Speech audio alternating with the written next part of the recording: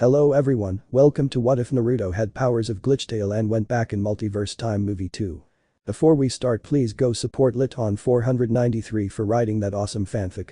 This is the translated version I made, there will be some mistaken character's gender, but of course Naruto is a male. Years later. 3.5 years had passed since Naruto and his allies left Konoha to start a new life in Yuzu, and some things happened. Naruto went to save two Uzumaki sisters whom he knew very well. Naruto revealed the relationship between Kushina and Makoto, and it shocked everyone, especially those who were related by blood, so they decided to meet. Naruto would occasionally go to the Omega timeline to spend time with his friends, repair the damage there. Revive the AUs with some souls he had obtained, along with some of their dead, thanks to his power as king of the AUs and the souls he had obtained, and more. At Mito's request, she and Naruto tried to have a good relationship with their Kaibas, something Naruto didn't want but eventually accepted. This resulted in a somewhat strained relationship between Naruto and Hitomi, as tension still existed. However, things were more complicated with Mito and Kyuubi. According to her, the Biju said it wouldn't help her, but would allow her to use its chakra as long as she won the fights. Naruto discovered Menma and Mito's pregnancies and was shocked, along with the others, who wondered how it was possible. Hitomi and Drake explained that it was due to their Kekkei Genkai. Hitomi even swore on her blood, which Naruto believed since nothing happened to the Kyuubi. The appearances of people Naruto knew didn't stop, prompting him to investigate. One of these people was a little girl who undoubtedly surprised everyone, causing Naruto and Hitomi to team up to protect her, since they knew her very well. This also caused Kyuubi to feel the need to care for the little one, leading him to lend more of his power to Mito to protect her, which she accepted with surprise. At the request of the little girl, who was actually his daughter and an absolute sweetheart, Naruto and Hitomi, in their human forms, tried to get along better, which they gradually achieved. This also caused old feelings to resurface, rekindling their relationship and almost giving the little Kitsune a little brother or sister. Naruto married Menma and Mito, explaining his reasons, which were the same as with Kaneko. Noir admitted he felt somewhat attracted to both of them, who blushed upon hearing this. Some acquaintances of Naruto's allies returned, which surprised and delighted them. Naruto had gone to find a certain Biju that Hitomi knew, so she supported him, making the mission easier. Of course, this made the Dreemurr feel he could trust her a little more, while the Kyuubi knew perfectly well that she shouldn't betray Naruto and swore never to do it again, a vow she would keep until the end of time. A few months later, Kaneko gave birth to her son, and then a month later, Mito and Menma gave birth to their children. Although Menma said it hurt a lot when his daughter was born, he admitted that he didn't care because as strange as it may seem, their maternal instinct surfaced. Those who felt something for Noir didn't give up and tried to get involved with Naruto, who became nervous and blushed, amusing his current partners. Hitomi tried to have a good relationship with her daughter, despite everything, the little girl was an angel, so she forgave her, which made Hitomi cry. Promising herself to be a better mother. Seeing that Yuzu had been completely rebuilt, Naruto began creating his own evil pieces. At that time, some couples also formed, although in some of these couples, Naruto almost killed the other due to his protective instincts. Yuzu began to be improved little by little, thanks to technology obtained from the Underverse. Once she was better, Naruto began teaching Menma and Mito about soul magic, after first asking permission from his friends Inc. and Kori. During all that time, Naruto investigated everything that was happening in the other villages, gathering a lot of information. In Iwa, Kumo, and Kiri, almost nothing was happening, except for the war in Kiri, where Naruto participated incognito. In Suna, he noticed that not much had changed, except that the Sabaku girl wasn't obsessed with him, which disgusted him and made him jealous of his partners. In Konoha, things were going from bad to worse, only causing their own self-destruction. During all that time, everyone was training, especially Naruto, who managed to recover some of his transformations, like Super Saiyan, and others that Naruto wanted to keep secret for future surprises. Naruto trained Kaneko, Kuroka, and some others in the use of Senjutsu. Naruto maintained contact with Nami no Kuni and Yuki no Kuni, where both became allies of the village. Naruto went around helping and rescuing several civilians from different small villages who were beginning to live in New Yuzu.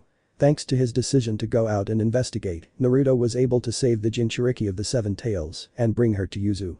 Speaking of Nanabi, let's just say that upon learning the truth about her niece, she first severely beat Hitomi, who did nothing because she knew she deserved it, before embracing her niece in her human form. Also, regarding his departures, all the elemental nations learned of Sinan's return, which led many to want to hire him, especially Konoha, who wanted to force him into their ranks and/or have him help them find Naruto and his allies to imprison them, although their plans always backfired. Something that surprised many, but especially Naruto, was that Hitomi returned to Konoha and then came back with the Uchiha, Uzumaki, Hyuga, and other clans, saying they would be with their respective owners. Then other unimportant things happened, but these will be revealed later. Their maternal instinct surfaced. Those who felt something for Noir didn't give up and tried to get with Naruto, who became nervous and blushed, amusing his current partners. Hitomi tried to have a good relationship with her daughter. Despite everything, the little girl was an angel, so she forgave her, which made Hitomi cry, promising herself to be a better mother. Seeing that Yuzu had been completely rebuilt, Naruto began creating his own evil pieces. At that time, some couples also formed, although in some of those couples, Naruto almost killed the other due to his protective instincts.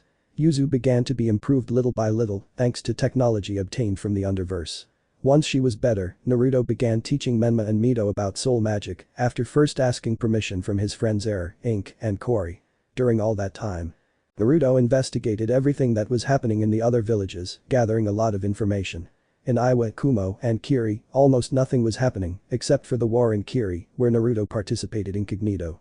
In Suna, he noticed that not much had changed, except that the Sabaku girl wasn't obsessed with him, which disgusted him and made him jealous of his partners.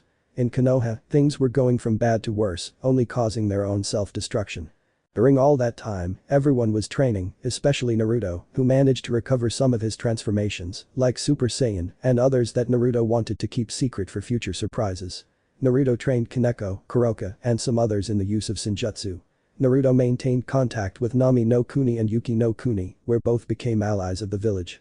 Naruto went around helping and rescuing several civilians from different small villages who were beginning to live in New Yuzu.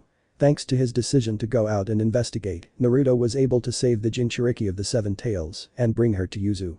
Speaking of Nanabi, let's just say that upon learning the truth about her niece, she first severely beat Hitomi, who did nothing because she knew she deserved it, before embracing her niece in her human form. Also, regarding his departures, all the elemental nations learned of Sinan's return, which led many to want to hire him, especially Konoha, who wanted to force him into their ranks and/or have him help them find Naruto and his allies to imprison them, although their plans always backfired. Something that surprised many, but especially Naruto, was that Hitomi returned to Konoha and then came back with the Uchiha, Uzumaki, Hyuga, and other clans, saying they would be with their respective owners. Then other unimportant things happened, but these will be revealed later. Their maternal instinct surfaced. Those who felt something for Noir didn't give up and tried to get with Naruto, who became nervous and blushed, amusing his current partners. Hitomi tried to have a good relationship with her daughter. Despite everything, the little girl was an angel, so she forgave her, which made Hitomi cry, promising herself to be a better mother. Seeing that Yuzu had been completely rebuilt, Naruto began creating his own evil pieces. At that time, some couples also formed, although in some of those couples, Naruto almost killed the other due to his protective instincts. Yuzu began to be improved little by little, thanks to technology obtained from the Underverse. Once she was better, Naruto began teaching Menma and Mito about soul magic, after first asking permission from his friends Ink, and Kori. During all that time, Naruto investigated everything that was happening in the other villages, gathering a lot of information. In Iwa, Kumo, and Kiri, almost nothing was happening, except for the war in Kiri, where Naruto participated incognito. In Suna, he noticed that not much had changed, except that the Sabaku girl wasn't obsessed with him, which disgusted him and made him jealous of his partners. In Konoha, things were going from bad to worse, only causing their own self-destruction. During all that time, everyone was training, especially Naruto, who managed to recover some of his transformations, like Super Saiyan, and others that Naruto wanted to keep secret for future surprises. Naruto trained Kaneko, Kuroka, and some others in the use of Senjutsu. Naruto maintained contact with Nami no Kuni and Yuki no Kuni, where both became allies of the village. Naruto went around helping and rescuing several civilians from different small villages who were beginning to live in New Yuzu. Thanks to his decision to go out and investigate, Naruto was able to save the Jinchuriki of the Seven Tails and bring her to Yuzu. Speaking of Nanabi, let's just say that upon learning the truth about her niece, she first severely beat Hitomi, who did nothing because she knew she deserved it, before embracing her niece in her human form. Also, regarding his departures, all the elemental nations learned of Sinan's return, which led many to want to hire him, especially Konoha, who wanted to force him into their ranks and/or have him help them find Naruto and his allies to imprison them, although their plans always backfired. Something that surprised many, but especially Naruto, was that Hitomi returned to Konoha and then came back with the Uchiha, Uzumaki, Hyuga, and other clans, saying they would be with their respective owners. Then other unimportant things happened, but these will be revealed later. Despite everything, the little girl was an angel, so he forgave her, which made Hitomi cry, who promised herself to be a better mother. Seeing that Yuzu had been completely rebuilt, Naruto began creating his own evil pieces. At that time, some couples also formed, although in some of those couples, Naruto almost killed the other due to his instincts to protect them. Yuzu began to be improved little by little thanks to technology obtained from the Underverse. Once she was better, Naruto began to teach Menma and Mito about soul magic. Of course, he first asked permission from his friends Ink, and Kori. During all that time, Naruto investigated everything that was happening in the other villages, gathering a lot of information.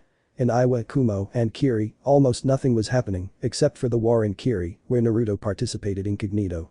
In Suna, he noticed that not much had changed, except that the Sabaku girl wasn't obsessed with him, which disgusted him and made him jealous of his partners. In Konoha, things were going from bad to worse, only causing their own self-destruction. During all that time, everyone was training, especially Naruto, who managed to recover some of his transformations, like Super Saiyan, and others that Naruto wanted to keep secret for future surprises. Naruto trained Kaneko, Kuroka, and some others in the use of Senjutsu. Naruto maintained contact with Nami no Kuni and Yuki no Kuni, where both became allies of the village. Naruto went around helping and rescuing several civilians from different small villages who were beginning to live in New Yuzu. Thanks to his decision to go out and investigate, Naruto was able to save the Jinchuriki of the Seven Tails and bring her to Yuzu.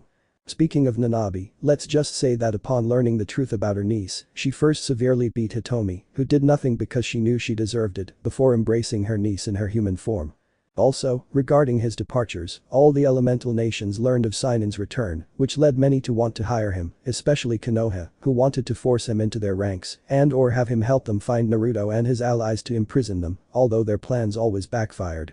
Something that surprised many, but especially Naruto, was that Hitomi returned to Konoha and then came back with the Uchiha, Uzumaki, Hyuga, and other clans, saying they would be with their respective owners. Then other unimportant things happened, but these will be revealed later. Despite everything, the little girl was an angel, so he forgave her, which made Hitomi cry, who promised herself to be a better mother. Seeing that Yuzu had been completely rebuilt, Naruto began creating his own evil pieces. At that time, some couples also formed, although in some of those couples, Naruto almost killed the other due to his instincts to protect them. Yuzu began to be improved little by little thanks to technology obtained from the Underverse. Once she was better, Naruto began to teach Menma and Mito about soul magic. Of course, he first asked permission from his friends Ink, and Kori. During all that time, Naruto investigated everything that was happening in the other villages, gathering a lot of information. In Iwa, Kumo, and Kiri, almost nothing was happening, except for the war in Kiri, where Naruto participated incognito. In Suna, he noticed that not much had changed, except that the Sabaku girl wasn't obsessed with him, which disgusted him and made him jealous of his partners. In Konoha, things were going from bad to worse, only causing their own self-destruction. During all that time, everyone was training, especially Naruto, who managed to recover some of his transformations, like Super Saiyan, and others that Naruto wanted to keep secret for future surprises. Naruto trained Kaneko, Kuroka, and some others in the use of Senjutsu. Naruto maintained contact with Nami no Kuni and Yuki no Kuni, where both became allies of the village. Naruto went around helping and rescuing several civilians from different small villages who were beginning to live in New Yuzu. Thanks to his decision to go out and investigate, Naruto was able to save the Jinchuriki of the Seven Tails and bring her to Yuzu. Speaking of Nanabi, let's just say that upon learning the truth about her niece, she first severely beat Hitomi, who did nothing because she knew she deserved it, before embracing her niece in her human form. Also, regarding his departures, all the elemental nations learned of Sainin's return, which led many to want to hire him, especially Konoha, who wanted to force him into their ranks and/or have him help them find Naruto and his allies to imprison them, although their plans always backfired. Something that surprised many, but especially Naruto, was that Hitomi returned to Konoha and then came back with the Uchiha, Uzumaki, Hyuga, and other clans, saying they would be with their respective owners. Then other unimportant things happened, but these will be revealed later. Ink and Kori. During all that time Naruto was investigating everything that was happening in the other villages, obtaining a lot of information. In Iwa, Kumo, and Kiri, almost nothing was happening, except for the war in Kiri where Naruto participated incognito. In Suna, he noticed that there wasn't much change, except that the Sabaku girl wasn't obsessed with him, which caused him disgust and jealousy in his partners. And in Konoha, things were going from bad to worse, only causing their own self-destruction. During all that time, everyone was training, especially Naruto, who managed to recover some of his transformations, like Super Saiyan, and others that Naruto wants to keep secret for future surprises. Naruto trained Kaneko, Kuroka, and some others in the use of Senjutsu. Naruto maintained contact with Nami no Kuni and Yuki no Kuni, where both became allies of the village. Naruto went around helping and rescuing several civilians from different small villages who were beginning to live in Nuyuzu. Thanks to his decision to go out and investigate, Naruto was able to save the Jinchuriki of the 7 deadly sins and bring her to Yuzu. Speaking of the 7 deadly sins, upon learning the truth about her niece, she first severely beat Hitomi, who did nothing because she knew she deserved it, before embracing her niece in her human form. Also, regarding his departures, all the elemental nations learned of Sinan's return, which led many to want to hire him, especially Konoha, who wanted to force him into their ranks and/or have him help them find Naruto and his allies to imprison them, although their plans always backfired. Something that surprised many, but especially Naruto, was that Hitomi returned to Konoha and then came back with the Uchiha, Uzumaki, Hyuga, and other clans, saying that they would be with their respective owners. Then other unimportant things happened, but these will be revealed later. Ink and Kori. During all that time Naruto was investigating everything that was happening in the other villages, obtaining a lot of information. In Iwa, Kumo, and Kiri, almost nothing was happening, except for the war in Kiri where Naruto participated incognito. In Suna, he noticed that there wasn't much change, except that the Sabaku girl wasn't obsessed with him, which caused him disgust and jealousy in his partners. And in Konoha, things were going from bad to worse, only causing their own self-destruction. During all that time, everyone was training, especially Naruto, who managed to recover some of his transformations, like Super Saiyan, and others that Naruto wants to keep secret for future surprises.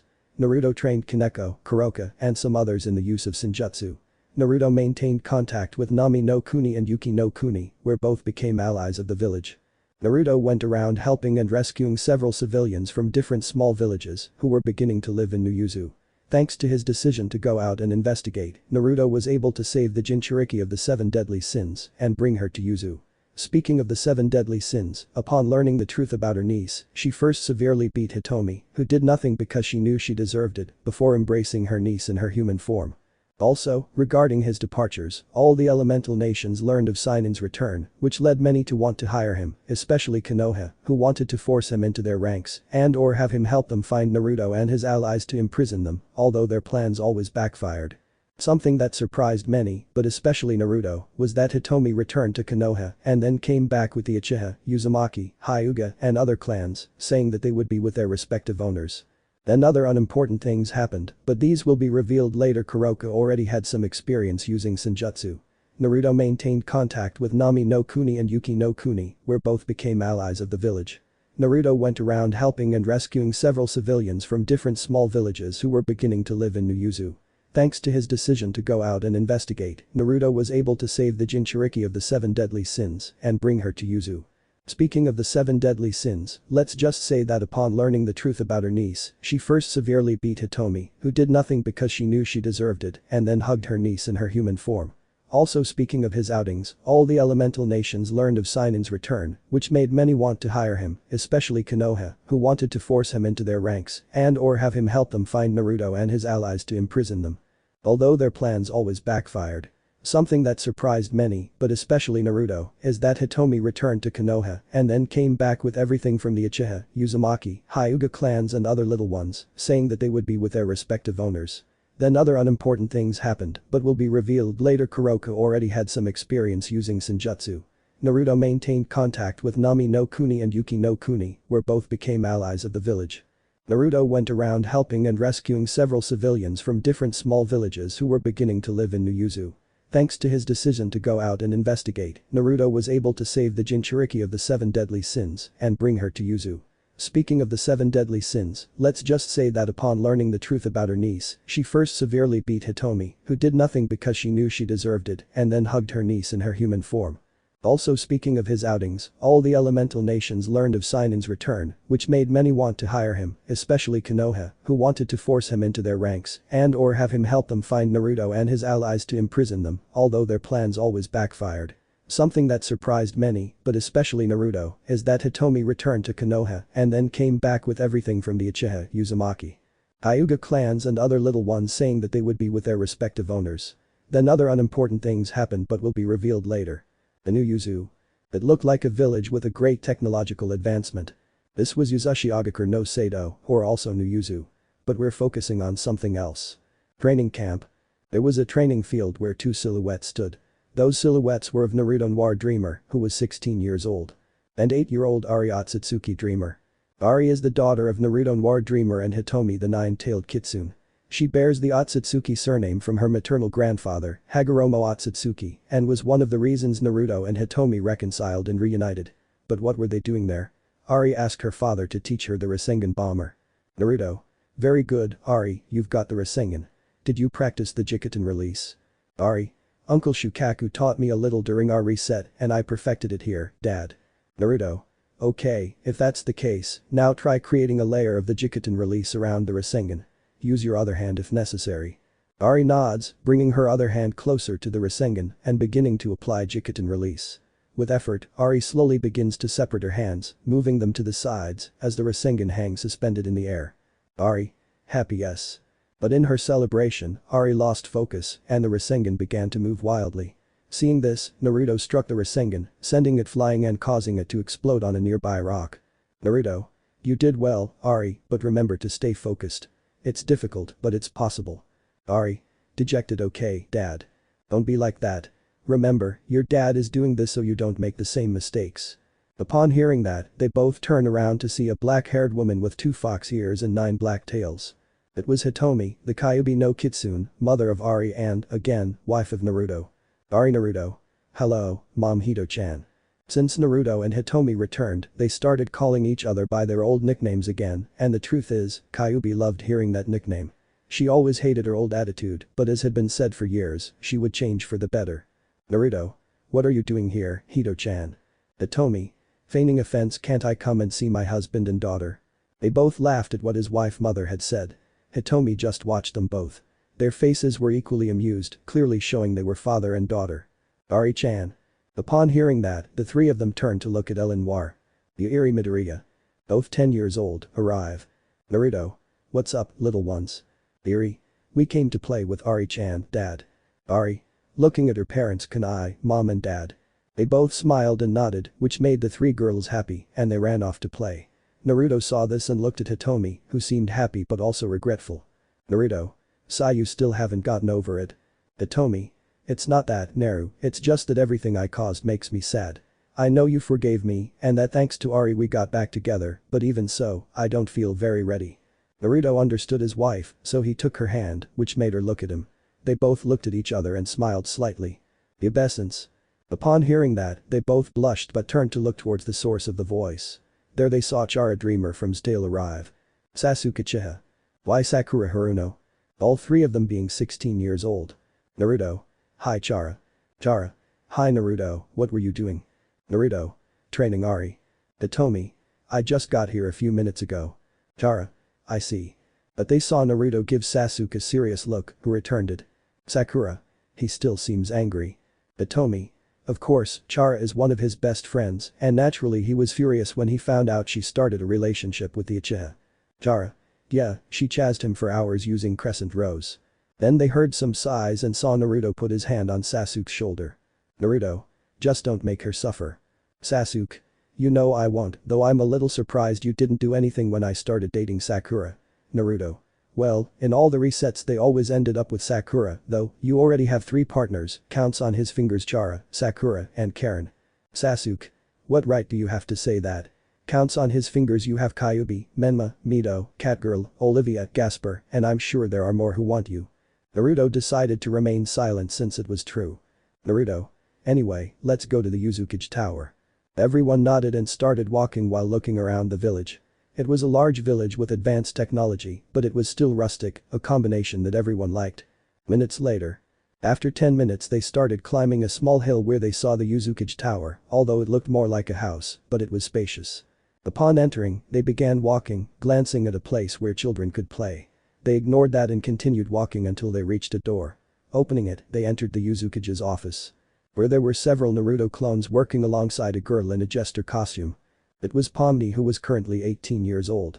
Naruto. Nervous, no, stop that perverted impulse. The reason? Well, he was trying to avoid looking at Pomni's legs since she hadn't changed her style of clothing. On the other hand, Pomni saw Naruto's reaction, which made her smile in an amused and slightly perverted way. Seeing Pomni Hitomi's smile, Sasuke, Sakura and Chara shook their heads in amusement. They knew Pomni had feelings for Naruto. Naruto put that aside, snapped his fingers, making the clones disappear, and grabbed a hat hanging on the wall. The hat belonged to the Uzukage, and he put it on, implying that he was the Uzukage. With that, he began walking to the desk and sat down, while Hitomi and Pomni stood beside him, and the Chara Sasusaku trio stood in front of Naruto. Naruto. Mission report. Chara. Sirius completed with excellence, but Iphimaru's base was destroyed. Sakura. Serious, if it weren't for Karen-chan and Taiya-chan, we'd be looking for a needle in a haystack. Sasuke. We also discovered that the Hibi-Sannin was creating a new body. Naruto remained silent upon hearing that. There was a possibility that it was Mitsuki, although it couldn't be since he, along with Boruto, Sarada and Himawari, had arrived half a year ago. Naruto. Thank you for the information, you can leave, and the payment will be sent to your accounts. The three nod and leave, leaving Naruto, Pomni and Hitomi in the office. Pomni. Well, I'm off, Naruto. I promised Regatha I'd spend time with her. Naruto. Okay, say hi to her for me, please. Pomni nods and leaves, leaving the Celestial and the Biju alone. Hitomi. It's tomorrow. Naruto. That's right, tomorrow Akatsuki begins its operations to capture the Biju. Naruto glanced at Hitomi and saw she was nervous. Naruto. Do you think you can? Hitomi. Sigh, of course I can, like I said I'll save my brothers, I won't be like before. Naruto nods, and they both fall silent. Naruto. I can tell, you want to do it. Hitomi. Blushing slightly, am I that obvious? Naruto. I've known you for a long time, and I know when you're in the mood. Hitomi laughs nervously. Naruto smiles slightly as he leads the Anbu out, goes to close the door, and, well, let's just say that from outside there were strange noises for the children and very familiar ones for the adults. Gaara's Rescue Part 1. The large house with a rustic appearance could be seen. It was Naruto's house mansion with his partners and children. Inside the house mansion, many people could be seen doing different things, among them Naruto teaching a blue-eyed girl how to cook.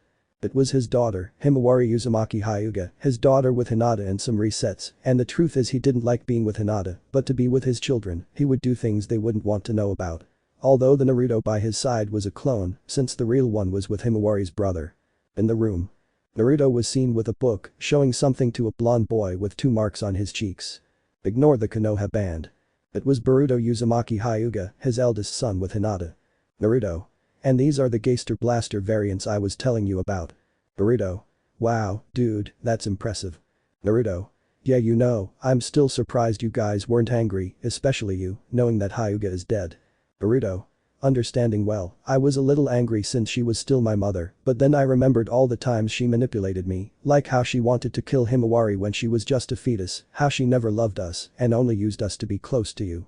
Those things made me not get angry with you. Naruto. I understand. They both fell silent when Boruto sighed. Boruto. Is it possible for me to have a high rank mission? I'm not saying I mind missions in the Underverse since a rank D mission is equivalent to a rank C mission, but I want to know if it's possible to have a high rank mission here.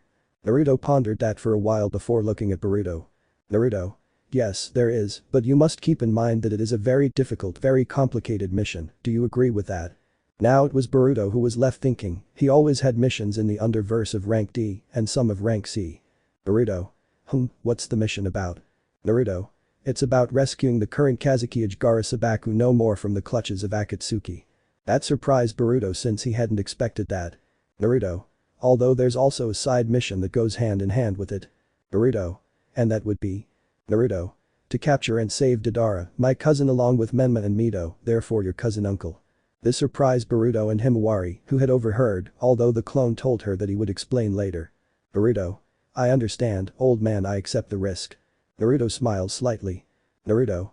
Okay, go get Sarada and Mitsuki and I'll see you at the office. Boruto nods and disappears in a lightning body flicker technique. Naruto smiles at the sight. Ever since Boruto taught him, he's been using it. Hitomi sits down beside him. Hitomi. It's finally the day. Naruto. Yes. Hitomi. What could Mito be doing? Naruto. Knowing her and knowing that Bakugo accompanied her, well, it's a disaster. Elsewhere. The village of renegades could be seen being destroyed. The destruction was caused by a Reteed and an Ash Blonde. They were Mito Uzumaki. Waikatsuki Bakugo. Alias Debakusatsu Shindai Namato. Myth. With a Molotov cocktail, go to hell, you sons of bitches. Light the Molotov cocktail. And then throw it at a structure, setting it on fire. Yes, ever since he discovered the Molotov cocktail, it became one of his favorite tools. Itsuki. Ha ha ha ha ha, I like you, girl, attacks Shine. In the distance, a white red-haired boy was watching this with a neutral expression. It was Shoto Todoroki, also known as the Winter One or just Shoto. Shoto. I told Naruto it was a bad idea to put them both together, but he didn't believe me. Well, I think he did, but he turned a blind eye. Without further ado, he uses his half-cold half-hot gift to throw ice and fire. In New Yuzu. Naruto and Hitomi were seen arriving at the Yuzukage Tower accompanied by a white-haired girl named Nekishima. This was Kaneko Taoju in her Shirin mode and current appearance. Naruto. Are you sure about this, Kaneko-chan? Kaneko. Very sure. Hitomi. Thank you for helping us with this about my brothers. Kaneko. You've changed and you've shown it. It's the best I can do. Hitomi smiles and continues walking. Upon arriving at the office, the door opens to reveal Boruto with two children. They are Sarada Uchiha, daughter of Sasuke Uchiha and Sakura Haruno in other reboots. Ignore the Konoha band. And Mitsuki, Orochimaru's son created in a laboratory. Ignore the Konoha band. Upon seeing Naruto, the Uchiha smiled, seeing her idol and aspiring to be Kage. Naruto went to his desk to take out 3 headbands.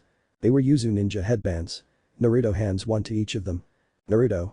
Okay, I was waiting a year to give you the headbands, but seeing that you are strong and want missions, I officially make you ninjas of Yuzushiogakure no Sado. This excited Sarada and Boruto, who put the headbands on their foreheads along with Mitsuki, who did so with a calm smile. Naruto. Well, Kankram recently sent me a message, and yes, I'm still in contact with him. It doesn't matter. He sent the message saying that Gaara was kidnapped by Akatsuki. We'll move quickly, so do you have your things ready? Sarada. Yes, Yuzukage-sama. Boruto. Always with me. Mitsuki nods with a calm smile. Naruto. Alright, let's go. With that, he creates a clone so that the 6 of them can retire to begin the mission. Gaara's Rescue Part 2. The sky was cloudy. Then, from one of the clouds, a large white bird with blue eyes emerged. It was the fly, one of the cards Naruto captured when he was Sakura Kinomoto. Right on the back of the great bird were Naruto, Hitomi, Kaneko, Boruto, Sarada, and Mitsuki. Naruto. With a scroll alright, let's go straight for Gaara.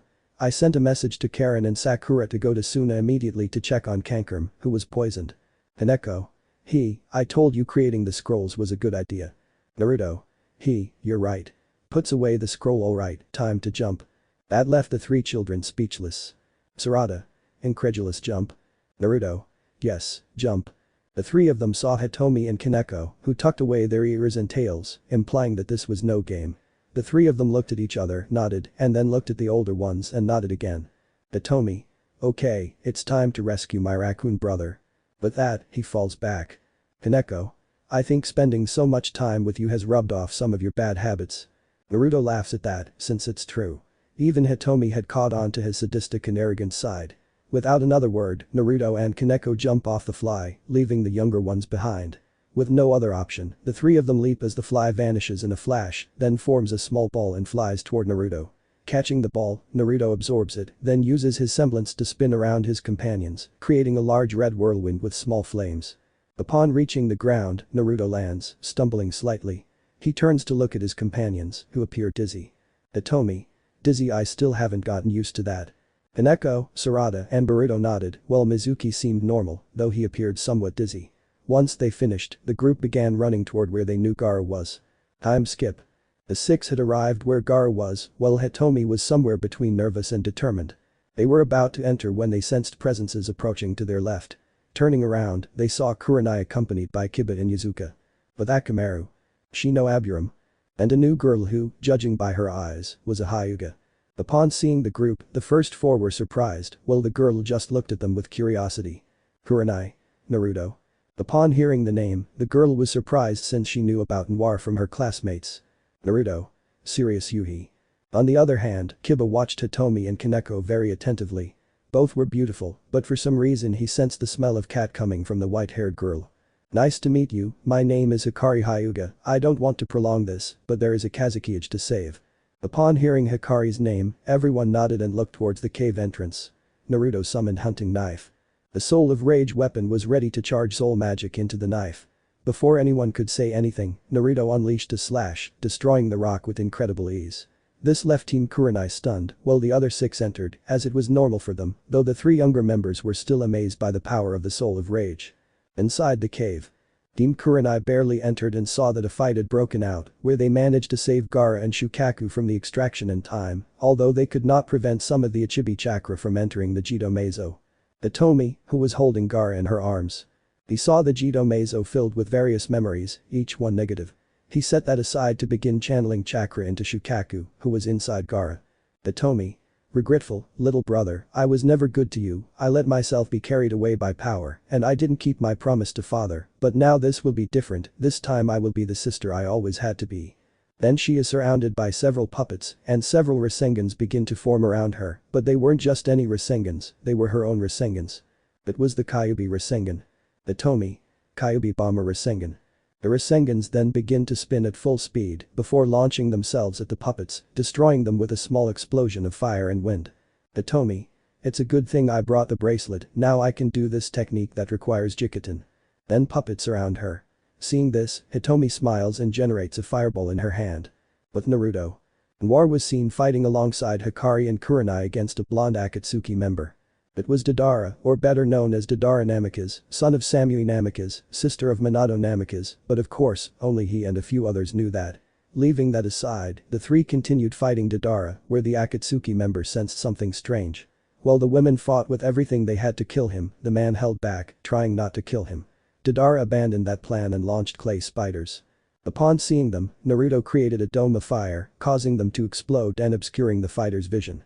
Seeing this, Naruto drew Senbon needles to move around and stabbed Deidara in the neck, causing a false death and trapping him in a Kamui using his Eternal Magicum Sharingan. Instantly, Naruto summoned Crosier. The soul of creativity weaponry was used to generate an illusion. As the smoke dissipated, Kurenai and Hikari saw Naruto piercing Deidara with a hunting knife, but it was actually an illusion, an undetectable illusion. With Kaneko, Boruto, Sarada and Mitsuki. The 4 of them were fighting alongside Kiba, Shino, and Akamaru against a red-haired Akatsuki member. It was Sasori, also known as Sasori of the Red Sand. Although in this fight Kaneko was still standing, Boruto, Sarada, and Mitsuki were somewhat tired, but Kiba, Akamaru, and Shino were very tired, while in front of them stood Sasori without his cloak, revealing that he was no longer human. Kaneko. Serious, like I said before, you're inhuman to do that to yourself. Sasori. Madly, hahaha, you don't understand, art is eternal, but I've seen your skills, you'd make a good puppet. Not on my watch, you son of a bitch. Suddenly, a strong green aura surrounded him and he was launched into the air. The culprit was Naruto, who had used the hand of will. To throw Sasori into the air against his will. Naruto. Use your ranged attacks. His companions nod in agreement to perform the following techniques. Naruto the wind release. Raisen Shuriken. Mitsuki and Sarada the fire release. Great fireball. Naruto's variant of the Rasengan, the vanishing Rasengan. Kaneko used her chakra fireballs. Ignore Kaneko's tails and ears and the fact that she's in Shirin mode. And Hitomi, a technique she recently created, Bijidama Rain. The collision caused a massive explosion, instantly killing Sasori and creating a cloud of dust and debris. When the dust dissipated, there was no trace of Sasori. Naruto. It's over. Kiba. Angry, hey, why didn't you let us get information out of him? Naruto. I don't care about that, starts walking, I only came to save my friend. With that, he reaches Gaara, who was already standing. Gaara. Calmly, it's good to see you again, Naruto Noire Dreemurr. Naruto. Smiles slightly, me too, my friend. Gaara smiles slightly. Naruto. Time to go, sees Gaara want a quick trip. This confused Gaara as he saw a small star in Naruto's hand. It was the fly's compact mode. Gaara nodded as Naruto smiled at him. Gaara's Rescue, Part 1. The fly could be seen in its true form soaring through the skies. On its back were Naruto, Hitomi, Kaneko, Boruto, Sarada, Mitsuki, and Gaara. Gaara. Now I understand the express trip thing. Naruto smiles slightly. Gaara. Why didn't you bring the people from Konoha? Naruto. I didn't feel like seeing them. Gaara nods. Time skip. A group of Suna shinobi could be seen, led by a blonde with 4 pigtails. Temari and the Sabaku. They were all waiting for the Kazukiyage's return, though one of them didn't want him to come back alive so she could seize power in Sunagakur no Sato. That someone was Temari, who began to covet the Kazukiyage's power and wealth. She thought her siblings were oblivious, but on the contrary, they were noticing everything. They both remembered Naruto's words, "Don't trust Temari," and now they saw that the Noir had been right. Leaving that aside, they all saw a large bird land in front of them, making them stand guard. Naruto, Hitomi, Kaneko, Boruto, Sarada, Mitsuki, and Gaara descended from the fly. Upon seeing Gaara, everyone except Temari was overjoyed to see him alive, but upon seeing Naruto, the Sabaku didn't approach him. Temari. Flirtatiously, "Hello Naruto-kun, we meet again." But Naruto remains serious as he looks behind Temari. Naruto. Kaminando Sakura, Karen. Temari was speechless as she watched Naruto walk right past her. Hitomi and Kaneko, on the other hand, wore mocking smiles, while Boruto, Sarada, and Mitsuki watched with curiosity, though Boruto and Sarada were somewhat surprised by Temari's behavior. Naruto had arrived with Sakura, who was accompanied by a red-haired girl with glasses. Karen Uzumaki. Naruto. How did it go? Karen. It went well, thanks to Iram Ninjutsu, the soul of youth and Dokuten, it was easy for us to remove the poison and cure Kankrum Sabaku no. Sakura takes out a stick to light it, revealing it to be a long scroll. Ignore what appears on the scroll. Showing the image of Kankrum and his state of health. Sakura. As you can see, 99.99% of the poison was extracted. There's no need to worry about the other 0.01%, as Kankrum's defenses will be sufficient to eliminate it. Naruto nods when he sees someone arrive. Kankrum Sabaku no. Naruto. Kankrum. Kankrum. Naruto, hold it and Wavo. Naruto nods to look at Gaara. Naruto. Well, Gaara, we have to go. Gaara. Nods okay, see you later. Notices Naruto's headband. What village are you from? Naruto. It's a secret, but we really have to go now. Kankrum and Gaara nod as Temari approaches Naruto. Temari. Flirtatiously, can I come with you, Naruto-kun? Naruto was serious as he turned his back on Temari and headed to the fly. Seeing this, Temari became angry, but the fly let out a loud squawk, forcing Temari back. Naruto chuckled and climbed aboard, followed by his wives, Boruto, Sarada, Mitsuki, Sakura, and Karen. Without another word, the fly took flight, leaving Temari watching angrily. For years, she had planned everything to make Naruto fall in love with her and have him under her thumb, but it seemed it would be more difficult than she thought. Temari. Someday, Naruto, someday you will be mine. Without further ado, he leaves while watching Gaara being taken to the infirmary by Kankrum. Family truth. Madara was seen tied to a chair in an empty room, bathed in light. He awoke when the door opened, revealing Naruto, Mito, and a red-haired boy. It was Menma Bifong. Upon seeing the three of them, Madara became serious. Madara. What do you want? Naruto. Oh, calm down Madara, sits down, we just want to talk. Mito and Menma sat beside him, Mito on the left and Menma on the right. Madara silently watched the trio. Menma. Pulls out some papers. Madara, Nuken and Aviwa, Earth release, Lightning release with Kekkei Genkai back in release. Madara. Confused, Lightning release? Mito. Yes, Lightning release, pulls out more papers. It says here that you have no mother or father, you don't know if you have any other family, you only had your adopted sister named Kuritsuchi. For a split millisecond, Naruto frowned at the name. He remembered it well.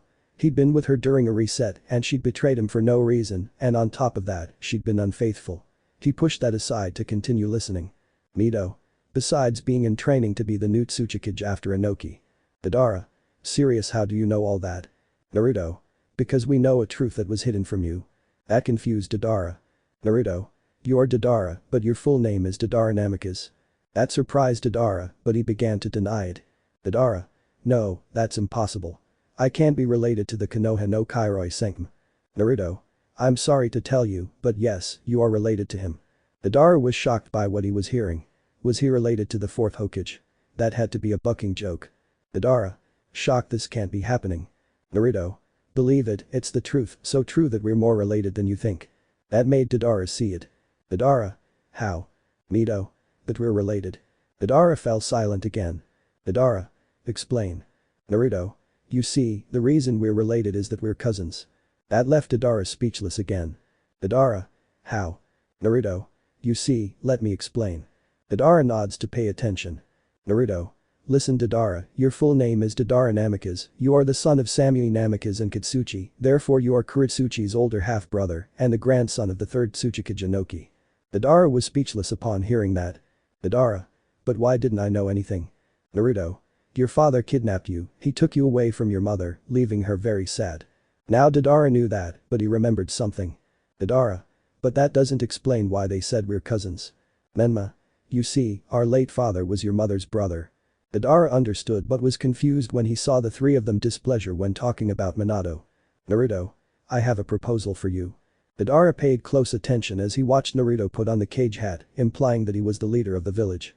Naruto. As your family and the cage of this village, I absolve you of all your crimes, as long as you swear loyalty to the village. You can have a new beginning, and if you're worried about your mother, don't worry, I'll take care of that. Do you accept? Madara was left thinking, he had joined Akatsuki to look for his mother and father, now he found out that his father had kidnapped him, and now he would have the opportunity to find out who his mother was. Madara. What will happen to Kuratsuchi? Naruto. For the moment, nothing, but we'll make you look dead. We won't say you died, we'll just make them forget you and then reveal you again, but now with your full name. Madara remained silent, then looked at Naruto. Madara. I accept. By the way, I heard from Sasori that he's going to meet with one of Orochimaru's spies. Naruto. It seems like it's really going to happen. How long will it take? Madara. He said about 2 weeks. No, 2.5 weeks. Yes, that's what he said. Naruto nods, knowing that Madara wasn't lying. Besides, he already knew that and had his lie detector, which never activated. Naruto. Stands up alright, see you later. Madara nods, signaling Naruto, Menma and Mito to leave as a white-haired girl. Winter Schnee entered to release Madara. Outside. Naruto, Menma and Mito were seen looking at the village where they saw several saved villagers, some known to Naruto from past resets and other beings. Naruto. Madara is already here, now we just have to find Samui, and that's it. They both nodded in agreement with what their husband had said, while Naruto gazed seriously at the sky. Naruto. Serious, the Olympian gods are reforming, that can't be possible, Artemis killed them all and absorbed their souls just because, I must be vigilant. Sen Verlo, in a small bonfire some distance away, an eye opens to see Naruto. The Amazing Digital Circus Part 1. It was another day and Naruto could be seen checking something with a green-haired girl. Olivia Tennyson. Olivia. It's almost ready, Naruto. Naruto. Yes, thank you for helping me with this machine to return the boys to their human forms. Olivia nods so they can both continue working. Time skip. Naruto was seen in his office having shadow clones do the paperwork. Aside from that, Naruto was sitting at a small table with 6 beings in front of him. Pomni, Gangle. Zubal. Hinger. Regatha. And Jax. His friends colleagues from the digital circus. Naruto. Well guys, I found a way to turn you back into humans. That surprised the 6 of them, but at the same time excited them, although one of them had her doubts. Just then, an alarm started blaring, drawing everyone's attention. Jax. What the hell? Naruto went to check on a nearby computer to see something that surprised him. Naruto. It can't be. Regatha. What's wrong, Naruto? Naruto and the group. Naruto. Have the abstracted. That surprised and alarmed everyone, so they decided to look. Looking at it, they were surprised to see the people so absorbed in their own thoughts. Zubal. Oh crap. Omni. Wait, looks closely, that's Kaufmo. Upon hearing that, everyone looked closely to realize that it was true. It was Kaufmo. Engel. What will we do? Naruto. Isn't it obvious? We'll try to get Kaufmo back. Remember, I have the Chishakas in release. That will help us save him. Ginger. And what about the other one who's lost in thought? Naruto. We'll try to save him too. The 6 nodded as they watched the others, engrossed in the screen. Time skip. The fly was seen arriving in a part of a forest. Gangle, Zubal, Kinger, Regatha, Jax, Pomni, and Naruto descended from the card. The latter was in his appearance from the reset where he met his friends from the digital circus. Putting that aside, the 7 were walking carefully when they noticed something that terrified them. The lake of abstraction. Naruto. Terrified, oh crap, this is bad, this is really bad. Zubal. Terrified, we have to get rid of this thing. Naruto nodded and cautiously approached. He was about to use Shishakazen when his danger sensor activated. Naruto. Everyone back. The 7 retreat when 2 abstracted beings emerge from the lake of abstraction, Kaufmo abstracted. And the mysterious abstracted one. Seeing both of them lost in thought, everyone became wary, although one of them recognized the other lost in thought. Hinger. Shocked Q Queenie. Upon hearing that name, those who knew her were shocked. They never thought they'd see Queenie again. Meanwhile, Naruto and Pomni went on guard. They knew from hearsay who Queenie was and were prepared to be wary. Naruto. Vamo Zakumu. The Subal Silo Sayalakumu. But it was clear he was made of pink clay. Seeing this, the distracted ones roared and charged at everyone, who dodged the attacks. Then Naruto launched pink energy blasts at both of them. Kaufmo lunged at Naruto, who began using his scythe to counterattack and block the attacks. Against Queenie. The 6 members of the digital circus were having some trouble against the detached woman, although it was obvious that Kinjur neither wanted to nor could attack Queenie. Seeing this, Pomni approached Kinjur as best she could. Pomni. Kinjur, I know you won't be able to fight Queenie, leave it to us. Kinjur nods, then Pomni pushes him to jump, dodging an attack from Queenie. Against Kaufmo. Naruto fought with ease. He knew that those who were distracted were guided only by their instincts. Naruto decided to summon 5 hands of determination, which were actually gloves of determination. Why gloves instead of hands? That's due to the change in appearance, adaptation, and the digital circus. Putting that aside, the gloves fire red beams which hit Kaufmo, who roared in pain. When the beams stopped, Naruto was on guard, watching as Kaufmo struggled to his feet. But before he could do anything, the distracted Naruto was knocked down by Queenie, who was sent flying at him. When they turned around, everyone saw Pomni in surprise. She was breathing heavily as she looked at Kaufmo. Naruto. Surprised and worried Pomni. Pomni. I'll take care of it. Everyone was alarmed upon hearing Pomni's distorted voice. The jester began walking towards the engrossed individuals as the engrossment began to take hold of her until she acquired a new appearance. An abstracted appearance. Naruto and the digital circus members took a step back as Pomni watched the abstracted beings. Without further ado, the abstract beings roared and charged at each other. Pomni. I'll take care of them. Naruto. Don't do it, Pomni. Pomni. Fighting Naruto, I'm the only one who's been in major contact with abstraction. Naruto. I know, and I won't let you do it. Not alone, looks at the others, will take care of it, you guys used that antivirus I created with Olivia. They nodded as they retreated. Seeing this, Naruto began running towards the fight, transforming into a quadrupedal creature made of abstraction thanks to the Chishakazan element. He jumps to hit Kaufmo, knocking him away from Pomni. Naruto. I'll take care of Kaufmo, you take care of Queenie. Pomni nodded, ready to fight Queenie. Scratches, tail whips, punches, and bites flew back and forth as the 4 creatures battled, wreaking havoc throughout the forest. But the boys. They watched the lake of abstraction with some trepidation. They knew it was very dangerous and were even grateful that it was contained in just one place. Putting their fears aside, Jax pulled some USB drives bearing the Omnitrix symbol from his overalls pocket. He gave each of them a USB drive and, using a branch, carefully inserted it into the lake of abstraction, which gradually turned green. Regatha. Pomni, Naruto, it's done. In the fight. They both had the delusional beings at bay when they heard Regatha's cry.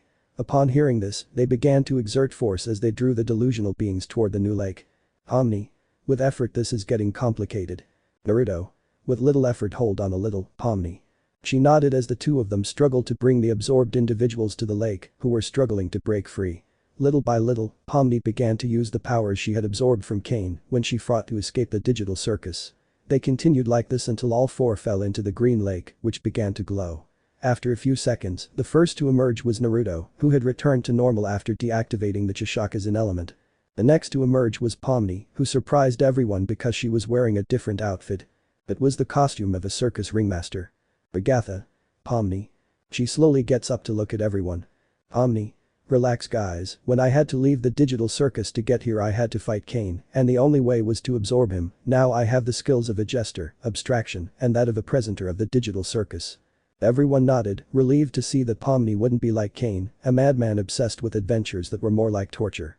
With his staff and newfound abilities, Pomni floated the presences in the lake, revealing Kaufmo. Queenie. Who were asleep. Upon seeing them both, everyone fell silent, while Kinjur wept at the sight of his wife, and the older ones watched Kaufmo with tears in their eyes, upon being reunited with their old friend. Pomni. Smiling, it's all over, guys. Everyone nodded with smiles as Kinjur eagerly carried his wife. The Amazing Digital Circus Part 2. Naruto, in his normal form, and the digital circus members were seen heading towards Yuzu on the fly. Behind them, on the back of the bird, were Queenie and Kaufmo, unconscious, while Pomni watched over them to make sure nothing happened to them. Fortunately for them, they arrived in Yuzu without incident. Time skip. The medical wing was visible, with a clown and a chess queen sleeping inside. Outside, those who had gone on the mission looked worried when Tsunade arrived, seemingly unchanged. Naruto. Stands up well. Tsunade. They're fine, they just need to rest. That made the 7 of them sigh with relief. Time skip. Kaufmo was seen waking up in the medical wing. Kaufmo. MGH, where am I? Kaufmo. Upon hearing that, the clown turns to look at a chess queen piece. Kaufmo. Mrs. Queenie. She laughs a little to see the clown. Queenie. Yes Kaufmo, it's me, where are we? Then the door opens, revealing Naruto and the members of the digital circus who had come to visit the patients. "Queenie?" surprised my king. Upon seeing him, Kinjur is surprised but begins to cry. "Kinjur? I am the queen." Kinjur approaches to embrace his wife, who gladly accepts. Everyone sees this and smiles. "Omni?" Smiling, "Hi Kaufmo, we finally know each other better." "Kaufmo? Hi. Sorry, I don't know you." "Omni? That's normal, when I met you you were so absent-minded." Upon hearing that, Kaufmo is embarrassed. "Naruto? Nice to meet you, I'm Naruto Noire Dreemurr." "Kaufmo? I'm Kaufmo." After a while, everyone was still in the room looking at each other. "Naruto? Well, now that you're here, I have some news." "Engel? And what is that news?" "Naruto? I found a way to restore your human forms." That surprised everyone, but at the same time it pleased them. "Pomni? I'm sorry." That confused everyone. "Naruto? Why do you say that, Pomni?" "Pomni? Because I'll have to refuse to help." That surprised everyone. "Agatha? Surprised why, Pomni?" "Pomni? Sigh, when I was checking my DNA, I realized it would be impossible for me to return to normal. I was in the digital circus for so long, plus the abstraction infection and Kane's powers." "Naruto? It made you lose your old human body." Omni nods while the rest just watch her in silence and with some pity. "Omni? But it doesn't matter," smiles, "I'm happy as long as you have your human bodies back." Those in the digital circus smile a little at what Pomni said. "Naruto? Alright, it's time for you to return to your human form and don't worry, nothing bad will happen to you." Everyone nods to leave. Minutes later. The group arrived at a place that looked like a laboratory. In front of them was a strange machine, unknown to everyone except Naruto. But it wasn't just one, there were 6 in total. "Naruto? I apologize if there are only 6 of you, but I never imagined that you Kaufmo and Queenie would appear." Everyone nods for Naruto to go somewhere. "Naruto?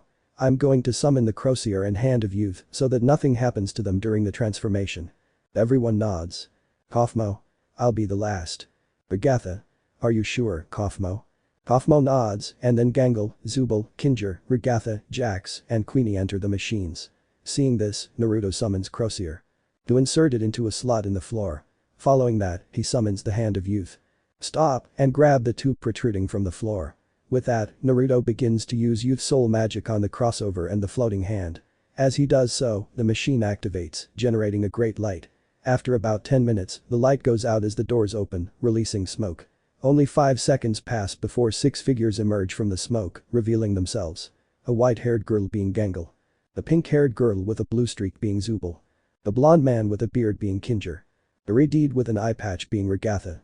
The chestnut being Jax. And a brunette woman being Queenie. Ignore the X in the crossed-out Queenie symbol. When they saw each other, everyone was surprised, while Naruto and Kaufmo were smiling. "Naruto? Well Kaufmo, it's your turn." He nodded to go to the machine. Then the same thing happened, and after a few minutes Kaufmo emerged in his human form. Everyone was looking at each other and smiling as Naruto made Crosier and the Hand of Youth disappear. "Omni? Smiling, you guys look good." "Agatha, thanks Pomni." "Naruto? Well, go get some rest, I have something to do." "Pomni? I'll go with you." Naruto nods, and then everyone leaves, but not before shutting down the machines. This would be the new beginning for the members of the amazing digital circus in their new world and with their new appearances. The evil and mutation pieces. Naruto was seen in his office looking at a small box. There was no paperwork, so he was just sitting there. He opened the box and smiled. "Naruto. Finally, they're ready, the evil and mutation pieces are ready." Then he closes it to go home, already knowing who to add to his entourage. Time skip. Naruto's house was visible, and then he arrived. Kaneko, who was outside, saw him arrive. "Kaneko? Hi Naruto-kun." "Naruto? Hi Kaneko-chan, what are you doing?" "Kaneko? I'm looking for him." Upon hearing that, Naruto understood instantly. "Naruto? Kite, where are you?" But then she smiled slightly as she looked at a tree. Following her gaze, Kaneko saw a 2-tailed Nekishim child. With a white layer. It was Kite Tauju Dreemurr, their son. "Naruto? Kite, come down here right now." Kite stayed put, then flew away using a semblance similar to Naruto's, only instead of small flames, it was snowflakes. Kaneko was about to go, but Naruto stopped her. "Kaneko? Naruto-kun, what are you doing?" Naruto smiles slightly as he looks at his front door. "Naruto? Ellen, Eri, Ari, Boruto, Himawari, Ryu, Baruko, come here." After the scream, Ellen, Eri, Ari, Boruto, and Himawari are seen with two children, a red-haired boy with red eyes, because of his determination. This was Ryu Noire Uzumaki, son of Naruto and Mito, and a black-haired girl with blue eyes.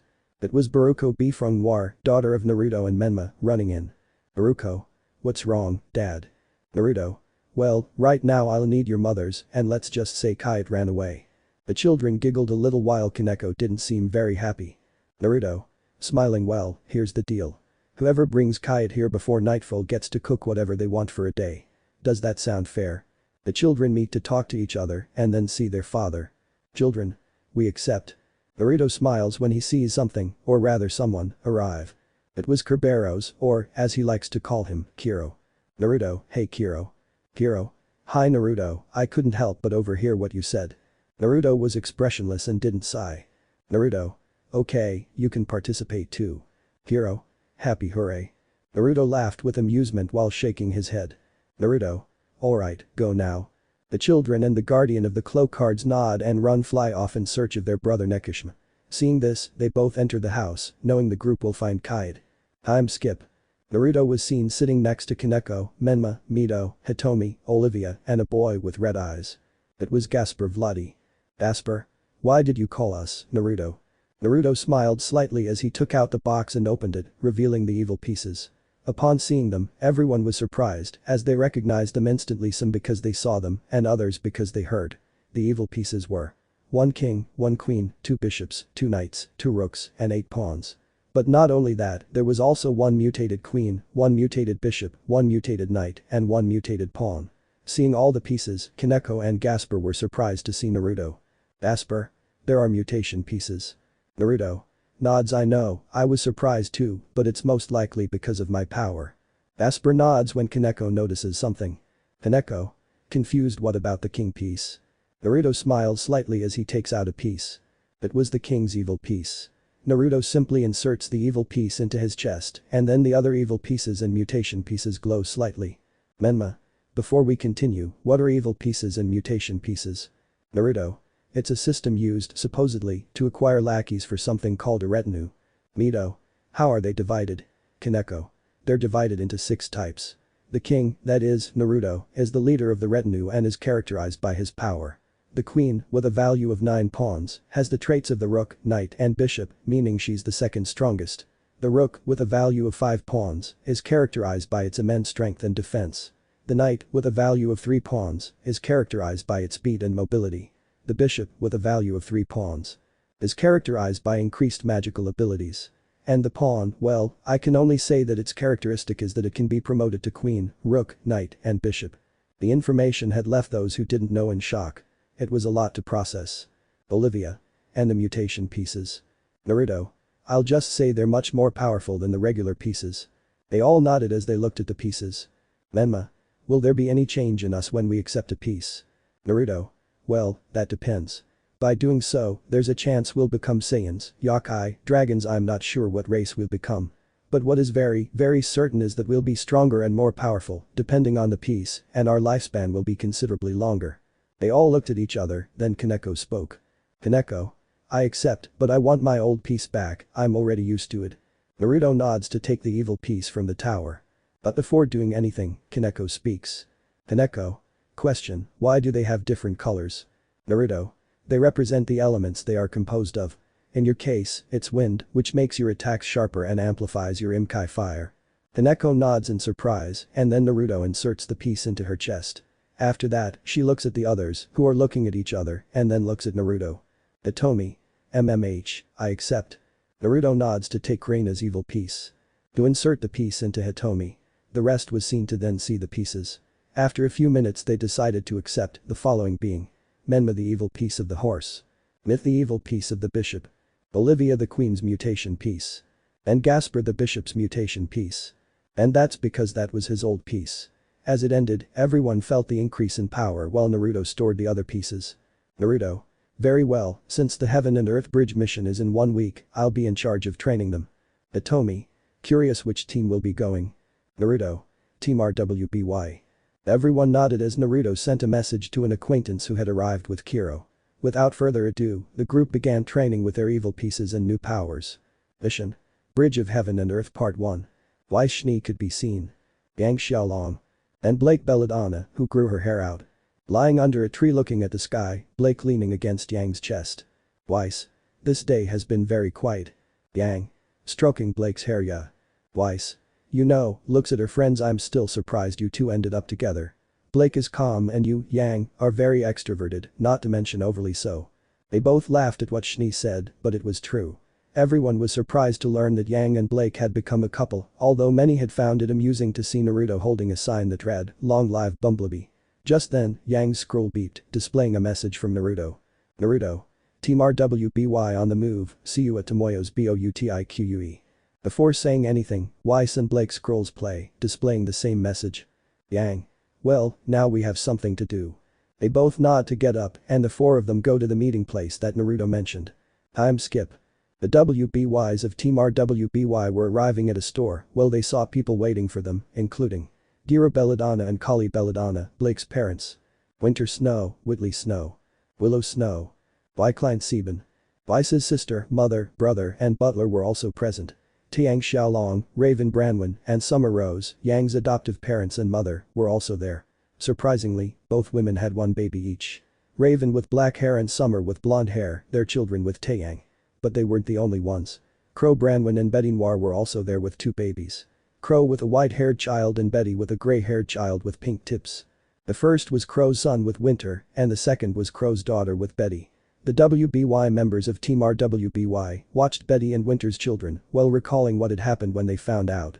Flashback. After several dates with Crow, Betty and Winter were seen smiling as they showed positive pregnancy tests. They had announced they were having children with Crow. Everyone was surprised, but then. Naruto. Furious, you damn son of a bitch, get back here QROW, I accepted you dating my mother, but not that you got her pregnant in less than 1 year, get back here coward. Everyone watched as Crow fled from a furious Naruto, Akumu, and Whitley who wanted to kill him. Naruto wielded Crescent Rose, Akumu was surprisingly in beast form, and Whitley carried a normal sword. Behind them, others pursued them to prevent Crow's death. Even Hitomi, Chimei, and Drake transformed into their Biju dragon forms to stop them, especially Naruto. In the end, both agreed, and a month later, the three were married.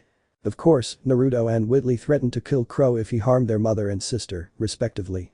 End of flashback. After remembering that, they saw someone arrive.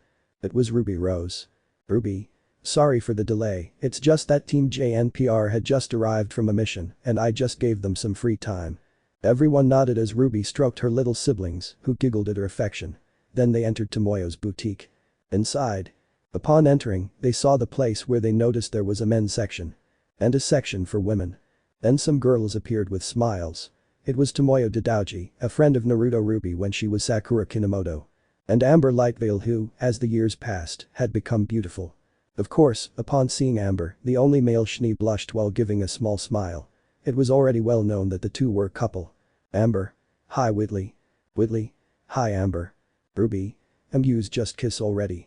Weiss gently nudged him with her elbow in anger, but to everyone's surprise, Whitley and Amber had kissed. Yang. He's got some nerve. Blake. Annoyed Yang. Yang, sorry Blakey. They both separate, blushing slightly for having kissed in front of people. Winter. Well, takes her son. I don't want to ruin the moment, but we're running late, so it's best to hurry this up. They all had to accept that what Winter said was true, so they hurried. Amber, okay, we'll go in letter order, first the leader of Team RWBY Ruby Rose. Ruby nods and enters the fitting room, which, oddly enough, has a red curtain. After a few minutes, Ruby emerges wearing a new outfit. Ignore Crescent Rose. His ninja outfit for his current form. Tomoyo. Here's Ruby Rose's new ninja outfit. Like the others, it's made with metallic fabric for extra durability. Ruby. Looking at her outfit, not bad, Tomoyo, 10 tenths. Tomoyo smiles and then looks at the spectators who gave their approval. Tomoyo. Next, Weiss Shni. Weiss enters the dressing room with the white curtain while Ruby stands waiting. After a few minutes, Weiss emerges in her new ninja outfit. Ignore Murdernister and the glyph. Weiss. MMH, it's not bad, I actually like it. Her family and butler nod in approval. With that, Weiss stands beside Ruby as Blake enters the dressing room with the purple curtain. After a few minutes, the cat Fran emerges in her ninja outfit. Ignoring Gamble Shroud. Although everyone found it funny and endearing to see Blake so enthusiastic, it was already known that he loved ninjas. Blake. I love him. Many laughed as Kali took photos of her daughter as a keepsake. Then the younger Belladonna stood next to Weiss so Yang could enter the fitting room with the yellow curtain. After a few minutes, Yang came out in her new outfit. Although after posing she puts on her hood. Raven. Why the hood? The moyo. It's an additive she requested, it's to protect her hair. Everyone nodded, not at all surprised. It was common knowledge that Yang's hair was very important, second only to his family and friends, of course. Ruby. Well Team RWBY, it's time to go to the Bridge of Heaven and Earth. We'll most likely encounter Orochimaru there, so we need to be prepared. They all nod to get ready, but not before paying for the new outfits. Vision. Bridge of Heaven and Earth Part 2. Team RWBY could be seen leaping through the trees, and at that moment Yang and Weiss were thanking Ruby and Blake for teaching them how to do it. They continued leaping for a long time until they reached a bridge. It was the Bridge of Heaven and Earth, also known as the Tenchi Bridge. Regardless, Team RWBY was hiding in some bushes as they watched a hooded figure approach. Weiss. Now what? Ruby just starts making hand seals. Ruby. Wood clone makes other seals henge. Blake was truly fascinated by this. She wanted to learn how to perform a jutsu, though the problem for her was that she used aura, not chakra. Yang simply took her girlfriend's hand, saying, "Don't be like that," which made Blake smile gratefully. The four of them then watched as Sasori walked toward the hooded figure. Ruby, observing, noticed that everything was the same as the resets. Kukuku, did you think you could fool me? Kukuku. Ruby. Serious now. With that, Team RWBY emerges from their hiding place to reveal that Orochimaru was there. The hooded figure was a clone of him, so he dissipated while Team RWBY watched him. Orochimaru. Kukuku, who are you? Ruby. Serious, we are your downfall, Orochimaru. Orochimaru. Kukuku, I see you know my name, Kukuku. Ruby.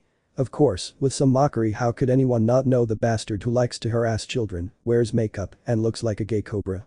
The rest of Team RWBY let out a snort of laughter, while Hebe Sennin had a vein popping out on his forehead.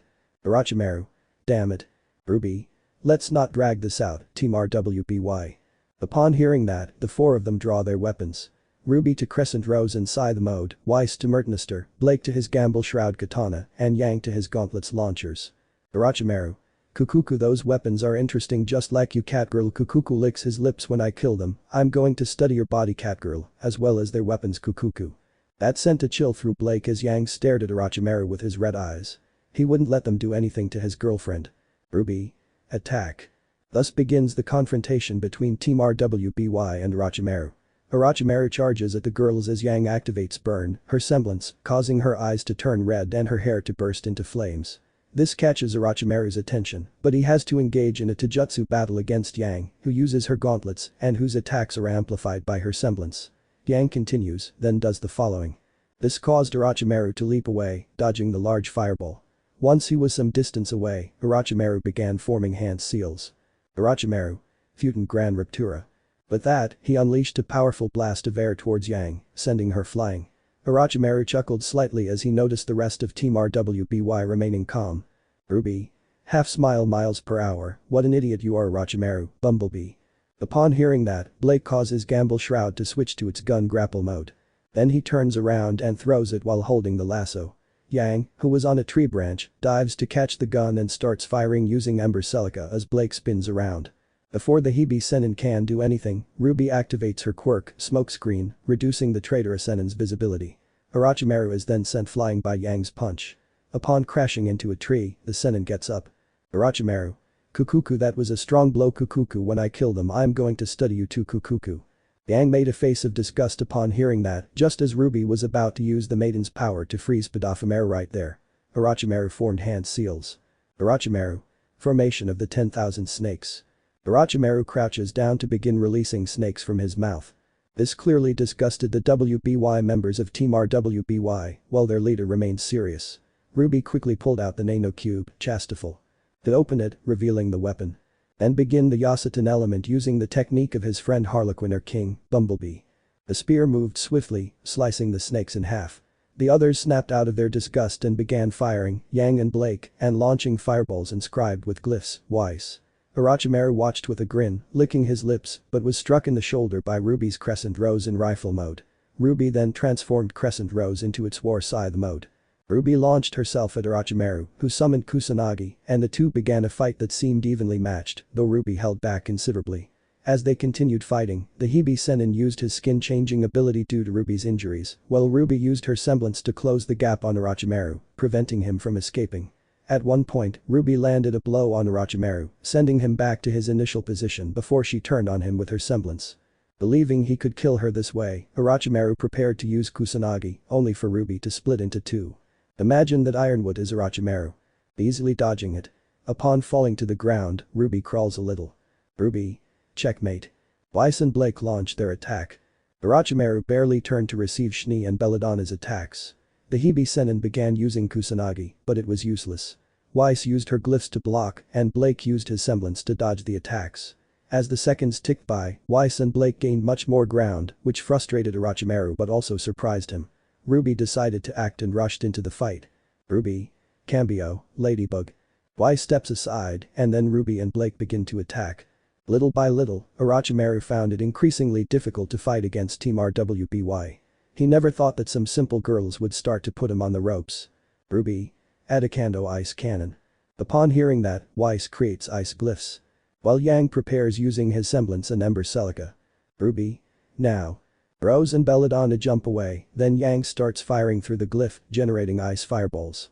Orochimaru was about to move, but Ruby and Blake fired at him, distracting the Hibi Sennin and causing him to take the full force of the fireballs. When it was over, the Hibi Sennin was badly wounded, but he used his shed skin to reappear as if new, though very tired. Ruby and Blake had rejoined their companions, while Ruby changed her ammunition to ice rounds. Then switched Crescent Rose to her scythe mode by planting it in the ground. Ruby. Ice Flower. Upon hearing that, Weiss places the ice glyphs in front of Crescent Rose's cannon so that Ruby can begin firing. But since they were ice dust bullets and ice glyphs, the attacks were more powerful and freezing. Orochimaru began to receive many attacks to his body, only to do the most logical thing. Retreat. Orochimaru. In pain Kukuku, we will meet again girls, and when that happens Kukuku, you will be my lab rats Kukuku. With that, he buries himself in the ground just as Yang strikes the ground, destroying a large part of it. Yang. Frustrated, he got away. Ruby. Don't worry Yang, we'll see him again soon. Yang snorted at that. It was true, but it still frustrated her. Before she could do anything, they heard a noise that alerted all four of them. A girl emerged from the bushes, whom no one recognized except Ruby. Ruby. Hestia. The now named Hestia merely smiled in greeting as she looked at Ruby with pity. Hestia. Smiling a little, hello Ruby, or rather Naruto. Olympian gods. The fly was seen flying with Weiss, Blake, Yang, Hestia, goddess of the hearth, the right order of domestic life, health and family, and Ruby who had returned to her Naruto form. Naruto. Hestia. Hestia. Yes. Naruto. Who else came? It's just that, Sai, it's a little hard for me to believe you're here and, well, you know. Hestia. I understand it's everyone except her.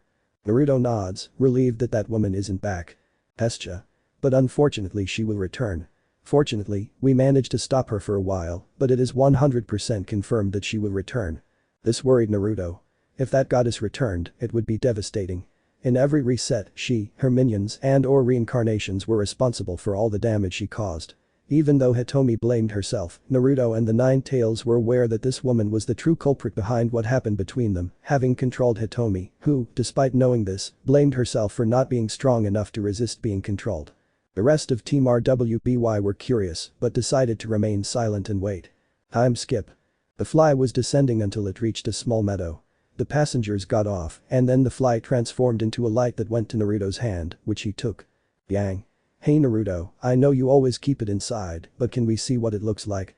Naruto understood, so he turned towards the WBY of Team RWBY to open his hand, revealing a small star. It was the compact version of the fly. That caught Hestia's attention, who saw it, but then Naruto closed his hand, absorbing the fly. Naruto. Let's go, I have some business to take care of, and it has to do with you, Hestia. He had said the last part pointing at Hestia, who understood. With that, they started walking, but then they heard a hiss. Naruto.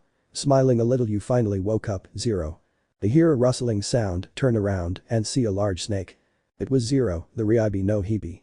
The women were surprised by the large snake, while Naruto just watched it with a small smile. Zero. Yes, I'm awake now. Zero lunges to the ground, causing a small cloud of darkness to form and then reveal a woman.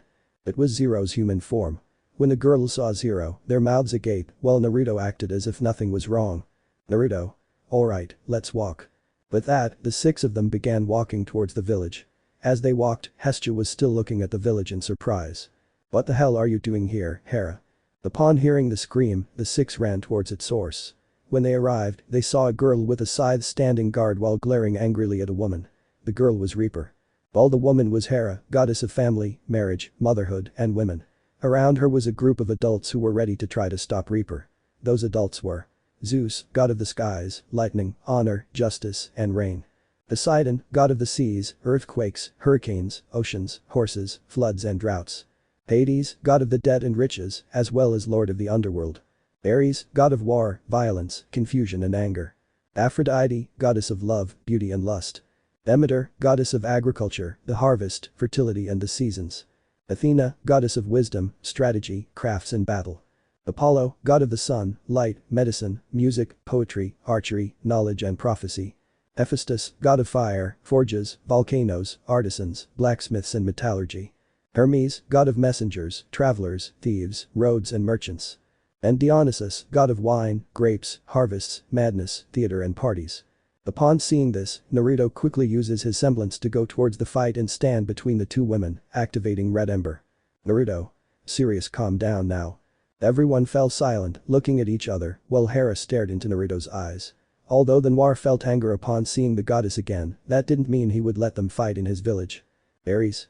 PFF, he wanted to fight. Naruto only glanced at him out of the corner of his eye while remaining on guard. Aphrodite. Let's calm down, we shouldn't start a pointless fight. Athena. It's rare for you to say something logical, Aphrodite. Aphrodite. That's because I know Naruto and Reaper.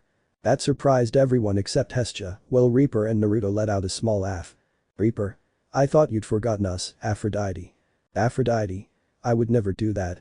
You were the ones who showed me the truth, and here we are. Hestia. I think it's best if we talk this over calmly. Naruto. Alright, Weiss, Blake, Yang, you can all go. This is between them, Reaper, and me. The three of them nodded to leave, while Zero decided to do the same. Time skip.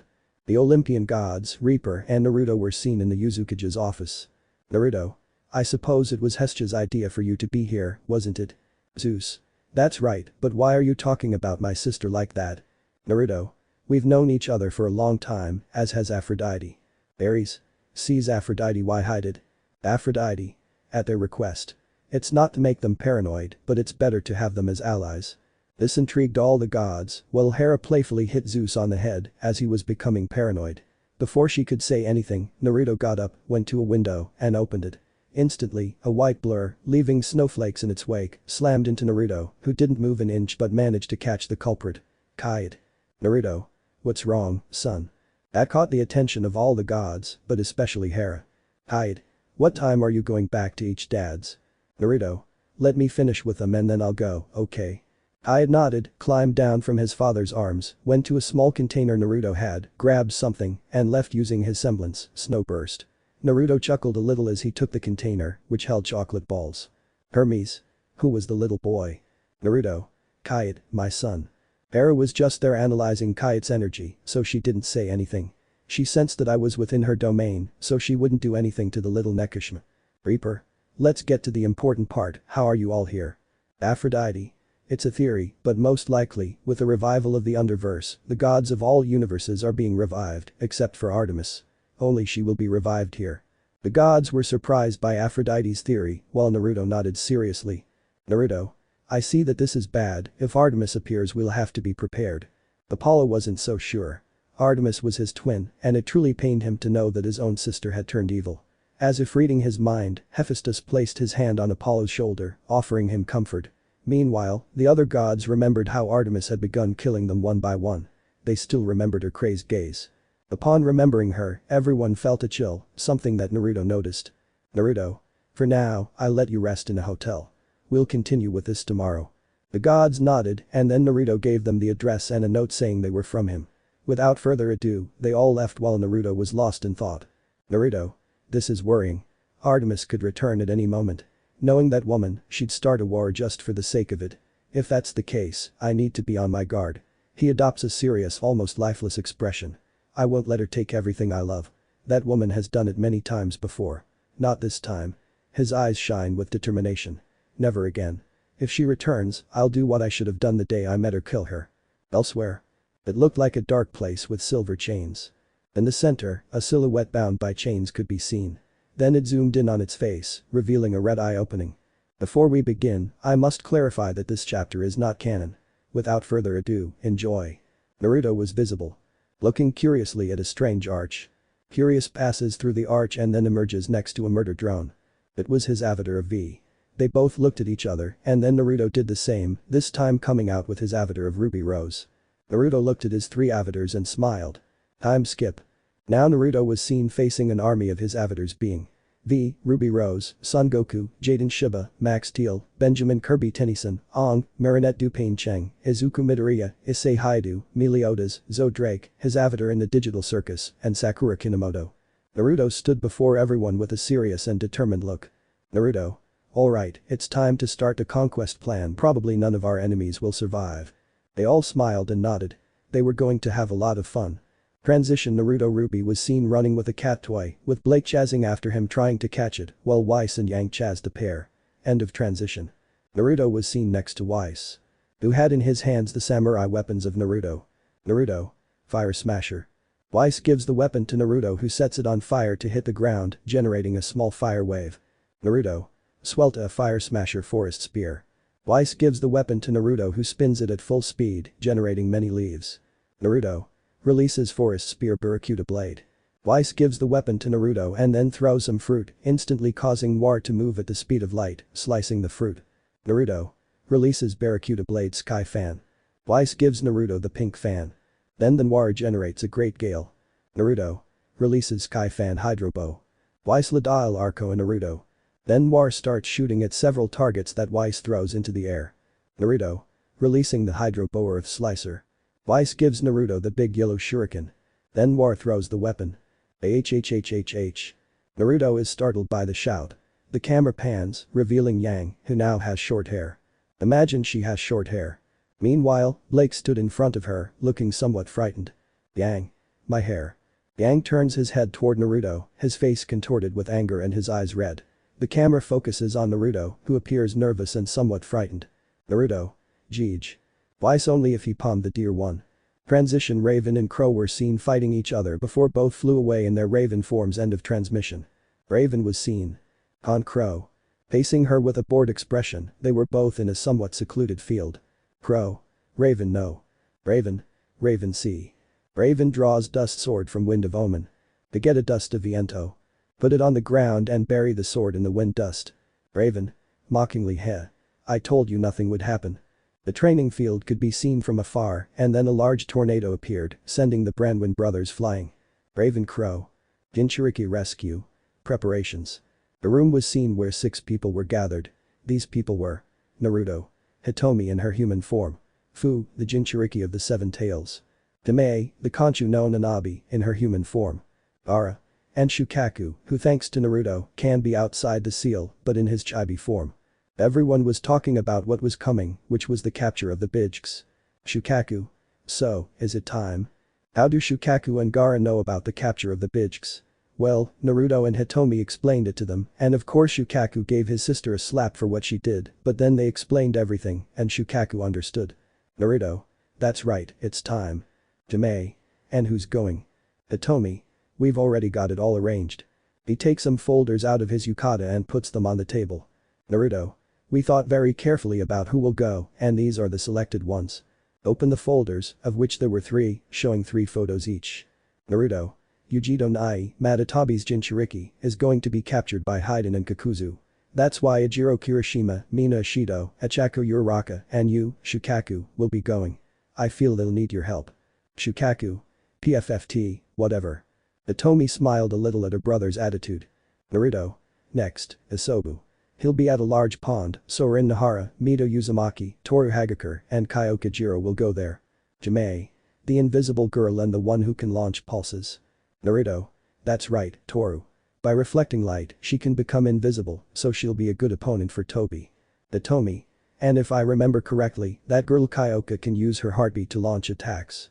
Naruto. That's right, and if my calculations are correct, Zetsu will be accompanying Obito. Everyone nodded and then the last folder was shown. Naruto. The last one is Rashi, Jinchuriki of Son Goki. He will be captured by Kisame Hoshigaki, and, since there is no fight between the Uchiha brothers, Itachi will also go, so those who will go are Sasuke Uchiha, Satsuki Uchiha, and at a request, Sarada Uchiha will also go. Everyone nodded, and then Chimei and Shukaku glared at Naruto for not mentioning the Gobi and Rakubi. Sensing their gazes, Naruto looked at both Bijks. Naruto. If you're wondering why I didn't talk about Kakuo and Seiken, it's because Hitomi and I are going to the Akatsuki hideout and we'll finish them off. We'll fight Nagato and Konan, and then free them both from the Jito Meizo. Both tailed beasts nod. Hitomi. To Naruto, aren't you going to tell them about the other part of that plan? Naruto. To Hitomi, no, if they know, they'll want to stop me from carrying out the plan. Hitomi nods discreetly, and then they both cut off mental communication. Ara. From what you told us, there's a chance that Jiraiya the Seventh Sage will appear in a Megacure. What will you do when you see him? Naruto. If that's the case, it'll be complicated since Jiraiya will most likely want me to return to Konoha, so I don't know. I'd better leave it for that moment. Hitomi knew that as soon as she said that, her husband would start making plans. Naruto. With that, I'm going to alter your seal again, Gaara and Shukaku, so that you can separate by a greater distance. They both nod, then Naruto looks at Fu and Chimei. Naruto. You will stay as reinforcements and help the doctors just in case. They both nod so everyone can get up, prepare to begin the mission. Rescue of the Jinchuriki. Nibi. Some people were seen traveling in vehicles. The vehicles were HVB Rhinos, a type of motorcycle they managed to build using blueprints Weiss had from Atlas. They were driven by Ejiro Kirishima, or Red Riot, who was carrying Shukaku, who was in his human form. And Mina Shido, her Pinky, who carried Ichigo Uraraka, her Uravity. The four of them were in the HVB Rhino, while Shukaku guided them, sensing Madatabi's chakra. Shukaku. Hurry up. I feel that cat is using her chakra. Kirishima. Understood. Although she understands a little, this thing is very difficult to control. Mina. I confirm. Shukaku reluctantly agreed. Seeing the One-Tail's condition, Kirishima and Mina exchanged glances, nodded, and increased their speed. Elsewhere. Two Akatsuki members were seen facing a giant fire cat. The Akatsuki members were Haiden. Waikakuzu. Both were known as the Immortal Duo, while the fire cat was Madatabi. Aniko no Nibi. The Immortal Duo was about to act, but they heard something. When the three turned around, they saw the HVB Rhino arrive, but then the drivers and passengers jumped out, causing the hoverbikes to crash into the Akatsuki, sending them running over. Madatabi. Shukaku. What are you doing here and helping humans? Shukaku. Let's just say our sister convinced me, and also an acquaintance of hers knew this might happen. That caught Madatabi's attention, but they watched as the Immortal Duo got up. Haiden. That wasn't fun. Sees the newcomers look, Kakuzu, new sacrifices for Jashin-sama. Kakuzu. I don't care. Just finish them off to capture the Two Tails Jinchuriki and claim the reward. Haiden. PFFT, you're only thinking about money. Oh well, better for me. Sees the group prepare yourselves and feel honored to be sacrifices for Jashin-sama. With that, he launches himself, brandishing his three-bladed scythe.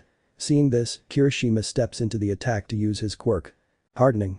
The instant the scythe struck Kirishima, everyone except Mina and Uraraka was shocked to see a spark erupt, while Kirishima remained unharmed. Haiden. In shock how? Kirishima. Well, it's my quirk hardening, but it's not the time to talk. Then he throws a punch at Haiden, who stumbles back, taking a barrage of blows. Seeing this, Kakuzu is about to act, but a wave of sand engulfs him. Shukaku. With his hand outstretched, Pink Girl, do something quick and finish off the one I have. Mina was going to do something, but she freezes when she understands what Shukaku meant. Mina. He's talking about killing and I know it but I can't. Mina began to tremble as she continued to watch the scene of Kakuzu trying to free himself from the sand. Shukaku. Angry brat, move it. Mina was still trembling when she felt something on her shoulder. Turning around, she saw Uraraka looking at her with understanding, as she was trembling too. Mina continued looking at her when she remembered something Naruto had told them before the mission. Flashback. Naruto. I know many will be afraid, but remember this.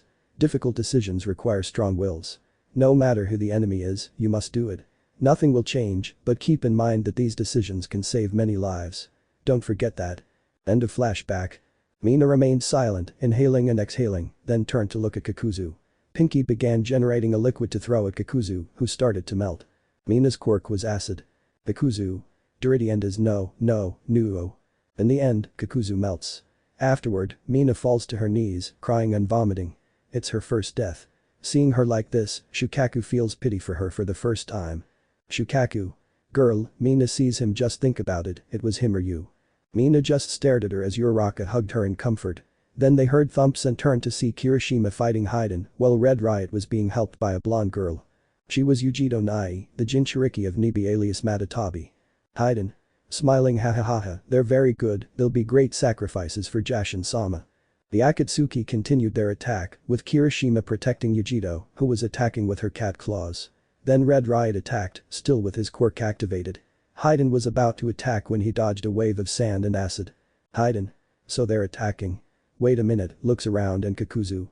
Shukaku. That idiot. He's dead. Mina swallowed hard upon hearing that. She was still reeling from her first murder. Haiden, on the other hand, was in shock and began to seethe with anger. Haiden. Growling, you guys. Shukaku. This is getting boring, now Machi girl. Before Haiden could do anything, Uraraka appeared behind him and slapped him on the back, causing the Akatsuki member to begin floating. It was Uraraka's quirk, zero gravity. Haiden. What the hell? Seize Uraraka, what the hell did you do to me, you damn girl? Uraraka was only startled by the scream. Uraraka. I only used my quirk on you, zero gravity. None of the elemental nations knew the language, but they understood. Uraraka was able to control gravity. Shukaku. Girl, remove absolutely all gravity and wait about 10 minutes. Uraraka nodded and gently touched Haiden, who began to rise while screaming. Haiden. The Akatsuki continued to rise, then looked up at the sky and was startled. Little by little, the immortal Akatsuki continued to ascend higher until they left the atmosphere, literally reaching space. With the rest. They had waited the full 10 minutes before Uraraka deactivated her quirk. At that moment, Uravati realized what she had done and covered her mouth, falling to her knees in tears. Kirishima and Mina began offering her emotional support, especially Mina, who had recently come to understand that feeling. Yujito. Serious, who are you? Matatabi. Don't do it, kitty, they're allies. Yujito. What do you mean, allies, Matatabi? Matatabi. The one with marks on his face is my one-tailed brother in his human form. Upon hearing that, Yujito is surprised and lowers her guard a little. Yujito. I apologize, I was just informed that you are allies. Kirishima. That's understandable. If you don't mind, we'll take you to your village, then we'll return to ours. Yujito nodded, barely noticing that Kirishima, Mina and Uraraka were wearing ninja headbands. The humans went to get the HVB Rhino to put them on, while they tried to get Yujito's attention. Uraraka. Glancing sideways at Yujito, according to Deku-kun in his past resets, she was never evil, she was just controlled by brainwashing. After a few minutes, the 5 of them get settled to start heading towards Kumagakure no Sado. Rescue of the Jinchuriki. Sanbi. Simultaneously. 2 people could be seen jumping, each with 1 other person. Those people were Rin Nahara. Huen Kargaba Toru Hagakure, oh invisible girl. Mito Uzumaki, who was carrying Kyokujiro or Earphone Jack. The 4 of them were heading towards a pond near Kurigakure no Sado. Mito. Are you sure it's this way? Rin. Very sure. The ninja said nothing more and continued jumping through the trees. Elsewhere. There was a lake near Kiri. There, in front of the lake, were 2 Akatsuki members, Zetsu and Tobi. Both are ready to capture the 3-tailed one. Tobi. This is where the 3 tails is. Zetsu. That's right, we need to hurry. Tobi nodded and launched several attacks at the lake. Instantly, a large turtle emerged from the water with an angry expression. Ira Isobu, Alkame no Sanbi. Isobu. Humans. The 3 tails began attacking both Akatsuki members, who skillfully dodged. Among the trees, the 4 members of Yuzu watched the fight intently. Toru. Titoka Kyoka. The aforementioned woman nods, preparing to jump while the Akatsuki are in midair. Without warning, Earphone Jack uses a sonic power. Heartbeat wall. The attack hit the Akatsuki directly, sending them flying, somewhat dazed. Isobu saw this and watched the 4 girls fall in front of him, recognizing one of them. Isobu. Well, look who I see here, my former Jinchuriki. Rin, hello Sanbi. They looked directly into each other's eyes. Isobu. Serious, what brings you here, Rin? Rin inhales and exhales. Rin. I come on behalf of Kyuubi and its Jinchuriki. They discovered Akatsuki's plans and asked us to come. We are not here to fight. We want you sealed inside me so we can go somewhere else and release you there. Isobu was surprised but decided to look at what Rin said. There he discovered that only one thing was wrong, the fact that they discovered the plans. It was a facade to cover something up, he knew it instantly, but the rest was 100% true. Isobu. If I decide to accept, where will they take me? Mito. To where Kyuubi is. Isobu simply watched Uzumaki, sensing the girl's honesty. Before he could do anything, the Akatsuki returned. Tobi. Did you hear that, Zetsu? Now we'll know where the Kyuubi is. Zetsu? That's right, Tobi. The four of them turned to look at the Akatsuki with serious expressions. But when they do, Tobi freezes upon seeing one of them. Tobi. Rin. But how? Invisible girl. Tora nods, making small hand movements to use one of her techniques. Or perfraction.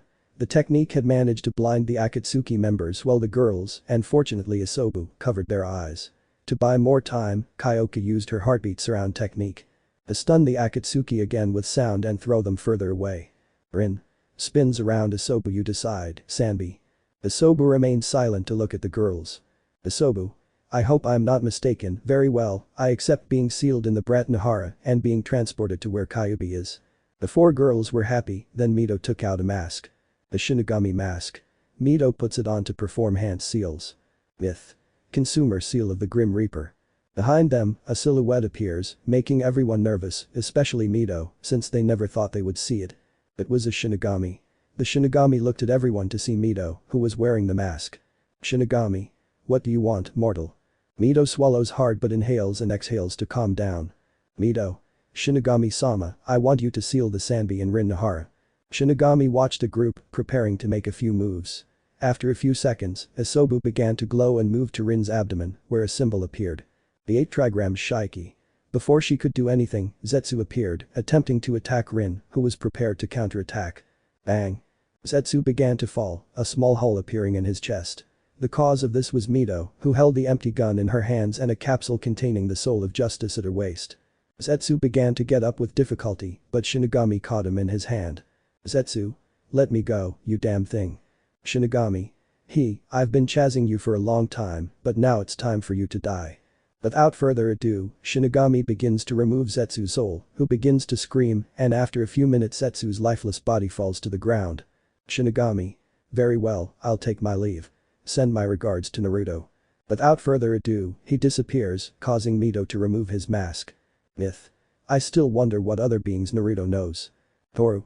The girls laughed, but then they all became wary when they saw Tobi arrive, albeit erratically.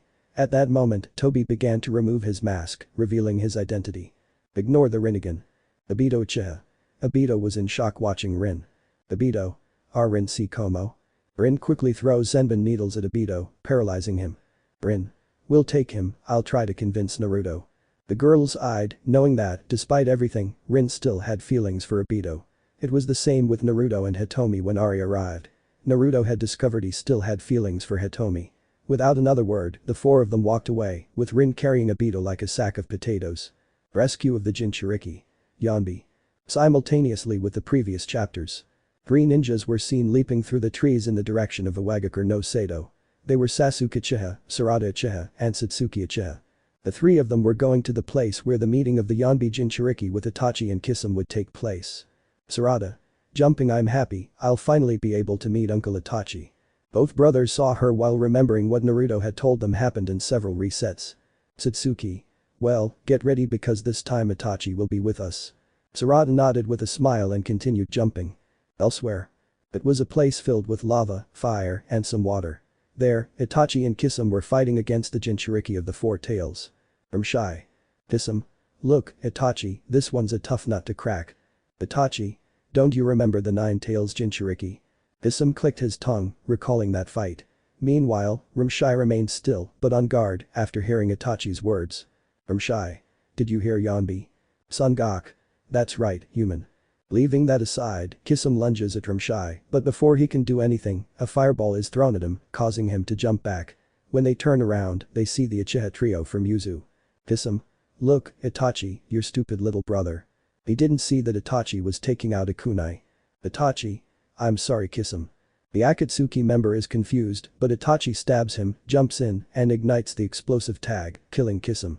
This surprises Shy, Son Gok, and Sarada, while the other Uchiha siblings are unsurprised. Afterward, Itachi removes his Akatsuki cloak and ring. Satsuki. Sees Shy. We come from a village where Kyuubi is free, its former Jinchuriki sent us to save you. That left both the Jinchuriki and the Yanbi speechless. Shy. Is he telling the truth? Son Gok. Yes. Shai thought about it for a while until he saw the Uchihas. Shai. Serious, we'll go, but if they do anything, we leave. The Uchihas nodded as they left with the Yonbi Jinchuriki. That was the quickest mission they'd ever had. Itachi would return to his family, Shai and Son Goku would have a place to rest, and the Uchihas, well, now they were craving some tomato soup. A Megacur. Naruto vs. Pain. Simultaneously with the previous chapters. An object was seen moving to one side. That something was an aerial version of Bumblebee. Which was being driven by Naruto, who had Hitomi, in her chibi form, on his lap. After a while, aerial Bumblebee stopped, causing Naruto and Hitomi to get out and see the village in front of them. The Megacur no Sato. Naruto. Alright, it's time, you against Konan and me against Nagato. Hitomi nods and they separate, going in different directions. With Naruto. Naruto was walking along casually when he stopped and looked up. There, standing on a structure, was the leader of Akatsuki. Pain, also known as Nagato. Pain. So you've come to surrender, Jinchuriki of the Kyuubi. Naruto. Surrender? Heh, that's not in my vocabulary. With some amusement, Naruto activates his Rinnegan. Pain is surprised to see that. Pain. How come you have the eyes of God? Only one can have them. Naruto. Because I'm a celestial and the coolest one here, well, Pain, there's another one who possesses the Rinnegan. Without Pain noticing, Naruto prepares the sword in its compact mode. Without thinking twice, Naruto does a backflip to land on a symbol. The Absolute Solver's impulse option is launched towards Pain. Seeing this, Pain prepares his best attack. Pain. Shinra Tensei. Pain activates his attack. Throwing it at Naruto, who turns the star into the sword. Then deliver a slash. To Pain's shock, the Noir manages to cut through the technique, passing right by and striking the Akatsuki member. Pain falls into the water while Naruto falls gracefully. Pain. Miles per hour, I see you're strong, but it won't be enough to defeat a god. Naruto just stared at him with a poker face, not only because he had the Rinnegan, but also because Pain Nagato was all-powerful, and Noir himself was proof of that. Without saying anything, Pain summoned 5 more people. Now they were the 6 paths of Pain. Naruto watched them indifferently, then smiled slightly before assuming a fighting stance. Seeing this, the Pains also assumed a fighting stance, but Naruto vanished. The 6 searched, but Naruto reappeared behind the Naraka path. He then slashes with a sword, cutting the body in half. Before he can do anything, Naruto unleashes more slashes, tearing the body to pieces and then incinerating them with a burst of flames. Pain. TKS, damn it. With that, he sends a signal to the Asura path. He transforms his hands into missile launchers and fires missiles at Naruto. Seeing this, Naruto summons the Star of the Shield. To transform it into said letter. And block the Asura path's attacks. The smoke began to dissipate, but Naruto suddenly appeared in front of the Asura path, slashing its body and engulfing it in flames once more. Not wanting to prolong the fight any longer, Naruto summoned the Fiery Star. To unleash a great blaze upon the pre-top path. Seeing this, the pre-top path. He extends his hands to try to absorb the jutsu, but in doing so the very path catches fire, burning his body to a crisp since the attack was not chakra, it was magic. Pain. Nervous, this is bad, Shinra Tensei. Naruto smiles slightly. Naruto. Shinra Tensei. Both Shinra Tensei techniques begin to clash, each trying to gain ground. As the techniques disperse behind Naruto, the human path appears. Who tried to steal Noir's soul. Naruto. That's right, the human path. The Noir strikes the human path, giving it to the sky, then extends his hand. Naruto. Chibaku Tensei. With that, rocks begin to surround the human path. Then Naruto launches a Rasenringu at the structure, destroying it along with the body. Naruto then turns towards Pain and the animal path. And then summons some golden Geister blasters. With that, the Geister blasters began firing, causing Pain and the animal path to dodge. But that was exactly what Naruto wanted, as more Geister blasters began appearing, firing indiscriminately. While the Geister blasters fired, Pain and the animal path dodged as best they could, while Naruto stored the shield. The animal path continued dodging, but was then surrounded by several Geister blasters, and unable to do anything, they all fired, destroying his body. On the other hand, Pain had survived, but then he felt something behind him. He turned around only to receive a slash from Naruto, who was still using the sword. Pain was cut in half, but Naruto didn't stop there. The Noir unleashed more slashes, leaving Pain in pieces, and then Naruto performed a series of movements, using Trunks' technique from his reset as Son Goku. The Shining Sword attack. When the attack ends, only ashes fall from where Pain's pieces were. Naruto simply sheathes the sword and looks away.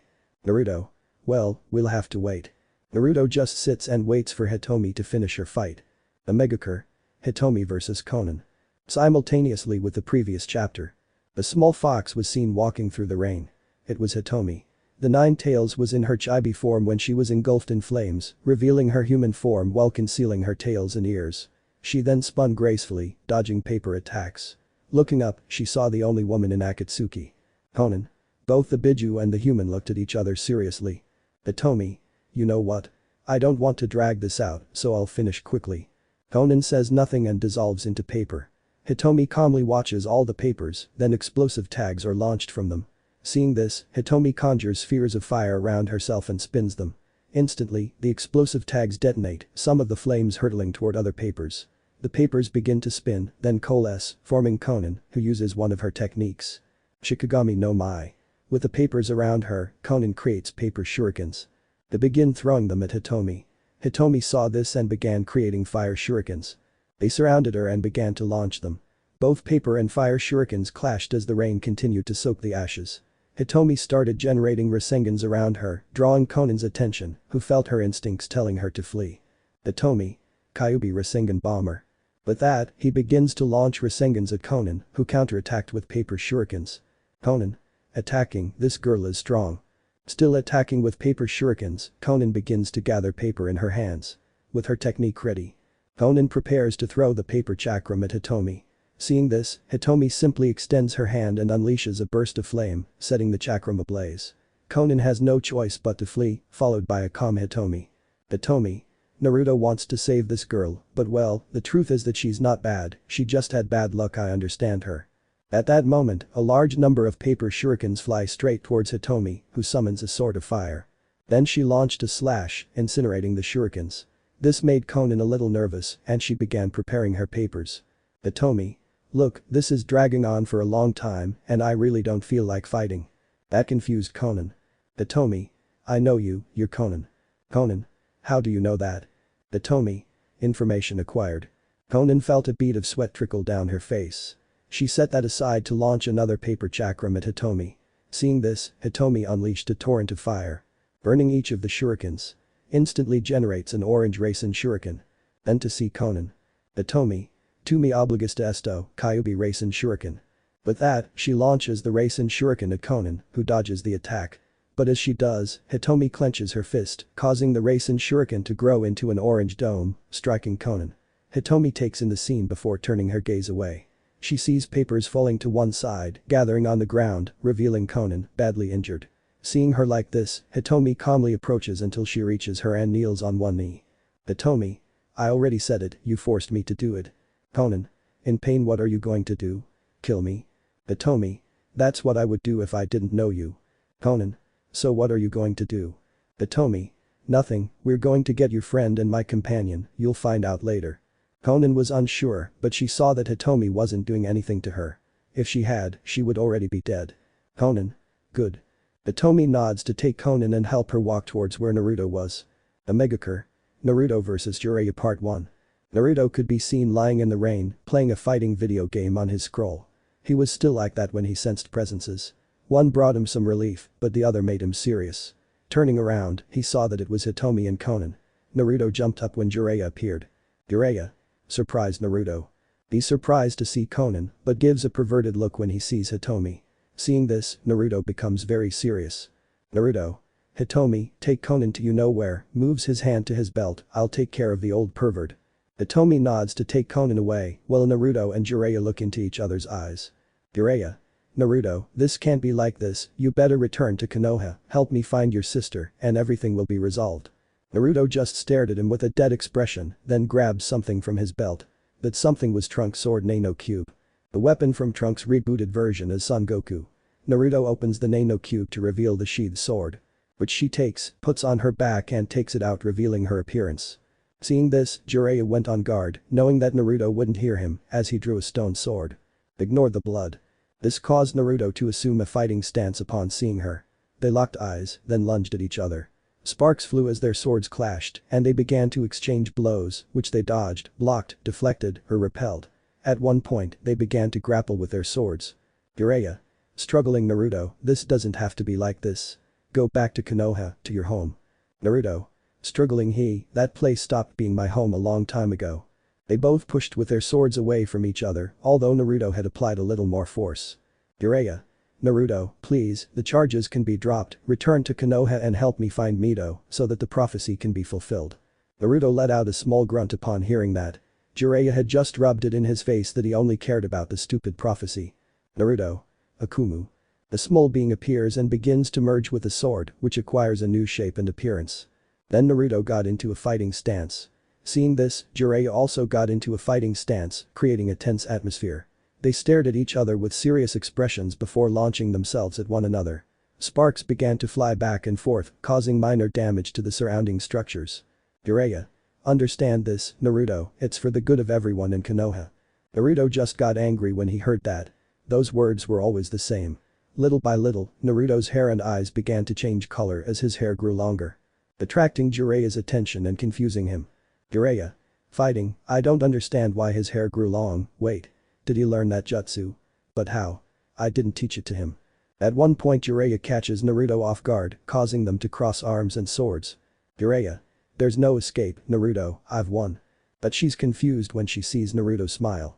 To her dismay, Naruto's hair moves into a large fist. Then delivers a blow that separates him from Noire and sends him flying. Before falling, Jiraiya recovers, landing on his feet as he stares in surprise at the fist of hair, which has reverted to being Noire's hair. Jiraiya. Okay, I didn't see that coming. What other techniques does Naruto know? Jiraiya set that aside to begin tracing hand seals, making his hair grow longer. He was using the Jizm needle technique. Then Jiraiya used Hell needles. Launching several needles from her hair at Naruto at full speed. Seeing this, Naruto remained calm as he summoned Mirror. The sole armament of creativity to withstand the needles and then return them against Jiraiya. Jiraiya was surprised to see that, but dodged the needles. Jiraiya. Surprised, he can reflect attacks. Serious, alright, I need to be more attentive. Jiraiya gets up to pick up the stone sword he had left stuck in the ground after using his technique. Naruto was serious but smiles, making the star of the mirror appear. Then he makes another one appear and, to Jiraiya's shock, sees how the hair of both Naruto stands on end and then throws needles towards the Gamma-senin. Jiraiya. Blocking the needles, he can use the Hell needles too. But how? I didn't teach them to him, who are you really, Naruto? Meanwhile, Naruto had made the mirror disappear to store the star and remained there watching Jiraiya. Seeing this, Jiraiya shook his head and resumed his fighting stance. Jiraiya. Alright Naruto, if you don't want to come willingly, we'll make you come by force. Naruto only smiled slightly before returning to his fighting stance. They stared at each other intently before lunging forward again, their swords clashing. Imagine you are Naruto and Jiraiya. As they continued to battle, Jiraiya pondered how to defeat Naruto, while Naruto remained calm. Suddenly, Jiraiya leaped away, threw his sword into the air, and began forming hand seals. Jiraiya. Suiton. Furious waves. With that, he launches the jutsu. He looked towards Naruto, who was calmly wielding his sword. This made Gamma-senin a little nervous, but he saw Naruto strike a pose. Naruto. Full counter. With that, Noire performs the technique. Returning the attack to Jiraiya but with twice the power, Jiraiya narrowly dodged it, causing Naruto to draw his Flying Thunder God technique assume a fighting stance, and fly towards Jiraiya. Before he could react, the Sage of Six Paths was struck by the black man, who sent him flying into the air. While suspended, Jiraiya looked at Naruto's face, noticing that his left eye was red with a black sclera. Jiraiya. Shocked, his .hisi. The lisp balded and Naruto sails Surinkaku. The strike Jiraiya, sending him to the ground. Jiraiya gets up slightly only to see Naruto make a movement with his Kagyun, hitting him squarely with a blow. Upon seeing that, Naruto separates, leaping into the air to land on the ground with his Kagyun still outside. A Megacur. Naruto vs Jiraiya Part 2. Naruto was intently watching Jiraiya, who had hidden himself. Naruto stood there when a tentacle of his Kagyun moved, blocking an attack. Out of the corner of his eye, he saw Jiraiya in Sage mode, aided by Fukasaku and Shima. With his hair, Naruto forms a fist to try and punch Jiraiya, but Jiraiya leaps away. Naruto moves to look at Jiraiya, who appears both serious and nervous. Meanwhile, Fukasaku and Shima watch Naruto with fear. They can sense the Dreamer's power. Fukasaku. Jiraiya-chan, why? Jiraiya. I don't understand, Pa. Shima. What Pa means is, why are you making us fight against someone superior to us? That left Jiraiya speechless, while Naruto just stared at the toads. Naruto. Right, I forgot that toads and summoned animals are able to sense my power. Meanwhile, Jiraiya was still thinking about what Fukasaku and Shima had said. If what they said was true, then he wouldn't stand a chance against Naruto. No, he never had a chance against the Noire. Naruto sighed, drawing the attention of Jiraiya and the Toads, who watched as Naruto's hair returned to normal and he deactivated his ghoul powers, sheathing his Kagyun and restoring his eye to normal. Naruto smiles slightly. Why don't we make this fair? That confused everyone, wondering how Naruto would change into a new form. Ignore the ninja headband. It was his Tenma-senjutsu. Upon seeing Naruto's Tenma-senjutsu, Jiraiya stepped back slightly, nervously standing next to the Toads. His power was immense. Naruto.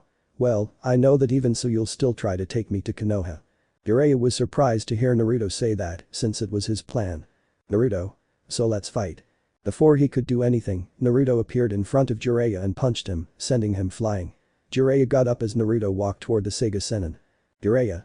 Serious. Very well, if that's what you want. Jiraiya makes hand seals. Jiraiya. Sage art. Senbon hair needles. Her hair stands on end as she begins to launch needles. Which are directed towards Naruto, who begins to generate golden flames in his hand. He moved his hand, generating a small shield of fire that incinerated the needles on contact.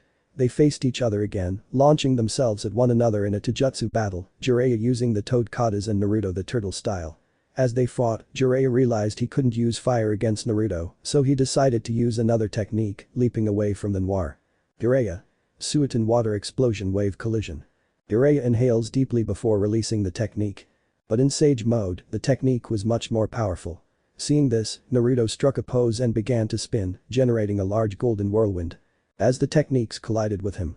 Upon the completion of Jiraiya's technique, the aforementioned, who was already on the ground, noticed the whirlwind, which then stopped, revealing Naruto. Naruto. Seriously, Grandma Tsunade, I don't understand why you want me to save Jiraiya, mental sigh, but oh well, I'll grant you that wish. After Naruto, a small black explosion occurs, revealing a different Naruto. Now he was using Kurai Senjutsu. This made Jiraiya and the Toads nervous and frightened. The power Naruto was now emanating felt dark and terrifying, and he felt somewhat desperate. Seeing this, Naruto smiled slightly. He was going to play with Jiraiya for a bit. Naruto. When your gaze changes from hope to despair. Naruto smiles in a macabre way. Ignore the mark that forms. Naruto. It's a real pleasure for me. That scared Jiraiya and the Toads. Naruto. Let's finish this, Jiraiya, and this time, I'll make sure to teach you a lesson you'll never forget. Naruto extends his hands, and dark hands emerge from his back. Imagine it's Naruto. They begin to head towards Jiraiya. The Gamma Sennin starts dodging the attacks, but then Naruto appears behind him, unleashes his Kagyun, and sends him flying. Upon hitting the ground, Jiraiya loses Sage mode, while Fukasaku and Shima disappear in a puff of smoke. The Sennin slowly begins to get up, injured, as he watches Naruto, who has decided to abandon Sage mode. Naruto. Serious, let's finish this in one hit. Jiraiya nods to begin generating a Rasengan. Followed by Naruto, who also started making one. And then they both run towards each other. Jiraiya. Coriendo Kaiten Rasengan.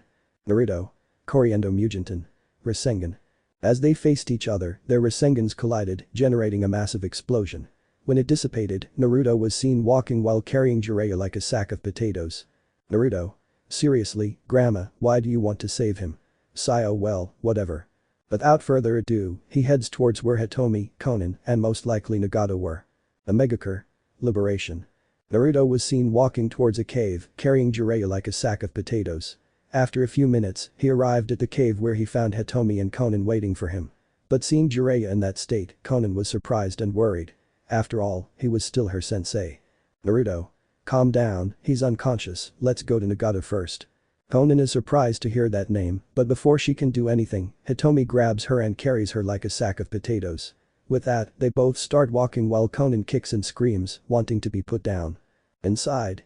They continued walking until they reached a place where Hitomi put Konan down. Upon seeing where they were, Konan turned around to see someone in some kind of machine. They are Nagato Uzumaki.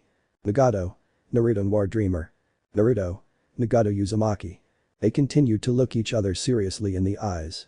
Nagato. What brings you here? Naruto. I've made you a deal. Nagato. What kind of deal? Naruto. Come with Konan to Yasushi Agakure no Sato to start a new life. Your crimes will be forgiven. Nagato. That's a good offer, but there's a catch. Akatsuki. Naruto. Well, about that, most of the Akatsuki have already been eliminated. That left Nagato and Konan speechless. Nagato. Well, I guess I don't have another option. Anything else? Naruto. Yes, I want the Jito Meizo. I'm going to do something, activates his Rinnegan, and I won't take no for an answer. Nagato nods, and then Naruto approaches him. Instantly, using medical ninjutsu and kindness and youth magic, Naruto heals Nagato, restoring his vitality. Surprising even Nagato and Konan. Nagato, getting off the machine. Thank you Naruto Noire Dreemurr. Naruto. You're welcome, and just call me Naruto. Nagato nodded, and then they all started walking in one direction. When they arrived, they all saw the Jito Meizo. Naruto. Okay, let's begin with the first part of the plan. This caught Nagato and Konan's attention, while Hitomi knew what Naruto meant. With that, Naruto placed his hand on the Jito Meizo, extended his other hand, and, using the Rinnegan, began to produce two clouds of smoke of different colors, which gradually increased in size. The smoke began to take on two forms until it revealed two-tailed beasts. Kakuo and the Gobi no Yuma. Why Seiken, Lirakubi no Namakuji. Both Bijks began to open their eyes to look around. Seiken. Somewhat confused, where am I? Kakuo. Somewhat confused, Gobi. Seiken turns to look at Kakuo. Seiken. Surprised sister. Just then, they heard someone clear their throat. Turning around, they saw Naruto, Konan, Nagato, and Hitomi staring at them, while Jiraiya lay on the ground. Kakuo. Looking at Hitomi. Kyuubi. What are you doing here and with humans? Upon hearing that, the former Akatsuki members were shocked to see Hitomi, who revealed her tails and ears, leaving them speechless, but especially Konan, since she had fought against the Kyuubi and, from what she deduced, had held back too much. Hitomi.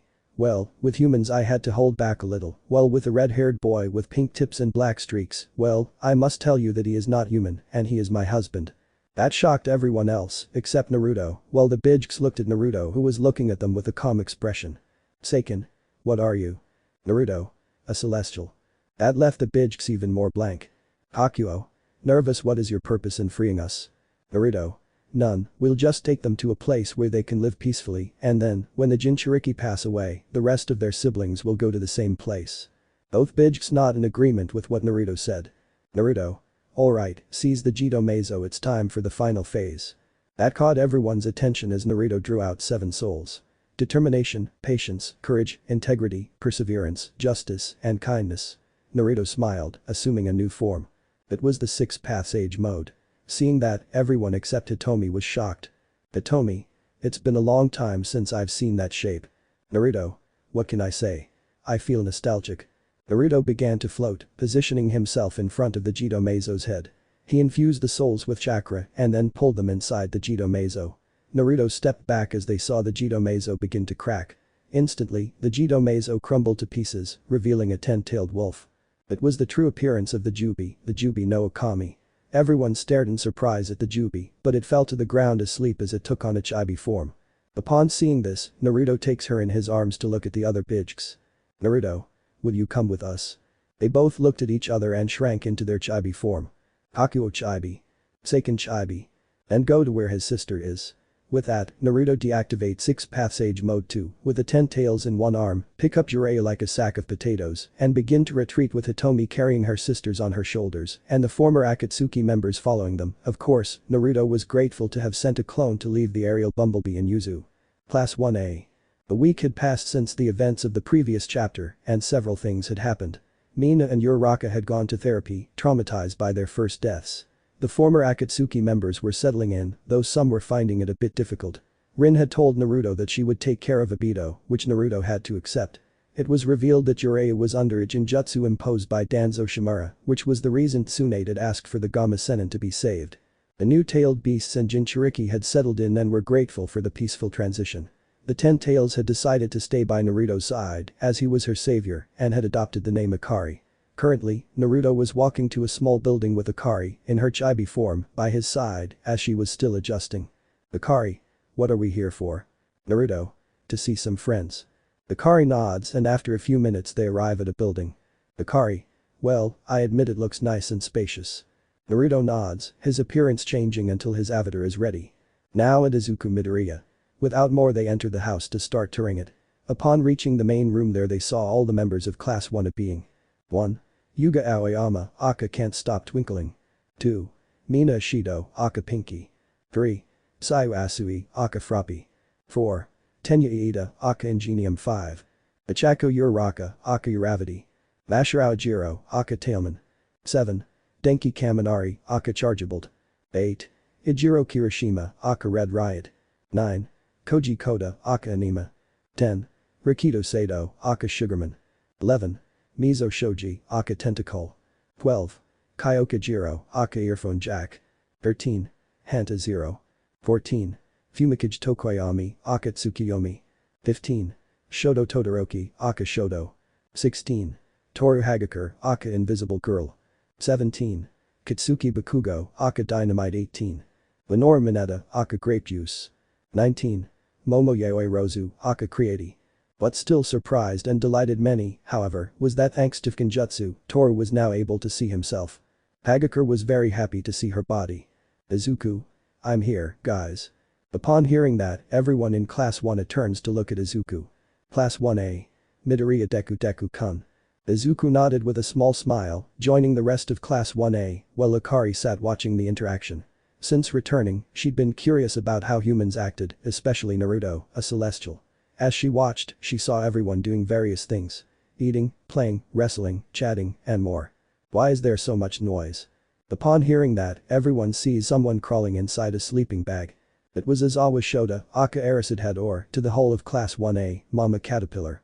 Izuku. Hello, Izawa-sensei. Izawa. Hello, masochistic sprout. Izuku chuckled at what Izawa said. Izawa. Are you going to stay here overnight? Izuku.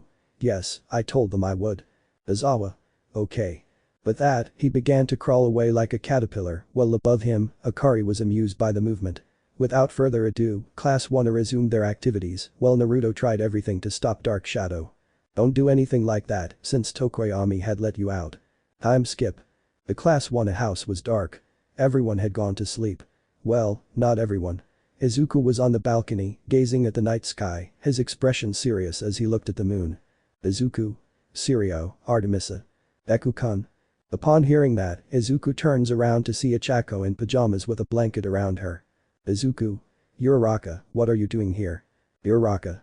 Approaching, I was thirsty and went to get some water, but when I came back I saw you here, stands next to Izuku. What's wrong? Izuku turns to look at the sky. Izuku. I'm scared. That surprised Uraraka, who saw the green-haired boy. Uraraka. Are you scared? Izuku nods. Uraraka. Why? Izuku. She's coming, and I'm afraid something might happen to all of you. Uraraka. Who, Deku-kun? Izuku. Artemis, she's coming. Uraraka noticed the slight tremor in Izuku's hand and took it. Uraraka. I understand you're scared.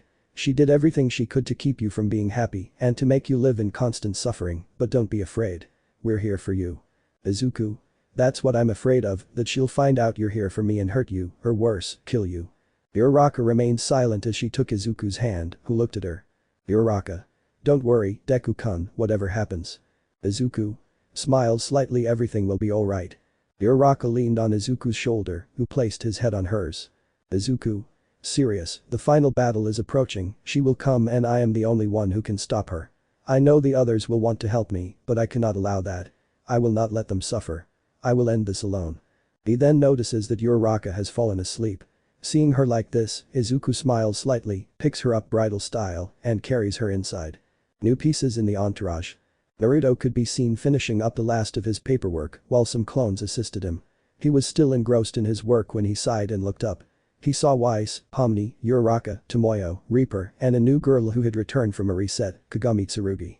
The friend she had when she was Marinette Dupain Cheng. Naruto. Do you know what you're asking for? I wouldn't mind having you in my entourage, but why? Weiss. Serious, you see, Naruto, I know you want to protect us, but I want to be strong enough to fight by your side.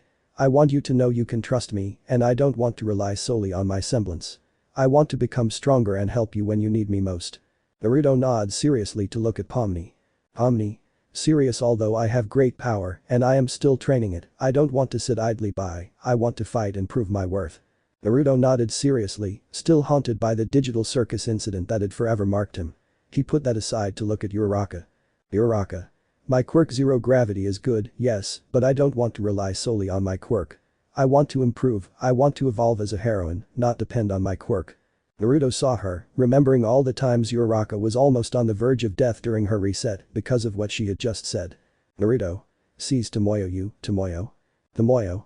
I want to help others, I don't want to be the damsel in distress, I want to be strong enough to help others. Naruto nodded with a small smile. Tomoyo, even though she was just a human, was capable of helping, even if she was always the damsel in distress, and now he saw that she wanted to improve. Naruto looked at Reaper, who just sighed. Reaper? I just want to be there for you, I don't care about power or anything, just be there when you need me most. Naruto nods to look at Kagami. Kagami? I don't want to depend on my miraculous, besides, this will help me gain more experience, it would be something new. Naruto remained silent, looking at all those who were looking at him. Naruto. Sigh, aren't they going to stop asking me until I agree? Omni. Of course. Naruto looked at them with some annoyance and sighed. Naruto. And White, how do you girls manage to convince me? Reaper. Winking, we have our charm. Naruto simply rubbed the bridge of his nose as he pulled out the box of evil and mutation pieces and opened it. He began selecting pieces until he found some and closed the box. Naruto. Getting up from the desk, ready, girls. The six nods seriously. With that, Naruto inserts the pieces into each of them. Weiss, an evil piece from the pawn. Omni, la mutation piece del peon. The Uraraka, the evil piece of the tower. Tomoyo, another evil piece of pawn. Reaper, at mutation piece de la torre. And Kagami, the evil piece of the horse. The pawn, feeling their newfound power, they were all thrilled, as this meant they could help more people. Naruto. For today, don't attempt anything and let your bodies adapt. The girls nodded and left as Naruto and his clones finished the paperwork. After a few minutes, Naruto finished, dispelling the clones to stretch. He made a face of annoyance when he was done. Naruto. When will you stop asking me for that? Until you agree. Naruto turns around to see a girl sitting and looking at him with a stoic expression. It was Office, the dragon goddess of infinity and belonging to his reset being a Seihaidu. Naruto. No, Office, I'm not going to have children with you. You're only doing this because I'm strong. Besides, look at your appearance. It would be weird if, well, you know, you look like a girl and I look like me. Office just looked at him, sighed, and left. After a few seconds, Eri and Maru Sarutobi arrived. Ignore the Konoha band. Logi Kazamitsuri. Ignore the Konoha band. Butin Ice. Ignore the Konoha band. And a child who arrived after Eri. Izumi City. Maru. Hi boss, shall we train? Naruto looks at the clock on the wall and then looks out the window. Naruto. Yeah, there's still time. The children are excited to leave the office, followed by Naruto. Page Summit Part 1. 3 months had passed since Naruto acquired new pieces for his entourage, and currently, the Noir was preparing for a meeting in Tetsu no Kuni, which had been announced 2 weeks prior. Naruto was already wearing new clothes. He then takes the Uzukage hat and puts it on. Upon leaving, he encounters Team J and PR, who are his bodyguards. J. N. Ignore the deck. P. R. Ignore the sword. The 4 of them had adapted to their new life, although it was easier for Nora and Ren as they were constantly on the move and alone. Naruto. Ready.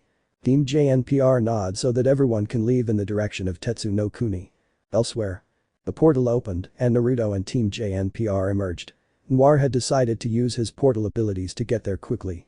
As the portal closed, they all saw a place filled with nines and a large structure. The Tetsu no Kuni. Nora. Wow, this place is great. Naruto. It is. But that they started walking, and after a few minutes they were intercepted by 3 people. Birin summarized a Tetsu no Kuni. Samurai 1. Identification. Naruto. I am the Uzukage Naruto Noire Dreemurr, and these are my escorts, Team J and PR, consisting of John Arc, the leader, and his companions Nora Valkyrie, Puranikos, and Renlai. Upon hearing that, Samurai 2 begins to review the information to give it to his companions. Samurai 3. Fine, you can come in. The 4 nodded and began walking, guided by Samurai 2. They continued until they reached Gate 1. Samurai 2. Here it is, the rest of the cages are waiting for you. Naruto. Thank you. Samurai 2 nods and leaves. After that, Naruto and Team J and PR enter and encounter some very familiar faces. They are the Kazukiage Gara Sabaku no with his escorts Kankram Sabaku no and Tamari Sabaku no. The Reikage. With his dairy escorts. YC. Lamizukage Mei Terumi. With his escorts Ao. And Chijuro. El Tsuchikage Inoki. With his Akatsuki escorts. Y Kuritsuchi. And the Hokage Danzo Shimura with his escorts FK Yamanaka. Y Torin Abiram. Of course, there were some reactions when they saw Naruto. Gara and Kankram smiled a little. Tamari devoured him with her eyes, already planning to conquer him and thus have more power. Mei admitted that Naruto was handsome. The rest of the cages and their escorts were surprised to see the Uzukage. But Danzo was another story, he was in shock seeing the demon and realizing that he was the Uzukage. Naruto. Sitting down, I hope I'm not late. May. No, not at all, Uzukage Dono. Naruto nodded as someone entered the scene. Upon seeing him, they realized it was Mifune, the leader of Tetsu no Kuni. Along with their escorts Akatsuki and Yurikaku, respectively. Mifune. Okay, let's begin. Everyone nodded to begin the meeting while Danzo was thinking of some move, unaware that it would be his end. Page Summit Part 2. The cages and the leader of Tetsu no Kuni could be seen in a room. Mifune. Well, it's time to start the meeting. Everyone nodded as Danzo glanced sideways at Naruto. To him, Naruto was a danger to his plans. Inoki. Alright, the first thing we'll talk about is Akatsuki. We need to be on our guard since they're on the move now. Naruto. I hate to say this, but Akatsuki is no longer a threat since it's currently disbanded. That surprised everyone, while Danzo felt that it was a bad thing. May. Could you explain further, Uzukage Dono? Naruto. With pleasure, Mizukage Dono. With that, he takes a folder out of his clothes and opens it. Naruto. As the Reikage knows, some of my ninjas were responsible for saving your Kunoichi named Uchiha Nai. That's right, and I'm grateful for that. Naruto nods to show the contents of the folder. Naruto. As you can see, there are the Akatsuki members who have died thanks to my ninjas. They all saw the sheets that listed the names of all the Akatsuki members and their status. Haiden. Status. Deceased. Sasori. Status. Deceased. Bikuzu. Status. Deceased. Madara. Status. Deceased. Isam Hashigaki. Status. Deceased. Itachi Uchiha. Status. Alive. Zetsu. Status. Deceased. Tobiabito Uchiha. Status. Alive.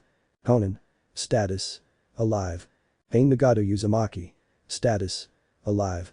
Upon reading the information, everyone was surprised, especially to see that there were 4 Akatsuki members still alive. Excuse me, Uzukage Dono, why are some members still alive? Danzo. But wouldn't it be better to eliminate them as soon as possible? They're all rogue agents. Inoki. I agree with the Hokage. Naruto. That would be a good idea, but they've all given us very good information. Bara. I agree with Uzukage Dono. It's better to keep them alive since they've provided information and it's most likely very valuable. Naruto. Indeed, Kazekage Dono. Meanwhile, Danzo was clenching his fists under the table. If it was true, then his plans would be ruined. But then an idea occurred to him. Danzo. From what you told Reikage Dono, you said you sent several of your ninjas to rescue your ninja. Did you do that with the other villages or just Kumo? Naruto. Actually, Hokage Dono, I didn't send my ninjas just to save Shinobi or Kunoichi. I sent my ninjas to rescue the Akatsuki Jinchuriki and eliminate them. That surprised everyone except Gaara, while Danzo grew frustrated. Inoki. And where are the tailed beasts, if I may ask? Naruto. I gave them a place where they won't be disturbed and won't be used for war. Danzo. Alarmed, but the tailed beasts are weapons the first Hokage gave us. Mifune. Hokage Dono, I ask you to lower your voice. Danzo clicked his tongue in anger but complied with the request. Naruto. With all due respect, but for me, the Bijks aren't weapons. They're sentient beings. Inoki. Putting that aside, what do you hope to gain from all this? Naruto. Something simple. An alliance where there will be no more wars between villages. We're just killing each other over senseless conflicts. That silenced everyone while Danzo clenched his fists. He wouldn't allow that. What is it you're asking for? Naruto. As I told the tailed beasts, they will no longer be used as weapons and will live far from civilization in a safe place. And if you're wondering about the Jinchuriki, well, you can tell them that when they die, their tailed beasts can go to those coordinates to live peacefully. No one will use them as weapons anymore. Win-win. We won't have to worry about the tailed beasts while they're at peace, since they informed me that they won't harm humans unless humans harm them. Inoki. And what if they decide to attack again? We can't trust them. Danzo. I agree with Tsuchikage Dono. Naruto. I already spoke with the tailed beasts about this and they promised on their blood and their tails that they wouldn't harm us. The last thing caught everyone's attention except those from Yuzu. Mifune. Excuse me, Uzukage Dono, but what did I just say? Naruto. Oh, right, you don't know, my apologies. Clears his throat well, the blood oath involves cutting your palm and making the oath. If the wound glows and heals, the oath is valid. But when the wound turns black and tentacles sprout and embed themselves in the limb, the oath is invalid and you're forced to tell the truth. It's something some friends and I invented. That surprised everyone as they instinctively touched their arms, especially Danzo. May. And the oath by the tails, Uzukage Dono. Naruto. It's an oath of the Bijks, it's something very sacred to them. If it's valid, the tails glow. If it's invalid, the Bijk suffers unbearable pain or may lose one of its tails. That surprised everyone who met to start talking. Danzo. This is bad, if it continues like this, I won't be able to continue with my conquest plan. Mifune. No offense Uzukage Dono, but how are we sure that what he said is true? Danzo smiled inwardly at the thought of Naruto being cornered, but then he saw the Noir pull out a kunai to cut his hand. Naruto. I swear by my blood that everything I said is true and that the oath of the Bijks is valid. Naruto's wound glowed and then healed, indicating it was still alive. This alarmed Danzo, who was already planning a desperate move. The other cages were talking amongst themselves before turning their attention to Naruto. Ara. I accept the proposal. Me too. May. I agree. Inoki. TSK, I admit it's a good idea, but I don't want Uzukage to betray us. Naruto. Smiles a little. Betrayal isn't in my code. Inoki smiles slightly, but Danzo gets up to call his root Anbu, who appear. Mifune. Jumping up. What does this mean, Hokage? Danzo. I won't allow my plans to be thwarted by a mere child, and Anbu attack. The Anbus attack while the rest stand on guard. Alliance versus Danzo and Raze. The new alliance could be seen watching as Danzo's Anbus launched themselves against them. Naruto. Nora. The aforementioned woman nods, then takes something from her back and turns it into a hammer. It was magnelled in hammer mode. Without waiting for any further orders, Nora lunged at an Anbu, striking him on the head with her hammer. Seeing this, the other root Anbu rushed at Nora, who was already waiting for them, alert. The rest of Team JNPR didn't hold back, so Ren drew his Stormflower weapons in pistol mode. They begin firing, Purah drew Milo and Akuo, using Akuo to block while counterattacking with Milo in short sword mode. John then began using Crossy Amours in shield and sword mode to start taking down some root Anbu. Unfortunately for him, he already had experience in assassination. The other escorts didn't want to be left behind, so they began assisting Team JNPR, although Temari did so to try and get Naruto's attention. But the Alliance and Danzo. They had managed to get out of the room and were now fighting outside in the snow, Mifune using his katana, using his lightning release chakra mode. Mei using her Jotun element, Inoki using his Jinten element, Gaara using his sand, and Naruto using axe. The sole armament of heroism. The five of them were fighting against Danzo, who had revealed that he had several Sharingan implanted in his arm thanks to Hashirama's cells. Shimura was using a kunai reinforced with Futen as a sword. Danzo. Angrily, you damn demon, I won't let you ruin my plans. Naruto. Mockingly, thanks for the compliment, Danzo. Danzo growled with hatred as he continued to attack while Naruto held him back. Naruto. Tsuchikage. Upon hearing the scream, Danzo became alarmed and turned around, seeing Inoki with a cube in his hand. Inoki. Jinten. Detachment from the primitive world. Before he could do anything, Naruto trapped Danzo using his soul magic, causing the jutsu to hit him directly. As the attack dissipated, everyone saw that Danzo had been reduced to nothing. Naruto. Serious and on guard. Don't let your guard down, Danzo has Sharingan implants and he'll most likely use Izanagi to return to life. Upon hearing that, everyone goes on guard and as if it were a prophecy, Danzo appears behind Mifune, intending to kill him. But before he can, attacks him with his fist, sending him flying. Mei. Making hand seals Jotun. Lava appearance. With that, he spews a large amount of lava from his mouth. Ignore Karen and the fact that Sasuke is Danzo. Danzo narrowly dodges the attack, only to be punched by A, sending him crashing into the lava and melting. Thanks to Izanagi, Danzo returns, this time attempting to attack Naruto, believing him to be the weakest. However, he hadn't counted on Naruto detecting his attack and using axe to strike Shimura. But the escorts and Anbus route. A pitched battle was taking place in the room between the escorts and the Anbus route, who were the latter and at a disadvantage, thanks to Team JNPR. Anbu Route 1. Raiden Thunderbolt. Upon hearing that, John sees Nora. John, it's your turn, Nora. Nora. Here I come, Daredevil leader. Nora runs towards the Anbu route, who already had the Raiden in his hands. To launch the attack. Upon seeing Nora, the Anbu launches the Raiden attack towards the Valkyrie, who positions Magnelled as a lightning rod, causing the attack to hit her directly. This shocked everyone except Team JNPR. Eri. Hey man, you're crazy, that jutsu looked high-ranking, and I say that because I've already seen it in action. John. Relax, that's Nora's ability. Everyone saw that Nora began to move normally. Her ability is called High Voltage. Small pink rays begin to surround Nora's body. Ren. And it allows him to absorb and generate electrical energy, sending it to his muscles. That means. They only saw Nora raise her gaze, lightning bolts shooting from her eyes. His high voltage semblance was activated. Of course, that surprised the other escorts, but the rude Anbu took a fighting stance to launch jutsus of other elements, which were repelled by John, who was using crossy amours in his level 2 shield mode. While protecting Nora, who maintained the electrical charge in her body. But the Alliance and Danzo. The Cages and the leader of Tetsu no Kuni were giving Danzo trouble, who had already used 3 of his arm Sharingans, leaving him with 7 remaining. Danzo. Annoyed, damn it. Naruto. Mocking you, flatter me. Danzo growls as Naruto makes axe disappear. This confuses everyone as they watch Naruto pull out the Nano Cube. Yukimura 1/3. To open it, generating a small green glow which transforms into said weapon. Causing Naruto to take it and assume a fighting stance. Everyone was surprised by what had happened, but Danzo snapped out of his stupor when he had to dodge an attack from Naruto, who was using his Quink. The Cages and Mifune were astonished to see Naruto and Danzo engaged in a fierce battle where each was trying to kill the other. Imagine Kirito is Naruto and the woman is Danzo. Although Naruto knew Danzo would try to escape, that was just part of his plan. At one point, they were locked in a fierce battle, reinforced kunai against Quink. Naruto. Ahara Tsukikage y Mizukage.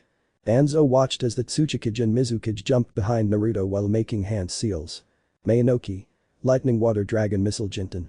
Primitive World Detachment. Pillar. With that, the Lightning Water Dragon Missile. And the pillar made of the Jinten element. They appear to confront Danzo and Naruto. Before they can reach him, Naruto binds Danzo with soul magic chains and leaps away as both jutsus collide with the Shimura. Danzo reappears with only 5 Sharingan remaining when Gaara appears behind him with a giant sand arm. To strike Shimura, who falls to the ground.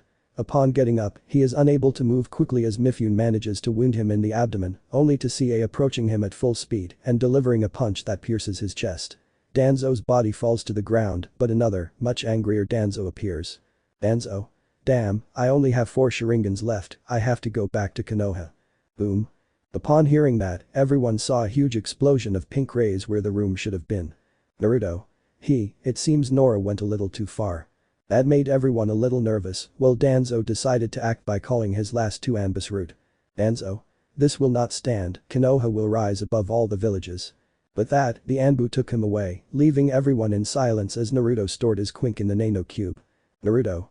Turns to look at the others. You heard Danzo, he's going to try to attack us all. Smiles slightly, but. Everyone sees it. Naruto. But we'll attack first, wouldn't you like to send Konoha to hell itself? As you heard, they will attack us. They all looked at Naruto, who was waiting for their answer. Pages. We accept. Naruto. Good, prepare your best shinobi, looks towards Konoha since we'll be there in 1 week. The wind began to billow, stirring his cloak and the fabric of his hat. Danzo had just sealed the fate of Konoha. A normal day. Jiraiya and Tsunade were seen in a place in front of a gravestone.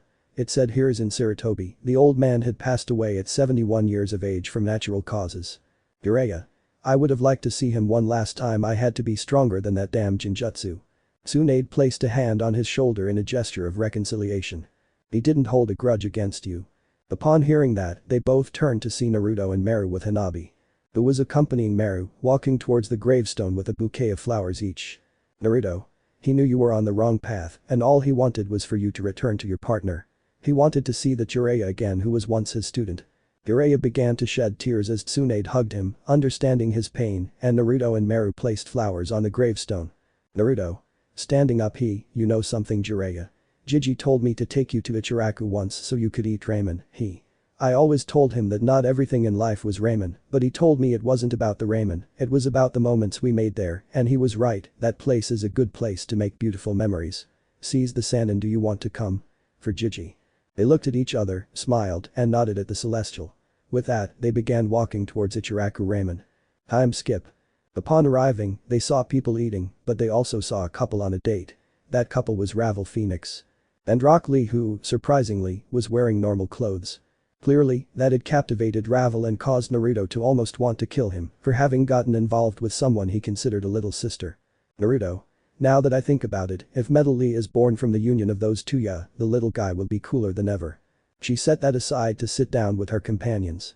Just then, Am arrived, looking exactly the same. Am. Hello Naruto, Meru, Hanabi, Tsunade-sama. Something serious, Mr. Jiraiya? Jiraiya said nothing. He understood Am's attitude, even he was angry with himself. Naruto. Bring us some bowls of ramen, please. Am nodded and went to join her father to start preparing the ramen. While they waited, Naruto began a quiet conversation with the Sannin, while the younger ones stepped back to let the adults talk. Time skip. The group was seen leaving Ichiraku after having eaten. Jiraiya. Now I understand why sensei liked coming here. Naruto.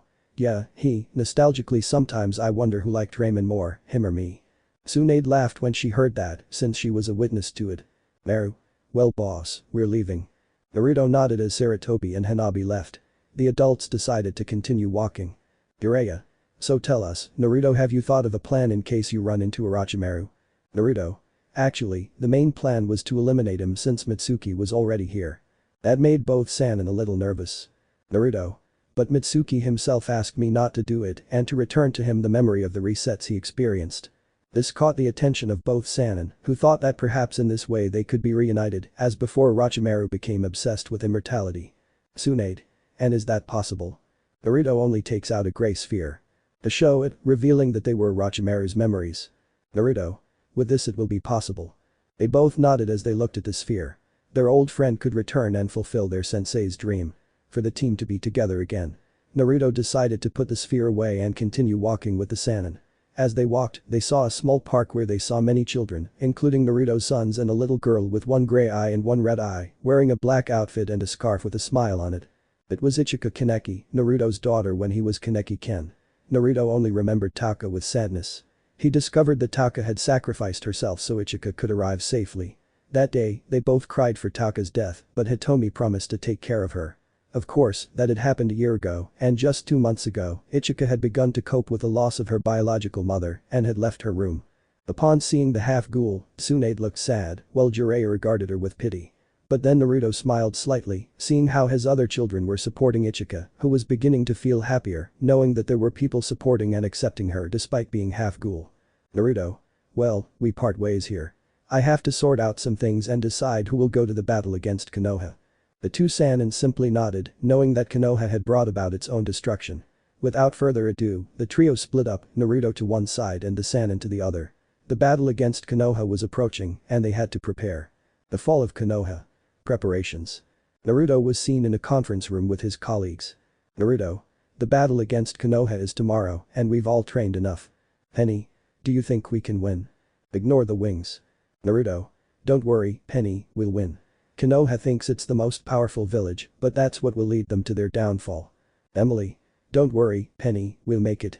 Penny smiled more relaxed as Emily took her hand. They had started a relationship about 6 months ago, and so far it was going well. Naruto. Okay, first we need to know the enemy's terrain. Having said that, he pulls out a map. The map of Konoha. Naruto. This is the map of Konoha. Okay, we'll split into 4 groups. The Suna group will go north where the Hokage Tower is, the Iwa group will go east, where there's more vegetation they can hide and attack more easily there, the Kumo group will go west, where the Ninja Academy is, the Kiri group will go south where the entrance to Konoha is, and both Tetsu no Kuni and Yuzu will split up to support the other groups. Looks to the side. Do you like the idea? What he was looking at was a screen displaying images of the cages and Mifune. Of course, Yuzukage Dono. May. Do you know something, Yuzukage Dono? These things they call scrolls are very good. When we finish, could you make them available worldwide? Naruto.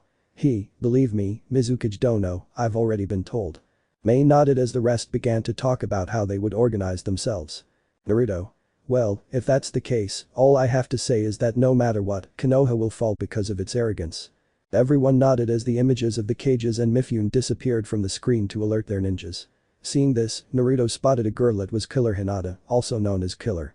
She is a representative of Glitchtale. Naruto. Thanks for helping us in this fight, Killer. Killer. No problem, Naruto. It'll be interesting to see those idiots' faces when they see Hinata, Rock Lee, Tenten. And Neji. Neji, in particular, saw Killer with a drop of sweat but at the same time with a shiver. Neji. I still find it hard to believe there's a killer version of Hinata. Killer. Playing with a knife. Well, my blind cousin from Undertale is starting to believe it. Neji didn't say anything to him. He had once faced Killer and ended up losing. Naruto turns to look at someone. Are you sure about doing this, Oscar? Standing before him was a boy with freckles and green eyes. It was Oscar Pine, a boy who comes from his reset as Ruby Rose. Oscar. I already told you, Naruto, you know I'm free of Osban, and I already have his knowledge and powers, so relax, I can fight. Naruto nodded, still annoyed with Osban. The damned old man had literally dragged the little Yuke into a pointless war. For some reason, Oscar moved slightly away from Naruto. Naruto. Saigo, get some rest, guys. Tomorrow will be a busy day. See someone, everyone except you, Emily. Emily nodded as the others left. Seeing this, Naruto got up and went to Emily. Naruto. Emily Haruno, ever since I saw your potential, I taught you the breathing technique I used when I was Kaijuro Rengoku, the breath of the flame. Naruto turns Emily around to pull out a katana. And a cape. Upon seeing those objects, Emily begins to open her eyes in surprise. Naruto. Do you accept this Nichiren sword along with this cloak and become the new flame pillar? Emily was surprised by what Naruto had said. She had asked him for training in flame breathing to protect many, and he had accepted without hesitation because of her determination. But now he was giving her a much higher rank than she had expected. After thinking about it, Emily smiled. Emily. I accept. Naruto smiled slightly as Emily took the cloak to put it on and then picked up the Nichiren sword. Naruto. Alright, go get some rest. Emily nods and leaves, leaving Naruto alone. Seeing this, Naruto sits on the table and activates a holographic map of Konoha. Upon seeing the map, Naruto smiles as his eyes change color. It was his trait of revenge. Naruto. Get ready, Konoha, because tomorrow you're going to fall, haha. The fall of Konoha. The start of the assault. It was a new day, the birds were singing, and the flowers were blooming. Konoha was visible at that moment, but we'll focus on something else. Hori Hokage. There Danzo was seen alongside Homura and Kaheru. Danzo. What do you mean you couldn't recruit Orochimaru? Homura. That's right, Danzo. We don't know how, but Orochimaru isn't going to support us. Danzo growled angrily. Orochimaru was his piece for the domination of the shinobi world, and now he learned that he shouldn't have him on his side. The explosion startled everyone when a rude Anbu appeared in front of Danzo. Danzo. What's going on? Anbu root. Danzo-sama, we have a problem, Kumo, Iwa, Kiri, Suna, Tetsu no Kuni and Yuzu are attacking us. That surprised and startled the three old people, but before they could do anything, another explosion happened. In the north. Just above the Hokage tower was Nora, who had Magnald in her hand, ready to transform it into its grenade launcher mode. They began throwing grenades all over Konoha. Bakugo and Mito watched excitedly beside them. Nora. Ha, explosions. Bakugo. Generating explosions in his hands. I like you extra. Mito. Pulling out a Molotov cocktail. MMPH, same goes for you too. Behind them were Gaara and some Suna ninjas. Gaara. Attack. The Suna ninjas and some samurai shouted to begin attacking without giving the Konoha ninjas time to react. In the east. A large group of Iwa ninjas approached through the forest, along with samurai and ninjas from Yuzu, led by Inoki and Oscar, who was carrying Long Memory in his hand. They looked at each other and nodded, causing Oscar to activate Long Memory in sword staff mode. Then point to Konoha. Inoki. Attack. The ninjas and samurai began attacking Konoha. In the west. At the Ninja Academy, Kumo ninjas were seen followed by samurai and Yuzu ninjas led by Emily and Penny, the latter of whom had a new outfit with new versions of floating array around her. Imagine she has long hair. Emily draws her Nichiren sword to Sensei and his girlfriend. Attack. But that said, everyone starts attacking while Emily puts on a mask. Then assume an attack stance and shoot off at Anbu speed. In the south. The legendary guards were seen taking a short nap while those from Kiri, along with those from Yuzu and Samurai. Menma. With a drop of sweat, this has to be a joke. Lake, who was by his side, sighs as he takes out Gamble Shroud and cuts off the heads of both shinobi. Olivia. Let's end this. But that said, he takes out his Nano Cube, turbo drills. To open it, generating a small green glow which transforms into said weapons. Which he catches and positions in his hands to activate them. May. To the load. But that scream, everyone starts attacking, destroying everything in their path. In the Hokage tower. In the Hokage's office, Danzo stood alongside Homura and Kaheru, watching everything that was happening. Kaheru. Danzo, what do we do? Danzo was watching everything angrily when he heard a squawk. Turning to the sky, he saw a large bird circling overhead. As his eyes widened in surprise, Danzo's gaze fell. In the sky. Using the fly were Naruto along with Reaper, Chara and two other kids, one with heterochromia and the other with purple eyes. They were ex-Naruto, or cross. YX. Healthy. Both adopted brothers of Chara. Frisk. You know what? I don't want everything destroyed, but for my friend, I'll destroy this damn village. Cross. That's what I say, Frisk. Chara. We need to shut up now. Reaper. I agree with Chara, we need to wreck this damn village. Naruto only saw the village to get the Nano Cube, Korek House. They open it, revealing the weapon. And take it in her hands. Naruto. Serious, let's finish this. The quartet nodded and jumped in alongside Naruto. The battle had begun, and Konoha would fall to the other villages for their crimes. The fall of Konoha. Attacks. All of Konoha could be seen being invaded by the other villages and samurai of Tetsu no Kuni. Meanwhile, the members of the Branwen tribe were tasked with rescuing the children, guided by Vernal, who had returned thanks to the remnants of the singularity, a fact noticed by Naruto. But we'll focus on other aspects. Elsewhere.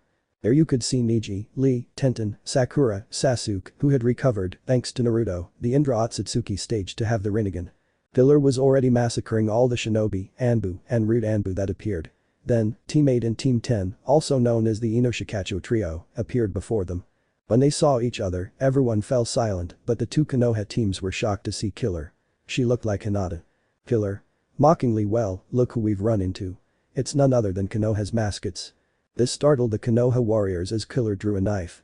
Seeing this, the Konoha warriors prepared themselves, as did the Yuzu warriors. With this in mind, they all charged, with Killer leading the charge due to her experience. Elsewhere. Team STRQ and Team JNPR were seen fighting together against the shinobi. John. Keep fighting. That puts Crossiamores into inactive mode. To then transform it into its greatsword mode. Upon seeing that, Ren activates Stormflower's daggers. While Raven drew Dust's electricity sword from Omen. And so everyone continues attacking. Elsewhere.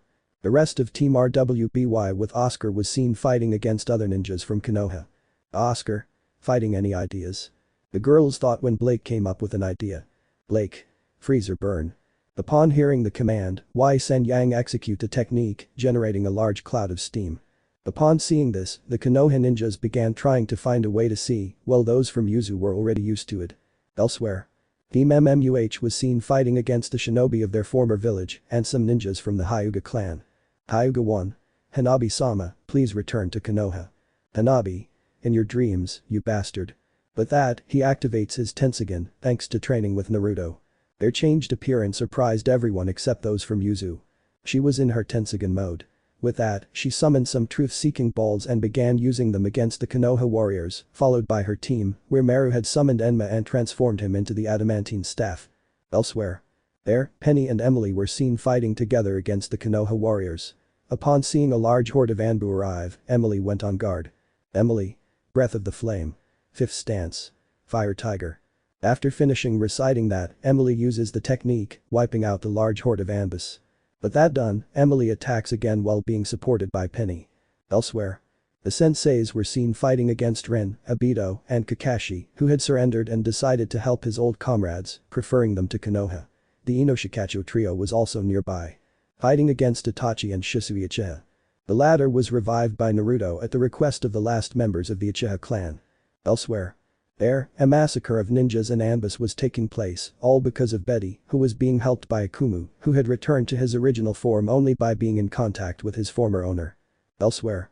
Reaper, Chara, Cross, and Frisk were seen committing another massacre like Betty's. Reaper. Attacking with his scythe. This is fun. Cross only saw her before seeing his adopted sister. Cross. Is she always like this? Chara. Sees Reaper. No, she's much calmer than usual today. That made Cross and Frisk, who had overheard, swallow hard. Chara was about to get into position when a gravity glyph formed beneath her. Turning around, she saw Weiss wink at her, which made Dreemurr smile. With that, she plunged her giant knife into the ground, ran off, and leaped. Causing him to start launching slashes in the air at every Konoha shinobi that was there. Elsewhere. There you could see Naruto, Menma, and Mito battling together, Menma using his Chokin, and Mito using daggers created by Naruto called Kanshima and Bakuya. And Naruto using Korak House at an impressive speed. They continued fighting, killing some shinobi, when a fireball headed towards them, causing Naruto to barely manage to activate a shield made of soul magic of determination. As the smoke cleared, the trio could see three people. Mito, Menma, Naruto. Don't mess with me, I already expected it.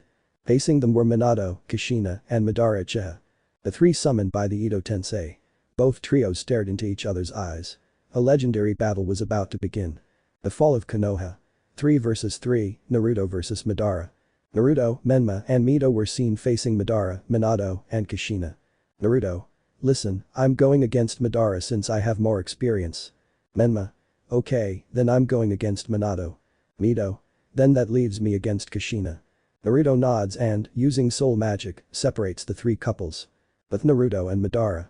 In the forest, Naruto and Madara were seen looking into each other's eyes. Madara. Ugh, I hate being controlled, but I hope you give me a good dance. Naruto. He pulls out a nano cube. Believe me, Madara, you won't regret it. That opens the nano cube, sighed. The display said weapon. He takes it and spins it around until it's in a fighting stance. Seeing this, Madara chuckles slightly and grabs his gunbai. And get into fighting stances. They both looked at each other and then began to lunge at one another. Face to face, they started launching attacks, generating several sparks. At one point, Madara managed to connect his gunbai to his kama. He continued attacking Naruto, but now with both weapons. Seeing this, Naruto began to counterattack again, rapidly spinning his scythe and generating more sparks. Madara. Attacking. Hahaha, you're good, brat. Naruto. Attacking. Thanks, Madara, but that's not all I've got. While continuing to attack, Naruto manages to pull out the nano cube, Gideon. Open it, revealing the weapon. He took it and attacked Madara again.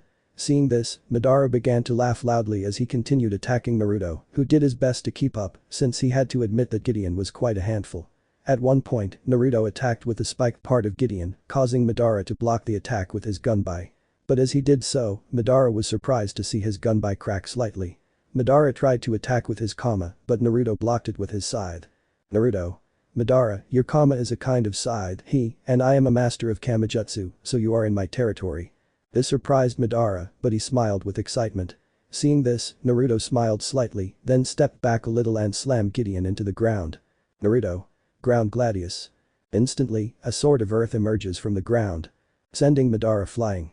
Naruto was alert when a bright blue light formed in the sky, then revealed a giant silhouette. It was Madara's perfect Susanoo. Upon seeing that, Naruto activated his own Tensugen. To enter Tensugen mode. And summon the perfect Susanoo of the same Tensugen. Upon seeing this, both Naruto and Madara looked at each other, preparing to launch themselves at one another and then clashing their titan forms. They locked eyes and began to unleash more attacks, but Naruto, having a stronger connection with his Susanoo, was able to copy his movements.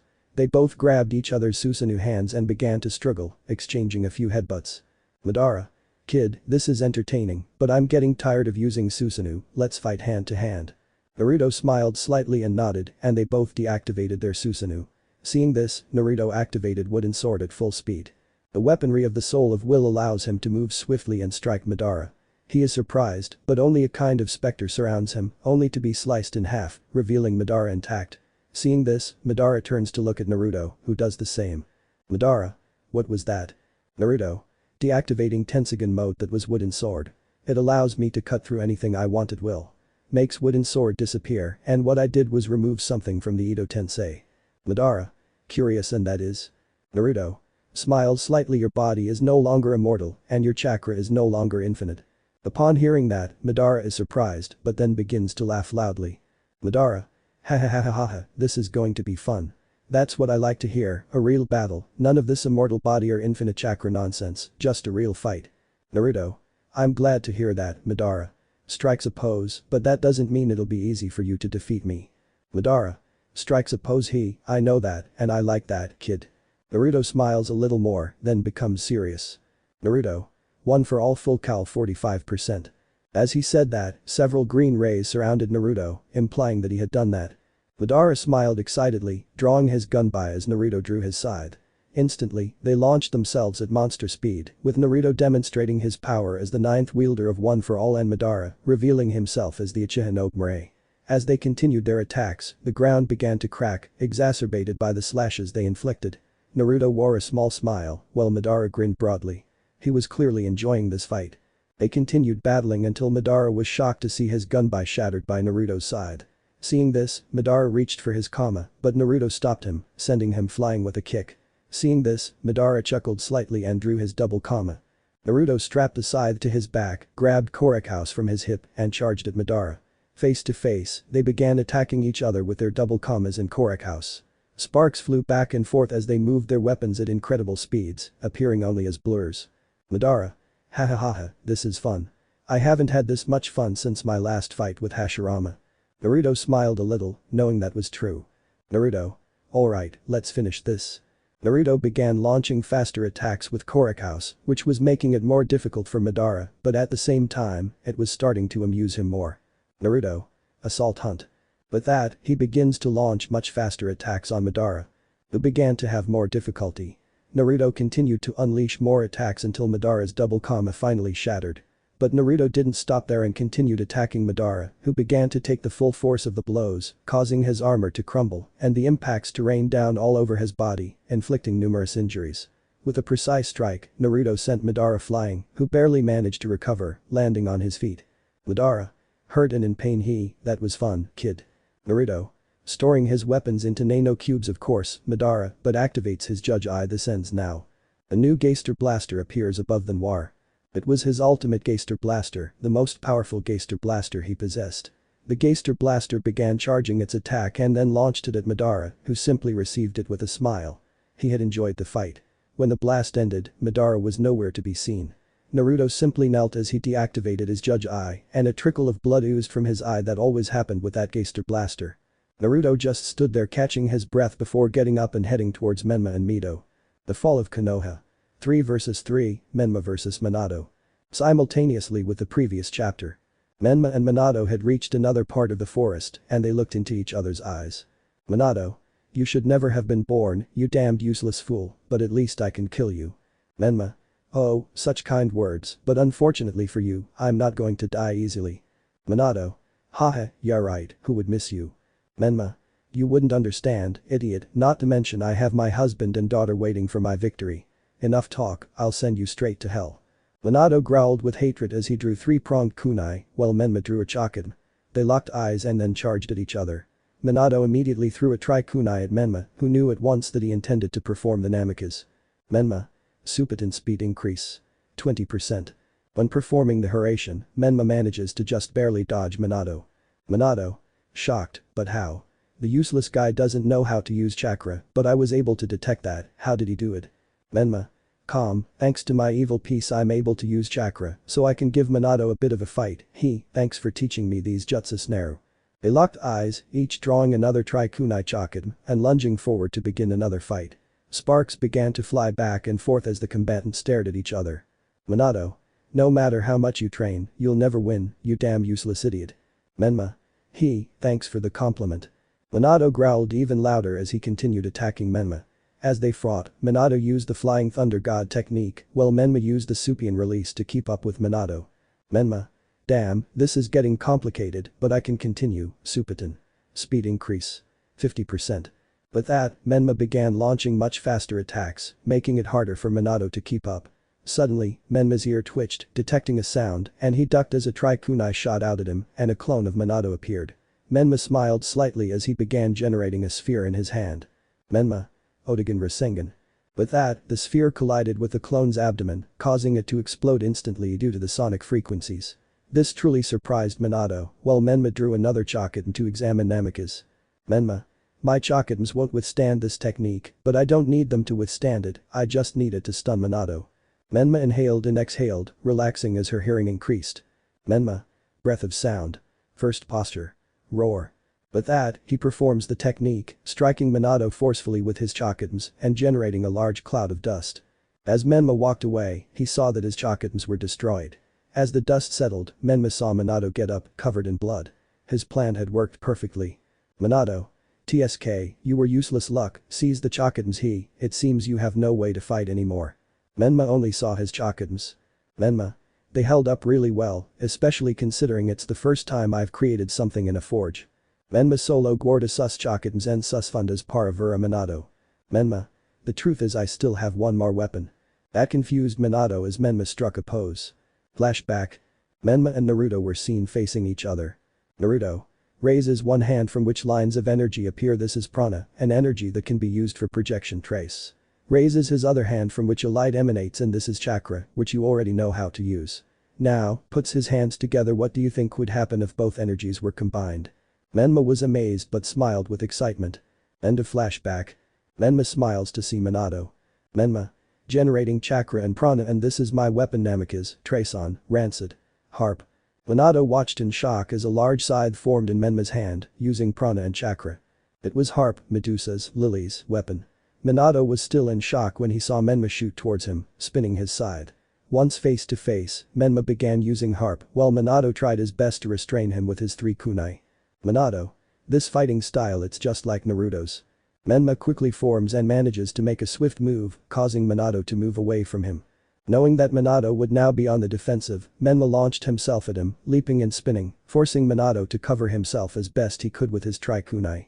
Even after finishing, Menma didn't stop and continued launching attacks, which Minato dodged or blocked.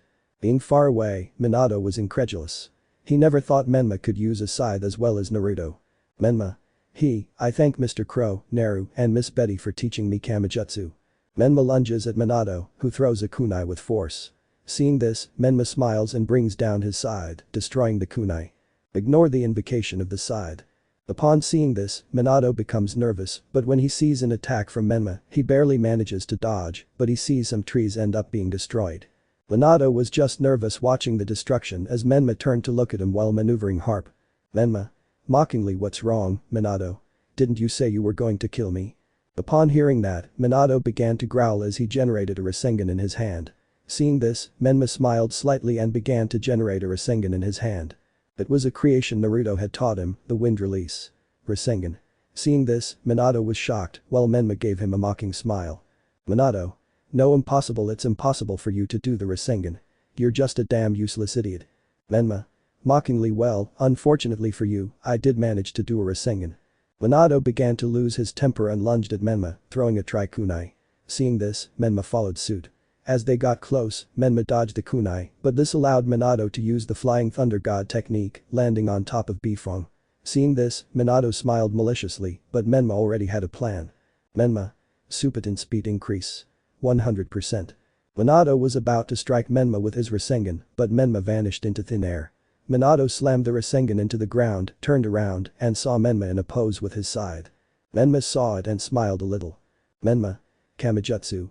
Quick scythe cuts. Without letting him do anything, Menma throws the cuts at Minato. Minato only began to see in many sections, while Menma watched as Minato was torn to pieces. Menma made his hand generate a purple light and then unleashed a call of perseverance, reducing Minato to ashes. Seeing this, Menma fell to one knee, gasping, as harp disappeared. Menma. Panting, it's been a while since I used chakra in a fight, I'm getting a bit rusty. Without waiting, Menma gets up to start walking in search of Naruto and Mito. The fall of Konoha. 3 vs 3, Mito vs Kushina. Simultaneously with the previous chapters. In a part of the forest, by a lake, Mito and Kushina were looking into each other's eyes. Kushina. Daughter. Mito. Serious, shut up, you stopped being my mother the day I discovered I was just an object to you. That hurt Kushina while Mito was already preparing Kanshima and Bakuya. Mito. Trace over edge. Upon saying that, Kanshima and Bakuya begin to glow until they change shape. Now it was Kanshima and Bakuya over edge. Seeing this, Kushina was surprised but smiled proudly. Kushina. Happy, oh, that's great Mito, I'm proud of you. But Mito was serious. Kushina. Mito. Mito only looked at Kushina seriously when her eyes changed shape. She was using the power of the 9 tails. Seeing this, Kushina became alarmed, thinking that the 9 tails was possessing Mito again. Kyubi M. Ha, this is more like it, let's finish off the rotten tomato. Mito. Miles per hour, for once I agree with you, Kyubi. She knew the Kyubi M and Hitomi were now separate entities, so she addressed her Kyubi by her title. Putting that aside, Mito struck a pose. Myth. Supaten speed increase. 25%. She instantly bursts out at great speed towards Kushina, who barely manages to dodge Mito's attack. Kushina. Surprised, he's fast. Mito. I still have the gravity seals, so this is my current speed. With that, he begins to launch rapid attacks with Kanshima and Bakuya, making it difficult for Kushina to dodge. Kushina. Dodging, daughter, stop. I don't want to fight you. Mito. Attacking, shut up. You're not my mother anymore. That hurt Kushina, but then she sighed. Kushina. If that's what you want. Kushina quickly pulls Mito away from her to draw her own katana. And get into a fighting stance. Seeing this, Mito gets into a fighting stance that she, Menma, and Naruto created for when using 2 swords. Just pay attention to the pose. And it was a good pose, in Naruto's words. Seeing this, Kushina got into a fighting stance to face Mito. They locked eyes and then charged at each other. Once face to face, they began launching attacks, generating sparks from the clash of metal against metal. Kushina. Daughter, I don't want to fight with you, please, give all this up, please. Mito. Shut up. He began to launch many more slashes, making it even more difficult for Kushina. IBM. Brat, I don't like you, you don't like me, but if we want to defeat the rotten tomato quickly, we must join forces. Mito. Serious and attacking, and how do I know you won't deceive me? IBM.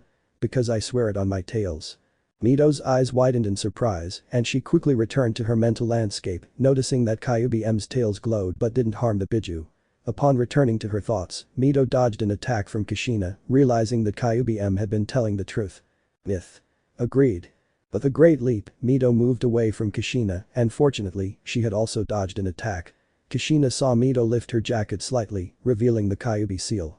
Seeing this, Kushina's eyes widened as she understood what her daughter was about to do. Kushina. Worried, stop, daughter, it's dangerous. But Mito ignores her and, with a swift movement, opens the seal. As she does so, Mito lowers her jacket and a large amount of chakra begins to surround her, causing Kushina to shield herself with one arm. When it's over, Kushina sees Mito in a new form. Change the Konoha symbol to the Yuzu symbol. It was Kyubi's chakra mode. Upon seeing this, Kushina was shocked, but Mito prepared her Kanshman Bakuya. Mito. Trace blade. As he says that, his weapons glow and change shape. Now it was Kanshman Bakuya blade. Seeing this, Kushina was shocked, while Mito stared seriously at the revived Uzumaki. Mito. Ready, Kyubi. Kyubi-M. This will be fun. Mito smiles slightly, assumes a fighting stance, and lunges at Kushina, who, thanks to her instincts, manages to block some of Mito's attacks, but is sent flying. Kushina barely lands when Mito appears before her, wielding Kanshman Bakuya. Seeing this, the revived Kushina raises her katana in a blocking position, managing to parry the attack but damaging the ground in the process. Seeing this, Mito smiles slightly and generates a chakra hand. And hit Kushina, sending her flying. IBM. Brat, I like katanas and all, but we have to try your new trace with my chakra. Mito. I don't know, it sounds dangerous, and excited, just kidding, let's do it. IBM began to laugh loudly. Those words pleased her. Without another word, Mito restored her Kanshman Bakuya blade to their original forms. She was about to speak when chains reached out and trapped her. Shit. Kushina began to approach. Kushina. Daughter, this shouldn't be like this, please, give up. Mito began to growl loudly and, with Kyubi-M's help, freed herself using chakra hands. Seeing this, Kushina tried to suppress the chakra with her adamantine chains, but Mito was quick and created an elemental Rasengan. Mito. Suiton Rasengan. With that, he launches the Rasengan at Kushina, who received the attack head-on, causing her to be sent flying and covered in water, as well as freeing Mito. Mito. Trace ice and fire. Their Kanshman Bakuya began to glow, revealing their new appearances. Now it was Kanshman Bakuya, ice and fire. Kushina watched in surprise, but then Kanshman Bakuya were surrounded by Kyubi's chakra. Kushina took a fighting stance as Mito assumed a pose and lunged at the revived Uzumaki, beginning a sword fight. As they continued fighting, the intensity gradually increased, causing widespread destruction. Kushina began to see how she was gradually losing ground as Mito attacked with more intensity. IBM. Brat, you're barely using my chakra, you're tiring quickly, your body won't hold out. Mito. Attacking, any ideas? IBM says nothing, but thanks to the connection, he manages to give Mito the ideas. Upon receiving this, Mito smiles slightly, then goes on guard. Supiton. Speed increase. 100%. As soon as she finished thinking about it, Mito disappeared, alerting Kushina. The revived Uzumaki began searching with her eyes when Mito appeared behind her with a technique in her hand. Mito. Rasen Ringu. With that, Mito attacks Kushina with the Rasen Ringu, sending her flying into the sky. Quickly, Mito throws a Trikunai into the air, then uses the Flying Thunder God technique to appear above the revived Uzumaki. Once above her, she begins to generate a Rasengan in her hand. It was a Rasengan combined with Kyubi's chakra. Mito. Biju Rasengan. But that said, the Rasengan collides with Kushina, who began to suffer as she watched Mito. Kushina. Mito. Mito began to apply more chakra, then screamed, causing a cloud of smoke to form in the air. On the ground. Naruto and Menma ran towards the smoke, worried about their sister wife. They ran as they saw Mito, in her base form, falling from the sky. She had defeated Kushina but was exhausted from using the Nine Tails chakra. Without hesitation, Naruto shot towards Mito, catching her in his arms and landing on the ground. Menma, who had also arrived, saw Mito unconscious, her left arm burned by the Biju Rasengan, though it was slowly healing thanks to the Nine Tails. Seeing her alive, they both breathed a sigh of relief as Menma took Mito in his arms. Menma. I'll stay with her, you go and continue, end this invasion and kill Danzo. Naruto nods with a smile as he gets up and takes out the Nano Cube, Sansetsuken. Open it revealing the weapon. And run off to end the invasion and assassinate Danzo. The fall of Konoha. More attacks. Naruto was seen running, using Sansetsuken to eliminate all the Konoha shinobi while he watched the rest of the invasion unfold. Many Konoha shinobi dying, and Naruto, seeing their souls, noticed they were filled only with a lust for power. Children were being rescued by the Branwen tribe. Some shinobi had joined because they wanted a new beginning, which surprised him a little. He also saw how Killer had defeated many rude Anbu alongside Cross, Chara, Frisk, Reaper, and other Yuzu ninjas. He saw others finishing off more Konoha ninjas. Naruto. Attacking with Sansetsuken, wow, this invasion is really dragging on. I have to stop Danzo as long as I can. He continued attacking with Sansetsuken, but with much greater intensity. He was then intercepted by 10 Konohinen, forcing Naruto to assume a Sansetsuken stance. Konohinen. We're going to kill you, you damn demon. Naruto was serious, but then gunshots rang out and the Konohinen fell to the ground dead. Looking up, he saw Neapolitan, or Neo. Falling from the sky with Hush and Umbrella shield mode. While in his other hand was Melodic Cudgel in gun mode. She had killed the Konohinen. Upon reaching the ground, Neo deactivated Hush. While returning to Melodic Cudgel on a cane. And strike a pose. Seeing that, Naruto chuckles a little as he looks at Neo. Naruto. You know, I'm still surprised you came back after everything that happened when I was Ruby. Neo. Let's just say it's a form of redemption and thanks for giving me back Roman's gun, he was like a father to me. Equal speaking using a sign. Naruto nods, remembering Roman, as they both watch the invasion continue, gradually intensifying. Seeing this, they both turn to look at each other. Neo. We'll talk later, and I hope you keep your promise. Naruto. Don't worry, I will. Neo nods to launch the Melodic Cudgel hook. Grabbing onto a structure and dangling out onto the battlefield. Seeing this, Naruto re-maneuvers Sansetsuken and rushes off again, this time towards the other ninjas, having already detected Danzo's position. At one point, Naruto catches a glimpse of the famous Uchiha Sansakumi. This was because, at Mitsuki's request, Orochimaru had recovered his memories from previous resets and was now on Yuzu's side. Naruto turned to face forward, placing Sansetsuken on his back hip and drawing the watery from his left hand. The fiery, the earthy. The windy. Why the thunder? He leaped high into the air and, with the cards in his hand, slammed them into the ground, creating a massive explosion that eliminated many Konohinen.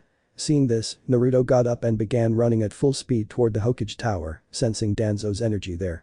As he continued running, he saw several Konohinen and rude Anbu launch themselves at Noir, having seen him heading toward Danzo. Naruto. Okay, let's finish this. With that, he summons Toy Knife. The weaponry of the soul of patience, and then bury the knife in the ground. Naruto. Rain of knives. Spinning knives begin to fall from the sky. As they fall, they begin killing the Konohinen and rude Anbus. Afterward, he sees Nora using Magnald in her hammer mode, so he goes to her, holding the thunder in his hand. Naruto. Nora. The aforementioned turns to look at the thunder and smiles. Naruto nods and, with the thunder's help, begins to recharge Nora, who was using her high voltage semblance. Once ready, Nora activates Magnald in her cannon mode. To launch all the grenades, which curiously formed a heart at a group of ninjas, eliminating them all. They both glanced at each other, sensed each other, and ran off in different directions while eliminating more enemy ninjas. Before he could draw Sansetsuken, Naruto was grabbed by his jacket and began to fly. Upon seeing it, he realized it was Raven, who was using her Spring Maiden power. While in his other hand was the dust sword of Omen's gravity. Which allowed Raven to fly. Raven. Slightly teasing want to ride. Naruto. Smiles a little better yet, throw me to the Hokage Tower. Raven. With pleasure. With that, he starts to spin and then launches Naruto towards the Hokage Tower. In the Hokage Tower. Danzo, Kaharu, and Homura could be seen watching everything from the office. Kaharu. Danzo, what will we do? Danzo. Seriously, then we'll return with more soldiers. Kaharu and Homura nodded when they heard a noise. Turning around, they saw Naruto approaching with something in his hand. It was his new jutsu, Futon Ultimatrace and Shuriken. The three of them watched as the Noir looked at them with a smile before launching the jutsu at the Hokage Tower. Outside the Hokage Tower. The impact of the Ultimatrace and Shuriken against the Hokage Tower generates a large explosion which Naruto manages to dodge using dragon wings. Naruto was floating thanks to the dragon wings while he sensed the energies that were in the Hokage Tower. Naruto. They're all dead. Looks away, except for Danzo, the bastard escaped, but you won't escape either. But Danzo. Shimura was running with his arm unwrapped. He had used Izanagi to escape. He was still running when he was struck by something, sustaining a wound in his abdomen. Turning around, he saw Naruto without his dragon wings, wielding a wooden spear. The weaponry of the soul of purity, the only soul capable of quickly wounding and defeating the soul of hate and/or corrupted soul, the latter being the soul that Danzo carries. Danzo. With hatred, you damn demon, you won't beat me, you bastard. Naruto. Disappearing wooden spear, we'll see about that. They looked at each other seriously. The fight between Naruto and Danzo was about to begin. The Fall of Konoha. Naruto vs Danzo Part 1. Naruto and Danzo could be seen at what remained of the Hokage monument. Ignore what's left of Tsunade, Kakashi, and Naruto's faces. They looked each other in the eyes, one with seriousness and the other with hatred. Danzo. With hatred, you damn demon, you will not defeat me. With that, he removes the bandages from his face, revealing a Sharingan. The Sharingan belonged to Shisui Uchiha. Naruto. Even with that Sharingan you won't beat me, Danzo. Without saying anything else, he activates his own Sharingan, but this time in just 3 volumes. Upon seeing this, Danzo is surprised since he never thought Naruto was an Uchiha, but then he becomes serious, making hand seals and taking out a kunai. Danzo. Futon Void Blade. That's how the technique works. Then he gets into a fighting stance.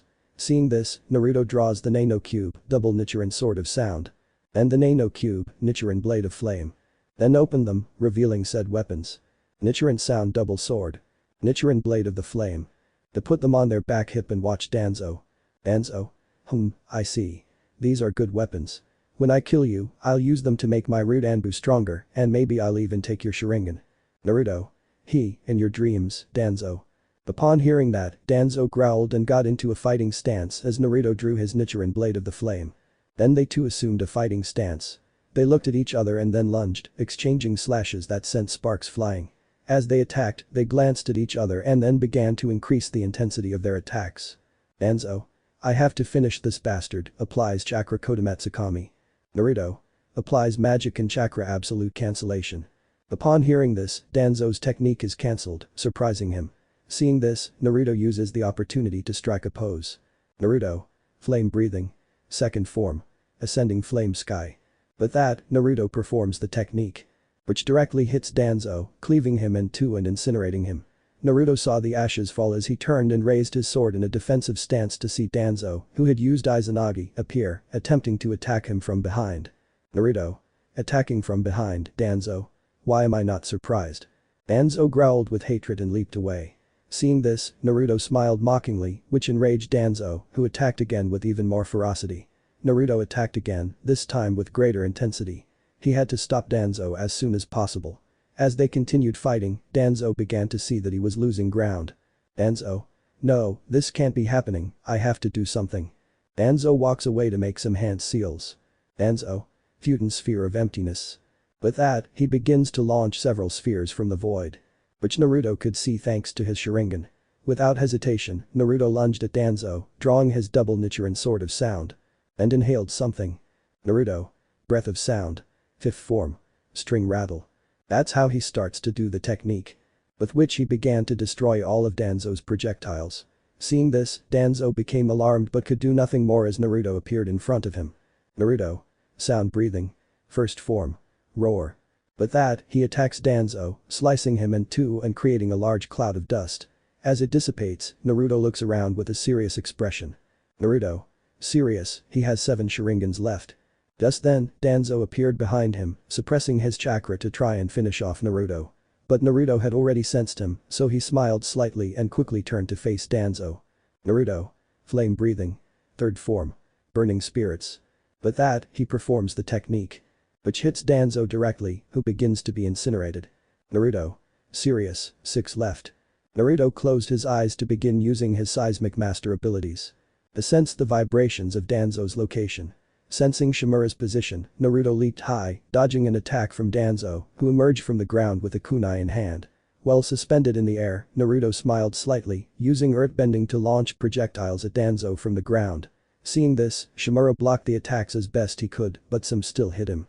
Seeing this, Naruto used earthbending again, conjuring a chunk of earth which he hurled at Danzo. Which he couldn't dodge in time, causing it to hit him directly and send him flying. Seeing that Danzo was stunned, Naruto assumed a stance with his Nichiren blade of the flame. Naruto. Flame breathing. First form. Sea of flames. With that, he performs the technique. Towards Danzo, who was unable to dodge and was cut down, followed by being incinerated. Naruto. 5 left. After a second, Danzo reappears, but this time he was somewhat nervous because he saw the great power that Naruto possessed. Danzo. With hatred TSK, you won't win, I'll be back, you damn demon. With that, he starts running in the other direction. Naruto. Oh no, you won't. With that, he extends his hand. Naruto. Jubaku Ensa. With that, chains bound Danzo, who remained still due to the effect. It was Jubaku Ensa, an ability of the commandment of pacifism, a commandment he obtained when he was Meliodas. Seeing that nothing happened to him, Danzo mocked Naruto and then left while the Noir stood there motionless. After a few seconds, Danzo returned, leaping behind Naruto and landing in front of him. Seeing this, Danzo was bewildered. Danzo. What the hell just happened? Naruto. Let me explain, Danzo. Shimura sees it. Naruto. Jubaku Ensa is an ability of something I call the commandment of pacifism. This ability allows me to summon chains that bind you to this very spot, and the only way to break free is for one of us to die, and since you have Izanagi. When Naruto didn't finish saying that, he left the answer hanging, which shocked Danzo, who understood but then began to growl with hatred. Danzo. Well, if what you want is to die, I will grant it to you. With that, he gets into a fighting stance, just as Naruto did. The Fall of Konoha. Naruto vs Danzo Part 2. Naruto and Danzo stared into each other's eyes, both plotting to kill the other. Without a word, they lunged at one another, their Nichiren blades kunai striking each other with slashes that sparked as they collided. Danzo. With hatred, I must kill this bastard quickly. With that, he unleashes a swift slash, but Naruto dodges it, leaving an afterimage. Danzo was searching when he saw Naruto floating using wings. They were his imp wings, the wings of his avatar in Alo when he was Yuki Kano.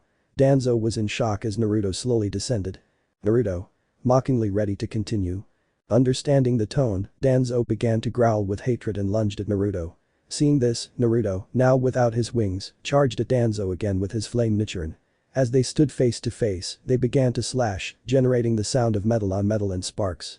In a brief moment of luck, Danzo formed some hand seals. Danzo.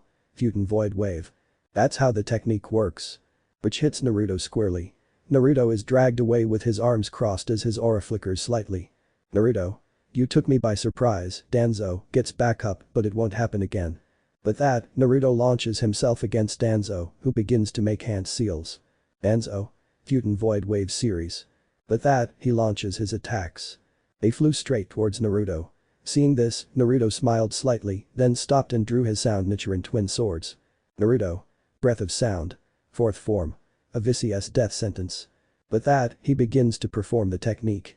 Which began to repel and block Danzo's attacks. This surprised Danzo, something Naruto used to his advantage. Naruto. Flame breathing. Fourth form.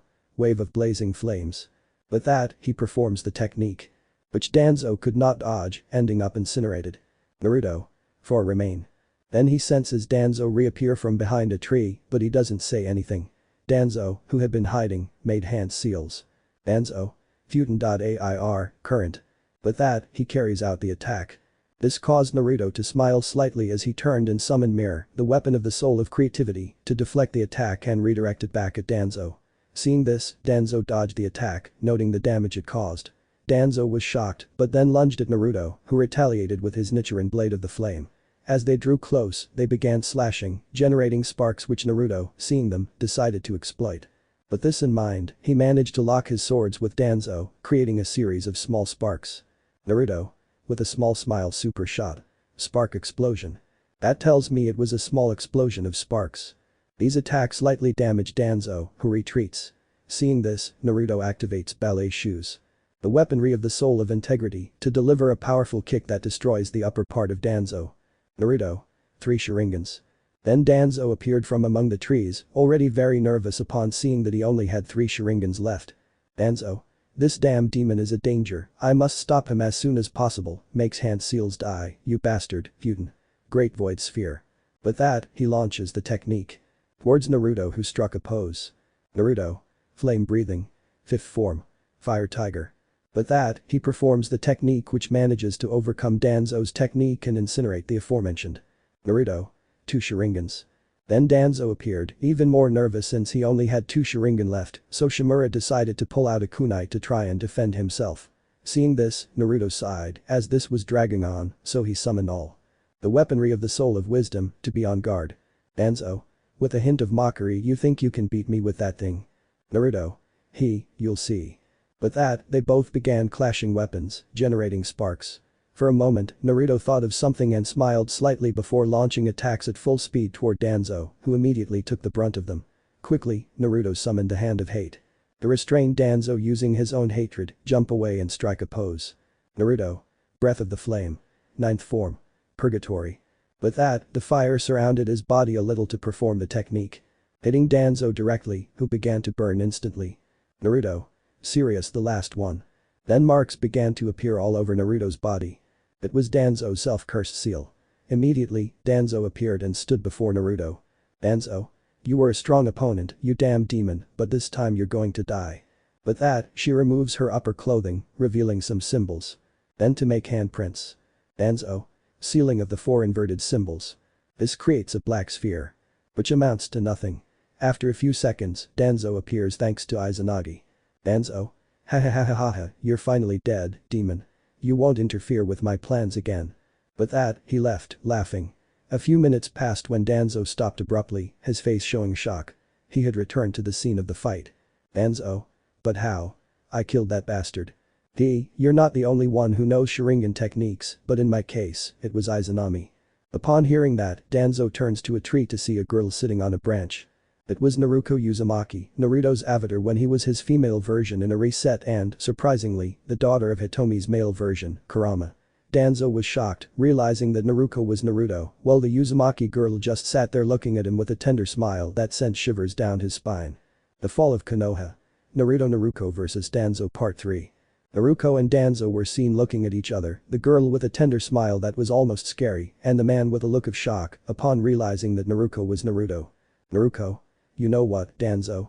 Climbs down from the tree. This is getting boring and the invasion is dragging on, so pulls out a Nano Cube. I'm going to end this and rejoice, shows the Nano Cube. I saved this weapon specifically for this moment.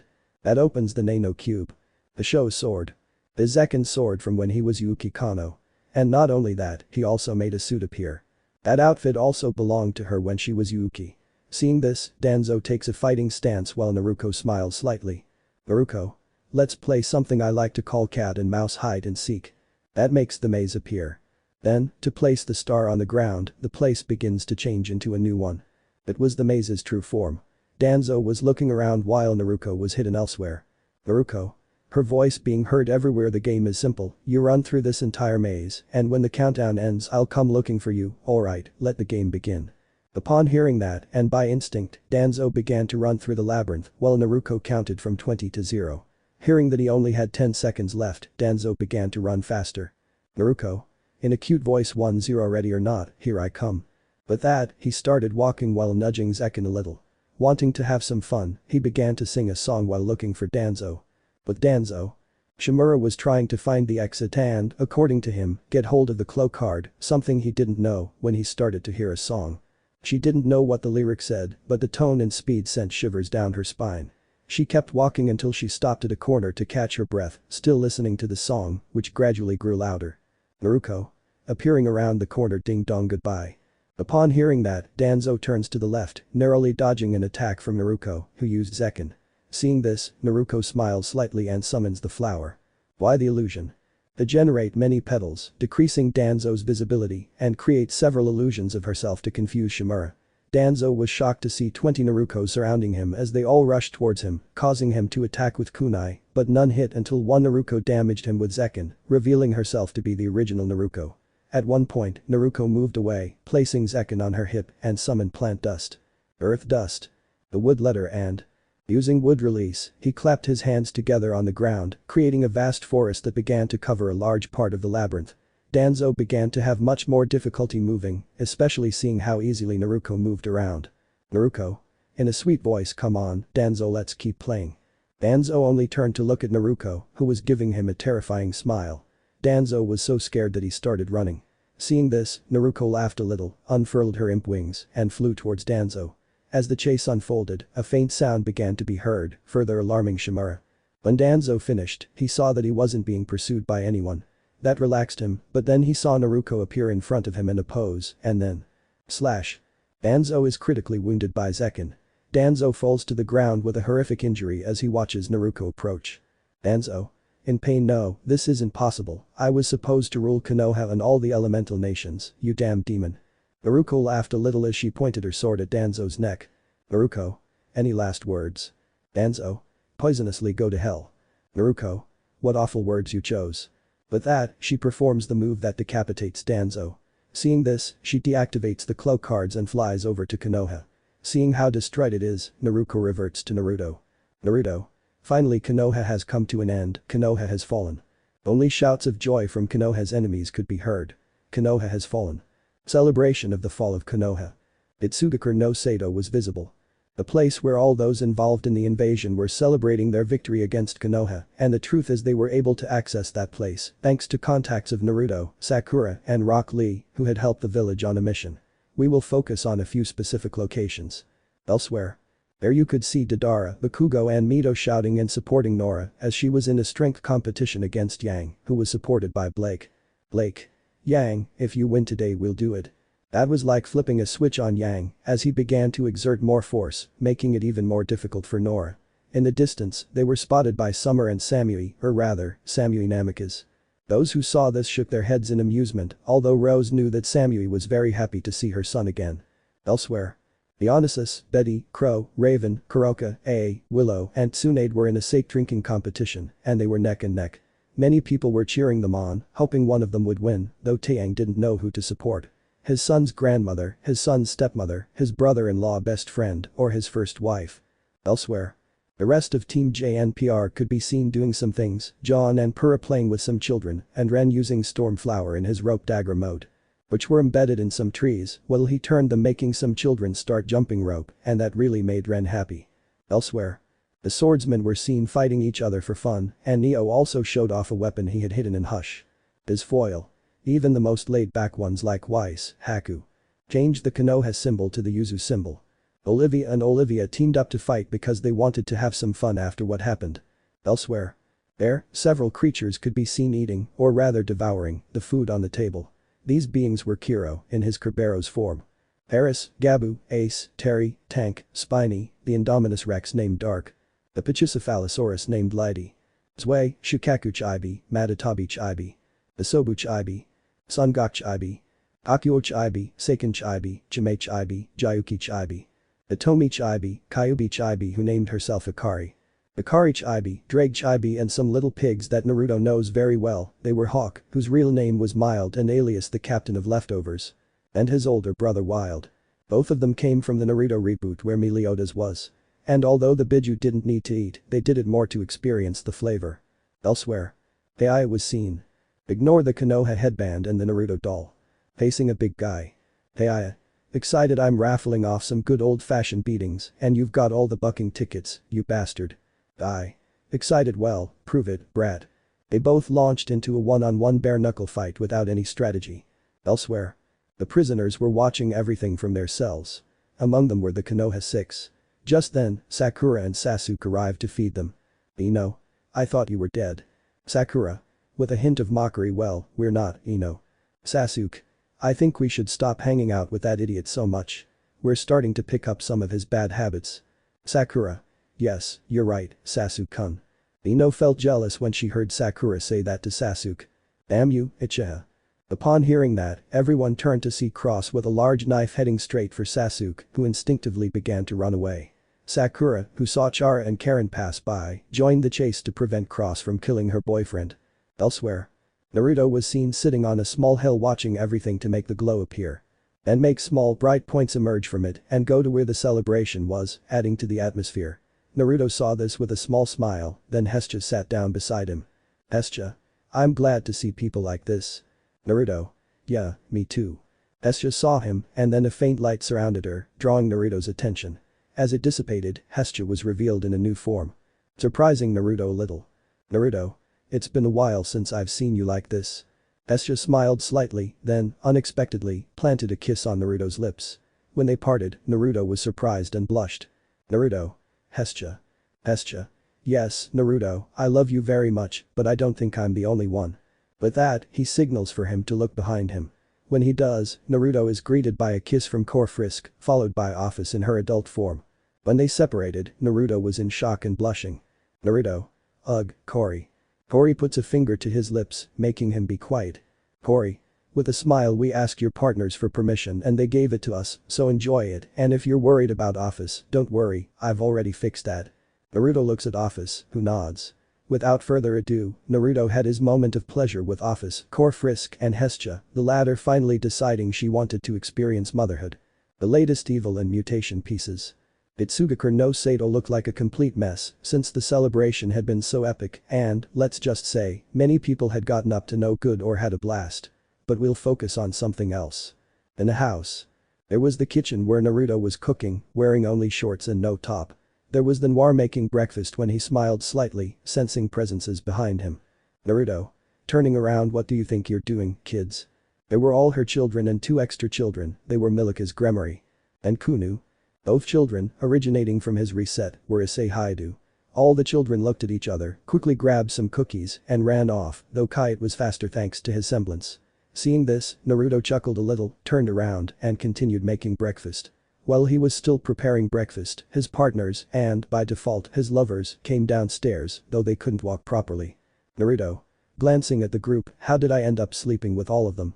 And it was true, the members of the group were Kaneko Taoju, Hitomi, Menma Bifong, Mito Uzumaki, Olivia Tennyson, Gaspar Vladi, Wise Schnee, Pomni, Ichako Uraraka, Tomoyo Tadauji, Reaper, Kagami Tsurugi, Oscar Pines, who was held up by Long Memory, Neo, who was held up by Melodic Cudgel, Hakuyuki, who was held up by Well, Teiya Uzumaki, who was held up by Uraraka, Hikari, who was carried by Hitomi, Escha, who was barely healed, Frisk and Office, both helping each other walk. Surprisingly, Hikari was also there, she was the only one who was in better condition, being, almost, a primordial. The whole group, especially the new ones, were entering the kitchen very weak and sore from the hard exercise. Hikari. In pain, is this what they do almost all the time? I can't feel my legs, and I'm supposed to be powerful. Hitomi. Believe me, when he's in heat he's rougher and has more energy. The newcomers who had experienced the exercise swallowed hard. If it was like this when he was only aroused, they didn't want to know what it would be like when he was in heat. With that, they sat down, some uncomfortably, to begin eating, though some did it for the taste. They continued eating when Naruto noticed certain people. Naruto. I still remember what you asked me before the invasion started and when you were under the influence of alcohol, serious, are you sure about that? Upon hearing that, those who remembered what had been said looked at each other and then looked at Noir. Those involved. We accept. Naruto nods, signaling everyone to continue eating. Time skip. Naruto was seen in the room with his last evil pieces and the last mutation piece. In front of him were those who had agreed to be his new entourage members. Oscar, Neo, Haku, Teiya, Hikari, Hestia, Frisk, and, surprisingly, Office. Naruto. You know, it still surprises me that you want this, especially Kyuubi, Hestia, Cory, and Office. Cory. With a kind smile, let's just say we want a fresh start. Naruto nods, understanding what Frisk said. Hikari. And my name is Hikari. Naruto. Okay, Hikari. Hikari nods with a small smile. Naruto. Alright, shows the pieces, let's begin. The group nods. With that, Naruto gives each of them their pieces. The mutation piece of the horse Office. The evil piece of the bishop to Hestia. Of the last evil pieces, the first pawn to Hikari. The second pawn of evil piece to Frisk. The third pawn to Teiya. The fourth pawn to Haku. The fifth pawn to Neo. And the last pawn to Oscar. Upon obtaining their pieces, everyone felt a great increase in power, although in the case of Office, Hestia, and Hikari it wasn't as much, but enough to feel it. Naruto. Okay, you can go do whatever you want, but Kagami is staying, I want to give her something. Upon hearing that, everyone nods and leaves, leaving Naruto and Kagami alone. Before anyone can ask, Naruto approaches and places something around Kagami's neck. A creature emerges from the object. It was Long, the Kwami of perfection. Kagami. Happy Long. Long. Hello Kagami. Naruto. Yes, I decided that you should keep the dragon miraculous. Kagami nods with a smile to look at Long. Kagami. Long, storm to me. With that, Long enters the choker, which then returns to its original form. And thus transform Kagami. The horror era Ryuko. Ryuko. Ryuko of Vuelto al Ruido. Naruto smiles slightly and nods. Ryuko. Long, dragon out. With that, he transforms back. With that, they both nod to leave. Elsewhere. A man was seen lying on the ground, badly injured. It was Kronos, the Titan of Time. Kronos. Weakly you damn thing, you'll never win. Maliciously we'll see about that. With that, he kills Kronos to take his soul. And absorb it, gaining much more power. With Naruto. He had stopped abruptly, startled. He had sensed Kronos' death. Then he summoned Pocket Watch. The last armament of the soul of creativity, to see the hands which were moving like crazy. Naruto. Kronos. Naruto could only watch as the hands of the clock returned to their starting position, then he looked up at the sky from the window. Naruto. Artemis is coming. Meeting with the Bijks. Yuzu was visible. It was night. At Naruto's house, he was on the roof, looking at something lit in his hand. It was lighter. The weaponry of the soul of paranoia. What I saw was the flame which reflected a silhouette with a malevolent smile. Naruto. Artemis is coming. He knew that in that flame he could see fragments of the future thanks to his paranoia trait. Naruto thought about it, sighed, and sent a mental signal to the other tailed beasts. Being a half-tailed beast, he had access to send a message. Knowing that everyone had received it, Naruto got up and headed toward a part of the forest. In the forest.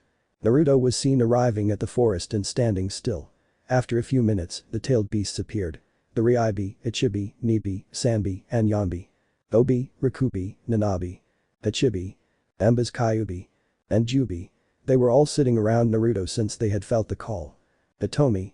What's wrong, Naruto? Naruto. Artemis.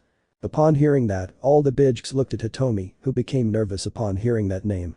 Hitomi. Nervous, what's wrong with her? Naruto. Serious, she's coming. Everyone saw how Hitomi began to panic a little. It was no secret to anyone that both Hitomi and Naruto had a bad experience with Artemis. Jime. So what will happen now? Naruto thought for a while until he had an idea. Naruto. I know it's wrong, but seize the Bijks you see, in the old resets you all lent me a little of your power, could you lend me some of your power again? That surprised the Bijks. Zero. Why do you say that, Naruto? Naruto. You see, since Artemis is about to return, I've been practicing a technique that will allow me to send myself, along with Artemis, to various places. It's like a Gaia's technique, but very different, since where she'll send me are to different ancient resets, that is, where I manage to obtain some of my powers. I thought of that to have some advantage in the upcoming fight. The Bijks remained silent but watched as Hitomi brought her fist close to Naruto. Hitomi. Good luck and you'll need your Biju mode. Naruto. I'll use that as a last resort, like on the final journey. Hitomi nodded, worried about her beloved. The tailed beast saw Hitomi's action and did the same.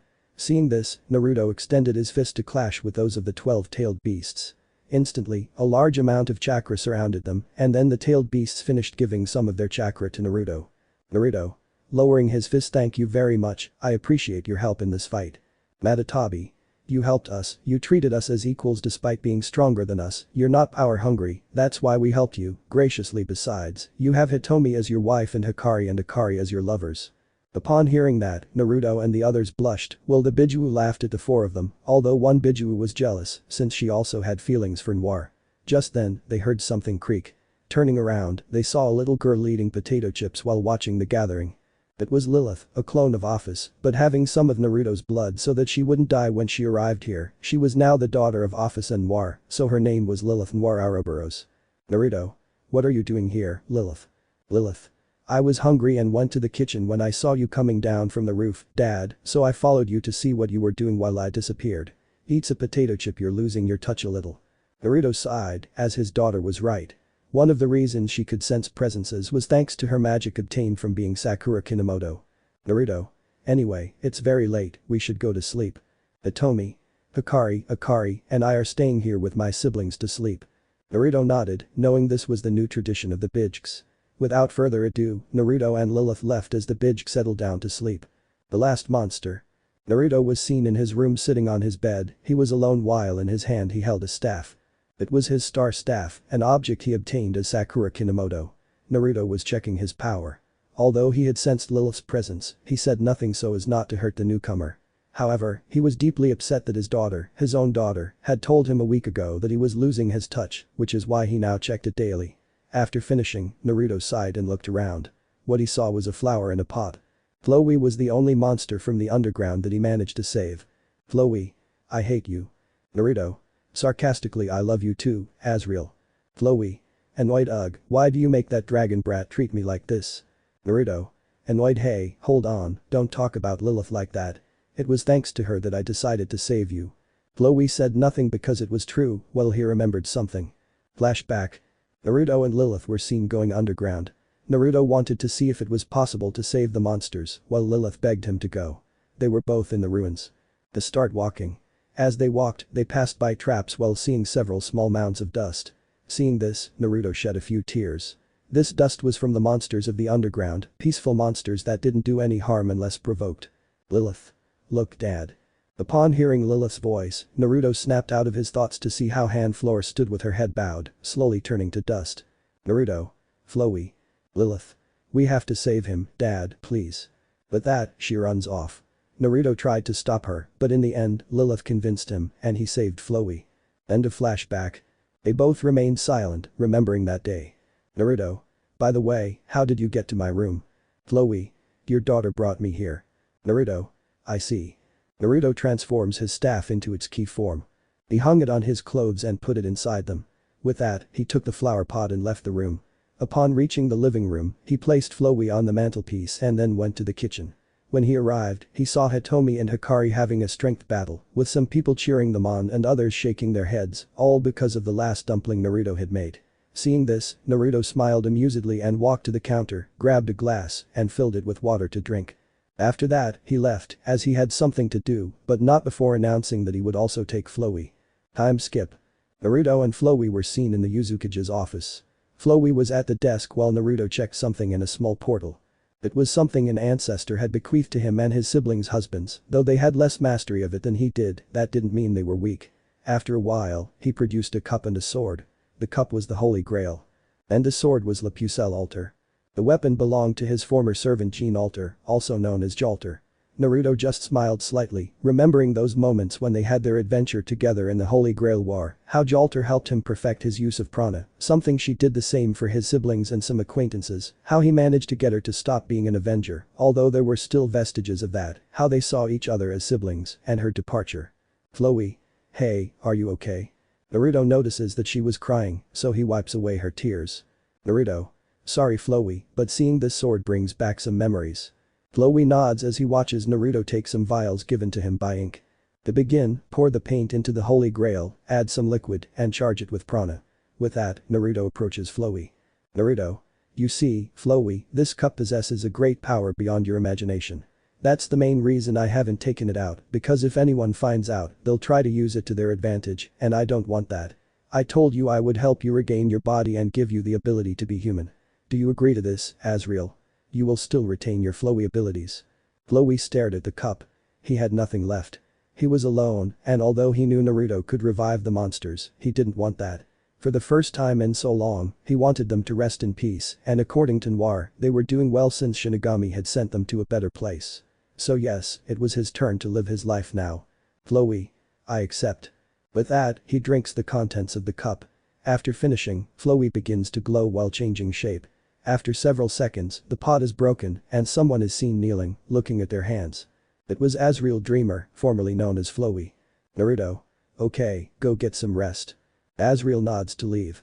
But before he does, he returns to hug Naruto. Azriel. Thank you. Naruto nodded with a small smile and patted him on the head. With that, Azriel turned to leave, leaving Naruto alone. Seeing that he was alone, Naruto drew Le Pucelle Altar to look at her. Naruto. Jalter. With that, he sheathes the sword to leave his office. The arrival of darkness. It was a normal day in Yuzu, but we focused on something else. In the Uzukage Tower. Naruto was seen sitting and reading a book while his clones finished the paperwork. Once they were done, the clones disappeared, handing the information to the original, who continued reading. He was reading when he heard a loud crash, like something falling, but what caught his attention most was that he sensed a divine presence, more specifically, that of a primordial. Without hesitation, he put down his book, opened the window, and used his semblance to go to the side of the crash. Time skip. Upon arriving at the location, he sees a large crater. Seeing this, Naruto begins to walk, but the Olympian gods have already arrived. Hestia. Naruto. Naruto. It seems they sensed a presence. Ares. Yes, it's a primordial. Naruto. I'll go see. Zeus. That's why we're here, to accompany you. Naruto nodded and the group began walking cautiously toward the crater. Upon arriving, they saw a figure struggling to its feet. Which the Olympian gods recognized. Olympian gods. Lady Chaos. Upon hearing that, Naruto was surprised as it was Chaos, the first primordial.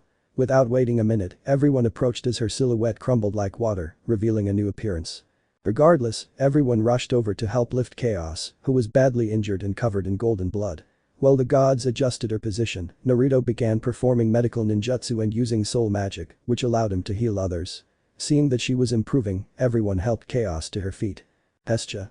Lady Chaos, what's wrong? Suddenly the sky turned dark, then a presence filled with pure evil appeared and the earth began to tremble. Chaos. It has arrived. Naruto was in shock, sensing the presence. He knew it very well. Naruto. It's Artemis. This left all the Olympian gods speechless.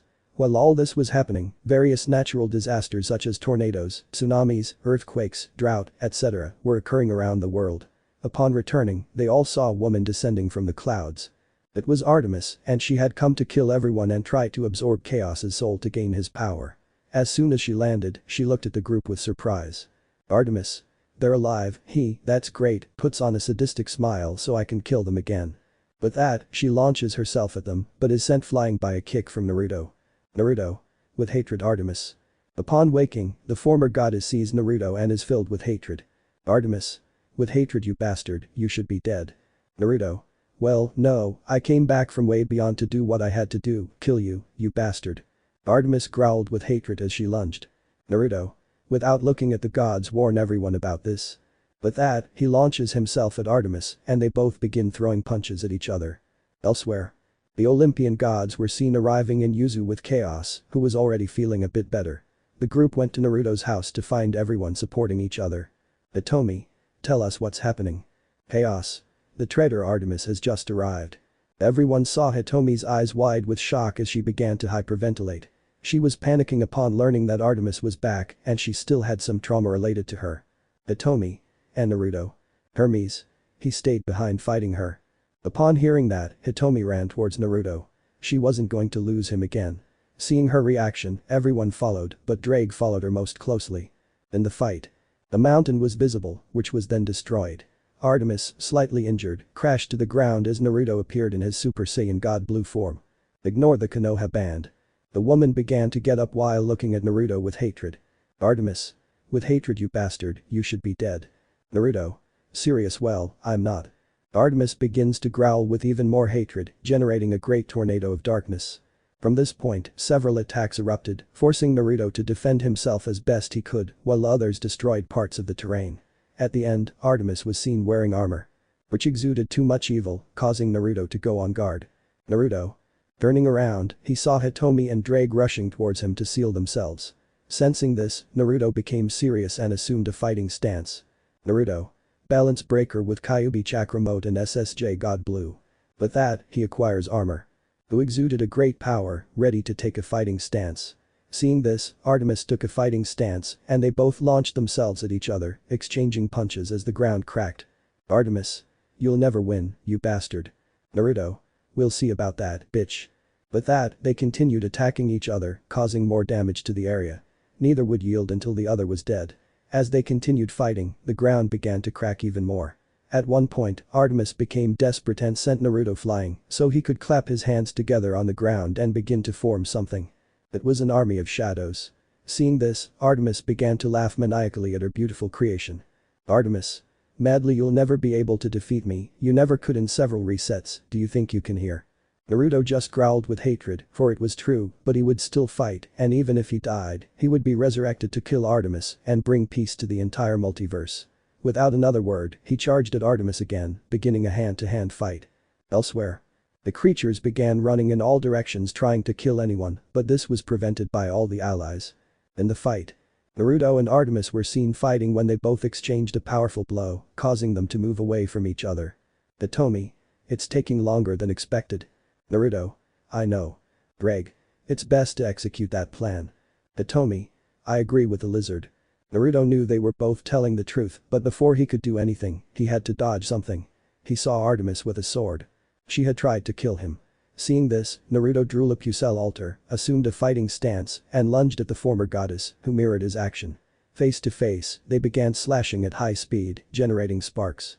As they continued fighting, they moved about, causing further damage and sparks. The intensity gradually increased, resulting in even more destruction.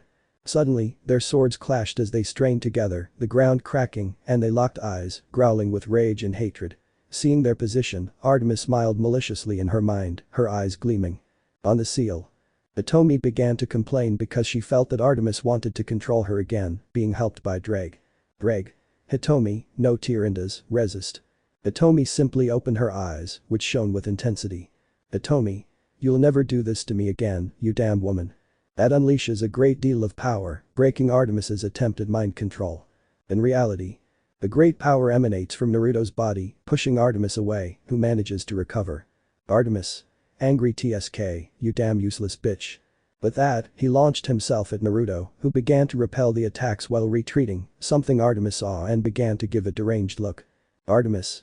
Ha, look at that, you're losing, prepare to die useless, and that way I will rule everything. What he didn't know was that this was Naruto's plan, who was doing everything he could to make it look like he was losing. At one point, Artemis managed to strike Naruto, sending him sprawling. But before he could get up, Artemis appeared above him, attempting to cut his throat with her sword while laughing maniacally, and Naruto narrowly avoided being killed. Artemis. Like a madwoman, ha, didn't you say you were going to kill me? Pathetic. But he saw that Naruto was smiling mockingly at him. Naruto. You fell. With that, he throws Artemis off a cliff and then follows her. As they fall, they begin to fight while Naruto prepares a rare crystal. They launch it and begin his plan to destroy Artemis. Artemis. Angry if I die, you die with me. Mockingly, but it doesn't matter, I'll be back. Ha. Naruto. Serious, not today, bitch. With that, they began to hit her more forcefully. As they continued to fall, the glass shattered, creating a portal. Artemis realizes this and tries to break free, but Naruto prevents her. Artemis. Struggling, let me go, you bastard. Naruto. Applying more force, never. They both continued falling until they passed through the portal, which then closed. Final confrontation. Murder drones. Naruto and Artemis were fighting in a tunnel when War noticed something. Some of his allies were following them. Naruto said nothing and simply waited for them all to catch up. Seeing this, Artemis tried to grab some of them, but Noir wouldn't let her, and they continued falling until they disappeared. Elsewhere. It looked like a desolate, lifeless planet. It was Copper 9. Then a star of light appeared, followed by two projectiles that crashed to the ground, creating a large cloud of dust. From one of the clouds, a figure rose. It was Sin, avatar of Artemisa. Sin. Oh shit, this hurts. Then he notices her voice and smiles maliciously. Sin. Now I have the absolute solver back, here I will kill that bastard and ingest his blood to get his adaptation. Then she felt something and turned around, seeing a missile heading towards her, so she dodged it. Looking around, she saw a silhouette emerge from the dust. It was serial designation V, Naruto's avatar, and his hand was a missile launcher. While she had a serious look. Upon seeing each other, V puts away her missile launcher while looking at Sin seriously. Sin. Annoyed, damn it, you should be dead. V. Amused, well, sorry Sin, but I won't die, not now. Upon hearing that, Sin activates her absolute solver. While V did the same. For both to be on guard. Without hesitating, they both lunged at each other with murderous intent. As they ran, they both activated a small black hole in their hands. Before. V. They launched themselves at each other, trying to hit one another. Fortunately, the black holes collided, repelling each other and then being thrown in other directions, though Sin narrowly dodged one. Upon reaching the location, they began a hand-to-hand fight, though Sin had a somewhat difficult time, having Tessa's body as her suit. Taking advantage of a moment of inattention, Sin drew a sword. It cut off V's arm, causing oil to spurt out. Seeing this, V growled angrily, but he didn't care and transformed his hand into a sword. Then counter-attack while his other arm regenerated. As they fought sword to sword, V's arm had regenerated, so he extended claws. They managed to hurt Sin in the face with it. Sin. In pain, you son of a bitch. Without hesitation, Sin lunged at V, who mirrored the action. They began a sword fight while Sin teleported frequently and V remained vigilant. At one point, V sensed something and used the destroy option in the solver.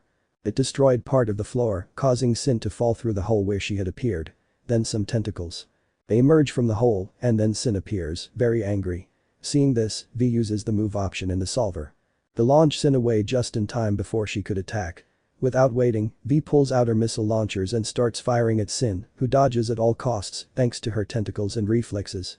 Desperate, Sin appears behind V, but the murder drone manages to dodge and sink her claws into the zombie drone's abdomen, dragging her along the ground and destroying everything in her path. Using her tentacles, Sin manages to push V away, causing the murder drone to recover in midair using her wings. The descent with some grace. V began to move away while Sin pursued her, teleporting back and forth with increasing speed. At one point, V reached the side, turned around, and saw Sin about to attack with a sinister smile. But the murder drone realized something. Understanding what was about to happen, V sheathed her claws and sword, quickly turned 180 degrees, and extended her hand. Crash. Sin stood silently, then looked down to see V's hand piercing her chest.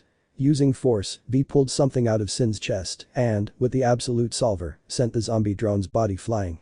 Seeing that it was far away, V looked at what he had removed from Sin's chest. That was the core of Sin. Sin. Annoyed, you bastard, let me go. V smiles with a hint of malice. V. No, we're finished here. Without further ado, she approached a cliff and let herself fall, still holding the core in her hand. As they fell, Sin saw them approaching something. Then both of them disappeared from the reset, which was already safe. Final confrontation. RWBY. V and Sin were seen fighting using the solver as they fell through the dimensional tunnel. Then they disappeared, implying they had gone to another reset.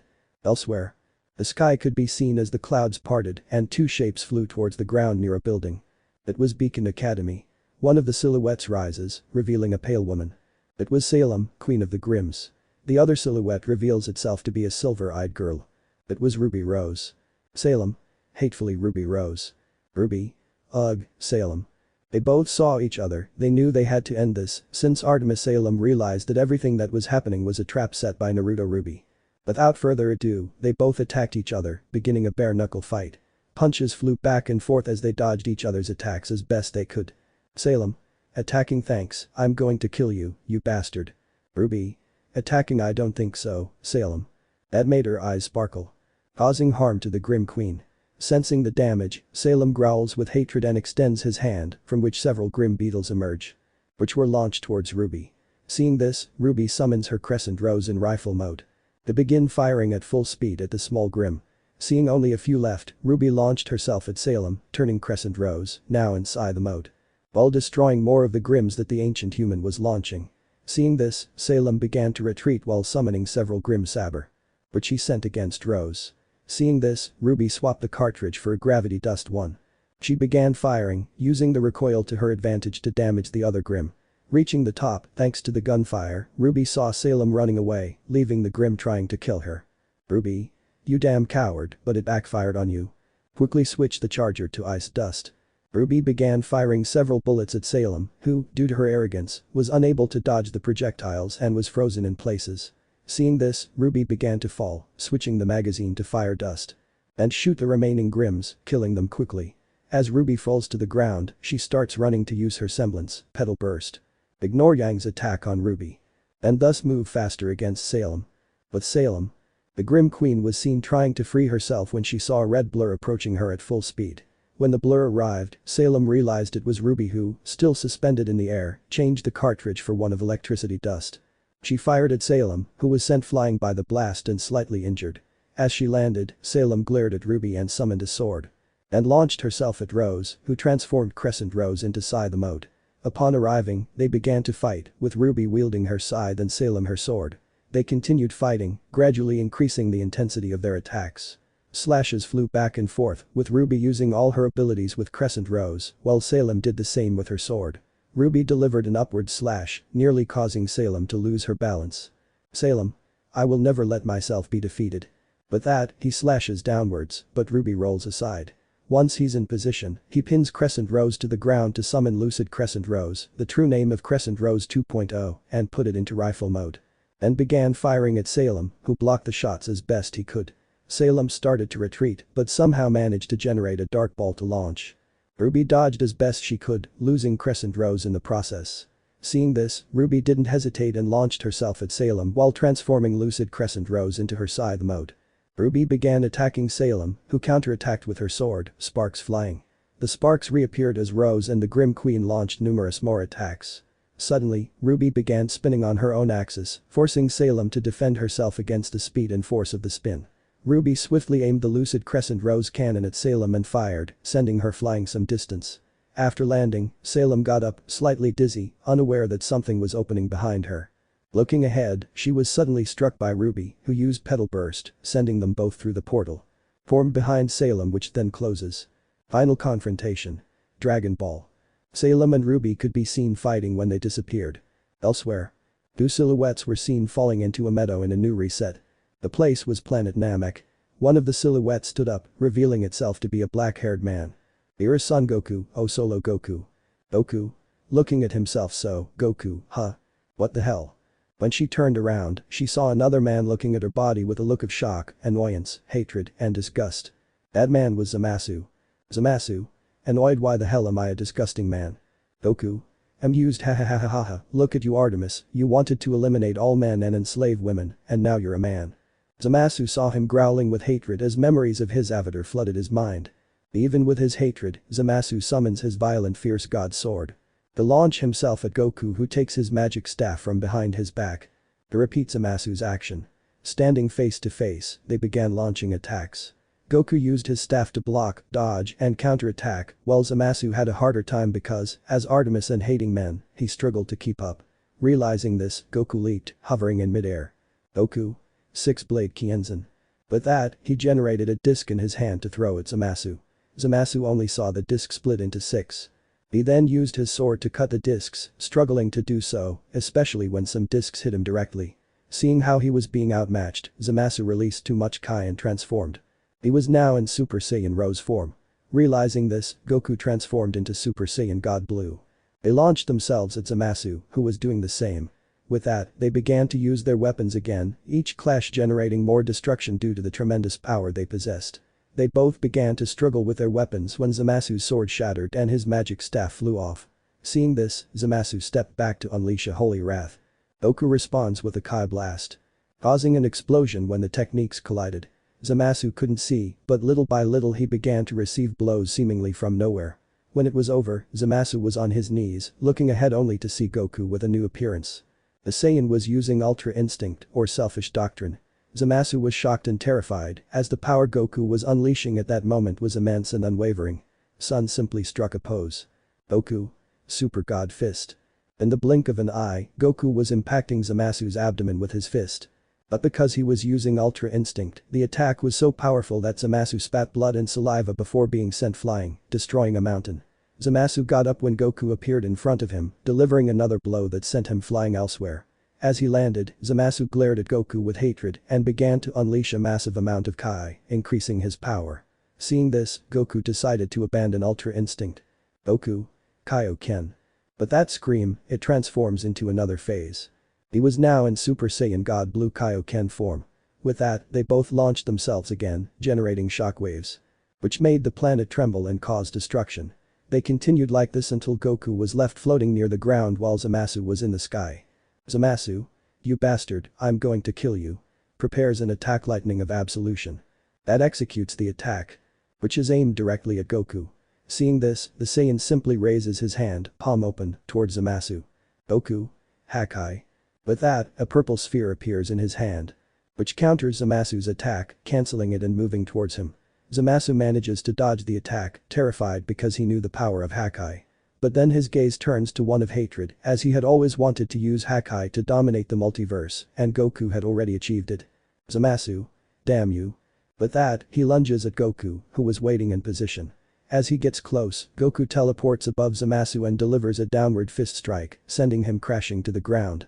Zamasu manages to stop himself, but Goku appears above him and fires a Kai blast at point-blank range, sending him crashing to the ground again. Upon impact, Zamasu struggles to his feet as something forms beneath him. Looking down, he sees a large void. Then turn up only for Goku to enter, along with him, into the hole, disappearing from the reset. Final showdown.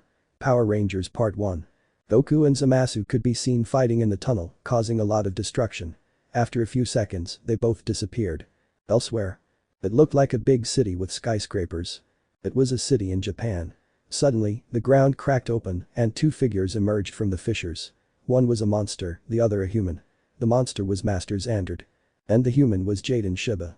Both being the avatars of Artemis and Naruto, respectively. Upon seeing Jaden, Master Xandard begins to laugh evilly. Xandard. Ha ha ha ha, it seems you're just a simple human. But Jaden ignored him completely and pulled out his samurai. They get into a pose and make the kanji for fire, K. This shows Jaden in his Red Ranger appearance, causing Xander to growl with anger and hatred. Xander, you may be a samurai ranger, takes his weapon, but you'll never win, you useless thing. With that, Xander draws his broadsword, causing Jaden to draw his sword spinner. And thus both put on guard. Xander, I'm going to kill you. Jaden, mockingly, you said that in the previous 3 resets and you lost. Xander growled with hatred as he lunged at Jaden, who copied the action. As they faced each other, they began to clash swords, generating sparks as they tried to finish each other off. Both exerted force, then continued to unleash slashes, some of which landed squarely, sending up small sparks. Jaden, in pain, grr, I knew this could happen, but I'd forgotten it hurt even when protected. He abandoned that thought to rush towards Master Xander, continuing the fight with his sword, which was being repelled by the Nylok. Master Xander began launching fireballs, which Jaden was barely able to deflect. Jaden, time to get more serious. With that, he spins the disc of his spinning sword, causing the sword to transform into Fire Smasher. Then put on the disc Oleon. And get into a fighting stance. With that, he launched himself at Xander, who did the same, engaging in combat with their weapons.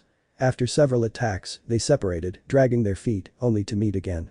They met and charged once more, with Jaden now spinning on his own axis as Fire Smasher ignited in flames. Xander tried to attack, but Jaden leaped behind him and unleashed a powerful flaming slash at the Nylok's sword.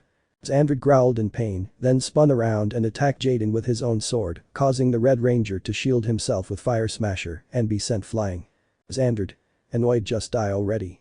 With that, he charges energy into his sword to throw it against Jaden, who used Fire Smasher as a shield, causing an explosion. The Nylok was about to laugh when Jaden, Super Samurai. Jaden runs out of the smoke in his Super Samurai form, while in his other hand was the Bulzuka. Ready for combat. Seeing this, Master Xander lunged forward and they began a sword fight while Jaden also used the Bulzuka, firing at the Nylok, who growled in pain. At one point, Jaden inserted the lion disc into the black box, which was on his sword, to turn it. Jaden, Super Lightning Strike. With that, he struck Xander with the sharp edge of the Jira Espada, which was ablaze, causing significant damage to the Nylok and sending sparks flying. Master Xander groaned in pain, but when he turned around, he saw something that surprised him. Jaden possessed a fusion of his Jira Espada and the Bulzuka. It was the Super Bulzuka. But there was something that had scared Xander. The Super Bulzuka had a disc. But it wasn't just any disc, it was the Shiba Fire disc, an extremely powerful disc. Jaden, goodbye Xander. With that, he delivers a point-blank attack, severely damaging Master Xander. Xander, shooting up many sparks and lightning damn it. With that, it falls to the ground and explodes. Seeing this, Jaden pulls out the black box to prepare himself. This fight wasn't over yet. Final showdown. Power Rangers Part 2. Jaden could be seen looking serious as he watched an explosion that shrank to grow into a silhouette, reaching all the way to the skyscrapers. The silhouette was Master Xander. The moment he saw him, Xander began to laugh, then started wreaking havoc with his sword. Jaden watched intently, then took the black box, opened it, inserted a disc, and closed it. Jaden, activating the black box Ultimate Samurai combination. This creates the Ultimate Samurai combination, which is the combination of all the Zords. Xander immediately turns around to look at something. The Real Gigazord Samurai. In the cabin, Jaden was seen in his Mega mode, while in his hand was the Mega Sword. And he was in his place in the cockpit. Jaden just puts the Mega Sword in the section to look at Xander seriously. Jaden, I'm counting on you, old friend. Then he releases a new album. The Shogun disc. Jaden, Moto Shogun. With that, he secures the disc to his belt and then begins his new transformation. At the end, Jaden was seen in a new form. Now he was the Red Shogun Ranger. Jaden, let's end this. That moves the Mega Sword forward. Outside, the Samurai Gigazord began to move forward. Seeing this, Master Xander lunged at the Gigazord. Xander swung his sword at the Gigazord, who drew his own. To repel the attack, sparks flew. Both began attacking with their swords, causing even more sparks. At one point, they began to clash, causing a shower of sparks and some destruction. They moved back a little, only to attack each other again with greater intensity. Xander, his sword charged with energy, slashed at the Gigazord, who recoiled, emitting a flurry of sparks. In the cabin, began to shake and spark as Jaden tried to endure the pain, though a small trickle of blood trickled from his mouth from the effort. Jaden. Quick, Jaden, you have to do something. Then remember how to pull out the Mega Sword, turn it back to normal, pull out the Bullzuka, and combine both weapons into one. Now it was the Shogun Lance. Jaden. Attacking Gra. Outside. The Gigazord attacked Xandred, who returned the attack, causing both to take the full force of the other's damage. Sparks flew, but the Gigazord then unleashed a few small explosions, sending the Octazord, the Bullzord, and the Clawzord flying. The Gigazord now had a different appearance. Now it was the Battlewing Megazord. In the cabin. Jaden was on the ground, writhing in pain from losing all three Zords. That was the worst part. The Ranger felt the pain caused by the Zords. Still in Shogun mode, Jaden removed his helmet, throwing it to the ground, and then placed his Mega Sword in its controller. Jaden. Determined this isn't over, Xandred. Outside. The Megazord begins attacking Xandred, gliding close to the ground with its sword pointed at the Nihilok. Seeing this, Xandred deflects the attack, but the Megazord kicks him, forcing him back slightly. Master Xandred retreats a bit to attack the Megazord again, who begins to repel and counterattack with its sword. Xandred. Enough. With that, he launches a powerful attack that causes the Megazord to lose the Tiger Zord, Swordfish Zord, and Beetle Zord, revealing its initial appearance. El Megazord Samurai. In the cabin. Jaden was covered in wounds and bleeding, while the entire Megazord cockpit was wrecked from the fight. Jaden. This is bad, that attack left me very weak and I still have to stop Artemis in the other resets. Then he remembers he had one more record left, so he takes it out. Jaden. I hope this helps, puts in the disc Shark Zord. Outside. A giant sword emerges from the Megazord's chest. It was the Grim Shark. Jaden. Combination, Shark Armament Megazord. With that, the Samurai Megazord and the Shark Zord come together, acquiring a new appearance. Xandred takes a fighting stance. Upon seeing each other, they charge at one another, engaging in a sword fight. The Megazord dodges an attack and strikes diagonally, hitting Xandred squarely. Nihilok growls in pain and throws a punch at the Megazord, who recoils. Seeing this, Xandred attempts to pierce the Megazord with his sword. The Megazord, seeing this, mimics the attack, striking Xandred. Crash slash. Both swords were piercing each other's opponent, then began to generate many sparks, and then exploded. Ending the fight in that reset. Final confrontation. Max Steel. The sky was blue, then two projectiles flew towards a factory. Ignore Extroyer, Toxin, and Elementor. Entering while they were destroying the roof. Inside the factory. Inside, the projectiles lifted to reveal two silhouettes. One of them was Elementor. The Avatar was Artemis, and the other was Max Steel. Naruto Avatar. Before he can do anything, Elementor is rammed by Max, who sends him back considerably. Elementor. Steel. Max. Man, I forgot Elementor used to yell a lot. Elementor lunged at Max, who copied the action. They instantly clashed fists, generating a small wave of air. As Elementor moved away, it changed its structure. Now he was Elementor of Earth. Elementor let out a roar, pulling a clod of earth from the ground and hurling it at Max, who dodged it. Then he saw Elementor running towards him. Elementor. Destroy Max Steel. Max. Sarcasm. Oh, brilliant. Max manages to dodge, but Elementor changes into Fire Elementor. They deliver a full-on fiery blow to Agent N-Tech. Max crashes into a wall and lets out a growl. Max. In pain. Damn. Elementor starts running towards Max. Elementor. Destroy. Max lets out a sigh as he gets up. Max. Okay, this is taking a while, turbo action. With that, a green light begins to surround him, making him enter his turbo mode. Seeing this, Max runs towards Elementor, punching him and sending him crashing into a wall, destroying it. Max braces himself, only to see a gray and yellow ball fly towards him, which Agent N-Tech stops with his hands. As it stops, the ball pulls back to reveal its true nature. It was Elementor of metal. Elementor roared powerfully as he charged at Max, who began to strike him. Elementor. Steel. Elementor began using its claws, trying to tear Max apart, who dodged and counterattacked with his fists, forcing the beast back slightly. At one point, Max threw a punch, but it missed. Turning around, he saw Elementor of Air. Laughing at him with great mockery. Elementor. Mockingly, what will you do now, Max Steel? Max grinned slightly before leaping and striking the sphere on Elementor's forehead. Instantly, a small green wave swept across Elementor's body, causing it to begin changing modes. Max seized the opportunity, punching the monster and sending it flying. Elementor growled as it transformed into Elementor Metal Chaos. Elementor began firing metal fragments at Max, who dodged the attacks. Landing on his feet, Max narrowly avoided an attack from Elementor's saw. Max jumped but dodged an attack from Elementor's claw, then punched the monster in the face as it tried to bite him. Max. I won't be your dinner. Max landed a somersault to knock Elementor to the ground. He fell, turned around, and saw the spot where he would be transported to the other reset. Without hesitation, Max grabbed Elementor's leg and began dragging him toward the portal. He was about to reach it when he was struck by a large rock. Looking down, he saw that it was Elementor who was in a new form. Now he was Terrestrial Elementor. Max. Sarcastically, oh, great.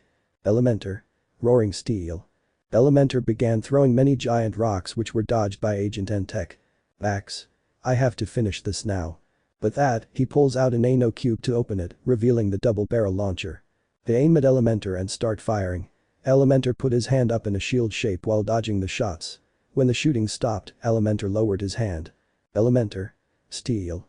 But he's confused when he doesn't see Max. Curious, he approaches the double-barrel launcher, which was near a container filled with a liquid. The liquid was nuclear sludge. Then she felt something. Turning around, she saw Max hugging her leg. Max. You and I are finished here, Artemis.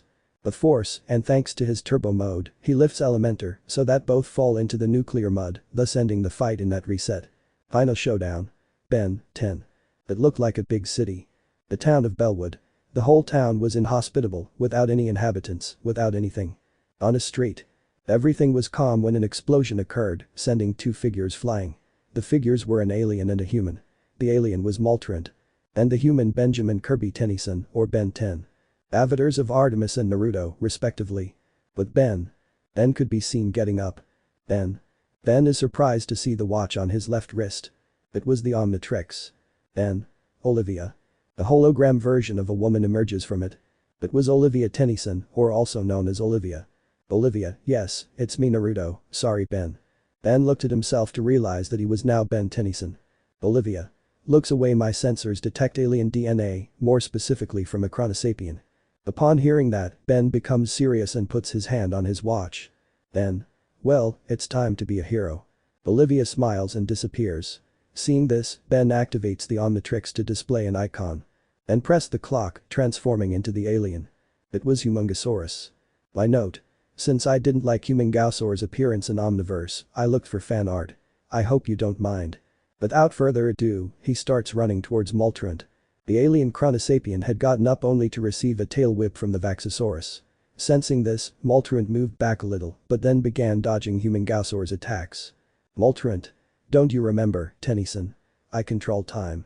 Humungousaur knew it, but he still had a plan, and that involved Olivia's help. Olivia. Do you think it will work?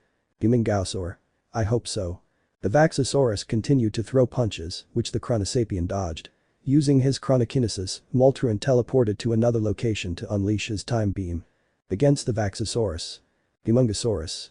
Very good, now Olivia. The Vaxosaurus began to run towards the beam, then a light surrounded it and it changed shape. Now it was stone. As it continued running, the Crystal Sapien put its arms in an X to begin absorbing Moltrant's attack. Olivia. That's crazy, Ben. Stone. I know. But I have a plan. Feeling that he could no longer resist, the Crystal Sapien leaps away to point his arms towards the Chronosapien. Stone. Eat this Moltrant. With that, it fires a multicolored beam. This caused Moltrant to block with his arm. As it ended, Pedra flew off, ramming into Moltrant, and the two continued fighting. Moltrant punched and deflected Pedra's blows, and Pedra did the same. Neither was willing to give an inch. Moltrant. Annoyed enough. With that, he unleashes a temporal ray which strikes Pedra directly, sending him flying. Afterward, Moltrant falls to the ground and retrieves a small box. It was the Annihilarg. Moltrant. Now my plan will work, I will create my own universe, and I will be the one who governs it. With that, he activated the Annihilarg in just 60 seconds. He didn't care if the world was destroyed. Then he was struck by an electrical attack that knocked him away from the Annihilarg. Upon seeing his attacker, he saw a black alien with what appeared to be ears and a tail. It was feedback. The electric alien began firing beams of electricity at Moltrant, who responded with a temporal beam. With impressive speed, feedback reached Moltrant, positioned itself over him, and began discharging electricity. Moltrant. Ha ha ha ha, you're a fool, Tennyson. With that, a temporary shock begins to be generated throughout his body, causing feedback to begin absorbing as best he could. Seeing this, the Chronosapien grabs the conductoid and throws it where the Annihilarg was. The Annihilarg had exploded, making the Chronosapien laugh maniacally. But Moltrant had forgotten something. It had already happened. Realizing this, he watched in horror as the small Big Bang unfolded. In the hands of the conductoid who changed aliens thanks to Olivia. Ignore Moltrant's defeat. Moltorant watched this with terror as memories of what had happened flooded his mind. Feedback. We're done here, Artemis. With that, she launches herself at the Chronosapian, causing both of them to explode. Fortunately, Olivia is unaffected and returns to the final reset safe and sound. Final confrontation. Avatar. It looked like a large city, but at the same time somewhat old-fashioned. It was the Fire Nation. Suddenly, something shot out of the sky and crashed to the ground. In the city, two silhouettes began to emerge from the dust. They were Ozai, leader of the Fire Nation, and Aang, the last avatar. Upon seeing himself, Ozai growls angrily. Ozai, being a damn man again. He dodged a water attack. Turning around, he saw Aang, who had used waterbending. Well, he had a serious look. Ozai grunted a little before starting to use firebending. And began attacking Aang. Seeing this, Aang expertly dodged all the attacks and then grabbed his inactive glider. And launched himself at Ozai. As he got close, Aang began launching attacks with his glider, which were dodged, blocked, or countered by Ozai, who continued using firebending. Suddenly, Ozai began attacking with greater intensity, causing Aang to spin his glider, blocking every attack launched at him. Seeing that he was in a difficult position, Aang switched to earthbending. To attack Ozai, who barely dodged the attack. As he recovered, he saw Aang launching himself at him, maneuvering his glider using airbending. To hurt Ozai. Ozai was having a hard time and that frustrated him, so, charging more energy, he unleashed a point-blank fireball using firebending. He was about to laugh like a madman when he realized that Aang was covered by green armor. He had used mineral bending in milliseconds. Aang knew this reset would be, so to speak, the most boring, since there were many ways to win and he really wanted to finish everything quickly. So he decided to remove his armor to enter the avatar state. And lunged at Ozai. Seeing this, Ozai lunged at Aang and both began using their bending arts. The fire flew back and forth, burning everything in its path. Then something happened in the sky. It was Sazan's comet. Upon seeing it, Ozai's expression turned crazed as he could feel its power coursing through him. Without hesitation, he lunged at Aang. But he had forgotten something. Aang was also being affected by Sazan's comet and was therefore gaining power as well. Without hesitation, he charged at Ozai to continue the fight. The battle intensified and destruction ensued, so they continued fighting. Seeing an opening, Aang used lightning bending. In both cases to be electrocuted along with Ozai and, thanks to his avatar state, generate a large explosion that sent them both to another reset. Final confrontation. Miraculous Ladybug. It looked like a large beautiful city with a tall tower. That's right, we're talking about Paris, the city of love. But let's move on. At the Eiffel Tower. A red glow appeared, followed by a young woman followed by two small creatures. The girl was Marinette Dupain-Cheng. And the little creatures were Tiki and Plag. The three of them looked at the city from the Eiffel Tower with serious expressions. Marinette. Serious, we're in Paris, so Artemis is now Gabriel Agreste. Plag. Who do you think it is? Marinette. I think Monarch. Both Quemis nod, then Plag looks at Tiki. Plag. Okay, Lumpy, let's get this over with. Tiki. A little tired, stop calling me Lumpy, Plag, but you're right, we have to finish this. Marinette laughed a little but then became serious. Marinette. Okay, Plag, Tiki, merge. But that said, both Quemis enter their miraculous and then Marinette acquires a suit. Now it was Bug Noir. Seeing this, Bug Noir jumped up to head towards the enemy's location. Elsewhere. There stood a man looking at her body. It was Monarch, or with his secret identity Gabriel Agreste Artemis. Despite having a man's body, he admitted he was excited to have the miraculous. He was about to move when he received a kick that sent him flying. When he got up, he saw Bug Noir looking at him seriously. Monarch. You finally show up, Marinette Dupain-Cheng. Bug Noir. Gabriel Agreste. They both looked at each other to prepare for the day. Without further ado, they both lunged at each other, beginning a hand-to-hand fight. Blows flew back and forth as Monarch and Bug Noir intensified their attacks. Seeing that this wasn't going well, Monarch drew his staff. The butterfly miraculous weapon to begin launching attacks which Bug Noir expertly dodged. Bug Noir steps back to draw his staff. The cat miraculous weapon extended and Monarch lunged. They both began to clash as Bug Noir spun his staff and Monarch thrust with his walking stick. Monarch stepped back slightly to pull out a spinning top. The miraculous weapon to begin using it by attacking Bug Noir. Seeing this, Bug Noir jumps away to take out his yo-yo. The ladybug miraculous weapon and began to spin it to launch it, repelling an attack from Monarch. Monarch growled angrily to attract the spinning top. Instantly, he changed his staff into a sword. Monarch used the dragon miraculous's weapon to launch himself at Bug Noir.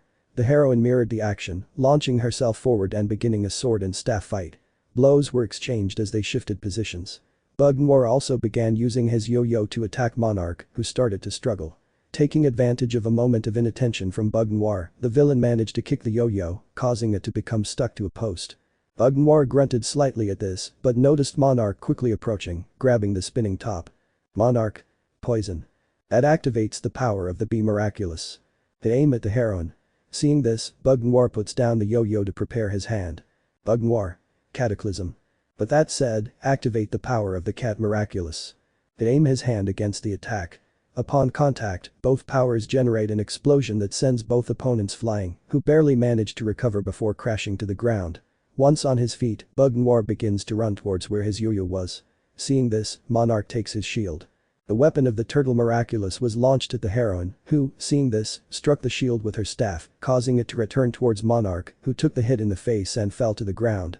Bug Noir managed to retrieve his yo-yo, spin it, and attack, repelling Monarch's spinning top attack.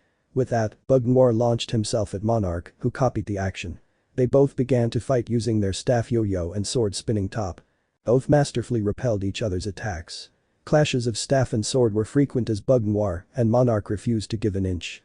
They also threw their spinning tops and yo-yos at their opponent, each trying to defeat the other. Monarch stepped back to take out a flute. The weapon of the Fox Miraculous.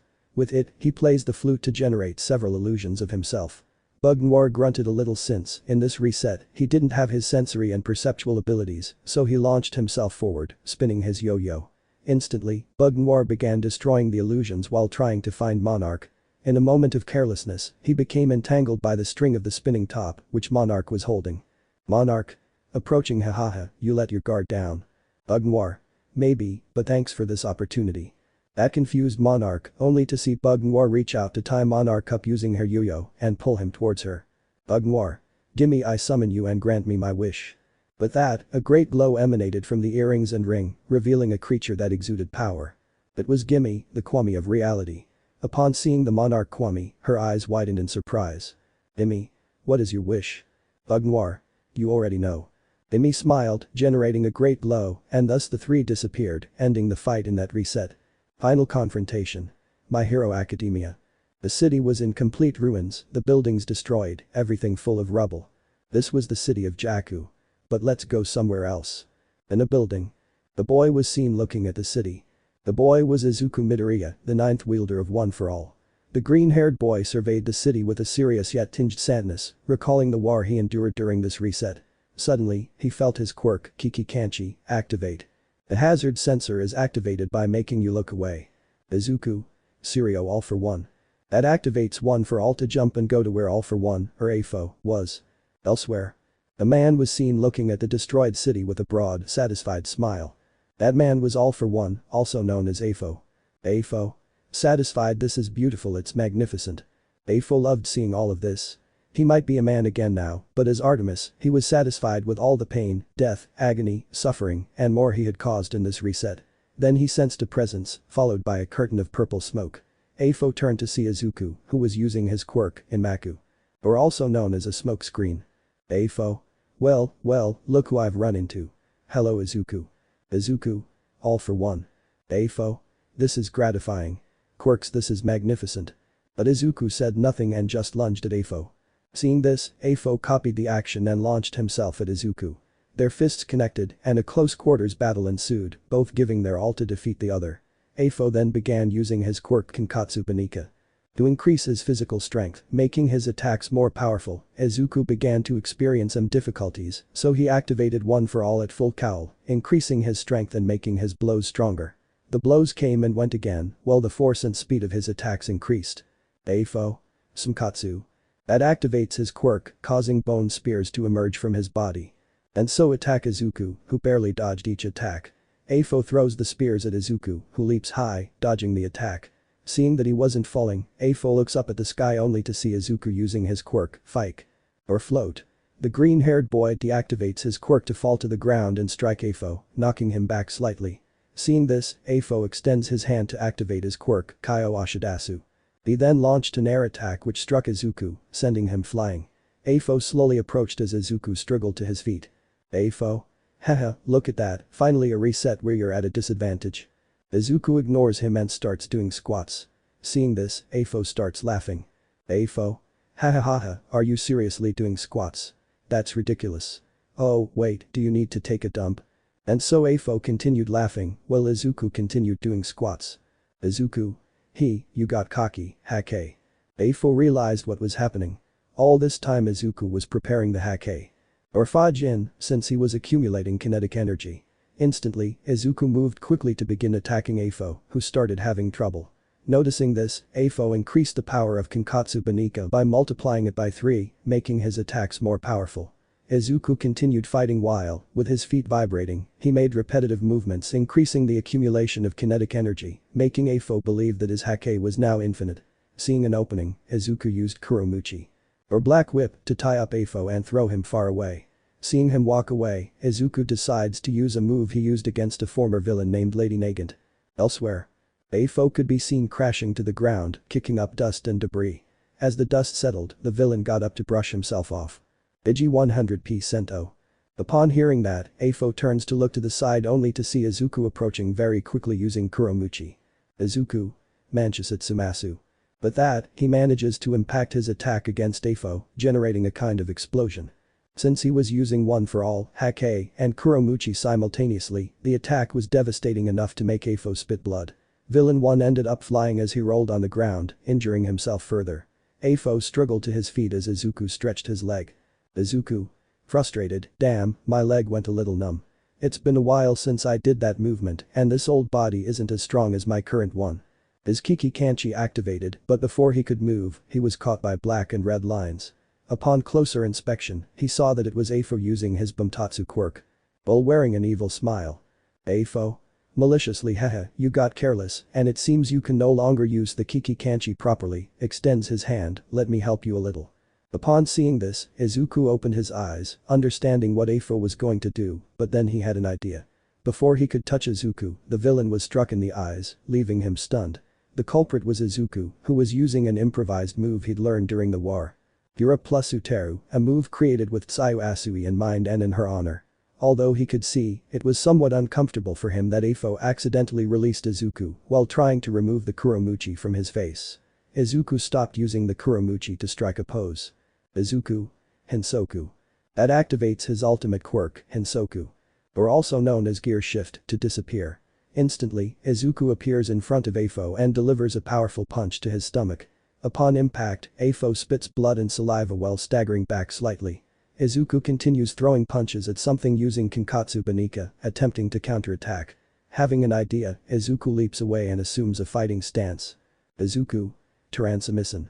But that, he makes the move against Afo, who received considerable damage. When it was over, Afo was bleeding profusely from his mouth while Izuku was catching his breath. Using Hinsoku always left him with aftereffects that he could recover from with his current body, but unfortunately, not with the body he currently possessed. Seeing himself in trouble, Afo rose with a look of pure hatred to activate his ultimate combination. Afo. Kyo Ashidasu Kankatsu Banikishin Patsuyoku times 4 Ryoku Zenkim times 3. Afo's arm began to change radically, showing something disgusting. Now he had his ultimate combination activated. Seeing that, Izuku became serious and took a fighting stance. Izuku. One for all. Furukoru 100p Sento. With that, he activated his ability, which partially destroyed his suit while Izuku's body emitted several green rays. Izuku quickly began moving his arm, activating Hake to maintain his energy, and then activate Hinsoku. They looked at each other and then launched themselves at one another. Izuku. LBE Derebu. It instantly activates its final move. As he lunged at Afo, they were inches apart, their fists colliding. Neither was giving an inch, but the ground beneath them began to crack. They continued thrusting their fists together, generating electric shocks that then exploded, taking both opponents with them and ending the fight in that instant. Final confrontation. High School DxD. The city was visible. It was Kuo. In a building, a light appeared to reveal a boy in a red shirt. It was Issei Haidu. The boy was looking at the city when a gauntlet appeared on his left hand. It was his boosted gear, a gauntlet where Drake resided. Drake. We're back. Issei. That's right. They both gazed at the city, remembering everything that had affected them both. The dragon because of his foolishness and the boy because of the betrayal. Suddenly, they felt an immense pressure, brimming with power and malevolence. Drake. This is bad. Issei. Yeah, I can't believe that damn thing is that.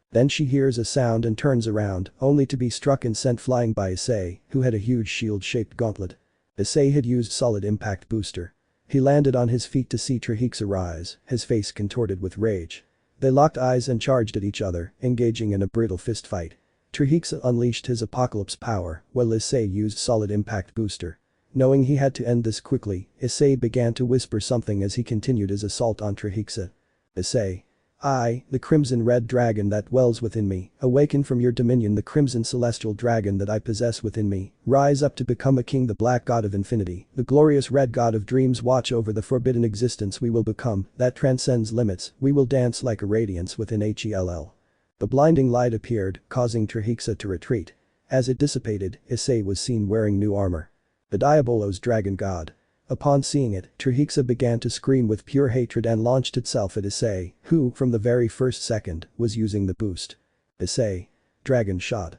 With that shout, he unleashes an attack against Trihexa, who was unable to avoid it and took the full force of the blast. Seeing her retreat, Issei speaks with Drake. Issei. Hey Drake, do we still have that sword? Drake. Of course we do. Issei smiles, uses Star Sonic Booster, and speeds towards Trihexa. Upon reaching him and seeing Trihexa rising, Issei summons a sword. But this wasn't just any sword. It was a sword capable of killing dragons. It was Ascalon. With the sword almost upon him, Issei deactivated his gravity manipulation ability, reached Trihexa, and plunged it into her shoulder. Upon feeling this, Trihexa screamed in pain, for she was a dragon. Trihexa. In pain, damn it. But Issei moves Ascalon, making Trihexa's wound hurt even more. Issei. We're done here, you damned woman. But that below both of them, a magic circle is formed. Then both disappear from the reset. Final confrontation. Nanatsu no Taizai Part 1. The blonde boy was seen in a place in ancient Britain. That boy was Meliodas, former captain of the 7 deadly sins and a member of the demon race. Meliodas. Well, so I went back to Britannia. Meliodas started walking when he felt something, a presence very familiar to him. Meliodas. Sirius, the supreme deity. With that, he makes enormous leaps to reach where the presence was. Elsewhere. In a completely clear field, a large silhouette could be seen looking around. She was the supreme deity. She looked around in surprise at feeling her power. It was pure, very pure, and she hated it. Supreme deity. Resign, thanks, at least I can use this power to fulfill my purpose of total dominion. The supreme deity smiles maliciously. Helbless. Upon hearing that, the supreme deity turns around only to find Meliodas appearing and delivering a dark slash. Making her back up a little. Supreme deity. With hatred, grrr, damn demon. Meliodas only looked at her seriously while he had lost vein. In his left hand. Meliodas. Serious supreme deity. Meliodas assumes a battle stance while activating his demonic mark. Meliodas runs towards the supreme deity, who began to launch spears of light which were repelled by the demon. Supreme deity. Arc. White spheres appear in his hands. The ones he launched were the arc. Seeing this, Meliodas prepared lost vein as he ran towards the arc that was coming towards him. Meliodas. Full counter. With that, he performs the technique. This causes the arc to be redirected against the supreme deity. The goddess blocks the attacks with her wings while growling in anger at what Meliodas had done. Supreme deity. Growling, let's see if you can handle this, you damn demon, Omega Arc. That creates a large white sphere. To launch it at Meliodas, who was floating with his demonic wings. Meliodas was about to counterattack, but he saw that the supreme deity had launched 4 more arcs. But Meliodas wasn't intimidated and smiled slightly. Meliodas. Sacred treasure, release it. Lost vein released a small amount of pressure that surrounded Meliodas. Sensing it, Meliodas flew towards the arc to prepare himself. Meliodas. Jitsu's Bunshin. Having said that, and with the help of lost vein, Meliodas generates 4 physical clones of himself. While still flying towards the arc. The 5 Meliodas. Full counter. Upon hearing that shout, all the Meliodases use their swords to redirect the arc attacks against the supreme deity. The supreme deity manages to repel its own attacks and quickly launches one of its own. Seeing this and noticing that it would take a while, Meliodas extends his hand to use counter vanish. The attack vanished instantly but left him with a small burn. Seeing how Meliodas had vanished his attack, the supreme deity was annoyed even more by what Jonan no Junin was doing. And unleashed it fiercely against Meliodas, who prepared lost vein. Meliodas. Kami Chijiri. But that said, he launches 1000 cuts. Against the supreme deity's technique, destroying it. Seeing this, and being Artemis herself, the supreme deity becomes even more enraged and uses invigorate. Spreading its light across the entire battlefield, the light began to heal the damage, but because it was out of control, it was causing harm to Meliodas. Meliodas felt the pain, but then he thought of a technique he hadn't used before. Meliodas. I hope it works. Without saying a word, he deactivates his magic power, beginning to take more damage. Seeing this, the supreme deity smiles madly and, even with Invigorate still active, begins using Kaisen no Ya, launching several arrows of light.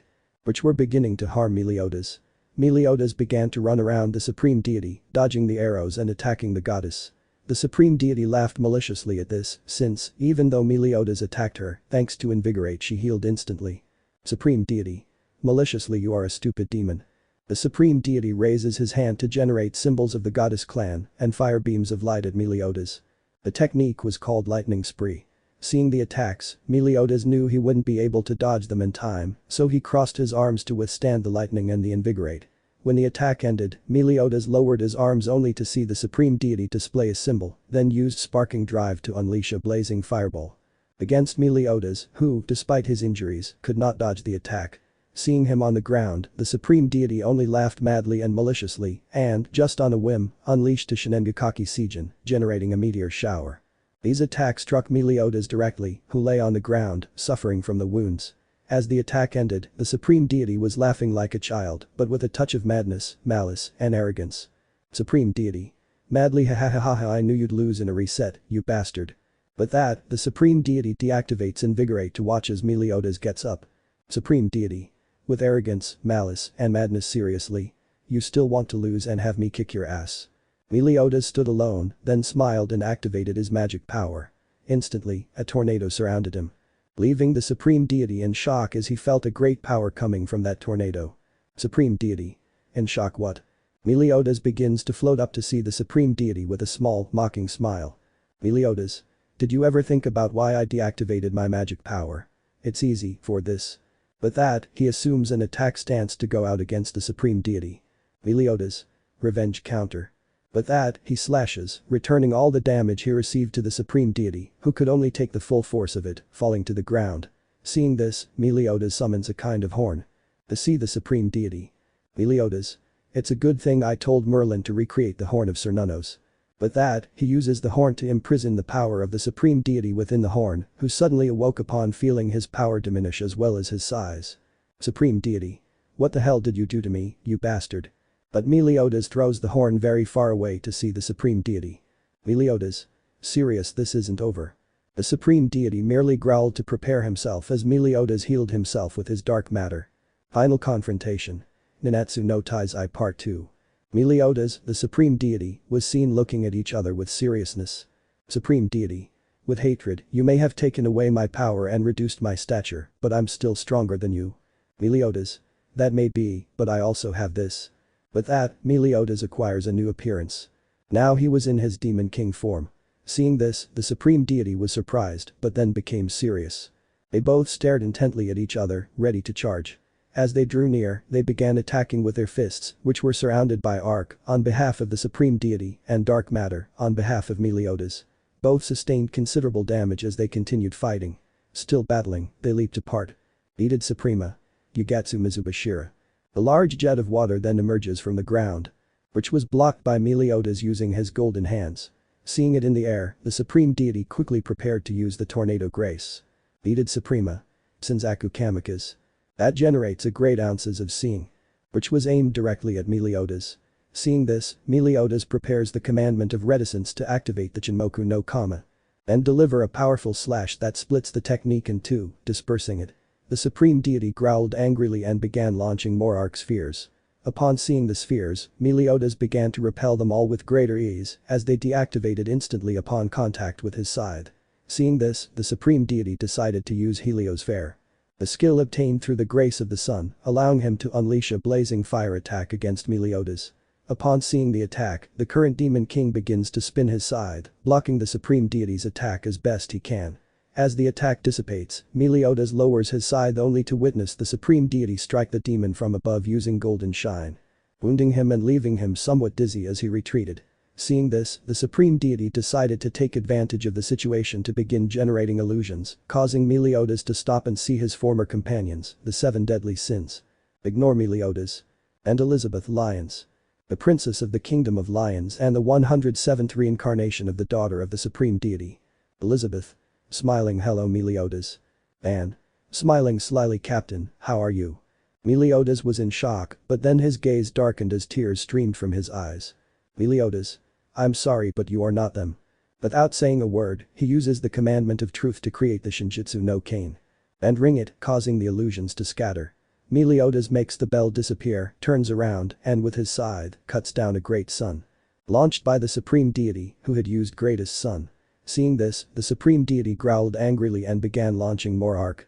Meliodas spun his scythe, blocking and repelling the arc, while glaring seriously at the supreme deity. The supreme deity, being the leader of the goddess clan, summoned the winged sword. He lunged at Meliodas, who did the same with his scythe.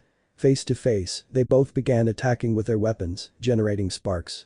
While attacking, the supreme deity used her arc to enhance her sword, trying to gain the upper hand and damage Meliodas. Using his hands, the Demon King began attacking the supreme deity, who tried to dodge but found it difficult. Knowing that the supreme deity harbored a deep hatred for him, Meliodas activated the commandment of love so that the goddess would lose her ability to harm him, only to then activate I no Hikari no Muru, generating a sphere. To strike the supreme deity in the stomach, sending her flying. The supreme deity, seeing herself cornered, angrily unleashes the Enlil no Tenbatsu, generating a powerful beam between the Grace's tornado and ocean. Against all odds, destroying everything in its path without caring about anything. Meliodas was holding back the attack as best he could when he used infinite obscurity to generate several drops of darkness. They began launching attacks against the supreme deity, who was blocking everything with arc. Wanting to end the fight, Meliodas took the commandment of purity to create the Junsui no Kaori. And use it to immobilize the supreme deity while he hallucinated what his heart desired. Noticing this, Meliodas sighs and takes out some pieces which, when put together, create a new object. This object was the coffin of eternal darkness. Meliodas. Well, I was in this reset and thanks to Merlin, I made this chest not only hold beings of the demon race, but also beings of the goddess clan. With that, he approaches the supreme deity, who was still motionless, to place the chest between them. Meliodas. Clears his throat coffin of eternal darkness, activate your power and seal me and the supreme deity inside you. The coffin begins to glow, sealing Meliodas and the supreme deity inside, ending the battle in that reset. Final showdown. Dino King. An island could be seen floating in the middle of the sea. It was Alpha Island, an island that belonged to Team Alpha, and it was also a time machine. But we'll focus on something else. On the other side of the island. A multicolored light could be seen, from which a silhouette emerged. As the silhouette stood up, it revealed itself to be a girl. It was Zoe Drake. Zoe was looking around when she noticed a creature beside her. It was Paris, her dinosaur companion friend. Zoe. Paris. They hug each other and begin walking, looking at the forest. Zoe. We're on Alpha Island, sigh I'm getting memories of our friends and Team Alpha. Paris let out a sound, implying that she was thinking along with her. Zoe continued walking as she dodged a water attack. Turning around, she saw a being that resembled an alien. She was Spectre and, by her deduction, she was also Artemis. Zoe. Would be Spectre. Spectre watched her with an arrogant smile, thinking that now that she was stronger than a human, she would defeat Zoe. They both took a fighting stance as Zoe activated her Dino Reader. Without further ado, they both launched themselves at each other, with Spectre having Brontikins by his side. His baby Apatosaurus. As they faced off, Zoe and Spectre began exchanging blows, but unlike in the previous resets, Zoe was using a combination of martial arts and Olympic techniques. She used the jab to maintain some distance from Spectre, while also employing roundhouse kicks, delivering spinning kicks to the alien, who dodged and counterattacked as best he could. Further away, Paris and Brontikins were fighting. Although the fight seemed rather cute, both were fighting very well despite being in their baby forms. Spectre. Annoyed, you're really getting on my nerves. Spectre hits Zoe hard, sending her crashing into a wall, then turns Brontikins into a card. Catching the card with his hand. Spectre. Very well, Apatosaurus, attack. That activates the card to turn it into a dinosaur. It was the Apatosaurus, which possessed its spectral armor. Instantly, the Apatosaurus began to attack Zoe, who started running away from the dinosaur, which had Spectre on its head, laughing maniacally. Spectre. Madly, that's what I like to see, you running like the animal you are. Zoe growled angrily as she transformed Paris into a letter. Patching her with her hand. Seeing this, Spectre caused the Apatosaurus to begin attacking Zoe with murderous intent. Zoe, being flexible, managed to dodge the dinosaur's attacks as best she could. While continuing to dodge, Zoe managed to summon her elemental amplifier. To connect it to your Dino reader. Oh. Great. Jumps, come on Paris, let's finish this. But that said, the letter passes through its Dino reader and then, in a flash of green light, Paris appears in armor. Her elemental armor. As soon as Paris appeared, she lashed out at the Apatosaurus with her tail, forcing it back slightly as Spectre struggled to regain its footing. Once they were both back on their feet, they roared and charged at each other. At the same time, Spectre spread his wings and flew towards Zoe, who managed to grab hold of the alien by the neck, using her legs to try and strangle him. Sensing this, Spectre began to move as Zoe continued to strike him. Zoe broke free and delivered a Zoe attack to Spectre's neck, causing them both to fall to the ground. Upon landing, Zoe rolled a few times, sustaining some injuries, and watched as Paris continued fighting Brontikins. Zoe. Paris, use tail whip. Upon hearing that, Paris began striking the Apatosaurus with her tail, forcing it back slightly. Zoe was hit in the abdomen, knocking her back a bit as Spectre glared at her angrily. Seeing this, Zoe wedged her foot between Spectre's legs, twisting and knocking him down as she got up. Seeing this, Spectre quickly rose to attack Zoe, who began blocking and dodging his attacks. She swiftly launched a sidekick at Spectre, forcing him back a little. Zoe. Maximum grass. Paris, who was somewhat far from Brontikins, began to run, surrounded by green energy. Against the Apatosaurus. The enemy dinosaur took the full force of the attack, falling badly wounded. Zoe smiled but was struck in the face, staggering back slightly. Without waiting another minute, Spectre began throwing more punches, which Zoe blocked with her arms crossed. Seeing this, Spectre began to laugh maniacally as he continued to unleash his attacks. Zoe withstood the onslaught, but seeing an opening, she began throwing several hooks and swings, finishing with an uppercut that sent Spectre reeling backward, crashing to the ground with a heavy thump. Zoe was breathing heavily, with some blood trickling down her face. This was one of the few resets where she didn't gain powers, but she was grateful for it, as it allowed her to learn various fighting styles. Suddenly, she heard something and turned around, only to be struck by the Apatosaurus's tail, which drew some blood. But it didn't end there, as the force of the tail whipped her into a tree, causing her to groan as she felt her bones crack. Zoe falls to the ground as the Apatosaurus approaches, only to be struck by Paris, sending it flying. Zoe struggles to her feet, blood trickling from her mouth. She sees Brontikins preparing with Spectre perched on its head. Seeing this, Zoe jumps onto Paris's head, who also prepares. The two duos stare intently at each other, their expressions serious, before. Zoe Spectre. Emerald Garden Spectral Destroyer. Having said that, Paris prepares his Emerald Garden. While Brontikins has Spectral Destroyer. Then both launched their attacks, which collided with each other. Both duos exerted more force, causing a multicolored sphere to form upon impact. Instantly, the sphere transformed into a multicolored pillar that extended. Until covering both only to disappear along with the duos, ending the fight in that reset. Final showdown. The amazing digital circus. It was a colorful and lively place. This place used to be inside the tent for the old show The Amazing Digital Circus. But we're going to be somewhere else. In a room. In a colorful room with a gray, red, and black wool theme, there was a boy with the appearance of an anthropomorphic animal. It was Naruto using his avatar in that digital world. Naruto. Looking at his body. Wow, I'm back at the digital circus. Naruto leaves the room to see the hallway full of doors with images that had X on them. The Noir just stared at the doors and started running towards the meeting place. Welcome to the amazing digital circus. That voice made Naruto stop dead in his tracks, become serious, and walk cautiously. Upon arriving, he noticed a lost figure whom he recognized instantly. It was Kane, the host of the digital circus. Sensing his presence, Kane slowly turned to look at Naruto. Naruto. So all this time you were that MKLR. Kane. Mockingly he, looks like you forgot you can't swear here. Naruto. Of course I haven't forgotten that, Kane. They looked at each other to prepare for action. They both lunged at each other as Naruto summoned his floating gloves of kindness. Determination. Integrity. Patience and courage. The gloves were the digital circus versions of his floating hands.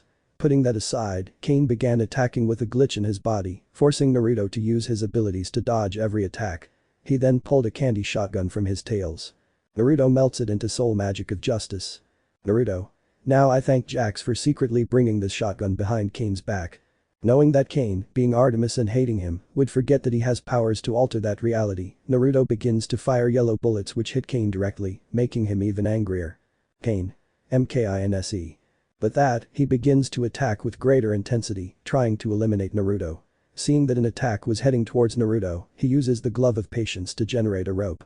To grab it, and by moving his floating hand, he dodges the attack, remaining suspended in the air. While airborne, Naruto begins firing a cane, who launches glitch spheres at the falling Noir. Seeing him on his feet, Naruto quickly uses the glove of kindness to generate a shield, blocking each glitch sphere. When it's over, Naruto comes out to continue firing justice bullets, which did more damage to Kane, who tried to avoid the attacks but found it a bit difficult. Kane. Furious, I've had enough of you. With that, he generates glitchy tentacles to begin attacking everything in his path. Naruto began dodging the tentacles to use the Gauntlet of Integrity and generate several saws, which he began to launch at the tentacles, cutting them. Sensing this, Kane glared at Naruto with hatred but noticed white spheres around him. The clouds turned orange and exploded thanks to Naruto, who used the Gauntlet of Courage. Kane floated, injured, as soul magic, being Artemis herself, was affecting him greatly. Then he noticed something.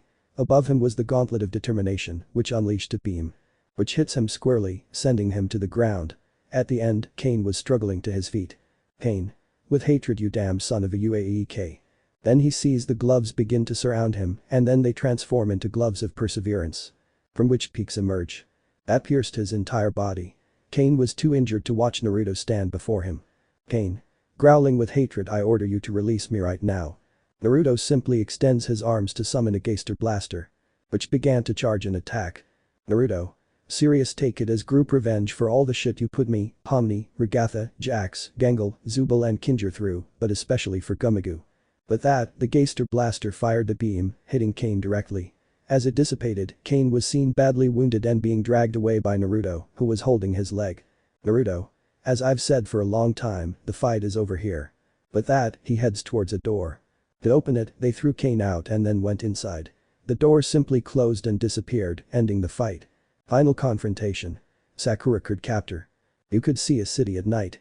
Imagine it's nighttime. This city was Tomoda. But we'll focus on something else. At Tokyo Tower. The girl was seen at the top of the tower looking at Tomoda. That girl was Sakura Kinomoto, Naruto's avatar in that reset. Sakura gazed at the city of Tomoda, her staff in hand, while wearing a small smile. Sakura. I hadn't thought about Tomoda in a long time, it's beautiful. But sooner rather than later he dodges some energy attacks. Sakura. Amused he, seriously, you tried to attack me from behind and stealthily when I first met you. Turns to look at someone, huh, you? You stood before her. The second guardian of the cloak cards and representative of the moon. You looked at Sakura with a stoic gaze that reflected hatred, while Sakura looked at him with a serious expression. Sakura began running towards you, knowing she couldn't use some of her cards since they were under use control, and others wouldn't be very effective, so she would make do with 6. Using her swordsmanship skills honed through practice, Sakura leaped at you and, in midair, began attacking the former guardian with her staff, while you blocked or dodged the attacks.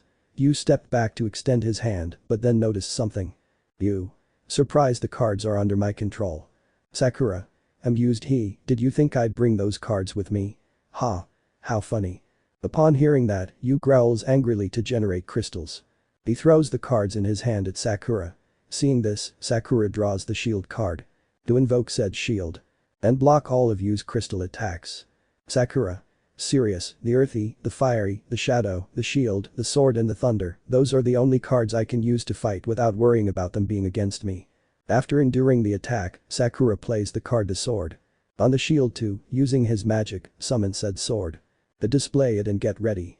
Seeing this, Yu began launching the crystals with greater intensity, while Sakura blocked or cut them with her sword.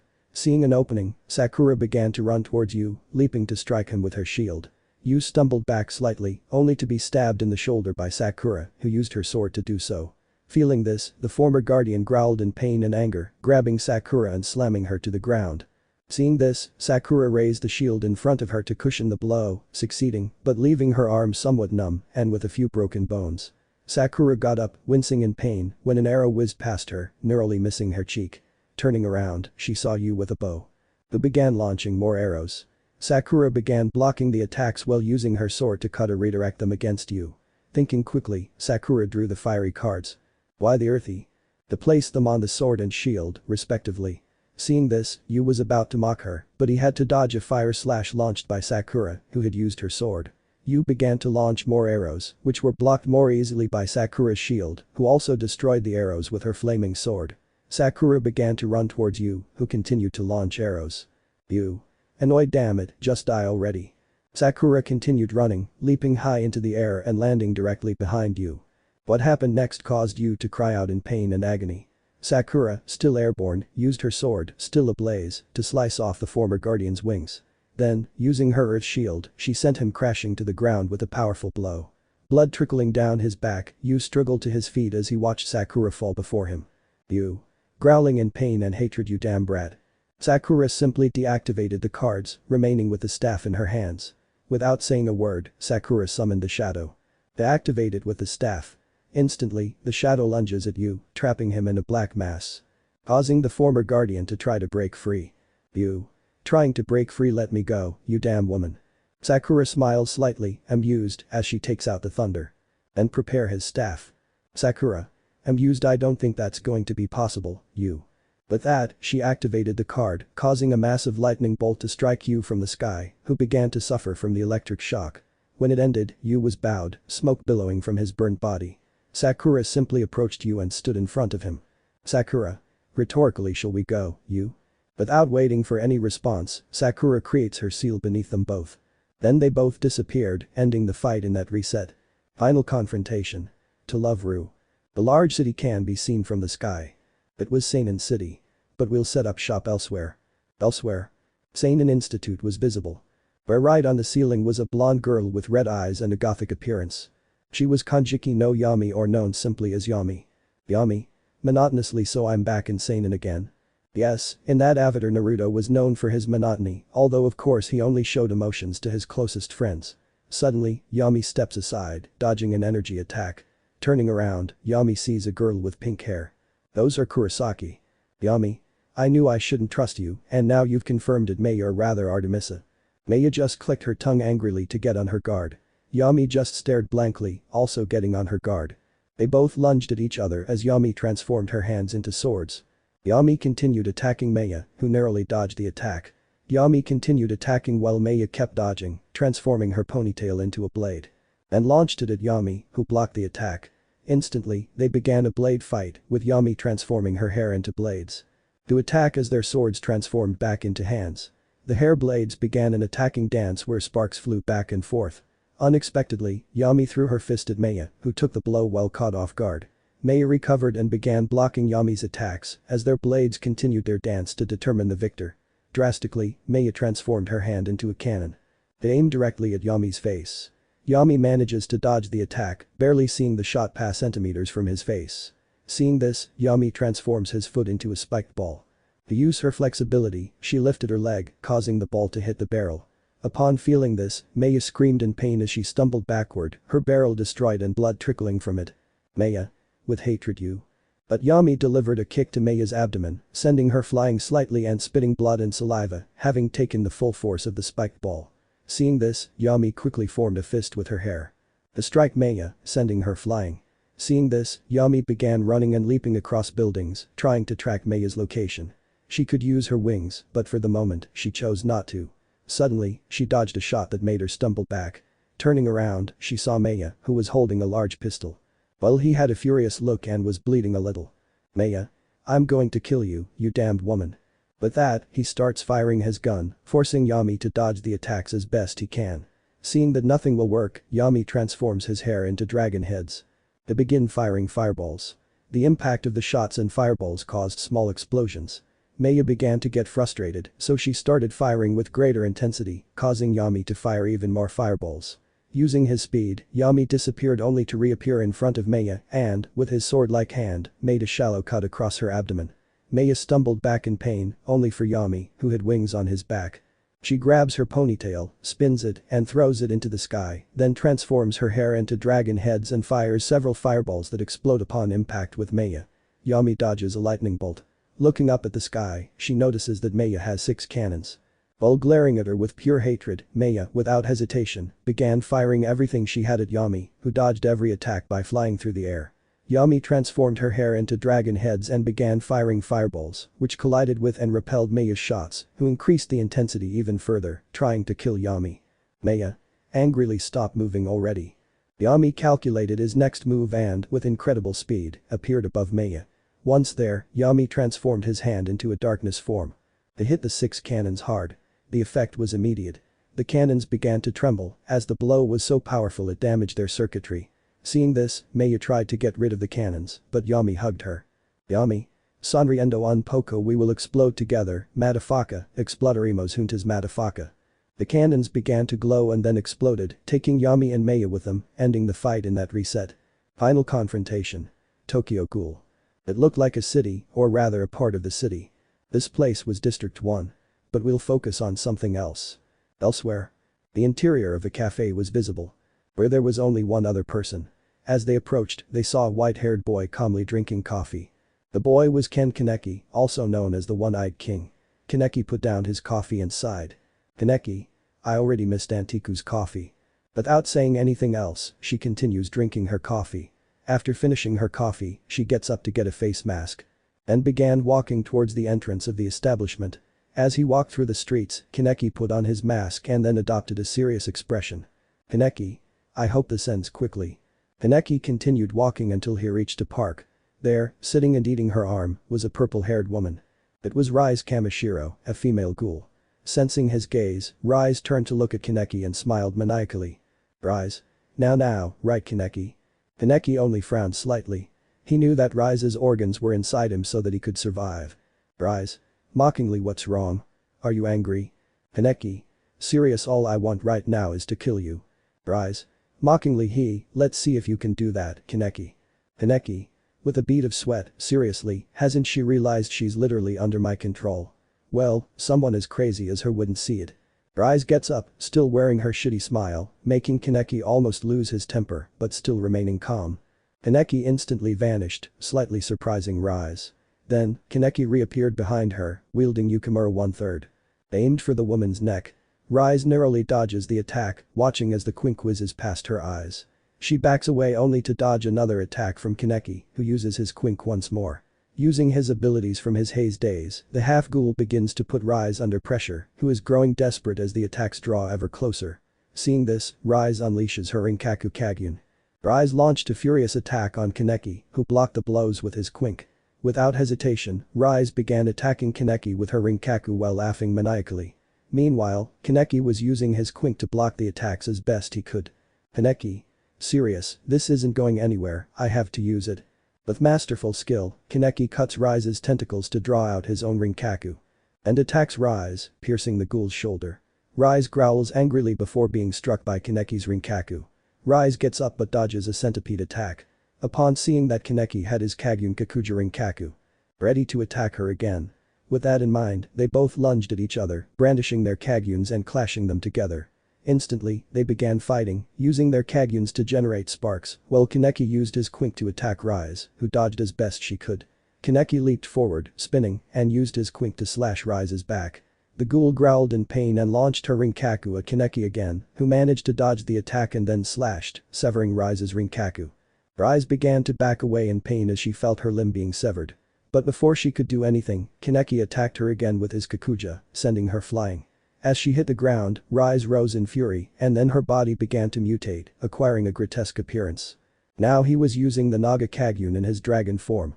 Without waiting a second, Rise began wreaking havoc throughout the city.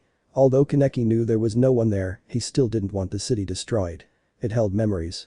With that in mind, Kaneki activated his Kagyun in its ultimate form. He flew off towards Rise. Upon reaching the ghoul monster, the half-ghoul began attacking with his swords. Noticing that his swords bore a resemblance to floating array, Kaneki performed movement similar to pennies. Attacking the dragon and drawing some blood, Kaneki, sensing this, furiously attacked, attempting to devour him. The half-ghoul dodged the attack and slashed the dragon's mouth with his Kagyun. Using its tail, the dragon tried to attack Kaneki, who continued to dodge and counterattack. With his swords, he generated a saw-like pattern to sever the dragon's tail, causing the creature to roar in pain. The dragon attacked again, finally managing to trap Kaneki in its jaws. The half-ghoul began to resist the creature's attempt to close its mouth. Kaneki. I can't stand it any longer, but I'll use this to my advantage. With that, he begins to charge an energy attack, then generates a large explosion of light. Which covers both opponents, thus ending both and finishing the fight in that reset. Final confrontation. Demon Slayer. It looked like a strange place to everyone. It was the Infinite Fortress. But we'll focus on something else. In a room. A man could be seen standing and looking around the room. That man was Kaijiro Ringoku. Ringoku looked around, noticing that he was in an unfamiliar place, but he had an idea. Rengoku. Looking around, I suppose this place is the Infinite Fortress. Rengoku opened the sliding door to look around, admitting that the place was interesting. Then he saw someone on the other side of the vast space of the Infinite Fortress. Ira Musen Kibutsuji, El Rey de los Demonios. Rengoku. Serio Musen Kibutsuji. Musen was just serious, hating his current body and hating to see Rengoku. Without a word, Musen vanishes, only to reappear beside Rengoku and throw a punch. Rengoku quickly draws his katana. Barely blocking the attack, Rengoku uses the close range to launch punches and slashes with his katana, forcing Musen back slightly, but he counterattacks. Musen throws a kick, which Rengoku dodges by ducking. But noticing this, Rengoku decides to use the position to his advantage. Rengoku. Flame breathing. Second form. Rising sky flame. But that said, perform the technique. Managing to cut off Musen's leg. But the demon retreats to regenerate his leg. Musen. With hatred grrr, you bastard. With that, he prepares to use his demonic art. Musen. Dark blood technique. Thorny roots. The technique is executed by making several spines.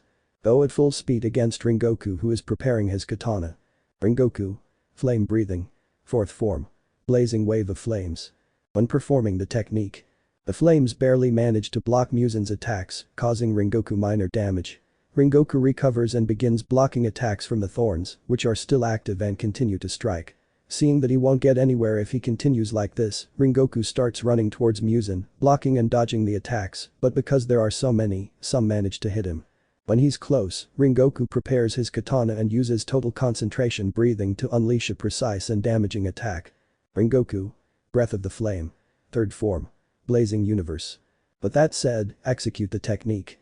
Managing to inflict a diagonal wound on Musen's torso, who retreats slightly. Musen. Furious damn you.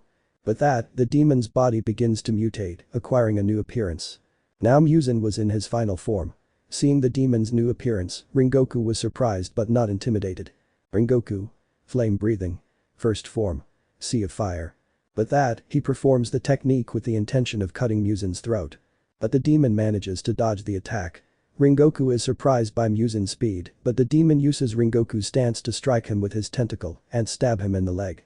Rengoku groans in pain but moves away, standing face to face with Musen.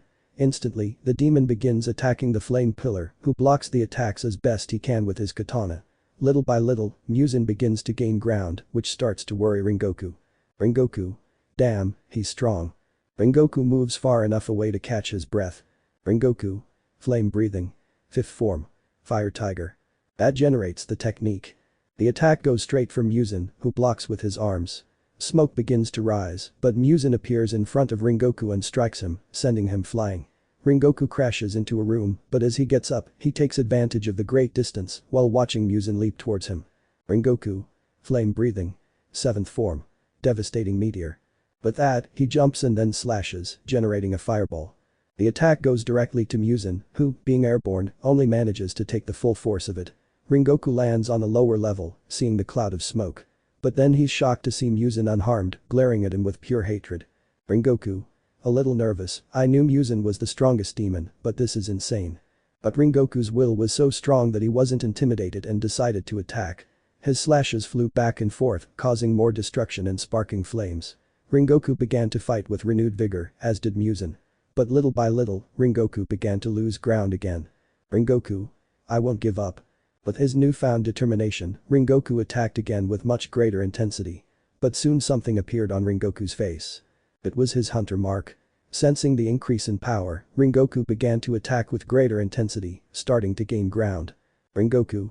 This power is amazing, but let's see it from a stance. Rengoku quickly inhaled a deep breath as he prepared himself. Rengoku. Flame breathing. Sixth form. Fire tornado. With a powerful movement, Rengoku slashes, generating a large fire tornado. Which envelops Musen, causing him numerous injuries. When Rengoku fires, he sees Musen wounded, but not wanting the flame pillar to regenerate, he launches himself at the demon with full force. Rengoku. I must keep attacking, but where? He cut something but he's not dying. As if by request and thanks to his will, Rengoku activates something that surprises him. It activated the transparent world. Rengoku. His organs, his muscles, I can see them. Now knowing how to attack, Rengoku launches himself, appearing in front of Musen who was just recovering. Rengoku. Breath of the Flame. Eighth form. blazing cyclone. But that, it twists its body to begin spinning, creating a cyclone. Which managed to attack Muzan from all sides, even his organs. Muzan sensed this and grabbed Rengoku with his tentacles to throw him into the air. Rengoku recovered and then looked at Muzan. Rengoku. Acquire Kabarimo's Muzan Kibutsuji. Before reaching his destination, Rengoku takes a breath. Rengoku. Flame breathing. 7th form. Devastating meteor. 10 times. With that, he began to deliver 10 slashes, all aimed directly at Muzan. Muzan started dodging the attacks, but a few hit him directly, and since he was still regenerating, he was weak at that moment. Seeing this, Rengoku landed on the ceiling of the room he had been thrown into. Rengoku.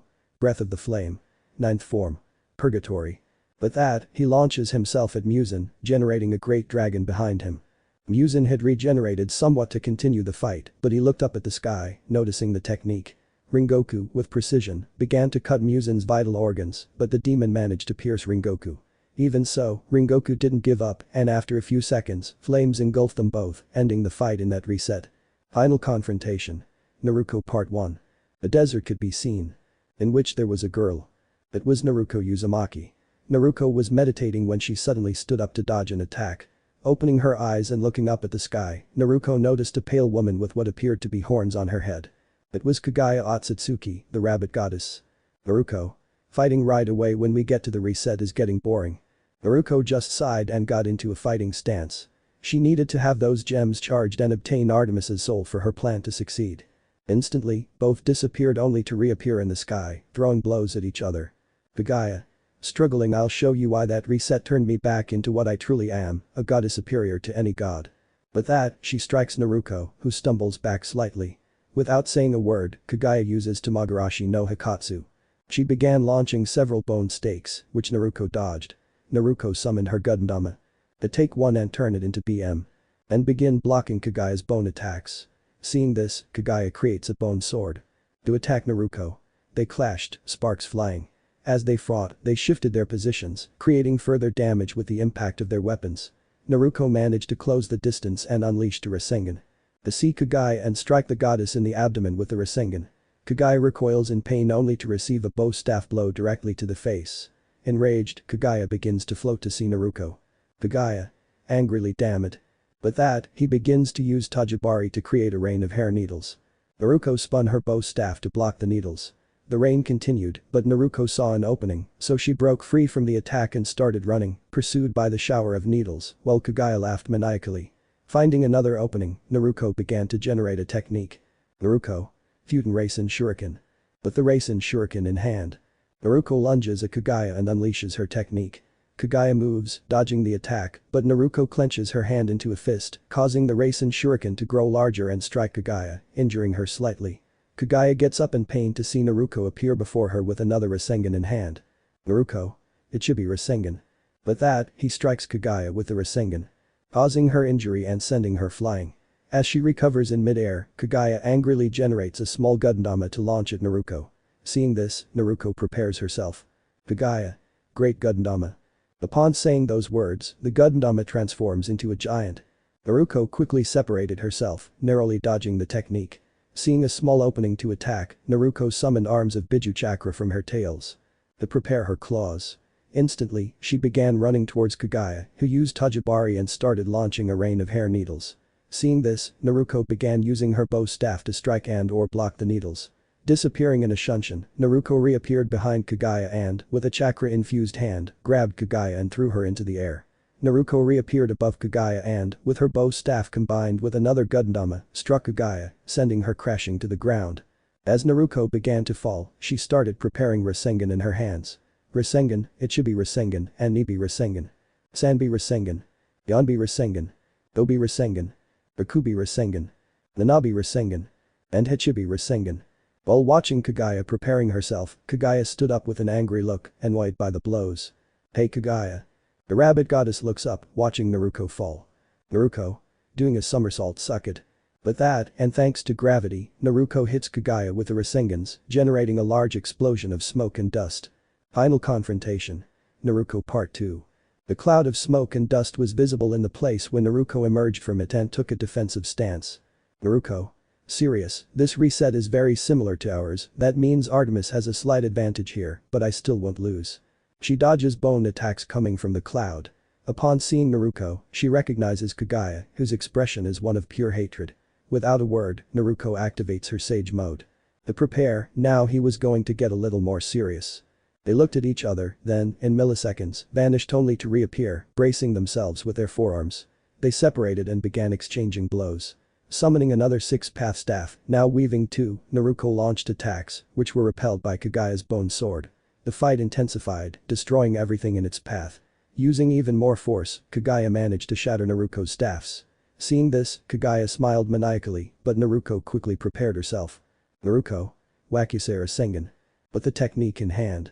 Naruto strikes Kagaya, sending her flying. Kagaya manages to recover and use her third eye. Kagaya. Amanamanaka.ym.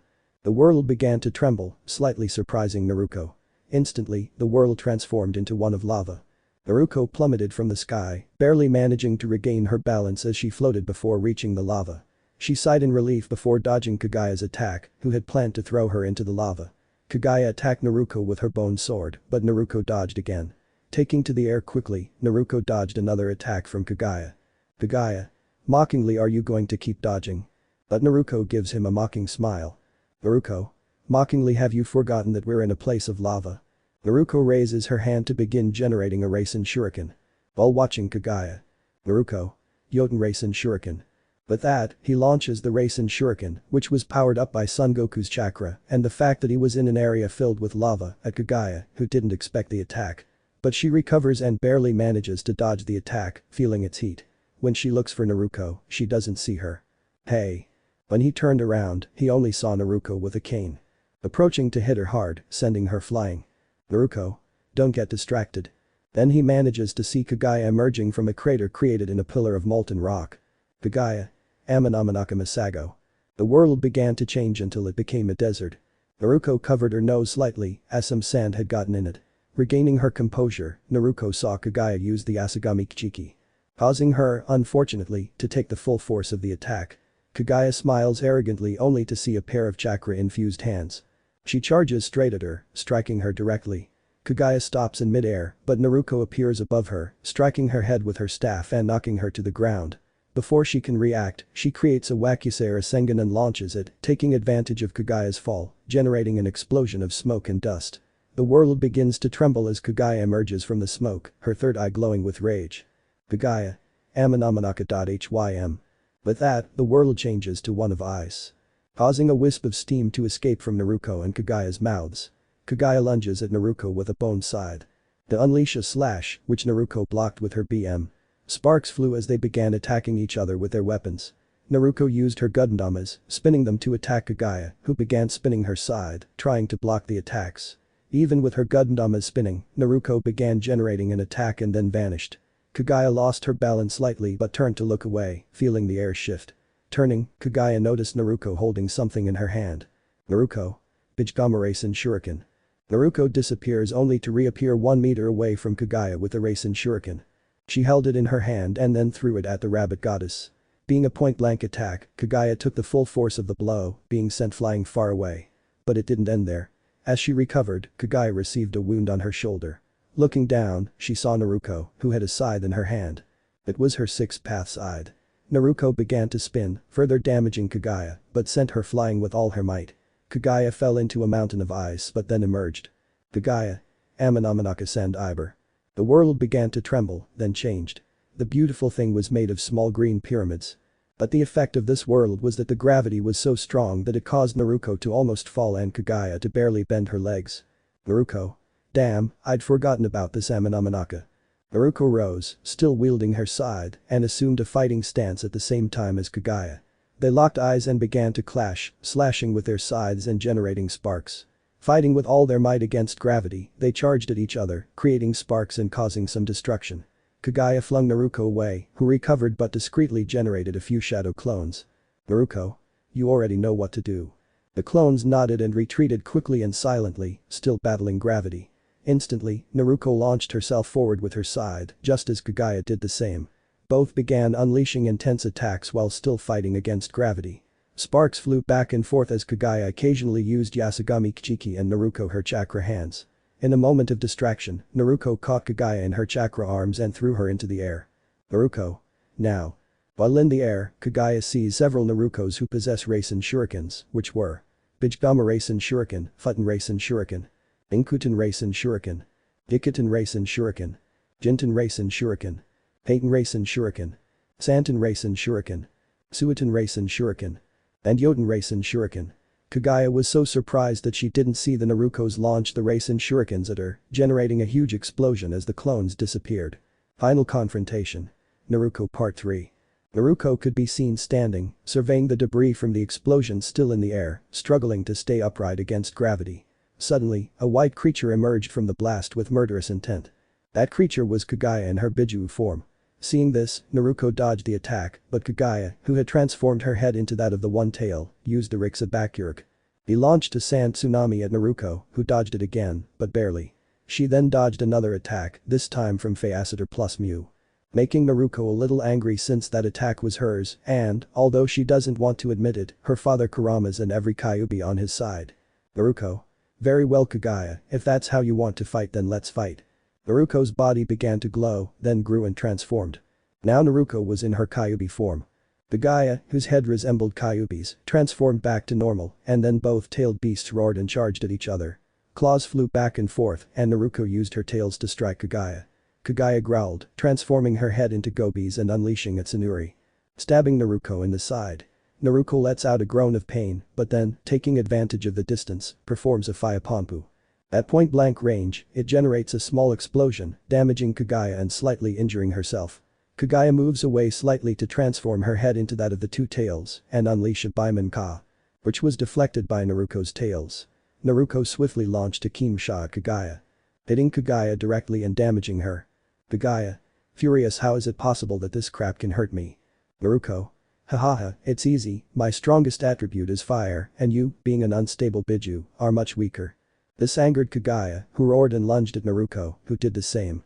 In desperation, Kagaya transformed her head into that of the eight tails to use the Diki Inku. On the ground, generating a cloud of ink that blinded them both.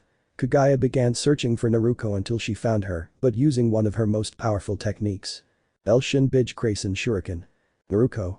Shin Bij Krasen Shuriken. But that said, he unleashes the technique, causing immense damage to Kagaya and collateral damage. Then, a Kaginate. It appears, going against Naruto, who begins using her tails to deflect the attack. Taking advantage of this opportunity again, Naruto uses the BMFK. Sending Kagaya flying, who hadn't expected that. But taking advantage of this, Kagaya transforms her head into that of the Shibi to use Yoten Shaku Gariken. Launching the projectiles against Naruto, who used the Fireburasudo. Repelling any attack from Kagaya and generating a small rain of magma, Naruto manages to dodge the rain as Kagaya falls to the ground. Then Kagaya creates a grotesque fusion of the heads of the 6 tails and 7 tails to unleash a Baburitan Matsu. Why Unrinten Kashim? They generate a tornado filled with explosive bubbles, trapping Naruto inside. After the attack ends, Naruto falls to the ground and then sees Kagaya. Naruto. Haru no Arashi. Having said that, he unleashes the wind release jutsu. Kagaya takes the full force of the attack, rising slightly but also sustaining damage. As it ends, Kagaya, her head back to normal, falls backward, allowing Naruto to land on top of her. Kagaya. Get off me, you damn thing. Naruto. I don't think so. Wanting to scare Naruto, the 10 tails generates a Shiken Gundama. Aiming directly at Kyuubi's face. But Naruto isn't scared and generates a Bijidama. Kagaya's technique. The reaction was immediate and when both techniques touched, a huge explosion was generated, destroying both Bijks and ending the fight in that reset. Final confrontation. Sword Art Online, Halo. A small island could be seen in a colorful world. This island was on floor 24 of the game Alfheim Online. Elsewhere. Near the tree on the island, a girl was looking at the plant. The girl was Yuuki Kano, or just Yuuki. Yuuki was simply gazing at the tree with longing, remembering her friend Asuna. Yuuki. I already missed this world, Alfheim Online, the world where I was able to live for a while and met Asuna. Yuuki sighs nostalgically but then becomes serious. Yuuki. You know what? I'm not surprised it's him. After all, he's done some terrible things in SAO, even though I wasn't playing that game. He turns to look at who he was talking to. Yuuki. Really Po? Standing in front of Yuuki was a man. It was Visago Casels, also known as Po. Oh. I'm surprised you weren't scared. Yuki?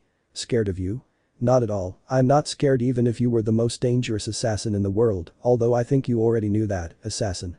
Po growls angrily as he prepares himself, with Yuki doing the same. They looked ready to lunge at each other. Blows began to fly back and forth. A punch here, another there. Po threw a punch, but Yuki spun around, dodging the attack and elbowing the assassin, sending him stumbling back. Without a word, Po charged at Yuki again, who began dodging all of the assassin's attacks. In desperation, Po summoned Mate Chopper.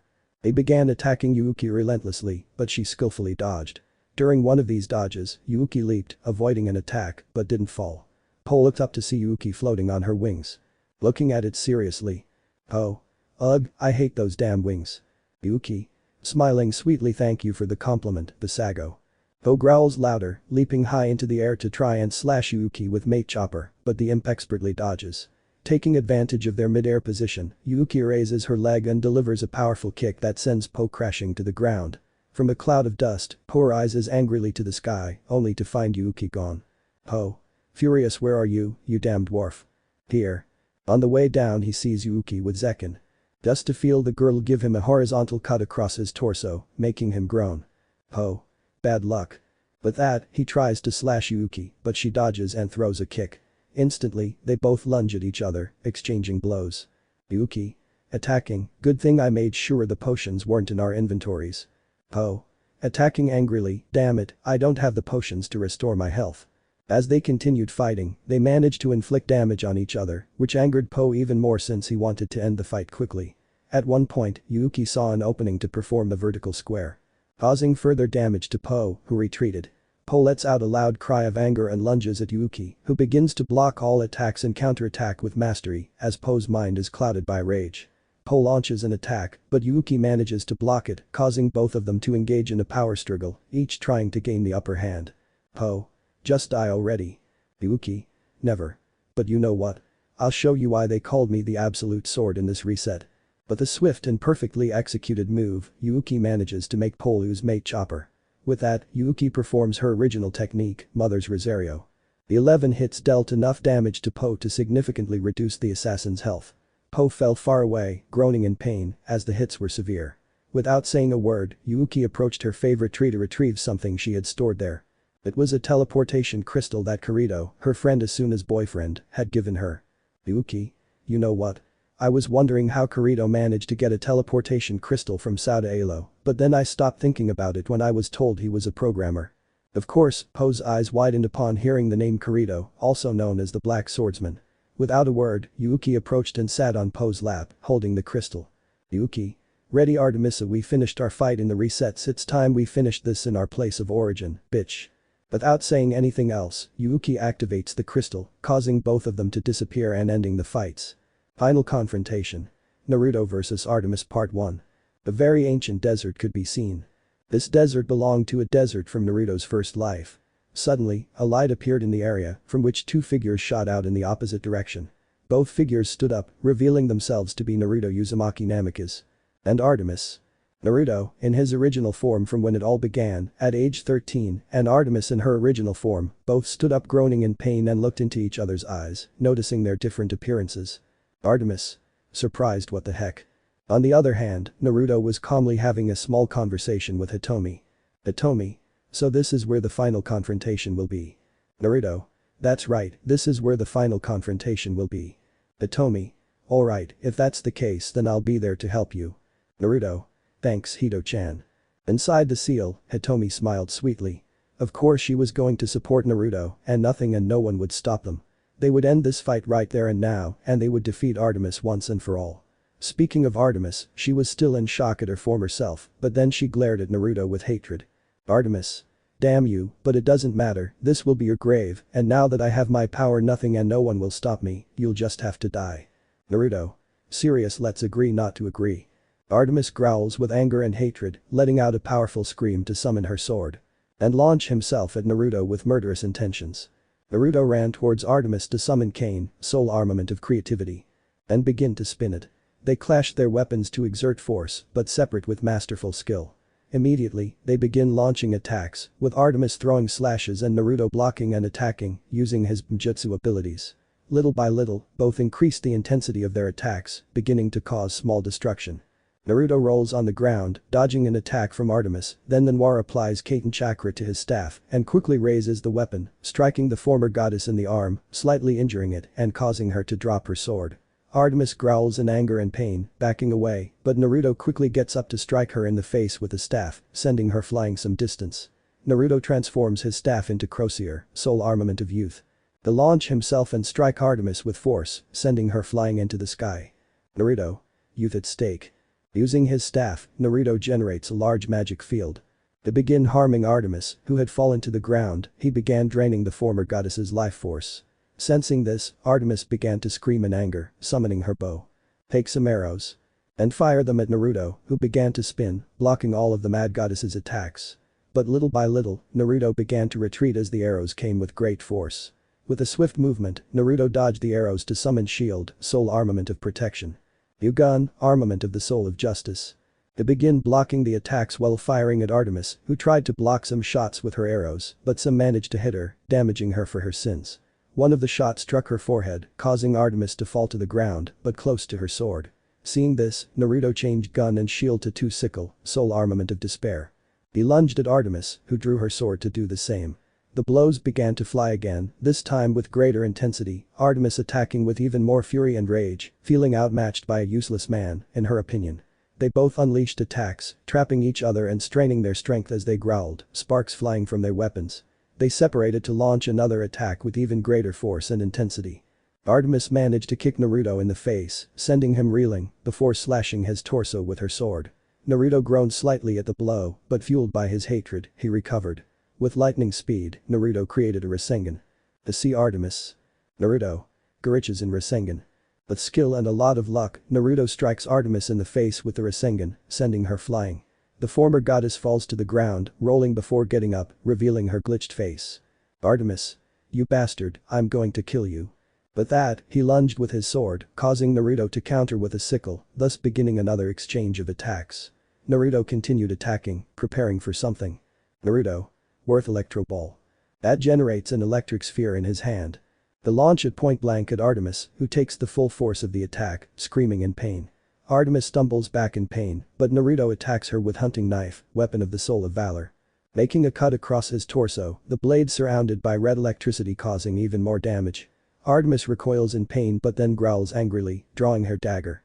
And launch himself against Naruto, who draws dagger, sole armament of ambition. To copy the traitorous goddess's actions.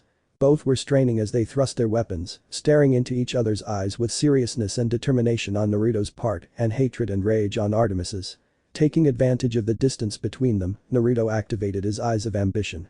To float some rocks and launch them at Artemis, who, noticing the distance, is unable to dodge the projectiles, taking them all head-on. Artemis gets up in some pain, but Naruto appears in front of her with tough glove, weapon of the soul of valor. Preparing an attack. Naruto. Fire fist. With that, his fists burst into flames. They deliver a powerful blow to Artemis, sending her crashing to the ground and through it. Naruto sees this, adopts a serious expression, and leaps into the hole. Final confrontation. Naruto vs Artemis Part 2. They saw the ceiling of a cave, which broke, sending Artemis and Naruto tumbling down. As they hit the ground, Artemis created a cloud of dust, while Naruto landed gracefully. They both got up to look around, noticing they were in a wooded area, which Naruto recognized instantly. It was snowed-in forest. Naruto sees the snow and wants to grab it and make a ball, but then he dodges an attack from Artemis, who was wielding her sword. Naruto begins dodging Artemis's attacks, who is getting angry because Naruto is mocking her. Naruto throws the ball at Artemis's eyes, blinding her for a few seconds, which Naruto uses to his advantage to jump away. Naruto. Trace on. Charging prana, blue lines appear on Naruto's hands. Then Kanshu and Byakuya appear. Causing Naruto to wield them. Seeing this, Artemis becomes annoyed and draws the blades of chaos. Ares' weapons were used to attack Naruto, who copied the action. Sparks flew immediately, leaping from the clash of swords, which their wielders held fast. As they moved, they caused further destruction, shattering trees, creating small craters, generating small gusts of wind, and more. Both now strained against each other, their eyes locked in serious battle as they gripped their weapons, which continued to generate small sparks. Naruto. Let's see if you can handle this. He quickly pushes Artemis away with a kick to jump while making Kanshu and Byakuya disappear. Naruto. Kuchius no Yukaten. snowflake dragon. With that, he pats the ground with his hand to create a cloud of smoke. As it dissipates, the snowflake dragon is revealed. The dragon roars upon learning its master's thoughts. It takes flight, launching a barrage of snowballs at Artemis, which the former goddess blocks and destroys using the blades of chaos. Seeing this, Naruto prepares his hands for a jutsu. Naruto. Trace-on, Berserker Mume Anakin. But that in his hand, he generates a huge sword. Naruto grabs it with both hands and shoots off towards Artemis. Artemis was fighting the dragon, ready to win, but Naruto appears with Mume Anakin and delivers a powerful blow that sends her flying through the forest. Noticing the great distance, Naruto leaves Mume Anakin stuck in the ground and summons Yumi. And prepare. Naruto. Serious, it's time you knew what a true archer Artemis is. Knowing that he didn't hear him, Naruto summons Collabed 2 through Trace. The prepare it as a projectile on the bow. Without saying a word and with a serious expression, Naruto releases the arrow, which begins to hurtle towards Artemis, generating a massive explosion upon impact that begins to devastate almost the entire forest. As it is fired, Naruto sees that Artemis has Aegis in her possession. While protecting himself from the attack, which looked devastating from a mile away, Naruto, seeing this, moved at impressive speeds while summoning Axe, the sole armament of heroism. Naruto leaps towards Artemis, who raises her shield defensively. He plunges his axe into the shield and continues his attack, forcing Artemis to slowly retreat. Artemis. No. This can't be happening. Artemis draws the sword of Athena. They try and stab and/or cut Naruto with it, causing the Noir to barely dodge the attacks due to the lack of distance between them. Dodging and still attacking, Naruto summons All, Weapon of the Soul of Wisdom. They deliver a powerful stab to Artemis's wrist, causing her to drop the weapon. Artemis groaned in pain, but that wasn't over. Naruto had summoned Ballet Shoes, sole armament of integrity. They perform a somersault and kick Artemis in the face, sending her stumbling backward. Artemis recovers, growling in pain and hatred, and draws her scythe. And lunges at Naruto. Seeing this, Naruto sees Akumu. The nod, making Akumu understand and transform into a scythe. Naruto grabbed the scythe and launched himself at Artemis.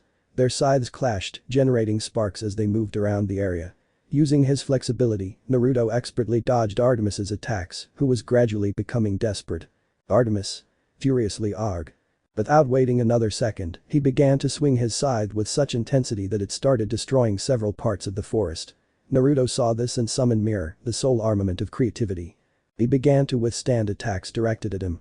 Seeing that the attack had subsided, Naruto returned the blows to Artemis, who took them full force. Using his scythe, Naruto stabbed Artemis in the shoulder, spinning her around and launching her into the air. Using the trees, Naruto began to leap until he reached her. Summoning Yumi, the Uzumaki summoned Runting. He aimed point blank at Artemis. Without another word, he released the arrow, sending Artemis flying far away. Seeing the explosion, Naruto began leaping through the trees in the direction of where Artemis had fallen. Final confrontation. Naruto vs Artemis Part 3. Artemis rose from a crater, covered in dust. Looking around, she saw that she was in a village. The village of Snowdin. Artemis was getting up when something hit her in the face, sending her sprawling. The culprit was Naruto, who was standing after kicking Artemis with his feet. Artemis got up furiously, glaring at Naruto and pulling out a gauntlet. The gauntlet of Zeus. Without saying a word, Artemis plunged her hand into the ground, generating a massive amount of electricity that Naruto began dodging as best he could. This only enraged Artemis further, and she increased the intensity of her attack. Artemis. Furious, stop moving, you bucking bastard. But seeing that Naruto continued to dodge the attacks, Artemis became even angrier and began to scream, releasing a massive amount of electricity that destroyed and burned everything in its path. Seeing this, Naruto summoned Pocket Watch, the sole armament of creativity. The stop time for a moment. Using that to his advantage, Naruto launches himself to begin striking Artemis with force, who, thanks to the power stolen from Chronos, was slowly emerging from the time freeze. Artemis. Annoyed grrr, you bastard, how dare you do this to me? I am superior to you and the entire bucking universe. With increasing rage, he began to unleash a massive amount of electricity, which destroyed and burned everything it touched. Naruto simply dodged all the attacks with a serious expression. Itomi. Do you want help? Naruto. Not right now, thanks, but I'll use a new status I've been using. Itomi knew what state he was talking about, so she simply wished Naruto luck. Meanwhile, Naruto continued to expertly dodge the attacks. Naruto. I hope it works. With that, he began to concentrate as Pocket Watch glowed until it generated an enormous aqua-colored light that stopped Artemis in her tracks. As it dissipated, Naruto was seen in a new form. He was now in his creativity state. But that wasn't all. Behind Naruto was a huge clock, which Naruto names Afkia, and in each hand there was a flintlock pistol. And a musket. All three accessories were the same aqua color. Without waiting another second, Naruto started firing, causing Artemis to block with her gauntlet and some lightning bolts. Naruto rolled, dodging Artemis's electrical attacks while continuing to fire. Naruto. I must send her far away from Snowdin, and fast. Naruto pulls away as the clock follows him on his back. Naruto. Aleph. An energy flows from the number eye on the clock to the gun, loading the bullet. Instantly, Naruto points a gun at his head, ready to shoot himself. Artemis saw it as something stupid, but Naruto disappears and reappears beside her, kicking her. Charging chakra into the bullets, Naruto begins firing fire-release bullets. Against Artemis, who was protected by the gauntlet. Naruto. But. An energy from number 2 goes out to enter the musket, loading the bullet. As Naruto continued firing, he searched for the right moment to fire the bet bullet behind a Kaiten bullet. Artemis managed to destroy the Kaiten bullet with a beam, but was struck directly by the bet bullet.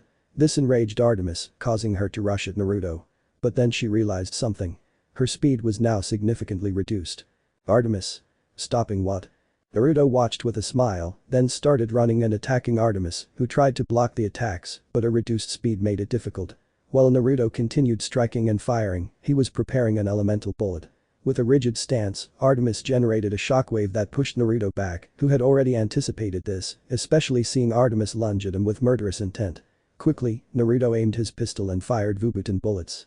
At point-blank range, the gunfire caused Artemisa to recoil slightly, surprised by the shots. Artemisa began to retreat slowly as Naruto continued firing and raised his musket. Naruto. Zain. The number VI on the clock glows, then Naruto loads the bullet. And, still firing, Naruto aims his musket at Artemis and fires, paralyzing the former goddess with a Zain bullet. Seeing this, Naruto raises his pistol. Naruto. It. That loads bullet V. He aimed the gun at her head and fired. The effect was immediate, and a temporary clone of Naruto emerged from the ground, staring seriously at Artemis. The two clones exchanged glances, nodded, and then aimed their weapons at Artemis. They instantly began firing, Naruto using wind-release bullets. And the clone ball is Anmitan. And thanks to the effect being active, Artemis was taking the full force of the shots. Seeing that the effect was ending, Naruto approached Artemis to aim the gun at her head, charge a lightning-release bullet. And fires, sending Artemisa flying and electrocuting her despite her having the gauntlet. Naruto decides to deactivate his creativity state since he was getting a little tired despite being very powerful. Artemisa gets up in pain and anger, but has to generate an electrical shield with the gauntlet since Naruto launched a fire blast at her using lighter, the sole armament of paranoia. As the flames subsided, Artemis lowered her arm, but Naruto, using frying pan, sole armament of kindness. He hits her hard with the frying pan, stunning her and sending her flying. Naruto just starts running towards where the traitorous goddess had landed. Final confrontation. Naruto vs Artemis Part 4. It looked like a dark place with fluorescent colored plants and rivers. That place was known as Waterfall. Suddenly, something fell into the river, creating a loud splash. Artemisa got up, soaking wet, while Naruto appeared in a nearby ravine, looking at her seriously. Seeing him, Artemisa began to get angry. She wanted to kill Naruto, but the Uzumaki was too kind, and that bothered her. Artemis draws Poseidon's trident. Artemis launched herself at Naruto in a fit of rage, wanting to finish him off once and for all. Seeing this, Naruto summoned Kanshu and Bakuya to begin blocking, repelling, and counterattacking Artemis's attacks. In midair, they began attacking each other, generating sparks as they plummeted into the water. Upon hitting the water, they moved apart, only to launch themselves again, engaging in another attack that generated even more sparks from the clash of their weapons. Naruto. Trace over edge. Before Artemis's eyes, the married swords changed shape. He then dodged an attack from Naruto that came very close to hitting him. Artemis growled angrily and attacked again, this time launching water from her trident. Naruto began spinning his swords, blocking and countering Artemis's water attacks. Naruto. Trace altar. Naruto leaps away, then his swords transform into their altar form. Then joined them by the handle. And launched himself directly at Artemis. Naruto began spinning his sword, attacking Artemis, who responded by doing the same with her trident. As they moved through the water, they attacked each other, generating sparks.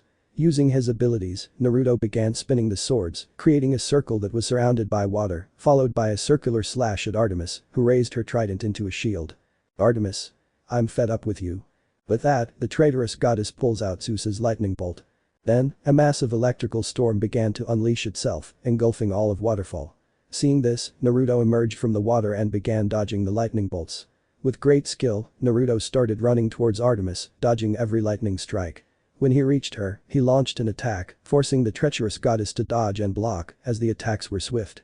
They continued like this until, taking advantage of a moment of carelessness on Artemis's part, the Uzumaki managed to make her lose control of Zeus's lightning. Artemis. Angry grrr, you bastard. With that, he attacks, but Naruto separates the swords to continue attacking, an action copied by the former goddess. Sparks flew again, but this time more frequently and rapidly.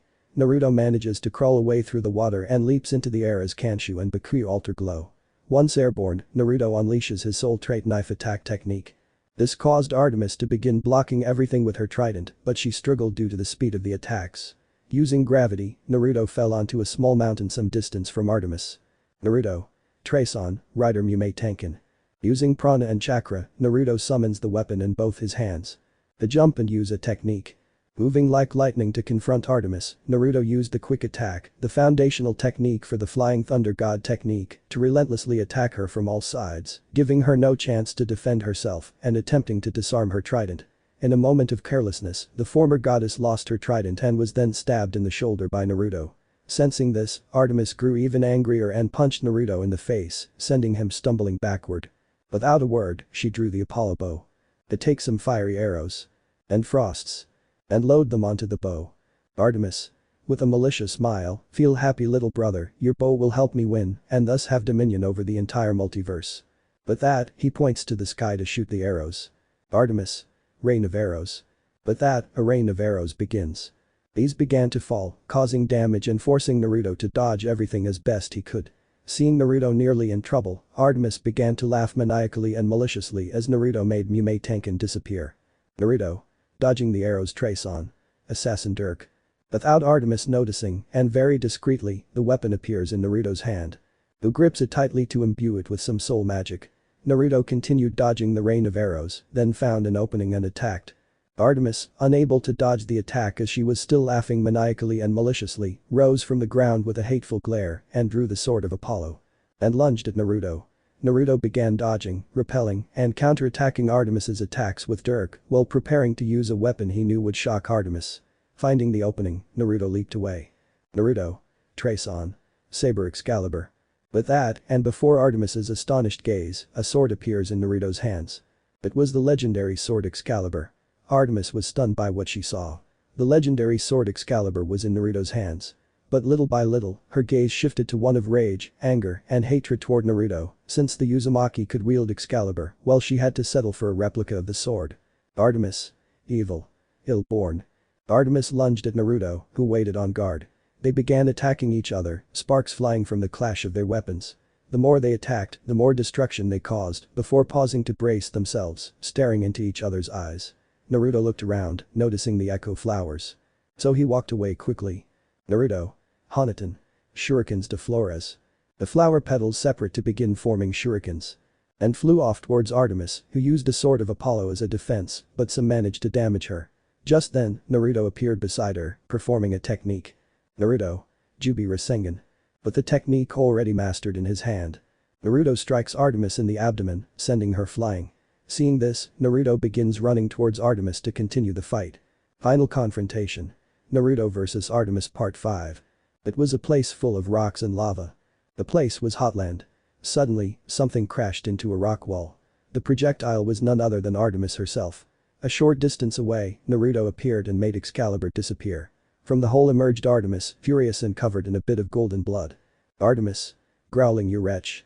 With that, he makes his fake Excalibur appear. To launch himself against Naruto. Naruto leaps high into the air, dodging Artemis's attack, who destroys the wall with her slash. Naruto lands on the ground and conjures a portal beside him. And reach in. After searching for a bit, he pulls out a gun. It was his sword, Holding the weapon in his hand, Naruto positioned it to block an attack from Artemis. They both strained, pushing their weapons against each other, their gazes filled with seriousness Naruto's and hatred Artemis's. They gave each other a small push to create distance, crawling back a little. Hitomi. Do you want me to improve it a little? Naruto understood what Hitomi meant, so he smiled slightly and nodded discreetly. Instantly, he began to be surrounded by Biju chakra, increasing her strength, resistance, and power. With that, they both launched themselves again, unleashing intense slashes that caused some destruction. Artemis threw a slash, but Naruto dodged it by crawling on his knees. Once on the ground, Naruto opened a golden portal to summon another sword. It was Dane's leaf. With her weapon in hand and already surrounded by Biju chakra, Naruto spun around on the ground to attack Artemis with her secondary weapon. Artemis barely managed to dodge, receiving a small cut on her leg. Enraged, Artemis attacked Naruto, who began dodging and counterattacking, generating sparks. Seeing that she was losing ground, Artemis summoned Anaclosmos to attack Naruto, who dodges the downward strike. Naruto knew whose sword it was, and although he didn't care about the girl, he knew he had to get it back. It shouldn't be in the hands of a madwoman. Dodging another attack backward, Naruto creates a portal in the ground from which Vajra emerges. The sword shot skyward, causing Artemis to dodge by sheer luck, but she lost Anaclosmos. Artemis tried to retrieve Anaclosmos, but Naruto created a portal beneath the sword, saving it from Artemis. Artemis was shocked at this, but slowly began to tremble with rage, glaring at Naruto with hatred. With her Excalibur, the traitorous goddess lunged at Naruto, who charged with his swords, initiating a clash of weapons that generated several sparks.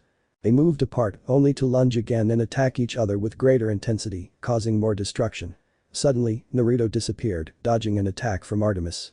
On the roof of Hotland, Naruto leaped to the ground as he prepared to fight. Naruto. Jotun Lava Dragon. But that, he spins as something cold and cool emerges from the lava.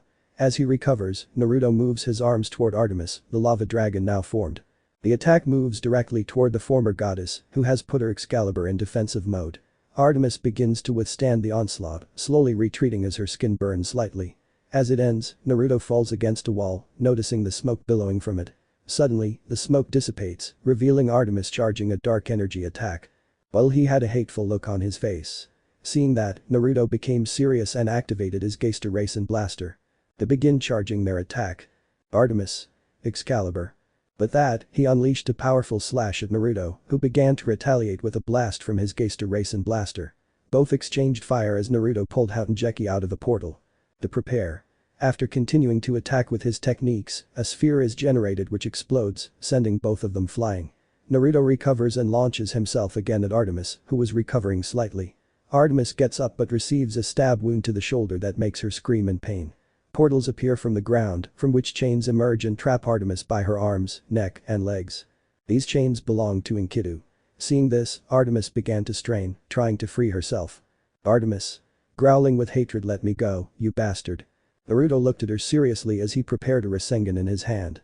Naruto. I don't think so. With his soul magic Rasengan. Naruto punches Artemis in the abdomen, sending her flying into the sky. Naruto. I'm pretty sure you know this. Still in the air, Artemis sees something that leaves her in shock. In front of her, besides being surrounded, was the Gate of Babylon in its full splendor. Naruto. Fuego. Several weapons appear with the portals. The attacks began to rain down on Artemis, who was left with scrapes, cuts, stab wounds, and more, causing the former goddess to scream in pain. As the attack ended, Artemis began to fall, but Naruto appeared beside her, generating another Rasengan. Naruto. We're not finished, Artemis. Jotun Rasengan. With the lava element Rasengan in his hand. Naruto strikes the former goddess, sending her flying with a lava explosion. He lands on his feet on a rock in Hotland, smoke billowing from his hand, healing his lava burn. Naruto.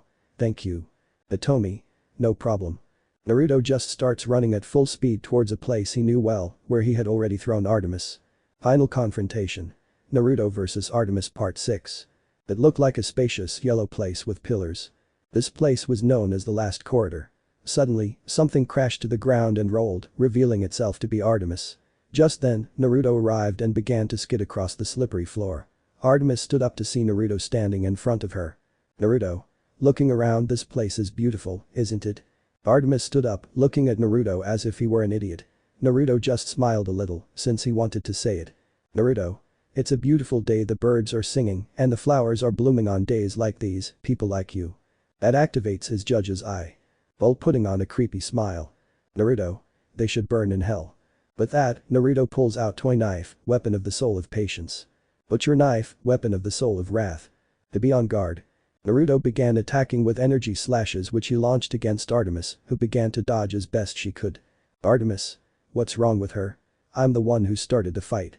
But then he sets that aside to launch himself at Naruto, drawing the fork of Hades. And lunges. Naruto uses his knives to block the attack, then makes an X displaying red and light blue energy. Charging aura into his butcher knife, Naruto unleashes his calling cord of wrath. This forced Artemis to defend herself with a pitchfork. At full speed, Naruto launched himself at Artemis, unleashing a flurry of slashes that the former goddess struggled to block. As they moved, energy clashes erupted, while Naruto's Judge Eye remained activated. Still attacking each other, Naruto began summoning bones. The bones began to move all over the place, making it difficult for Artemis to move. They separated, staring at each other, before launching themselves forward, their weapons clashing and sending sparks flying and causing some damage. As they continued attacking, they dodged the bones that moved horizontally, vertically, or in an X pattern as they spun. In a moment of carelessness, Artemis tripped and Naruto took advantage, slashing her torso with each knife and creating an X. Artemis groaned in pain, but then glared at Naruto angrily and kicked him away.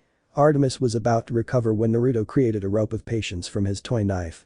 They tie her up and start spinning, causing Artemis to crash into the pillars, destroying them. Seeing the opportunity, Naruto releases Artemis, sending the former goddess flying straight into a wall of blue bones. Passing through them, but Artemis is injured while moving. The traitorous goddess falls to the ground in pain, but then angrily sees Naruto, takes out a helmet, and puts it on. The helmet was the Helm of Darkness. Artemis became translucent and rushed towards Naruto, who assumed a fighting stance, aware of the helmet's power. While Naruto was watching, Artemis lay hidden, ready to attack. Using his instincts, Naruto dodged and attacked the air, creating the sounds of clashing weapons and sparks. Naruto attacked the air again, causing more clashing weapons. And so Naruto continued attacking the air, generating even more clashing sounds. Naruto. It seems he knows how to use the Helm of Darkness, but I have a special weapon. Naruto leaps to make his knives disappear. With that, he summons Sword, the weapon of the soul of will. To become alert, he senses everything around him. Sensing something approaching, Naruto smiles and uses willpower soul magic. Naruto. Great vortex of will. Twisting his body, Naruto begins to spin, generating a large green vortex. Which began to wreak havoc but also revealed a silhouette of the same color. When it stopped, Naruto saw Artemis, now visible, fly off into a pillar. Without waiting any longer, Naruto summoned Real Knife, the weapon of the soul of determination. To begin launching a series of red attacks. These strike Artemis, generating an explosion. Artemis gets up, but she slowly begins to fill with rage at being overpowered by Naruto. With her black sclera, Artemis lets out a powerful scream, releasing a great amount of darkness and launching herself at Naruto with a fork filled with darkness. Seeing this, Naruto summons Lance, weapon of the soul of purity. They both lunged at Artemis. The clash of their weapons generated a shockwave, followed by another attack that unleashed a barrage of sparks, a mix of white and black. They separated, only to charge at each other again, causing tremors to ripple through the area, cracking pillars, shattering the ground, and more. They separated, but Artemis heard something. Turning, she saw Geister blasters. Aiming at him, she fires. Artemis rises, covered in dust and scrapes, her gaze filled with hatred as she feels outmatched by someone she considers inferior. Fueled by even more anger and hatred, Artemis launches herself at Naruto with renewed intensity, forcing the Uzumaki to dodge and counterattack with Lance. Gradually, both increased the intensity of their attacks, their expressions filled with seriousness and hatred. The former goddess begins to generate a massive sphere of hatred and darkness. While watching Naruto with the same emotions. Artemis. Die. He was about to launch the sphere, but he was shocked to see something Naruto had in his hand. It was a soul magic Rasen shuriken. But what had shocked her was the technique's color. It was platinum gray, her former color. Naruto. Serio Rasen shuriken de Magia de Alma. With that, she launched the Rasen shuriken at the sphere of hatred, generating a massive explosion. As the smoke cleared, Artemis stood clutching her arm, which had been injured by the blast. Orange bones emerged from the ground. These attacks pierce Artemis's abdomen, sending her crashing to the ceiling and knocking her out of the room. Naruto simply snaps his fingers and vanishes. Final confrontation. Naruto vs Artemis Part 7. Konoha could be seen completely destroyed. Then Artemis emerges from the ground, followed by Naruto, who, upon reaching the former goddess, uses the strings of patience to grab her, spin her around, and throw her to the ground. Artemis rises, covered in dust and furious, as she watches Naruto land on his feet. Naruto. Konoha just as it was millennia ago. Naruto turned to see Artemis, who had a weapon ready and was looking at them angrily. The weapon was Stormbreaker. Naruto knew whose weapon it was, so he drew a katana. It was Volkermord Fjordrake, berserker-type weapon of his friend servant Joan of Arc Altar, or Jalter. They locked eyes, then vanished. They reappeared facing each other, their weapons clashing and unleashing immense destruction, their power far exceeding that of the others. They drew back, only to lunge at each other again, wielding their weapons once more. They began attacking each other with their weapons, generating tremors, small purple-black flames, and lightning. Naruto. So she killed Thor and took Stormbreaker. I have to stop her once and for all. Using Trace, Naruto surrounds Volcamerd Fjordrake with Prana to significantly increase the weapon's strength and damage. Moving away, Naruto assumes a fighting stance to prepare his technique with the weapon. Naruto. Massacring Dragon. Suddenly, Naruto uses Jolter's Berserker ability. Causing Artemis too much damage, who stumbled back spitting golden blood.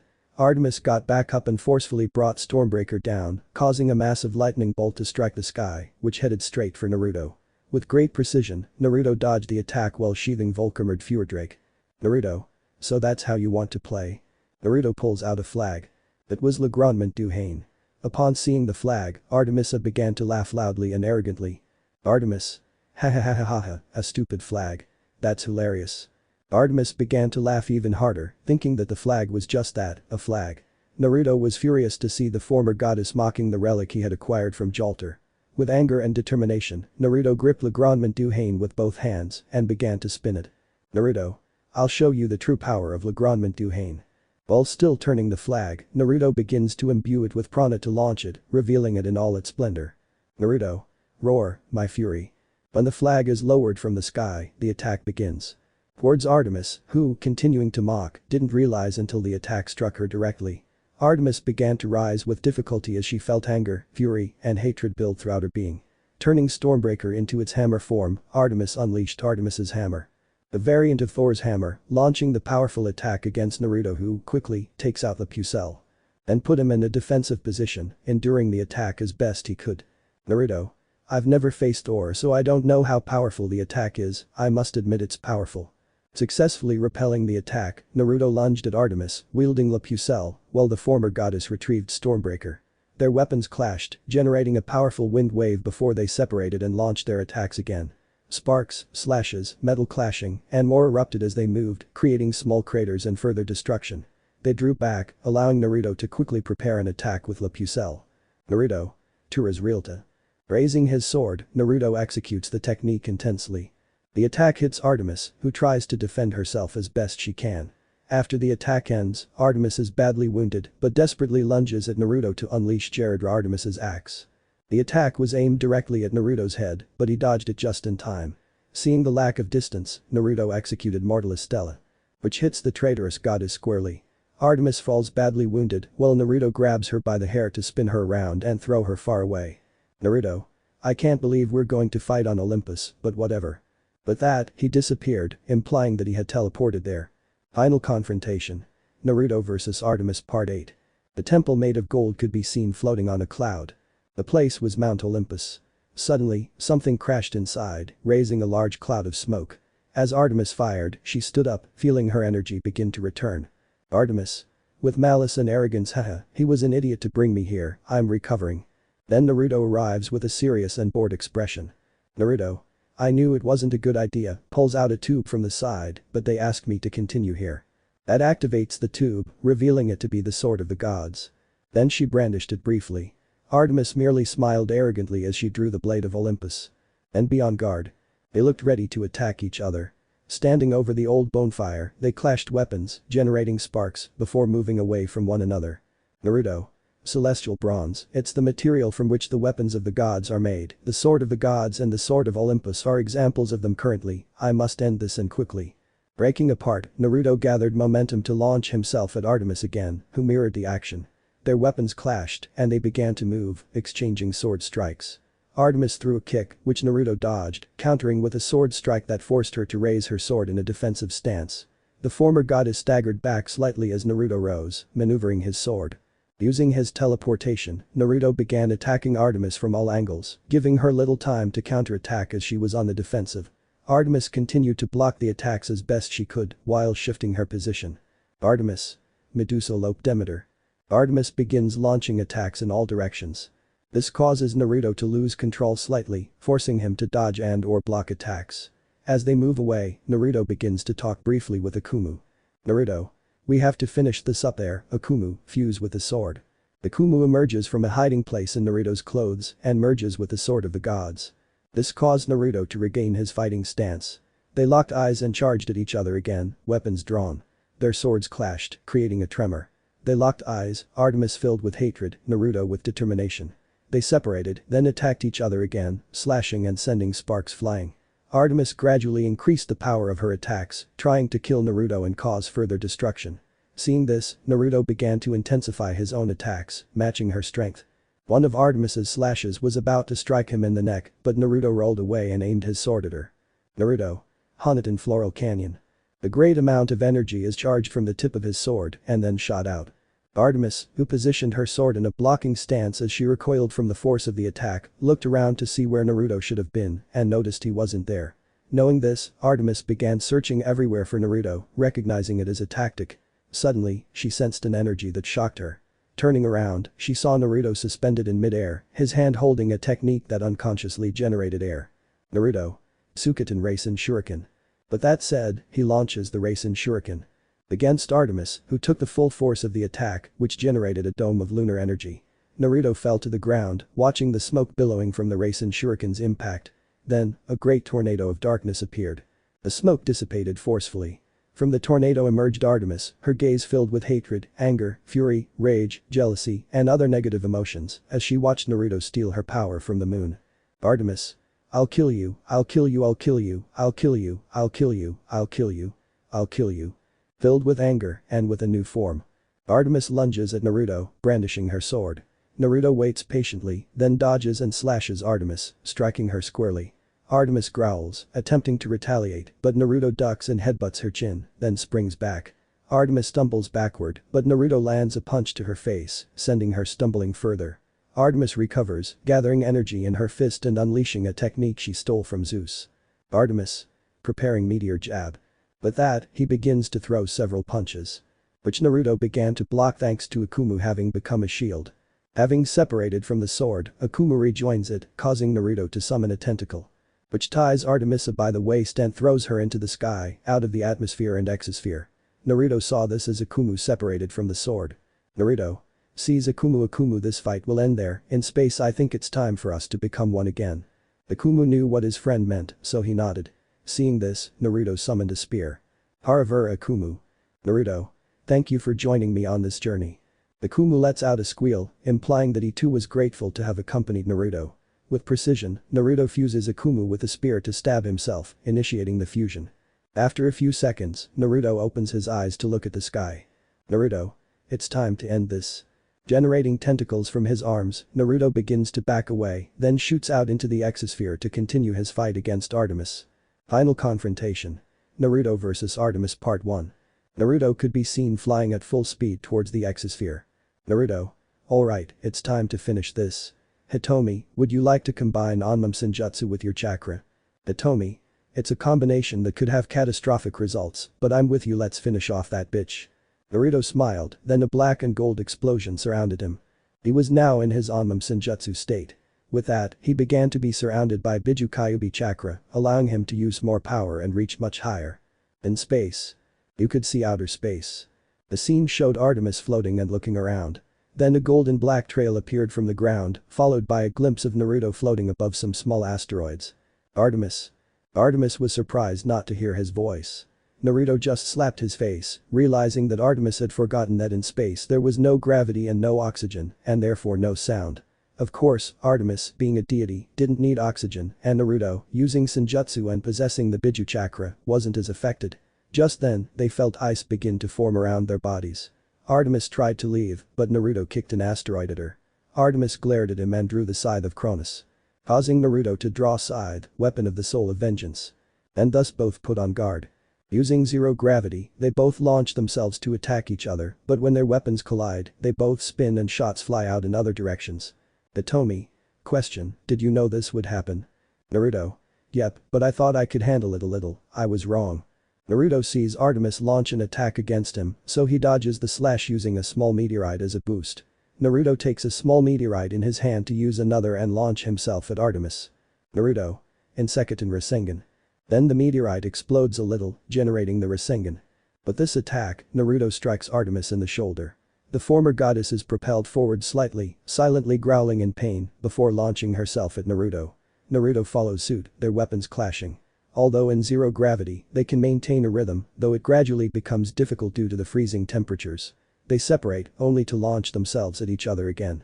Using the small meteorite scattered in space, Naruto begins kicking and striking them with scythe, while Artemis spins the scythe of Chronos, destroying the meteorite attacks. Naruto moves away at high speed, taking advantage of the lack of gravity. Naruto. I have to admit this is fun. Hitomi. Believe it or not, I'm having fun with this too, but we have to finish this. Naruto nodded. They felt as if he was still freezing despite having Onmum Senjutsu and the Biju Chakra. Artemis recovered and then launched a Shadow Pulse. Against Naruto, who began to spin his scythe blocking the attack but was dragged away by the shock of the technique. On the moon. Naruto ends up crashing into the moon to get back on his feet, trying to hold onto the equipment. Naruto.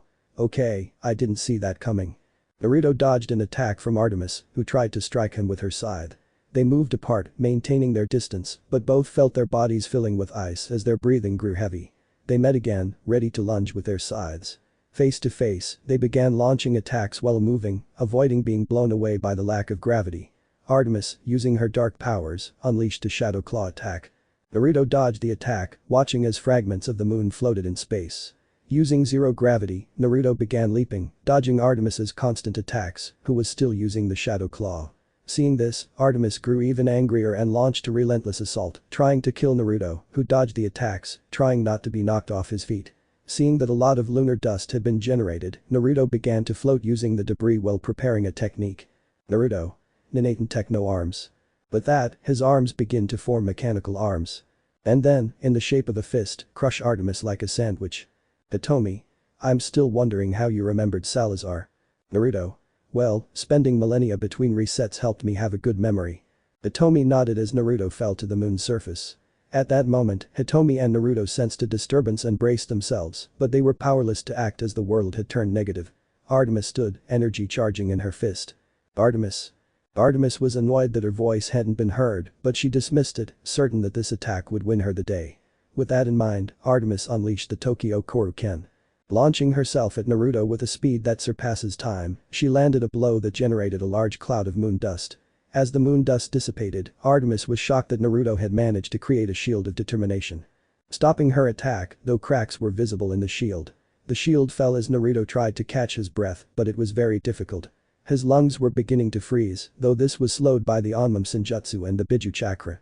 Generating another techno arm, Naruto struck Artemis with force, sending her flying even further thanks to zero gravity. Watching her fly away, Naruto fell to one knee, spitting out drops of blood which, upon leaving the Biju Chakra cloak, froze. Naruto. This is dragging on and my body can't take any more. Hitomi. I've noticed, your body is weakening from the space.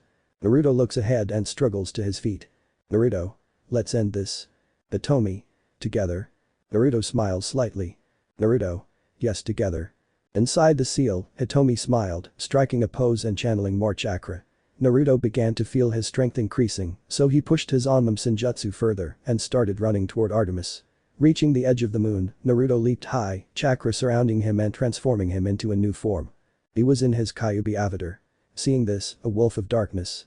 Artemis, who was actually Artemis, launched herself at the Kyuubi, causing them to collide. The two beings attacked each other as they moved through space. They collided with an asteroid belt, using it to their advantage before launching themselves at one another. They began exchanging scratches, swipes, tail whips, bites, and charges, each trying to pull the other into the void. Artemis launched herself forward, using her signature bite technique.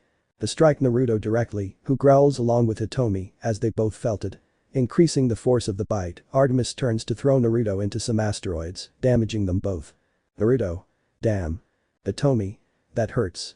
Then they both saw Artemis carrying a shadow ball. Heading towards them, causing them both to combine their forces to generate a Bijidama. Against Artemis. Both opponents launched their techniques, which clashed, but both exerted their strength to win. Naruto began to exert more force, ready to unleash a shout. The sound went unheard, but it caused the tailed beast ball to power up. A massive explosion of light erupted in the middle of space, blinding them both. As the light dissipated, Artemis saw that Naruto had moved, but she sensed something behind her. Turning around, she saw that Naruto, with Hitomi's help, was performing one of his most powerful techniques. Naruto Hitomi. Having both Rasen shurikens in their hands. Naruto moves swiftly thanks to zero gravity, launching the projectiles point blank at Artemis, who takes the full force of the attack, sustaining significant damage. The Titan crashes onto asteroids as Naruto gasps for breath, his lungs already 50% frozen. Hitomi. We need to finish this quickly. Naruto. I know, but I have a plan. Use that last race in Shuriken. Hitomi's eyes widened in shock upon hearing that. Hitomi. But that's dangerous. Naruto. I know, but it's the last thing we have left to use. Hitomi was silent as she thought about what Naruto had said. Hitomi. Together. Naruto smiles slightly as the Kyuubi avatar dissipates, revealing Naruto with a new appearance. He was in a fusion of his Onmon Senjutsu and Baryon mode, the Onmon Senjutsu Baryon mode. Naruto raises his hand to begin generating a Rasengan. Naruto. Tyoten Rasengan is required. Around the Rasengan, another 8 Rasengans began to appear. Naruto. Seguido de Iso Rasengans de los Elementos Sujin, Kanbashi, Tachi, Kasei, Makisei, Desei, Tenasei y Nepichinus su el Redditor. The Rasengans began to spin slowly until they formed a disc with normal but rapid speed. In Naruto's hand was the most powerful Rasen Shuriken he had ever possessed. It was the Kumayawas. Solar System Rasen Shuriken. With the technique in his hand, Naruto launched himself toward Artemis. Artemis was floating, trying to heal herself, but all her wounds had already healed from the freezing. The former goddess turned around but saw Naruto striking her with his Rasen Shuriken. Artemis began to sense an overwhelming force and tried to stop the attack. Seeing this, Naruto increased his power as he was surrounded by the colors of all his soul traits. Little by little, Naruto began to gain ground even as Artemis tried to block the attack. Artemis. With resentment, hatred, fury, anger, rage, irritation, and frustration. Naruto may not have heard her, but he read Artemis's lips, knowing what she meant. With even more force, Naruto pushed his technique further and an explosion of light erupted in the middle of space. Naruto's decision. Naruto could be seen. Floating in a void, half of his left arm slightly burned by the solar system Rasen Shuriken. It was indeed the most powerful Rasen Shuriken he had ever created. Naruto stood up to look around. Naruto. Here again. That's right. When Naruto turned around, he saw Kami, Shinigami and Amaterasu standing in front of him. Naruto. Lady Kami, Shinigami, Lord Amaterasu. Shinigami. Hello, young Naruto. Naruto. Am I dead? Amaterasu. Not exactly. That confused Naruto, who raised an eyebrow. Amaterasu. You are hanging on a very thin thread that defines whether you go to heaven or return. This surprised Naruto, who saw some doors appear. Behind the deities. Naruto stared at the door in shock, years, decades, centuries, millennia waiting to see those doors, the doors to heaven. Kami. Little Naruto, you have lived for millennia because of Artemis's curse, you have fought, you have suffered, and you fulfilled the power to end the suffering of the world and save it. We believe it is time for you to rest in peace. Naruto was kneeling silently, staring at the doors. He had been waiting for this moment for a long time. Without thinking, Naruto stood up and slowly approached the doors, touching them and opening them slightly. Naruto. Years waiting for this moment. Naruto opens the door wider, seeing what's behind it. They were stairs that led straight to heaven. Noir stood silently gazing at the place as small tears began to well up in his eyes. Naruto. Is this real? Amaterasu. That's right, young Naruto, this is real. Now you can rest in peace. Naruto gazed at the sky as he slowly began to walk. He was about to enter, but stopped just short of taking the first step. The Noir glanced back, noticing the darkness and how the deities were still there, watching him. Then he turned to look at the place he had always longed to go. Naruto. Ever since this started, I've wanted to go to heaven and rest in peace. Naruto begins to remember everything he has experienced. Naruto. I always suffered betrayal, sadness, the desire for revenge, resentment, loneliness, frustration, despair, many things. But those words, Naruto remembered all the moments he suffered because of his curse. Naruto. But I also had happy, joyful moments that filled me with joy and improved my day. Start remembering the positive moments you experienced. Naruto. My life wasn't all roses, and I knew it. I had to suffer to live and live to suffer. I tried not to get involved to avoid pain, but I ended up hurting myself. Naruto reaches his hands towards the doors. Naruto. During this journey I lost a lot, but in this last reset I recovered it and gained more than I lost. With a small smile, Naruto slowly began to close the doors. Naruto. My wish was always to rest in peace and stop suffering, but here, without knowing it, I achieved it. I managed to rest, I managed to find peace, and I managed to recover what I lost. Naruto completely closes the doors to turn and look at the deities. Naruto. I'm sorry but I'm not going to leave. I've already recovered what I lost, and I'm not going to give it up. I waited many millennia for this, but now I won't anymore since I was able to achieve it, I was able to achieve my peace. Ami, Shinigami, and Amaterasu smiled slightly as they watched Naruto walk away from the door. Naruto. I will return and fulfill what I said. Shinigami. If so, here you go, young Naruto. With that, Shinigami gives Naruto the soul of Artemis. Which is taken by the Celestial. Naruto. Thank you. Naruto saves his soul to begin walking. Amaterasu. Forgive my boldness, but we have all wondered, why was he cursed? Naruto remained silent. It no longer mattered to keep it to himself, after all, he had already achieved his goal. To get rid of Artemis. Naruto. Just to save someone who was manipulated by Artemis. Ami. And that would be. Naruto laughs a little with some irony as he looks at the deities. Naruto. She was someone very well known and who could have made a difference by knowing the truth behind Artemis's mask. She was Zo Belladonna. The deity's eyes widened in shock upon hearing that name. It was no secret that Zo was Artemis's loyal lieutenant and deeply committed to her ideals. If it was true that Naruto had been able to make her see the truth, it would make a significant difference for the future. With that, Naruto opened a portal. To then enter and fulfill its final objective, the unification of the resets. Naruto Information Part 8.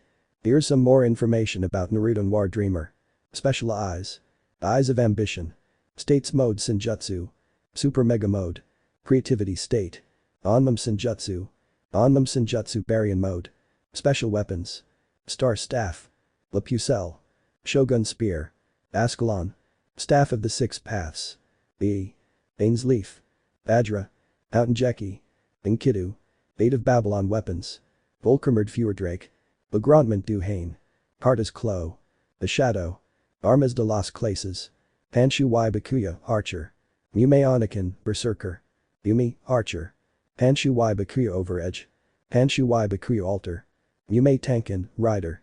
Urk, Assassin. Excalibur, Saber. Extras. Lighter, Soul of Paranoia. Genmoku no Kama, Commandment of Reticence. Shinjitsu no Kane, Commandment of Truth. I no Hikari no Muru, Commandment of Love. Dunsui no Okeori, Commandment of Purity. Hand Sword Hair Sword. Spiked Ball. Dragon Heads. Kagyun, Kakujuring Kaku. Ultimate Kagyun. Bow of the Six Paths. Scythe of the Six Paths. Pain, Soul of Creativity. Flintlock Pistol, Creativity State. Musket, Creativity State. Normal Bones. Sword of the Gods. Affiliations. Lilith Noir Ouroboros. Azrael Dreemurr. Chaos, probably. Imi, Kwame of Reality, probably. Kami. Shinigami. Amaterasu. The Last Crossroads Part 1. A month had passed since Naruto had returned from the void and come back to his own time. Upon arriving, he saw how everyone had fought bravely, and as thanks for holding back Artemis's forces, he rewarded them with whatever they desired, but within certain limits. These rewards included reviving the dead, healing them, repairing the damage Artemis had caused, and providing some monetary compensation to help them. When he arrived in Yuzu, everyone greeted him joyfully, making Naruto happy. Naruto spent the rest of the month relaxing, but also preparing for his final challenge. But now, let's return to the present. Currently, Naruto could be seen in his office doing paperwork with his clones. He had returned 3 days ago and had to finish the paperwork. Luckily, he was making time for his family, which was growing since some, if not all, were pregnant. Naruto. Finishing signing and that's it, I'm done with the paperwork. Congratulations, Naruto. Looking ahead, Naruto sees the Kwamis. Icky, Ladybug, Plag, Cat, Naru, Butterfly, Waze, Turtle, Trix, Fox, Pollen, Bee, Duusu, Peacock, Mallow, Mouse, Stromp, Ox, Rower, Tiger, Fluff, Rabbit, Long, Dragon, Sass, Snake, Kalki, Horse, Ziggy, Goat, Shapu, Monkey, Hariko, Rooster, Bark, Dog, and Daisy, Pig. Naruto, thanks Daisy. To be honest, I was a little afraid it would be like the other resets where I was forced to stay in the office all day. Plag. Eating cheese but it didn't happen, so relax. Naruto nods in response to what the Kwami of Destruction said, then makes all his clones disappear. Icky. So tell me, Naruto, is that last crossroads thing true? Naruto. Yes, it's true. The resets are being unified now, and I know where the temples are. Usu. And where are they? Naruto. Logically, they're in the old resets, but the first one, which is in this reset, is in Konoha. Sass. Konoha. Naruto. That's right. The temples are in isolated and somewhat difficult to access locations. Everyone nodded, somewhat surprised, as Naruto pulled something out. It was a map he had created using knowledge acquired from past resets. Naruto.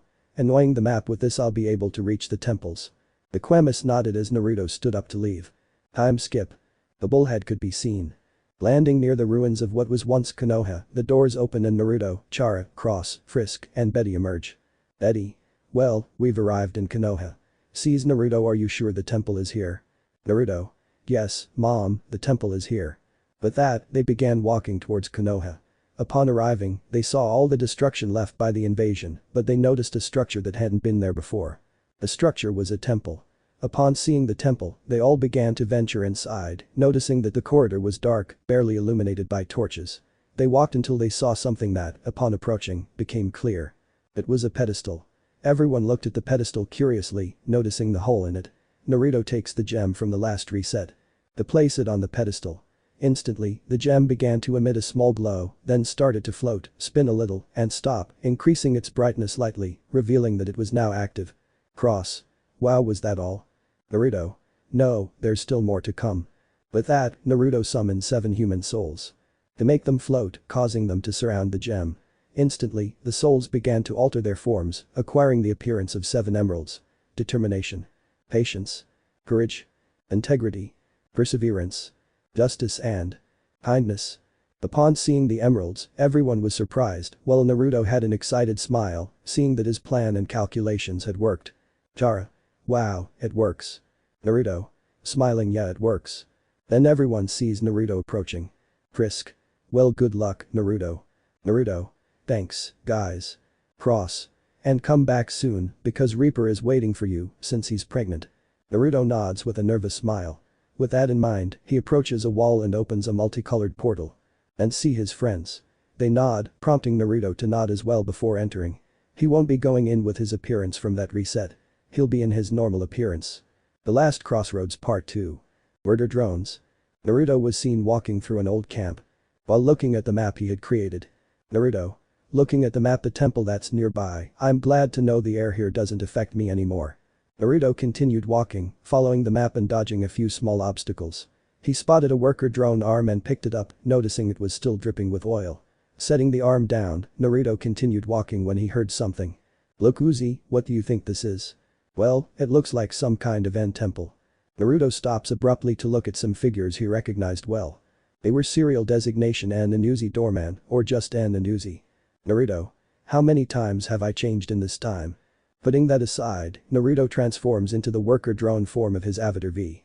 They begin walking slowly towards the duo. V saw Uzi and N looking at the temple. But ignored the structure to walk towards the drones. N. Do you think we should go in? Uzi. I don't know, N. V. Smiling slightly. You can go in, but be careful. N. Smiling. Thanks for the advice, V. But both drones remained static to turn around and look behind them, seeing V smiling as he sucked on an arm, taking the oil. And Uzi. In shock. V. V. No, the Queen of England. N ran towards V to pick her up and hug her, causing the worker drone to hug her back. Uzi. Wow, I'm surprised you're alive, but how are you a worker drone? V breaks away from N's embrace to look at Uzi. V. It'll be a very long story. Uzi. We'll have time.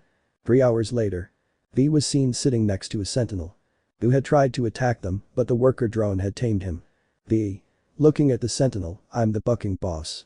V turns his gaze back to N and Uzi, who were loading and processing the information V gave them. N. Coming to this wow is amazing. Uzi.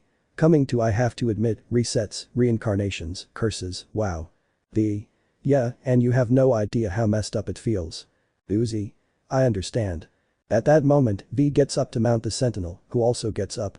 Uzi. Is it necessary? V. What? I tamed him, he's mine now, I even gave him a name, he's called Sparky. N. Happy and petting Sparky. Well, I like the name. V. And just wait for the resets to work because I'll introduce you to Zwei, he's my dog, he's a corgi. N's eyes lit up when she heard that she could see V's dog. V. Okay, let's go in. With that, Uzi and N sprout their wings and begin to fly, while Sparky runs with V riding on him. Upon reaching the pedestal, V gets off Sparky to approach. N. Wait. V pulls out his gun. We don't know if there's any danger. V. N. Calm down, there's no danger. N looked at him with some concern, but nodded to put away his weapon. Seeing this, V approached to take out the gem.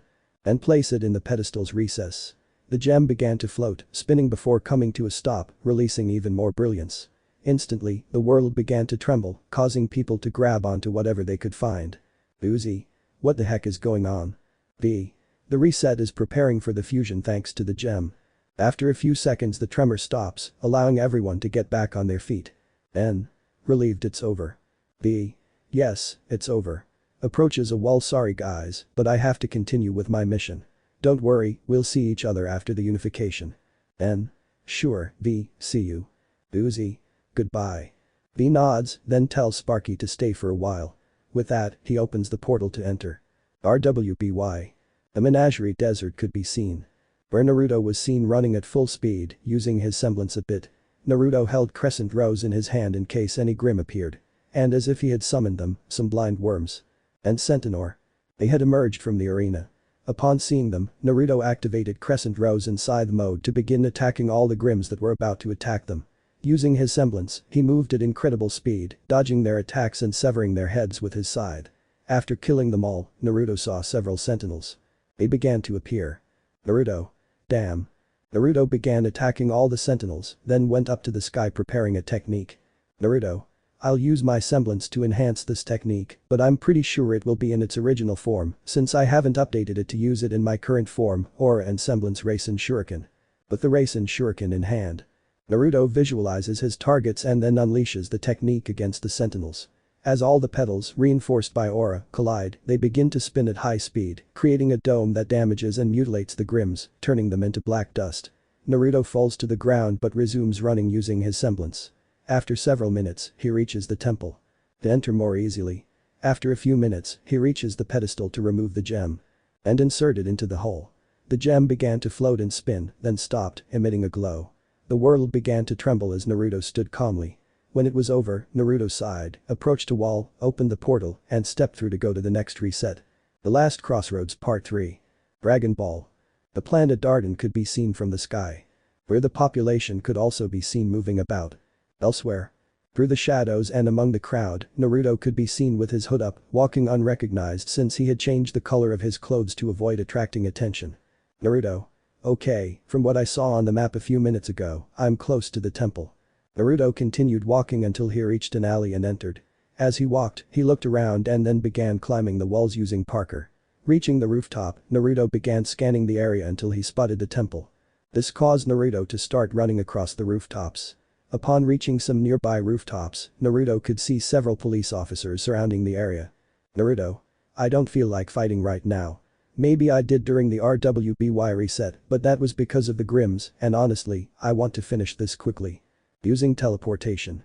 Naruto disappeared, only to reappear inside the temple. Once in the temple corridors, Naruto began to move cautiously, concealing himself behind the beams. Slowly, Naruto reached a beam near the pedestal, but noticed two police officers questioning the object. Seeing this, Naruto used his Kai. He unleashed an invisible Kai blast, sending both police officers flying. Using his incredible speed, Naruto moved behind them as they got up, knocking them out with a blow to the back of the neck. Naruto. Bored, I don't feel like fighting. But that said, he approaches the pedestal to take out the gem. And insert it into the hole. The gem began to float and spin, then stopped, glowing slightly. At that moment, the world and the entire reset began to shake, alerting everyone, while Naruto remained calm. As it was over, Naruto was about to leave when he heard several footsteps approaching. Naruto. Sigh, I'm seriously bored, I really don't feel like fighting anymore, but I have to finish this. Naruto struck a pose as he watched the police approach. Naruto. I'm sorry Kamehameha. That unleashes all his Kai in one attack. He hit all the police officers directly. When it was over, Naruto saw the officers lying on the ground, badly injured. Thankful that his hood was still up and concealing his identity, Naruto approached a wall to open the portal and retreat. Our Rangers. Naruto could be seen walking through a completely red area with a river that he knew was very lethal to humans. Yes, Naruto was at the Sanzu River. What's a human doing here? Naruto turns around to see a being with a slight octopus-like appearance. It was Octoru, Xandred's former assistant. Naruto. Well, if it isn't Octoru. Octoru. It seems you know me, but I'm still surprised you're here alive. Naruto just laughed a little before striking a pose. Octoru. What are you doing? Naruto. This. Without saying anything, he disappears only to reappear behind Octoru, ripping out his soul and burning it. Octoru. Vanishing into dust. Seeing that, Naruto sighed and continued walking. After a while, he arrived at the temple. To begin exploring it, Naruto continued walking until he reached the pedestal. Upon seeing it, Naruto removed the gem. To insert it into the hole. The gem began to float and spin, then stopped, emitting a glow. The reset began to tremble while Naruto remained calm. With that done, Naruto was about to open the portal when he stopped to look outside. Naruto. I could use it for some studies. With that, he runs off. After a few minutes, he returns with a bottle containing a semi-transparent red liquid. It was water from the Sanzu River. After storing the bottle in a storage scroll, Naruto opened the portal to enter. The Last Crossroads Part 4. Max Steel. Naruto could be seen riding a motorcycle. In the direction where the temple was located according to the map. Naruto. Okay, the temple is nearby. He keeps driving, doing wheelies for fun. After a while, he stops near a junkyard. Where, according to the map, the temple was located. Naruto. Okay, here it is. With that, he resumed driving down to the junkyard and continued on his way, dodging the piles of rusted metal. Suddenly, something fell in front of him, making him stop abruptly. Upon seeing what caused it, Naruto was surprised to discover it was a robot. And a woman. The robot was Saturo and the female Jet Ferris. Jet. Pointing a gun at Naruto. Alright kid, I don't know how you got N-Tech technology, but I suggest you return that motorcycle now. Naruto was just calm as he watched his companions when he became Max Steel. Saturo. Wait Jet, analyzes Naruto. This kid has the same DNA as Max Steel. This shocked Jet, who saw the robot as Naruto got off the motorcycle. Naruto. This is very difficult to explain, but please listen. They both looked at Naruto, who only let out a small, somewhat defeated sigh. 3 hours later. Now Naruto could be seen, in his Max Steel form. Watching Jet and Saturo who were analyzing what Max had told them. Saturo. Max Steel, that is very complicated. Max. I understand, buddy. You have no idea how hard this has been for me. Jet. Well, given the situation, it's understandable. So, you've come to inquire about that temple. Max. That's right. I've come to see the temple and insert the gem. Jet. Well, you'll have to give a lot more explanations. Stands up. Birdo and my dad are here. Max remained silent, cursing his luck. With that, he climbed onto the motorcycle, Jet jumping on behind him, and they began to drive while Saturo followed, flying with his wings. After several minutes, they arrived at the location, seeing the temple. Which had a ship next to it. 2 people were coming out of it. Upon hearing the sound of the motorcycle, they both turned around, revealing themselves to be Roberto Martinez, alias Birdo. Why Forge Ferris? Max's former colleague and boss. Ferris. Jet, Saturo, you've finally arrived, where is Steel? Upon hearing that, Birdo turns around, surprised to see Max. Birdo. Max, but how? Max. Looking at the temple. It's a very long story. Birdo saw how Max was intently looking at the temple. Birdo. Max, I don't think it's safe to go into that temple. Max. Don't worry, brother. I'm actually looking for these temples, but before going in, you should know the history. Saturo. Understood, Max Steel. With that, he began replaying the conversation they'd had 3 hours earlier. When it ended, Birdo and Ferris were silently watching Max. If he was right in front of them, that meant it was true. Birdo. It's a lot to process. Ferris nodded as he looked at Max, who was still looking at the temple with some impatience. Ferris. So Max, the temples aren't dangerous and are, in a way, linked to your power. Max. That's right, Mr. Ferris. But that said, they all entered the temple. As they walked, they all looked inside. Jet. Wow Max, I have to say that your temples are awesome inside. Max. Haha, I wouldn't call them my temples, but I have to admit the hallways are cool. After a few seconds, they reach the pedestal. Upon seeing it, Max takes out the gem. To insert it into the hole. The gem began to float and spin, then stopped, releasing a glow. Max. Here he comes. This confused the 4 of them, but then the reset started to shake, causing everyone except Max to try to regain their balance. When it finally stopped, the 4 of them saw Max walking towards a wall. Max. I'm sorry our reunion is short, but I have to finish my mission. Ferris. I understand, Steel. Max. Thank you Mr. Ferris. By the way, congratulations, Birdo and Jet. They both blushed slightly when they realized Max had noticed they were together. Without another word, Max opened the portal and stepped inside. Then, 10. Naruto could be seen walking through a place full of trees. It was Yellowstone National Park. Naruto was walking while looking at the map. Naruto. I'm close, I can feel it, although my anodide energy is screaming at me that something will happen, sigh many things are happening at this crossroads. After a while he arrives at the temple. Looking at it closely, he noticed the Omnitrix symbol. Naruto began walking deeper into the temple. Upon reaching the pedestal, he saw two people looking at the small structure. Naruto recognized them instantly.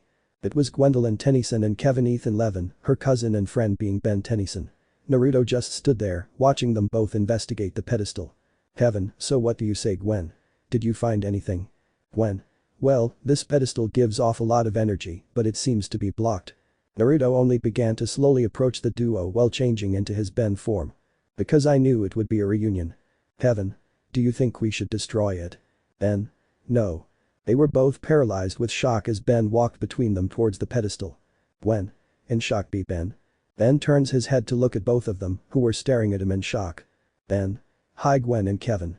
Gwen started crying and hugged her cousin, while Kevin just moved a little closer to join the hug. I'm Skip. Naruto, Kevin and Gwen were seen sitting on the floor with the pedestal behind them. Gwen. So that's what happened to you? Ben. Yes, that's what happened to me. Kevin. Wow, Tennyson, what about Olivia? Ben. She's stuck in the last reset. I'm just traveling between the other resets to unify them later. Gwen. Wouldn't that be dangerous? Ben. Yes, but I have what it takes to do it. Gwen nods as the alien trio stands up. With that, Ben approaches the pedestal to retrieve the gem. And insert it into the hole. The gem began to float and spin, then stopped, emitting a glow. At that moment, the reset began to shake, causing Gwen and Kevin to try to hold on while Ben remained calm. When it stopped, Ben approached a wall to open the portal. Ben. It was great seeing you guys again, but I have to go. Gwen, I understand Ben. I hope we meet again. Ben nods, approaches Gwen, and gives her a hug, then shakes Kevin's hand. Kevin. Logrello Tennyson. Ben nods and then enters the portal. The Last Crossroads Part 5. Avatar. The Siwang Desert could be seen. The video showed Naruto running, using his semblance to leave small trails of fire and sand.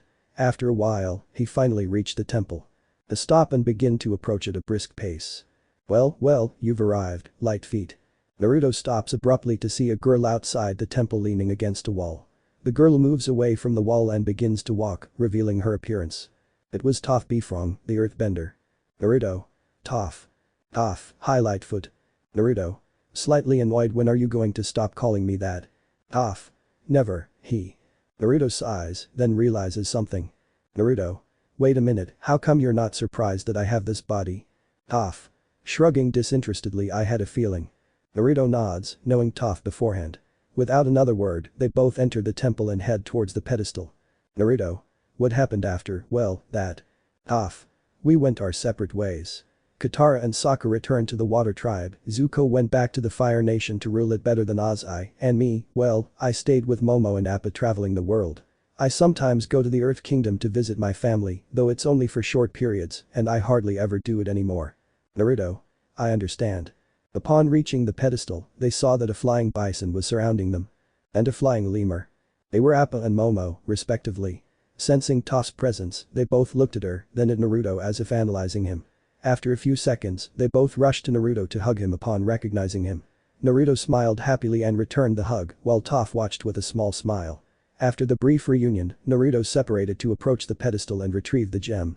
And insert it into the hole. Instantly, the gem began to float and spin, then stopped, emitting a glow. The reset immediately began to shake, but the group remained calm. After a few seconds, everything stopped shaking. Toph. It was fun. Naruto smiles slightly, then approaches a wall and opens the portal. Naruto. Sees the trio stay here, I'm saying this for your protection. Toph. Crosses her arms, I don't need protection, but thanks for your consideration anyway. Naruto nods to pet Appa and Momo. Naruto. See you later. They both let out noises of acceptance, and then Naruto enters the portal. Miraculous ladybug. Naruto could be seen sitting on the edge of a building in Shanghai. Looking at the map, searching for the location of the temple. Naruto. I'm close, but I need to be quick, concentrates, I'm detecting all those traitors. Without saying a word, Naruto takes out his storage scroll and goes behind a small structure. He then emerges wearing new clothes. Only consider the clothing, excluding the band. They begin walking in the direction of the temple's location. 10 minutes later. Naruto was seen leaving the building and starting to walk while looking at a phone, which was actually the map hidden by a Genjutsu. Naruto. It had been a while since he'd worn this type of clothing. Without thinking twice, Naruto continued walking through the streets of Shanghai. At one point, Naruto stopped to look at two adults he recognized in the distance. They were Tom Dupain and Sabine Cheng, his parents in that reset when he was marionette. But he also saw that the adults had aged too much. They no longer seemed the same. Their warmth was almost non-existent. They exuded an air of regret. Naruto just watched them in silence. He no longer felt empathy for them, having overcome the pain and betrayal, so he decided to continue on his way to the temple. Upon arriving, he saw the temple. But she also noticed that people were taking pictures of her as if she were a tourist attraction. 1. Look, Mom, it has Ladybug symbol. 2. Yes, son, poor girl, she was betrayed in the worst way, and now she's gone. 3. If I remember correctly, her name was Marinette. 2. That's right, dear. Wow, a 15-year-old girl having such a big role only to be betrayed, it's very sad. With that, the family left, leaving Naruto in silence, who smiled a little knowing that the citizens were pleased with what he did. Naruto. I think I'll give them a little surprise. With that, he begins to slowly walk away without making a sound or attracting attention. Time skip. Everyone was looking at the temple when they noticed something that surprised them. A yo-yo had tied itself to a post. Then a blue-haired girl dressed as a ladybug appeared. You're a ladybug. Ladybug. Waving hello people of Shanghai. It's a good thing I created an artificial miraculous for this. Upon seeing her, everyone began to celebrate as they approached to interview her, take photos, etc. Reporter 1. Miss Ladybug, where have you been all this time? Ladybug. Unfortunately, my whereabouts are confidential. Reporter 2. Why have you returned? Ladybug. It has to do with the temple. Reporter 3. Can you tell us what the purpose of the temples is? Ladybug. I can only say that it will be beneficial for everyone. Without further ado, Ladybug begins to enter the temple, making everyone want to see, but the police wouldn't let her. Inside the temple. Ladybug was seen walking down the hallway in that direction. Upon arriving, the heroine took out the gem. To insert it into the slot. Instantly, the gem began to float and spin, then stopped, emitting a glow. Suddenly, the reset began to tremble. Outside the temple. Everyone was trying to stay on their feet. Pointing upwards look. Everyone turned to look up to see a red light coming from the temple. Which went to the sky and began to spread. As the tremor subsided, it was also over, and everyone watched as Ladybug emerged from the temple. Ladybug. Don't worry, this is normal, I'll take my leave, see you later. With that, he throws the yo-yo to retreat, leaving everyone watching where the heroine went. On Ladybug. She would jump across buildings, then open a portal and fall into it. The Last Crossroads Part 6. Boku no Hero Academy. You could see Island. Where everyone was working except for someone who was out in the city. Elsewhere. Naruto could be seen jumping across the rooftops, using his hood to hide his identity and expressing gratitude for being fast. Naruto. Well, hopefully nothing will happen in this reset, everyone is very focused on their work. Without thinking twice, and still moving, Naruto takes out his map to find the temple. Naruto. Fortunately he's far away and they haven't detected him. Without saying anything else, he starts to move faster. Naruto. I'm going to use that. Noticing that no one was around, Naruto came out to do a spin dash. And jump from side to side, getting closer to the temple faster. After a few seconds, Naruto lands on his feet to look at the temple. And begin to venture deeper. Naruto was calmly walking until he noticed the pedestal. Naruto. MPH, I knew it, there wouldn't be much movement and I only needed the spin dash to get there quickly. Without saying anything else, Naruto reaches the pedestal to retrieve the gem. And insert it into the hole. Instantly, the gem began to float and spin, then stopped, emitting a glow. The reset began to tremble, but Naruto remained calm. Finally, Naruto went to a wall to open the portal and step inside. High School DxD. Naruto could be seen using his demon wings as he flew over the underworld. He was searching for the temple with his eyes, as his map was running out of power. Naruto. Well, it's great that there aren't any extra obstacles. With that, he continued flying until he managed to spot the temple. Causing him to approach rapidly. Upon arriving, he manages to stop completely, landing on his feet. When Naruto looks up, he sees the temple but senses an energy emanating from it, so he quickly hides, concealing both his energy and his scent. When he sees who has arrived, he is somewhat surprised, as it is a group of 5 girls. They were Rias Gremory, Akeno Himejima, Zenobia Quarta, Asia Argento, and Irina Shido. Upon seeing them, Naruto began to feel intense anger, his eyes shifting to the rage trait as he remembered how the 5 of them had killed Ravel and Kaneko. Rias. I told you that this temple belongs to our beloved Issei-kun, his love for us created it. The girls nodded in agreement, but Naruto had a disgusted look on his face. Naruto. Disgusted, how unpleasant to hear and see this. Knowing he had no other choice, Naruto waited until the girls left, which he was grateful for after almost an hour. Without waiting any longer, Naruto quickly entered the temple using his semblance. Upon reaching the pedestal, Naruto removed the gem. Then he inserted it into the hole. Instantly, the gem began to float and spin, then stopped, emitting a glow. The reset then began to tremble. As it ended, Naruto was about to leave, but he sensed some presences. Naruto. I'm not worried, I'll leave quickly, besides, no one will be able to remove the gem even with a lot of effort. Without saying anything else, he opens the portal to enter just in time for everyone to arrive and see the portal close. Nanatsu no Taizai. Naruto was walking through a completely destroyed kingdom. It was the kingdom of Danifer. Naruto.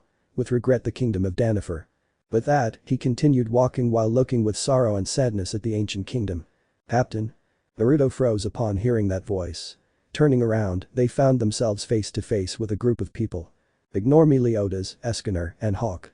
They were Ban the Fox of Greed, Gother the Goat of Lust, Merlin the Boar of Gluttony, Diane the Serpent of Envy, King the Bear of Sloth, and Elizabeth Lyons. Naruto remained silent as he transformed into his Meliodas form. Tears streamed from his eyes. The group smiled as they went to hug Meliodas, who was crying tears of joy at seeing them again, and this time it wasn't a hallucination. Diana.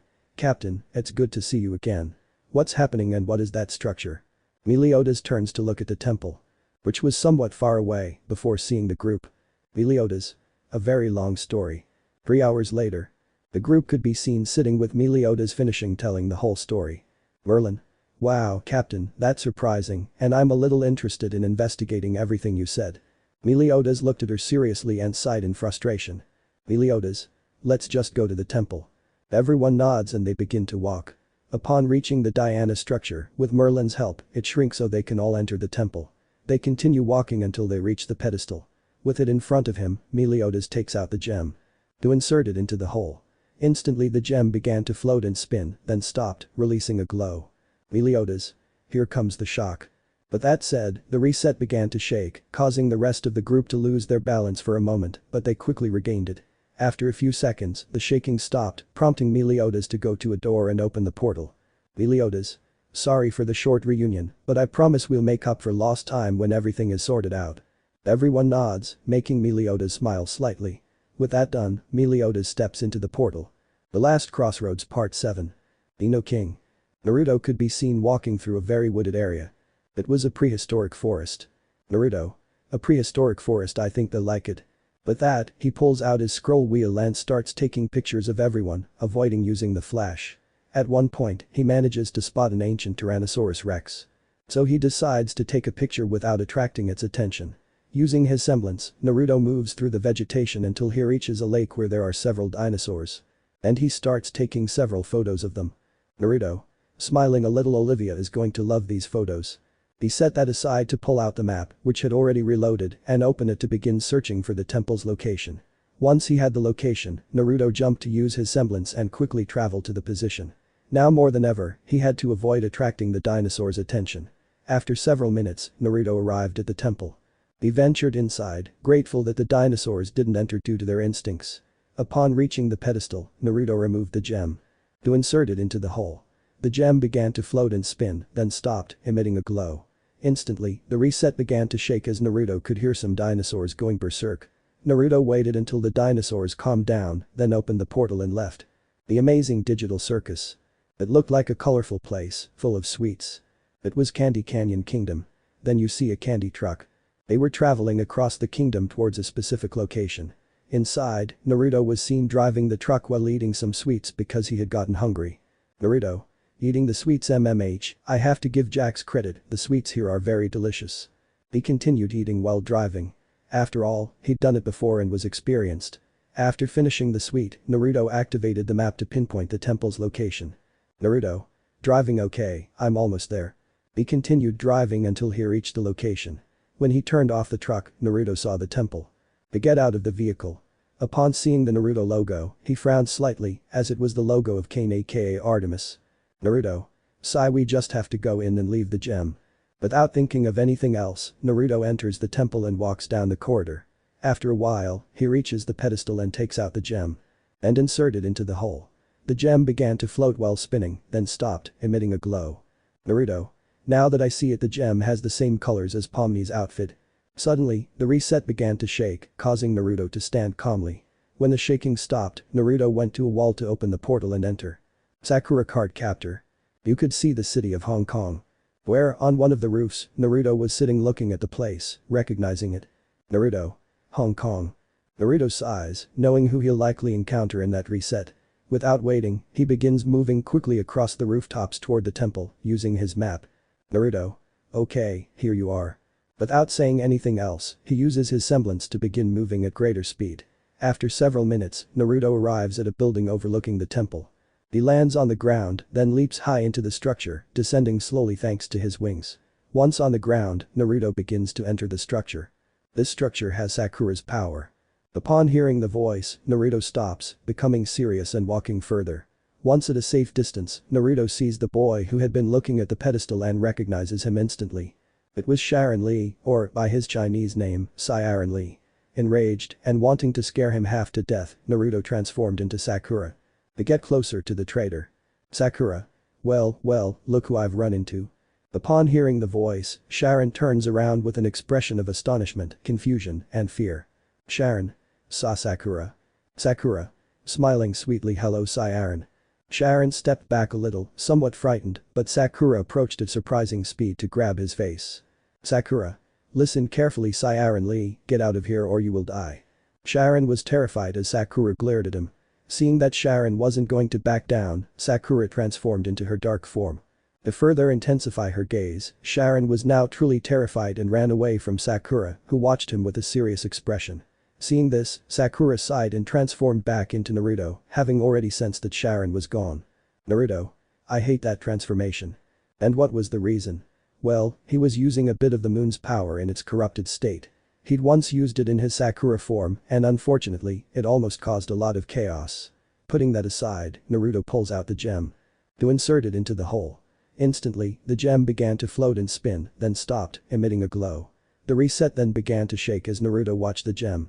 Finally, Naruto went to a wall to open the portal and enter. The Last Crossroads Part 8. The Love Rue. The city of Seinen could be seen. In it, Naruto, wearing his hood, was eating a hot dog. He'd gotten a craving. Naruto sat down, took out his phone, and started looking at it, revealing it to be the map. Naruto. It's not far, only 10 blocks away. Good thing I hid that motorcycle and sent a clone to make some adjustments to it. After finishing his hot dog, Naruto gets up and starts walking towards a place. After a few minutes, he arrives to find 3 clones surrounding his vehicle. It was a motorcycle which he named Dark Rider. Clone 1. Ready, boss. Naruto nodded as the clones disappeared. He got on the motorcycle and started driving toward the temple. Naruto. I already miss Dark Rider now that I think about it, how many vehicles have I had in all the resets? I'll check later. Leaving that aside, Naruto continued driving through the streets toward the temple. After several minutes, Naruto arrived at the temple. He stopped, positioning Dark Rider against a wall. Naruto paused, recognizing the temple symbol as that of his friend Lala Sadalin Deviluk, or simply Lala. Without another word, the Noir entered the temple and began walking down the corridor. After a few minutes, Naruto reached the pedestal and removed the gem. And inserted into the hole. The gem began to float and spin, then stopped, emitting a glow. The reset began to tremble while Naruto remained calm. When it was over, Naruto went to a wall to open the portal and enter. Tokyo Ghoul. Naruto could be seen on a boat going to Rue Island. A map had detected the temple there. Upon arriving on the island, Naruto got off and began using the Kuromuchi, swinging through the trees in a Spider-Man-like fashion. Naruto was calm, using the black whip, heading towards the temple but in his mind. Naruto. Spider-Man, does whatever a spider can, spins a web any size, catches thieves just like flies, look out, here come the Spiderman. After a while he arrives at a large tree from which the temple could be seen. Naruto. Well, there's the temple I always wanted to do this. With that, he takes flight to launch himself into making some moves. To get much further and straight to the temple. Falling down in true Spider-Man style. Naruto sees the temple. To begin entering, Naruto walked down the corridor, enjoying having done what he'd always wanted. Using the Kuromuchi and moving like Spider-Man. Putting that aside, Naruto reached the pedestal to retrieve the gem. And insert it into the hole. The gem began to float and spin, then stopped, emitting a glow. The reset began to tremble as Naruto remained calm and somewhat relieved to have done what he had always wanted. When it was over, Naruto went to a wall to open the portal and enter. Kimetsu no Yaiba. Nadagumo Mountain could be seen. in which Naruto was seen running and jumping through the trees in the direction of the temple. Naruto. Okay, this is the second to last temple according to the map, I have to be quick. But that said, he increased his speed. He sensed some presences and turned to look to the side. Upon seeing who they were, he was surprised to find it was Team Kamaboko, made up of Kanouts Iori, Inasu Kashibira, Zenitsu Agatsuma, Nezuko Kamado, and Tanjiro Kamado, the leader. Tsunemi Shinazagawa and Gyu Tomioka. People he knew very well from his time as Rengoku. Naruto momentarily lost control, but he put that aside when he saw everyone heading towards the temple, so he decided to follow them. After several minutes, they all arrived at the temple. But they also saw a man standing there. He was his best friend when he was Rengoku, Tenjin Uzui. Upon seeing them, Naruto almost lost all concentration but remained calm to avoid the conversation. Tomioka. Tenjin, have you investigated the building yet? Tenjin. No, not yet. I was waiting for them. Tanjiro. Breathes it has Lord Rengoku sent. This surprised everyone, while Team Kamaboko looked somewhat sad. Inosuke. Annoyed, let's stop with the mushy stuff and go inside to see what this thing is all about. Despite the somewhat annoyed shout, everyone nodded in agreement with what Inosuke, Aka the king of the mountain, had said. Can I accompany you? Upon hearing that, everyone freezes. Zenitsu Tanjiro. In shock, that voice. That smell. When they turned around, they saw Rengoku. She emerged from among the trees with a smile that showed nostalgia. Tanjiro. Mr. Rengoku. Rengoku. Smiling slightly, hello, young Kamado. None of them could stand it any longer and they rushed to hug him, which made Rengoku laugh a little. Tsunemi.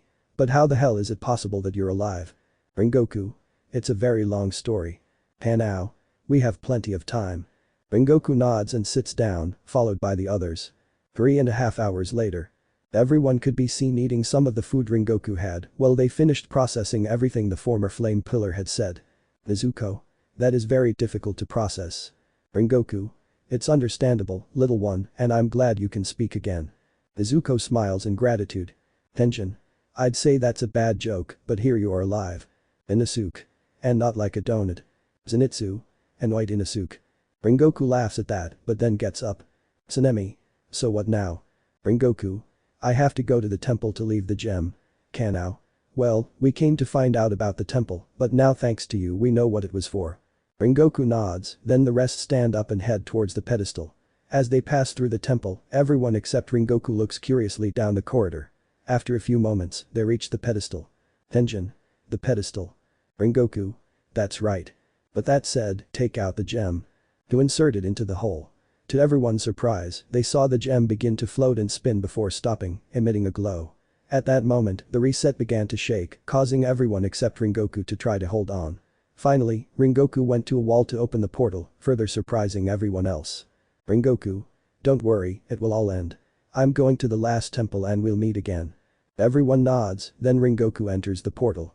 The last crossroads final part. Sword Art Online. Naruto could be seen walking on the 24th floor.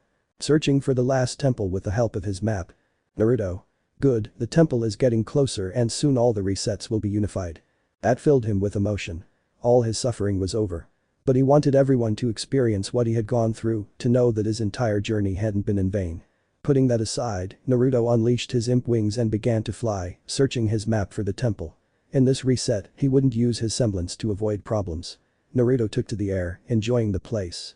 It was one of the few resets he truly loved experiencing, despite his impending death, which he wouldn't reveal for anything in the world. After a while, he found the temple. To get down, you'll be facing the structure. Before entering, open its menu, which will display something. But he sets it aside to move some things around, go to his contacts, and check everything in detail. Naruto. There's no one here, I'm going to do it. Without saying a word, he began to enter the temple. He walked down the corridor, feeling some anxiety since it was the last temple. Naruto managed to swallow his anxiety, especially when he saw that he had already reached the pedestal. With renewed determination, Naruto took out the gem. To insert it into the hole. Naruto. The last. The gem began to float and spin, then stopped, emitting a glow. Instantly, the reset began to tremble as Naruto stood serious, ready for the final move for unification. When the tremor subsided, Naruto went to a wall to open the portal and step inside. The last reset. Inside the temple, a portal opened and Naruto emerged from it. Naruto. Finally back. Yes, finally. Upon hearing that, Naruto turns to look at a girl who was eating ramen while sitting on the floor. It was Flower fell Kushina Uzumaki, or Flower Kushina. Naruto. Flower. Flower, eating hello classic. Naruto. What are you doing here? Flower. Eating I came to bring you something, but I was told you were here, so I decided to wait. Naruto. How long was I gone? Flower. Eating 3 days. Naruto lets out a whistle of surprise. Naruto. Yeah, that was a lot. Flower. Yeah. They watched each other as Flower continued eating her ramen. After finishing her ramen, Flower stood up and approached Naruto. Flower. Are you sure about this? Naruto. Absolutely. Flower nods to give Naruto space, who then draws out Artemis's soul. Naruto. Hoi, Achiranirian Rumired, ed Enedro Amla Atprak, Rasu Atgrinia Rap Alakasifinuan, ed Sol Sigitnus Teaser, Noclarid Op ed Salates Samla Sanamet, Ud Aknes ed Retrivnokana Dan Ad Nasirapus Na Aladan, Ud Avlapes Rasu Arap Ucoded Esag Netna Makantni, Ho Samig Uktsin Nasol Metas a Teaser, Nadnapsur Imodimal Yu Esnanarap Ratnij Sodit So Sodnam, Es Sol Enedro Northeast Urban Led Yer Ad Sol Uas. Instantly, in every reset, the gems began to glow as a great light emanated from them, surrounding all the resets. The soul began to disintegrate, and from it erupted a great scream of rage, hatred, anger, fury, resentment, and unbearable pain. The entire world and every reset began to tremble as cracks appeared in the skies, absorbing everything. Naruto. Raising his soul Iknukafinu ima Adadeknok Redop Larop. Everyone began to glow as Naruto transformed into his King of the AU's form. In space. Several transparent spheres were seen colliding with each other as they merged, generating an enormous brightness. As it dissipated, a completely new planet was revealed. The unification had been a success. Time skip. An hour had passed, and now the bullhead was seen arriving in Yuzu, where everyone was waiting for Naruto. The aircraft landed, and Naruto got out. The Noir just smiled as he saw Pterodactyl. The pass over the village being seen by everyone. Naruto. It worked. Naruto just smiles with joy. Money. Exactly 6 months have passed since the resets were unified, and in all that time, a few things happened. First, Naruto, who was already expecting it, began speaking with all the governments about the event, revealing things like his celestial status, which caused a stir, but they managed to avoid any disaster. During all that time, some people began to move from one place to another, wanting to start a new life or see new places. Naruto had decided to free the last of Konoha. The lefters stayed in Yuzu to restart their lives. Noir had decided to leave Uzushio, moving to a small nearby mountain and leaving his position to Tsunade. Of course, he blackmailed her with some liquor and the secret to overcoming the paperwork.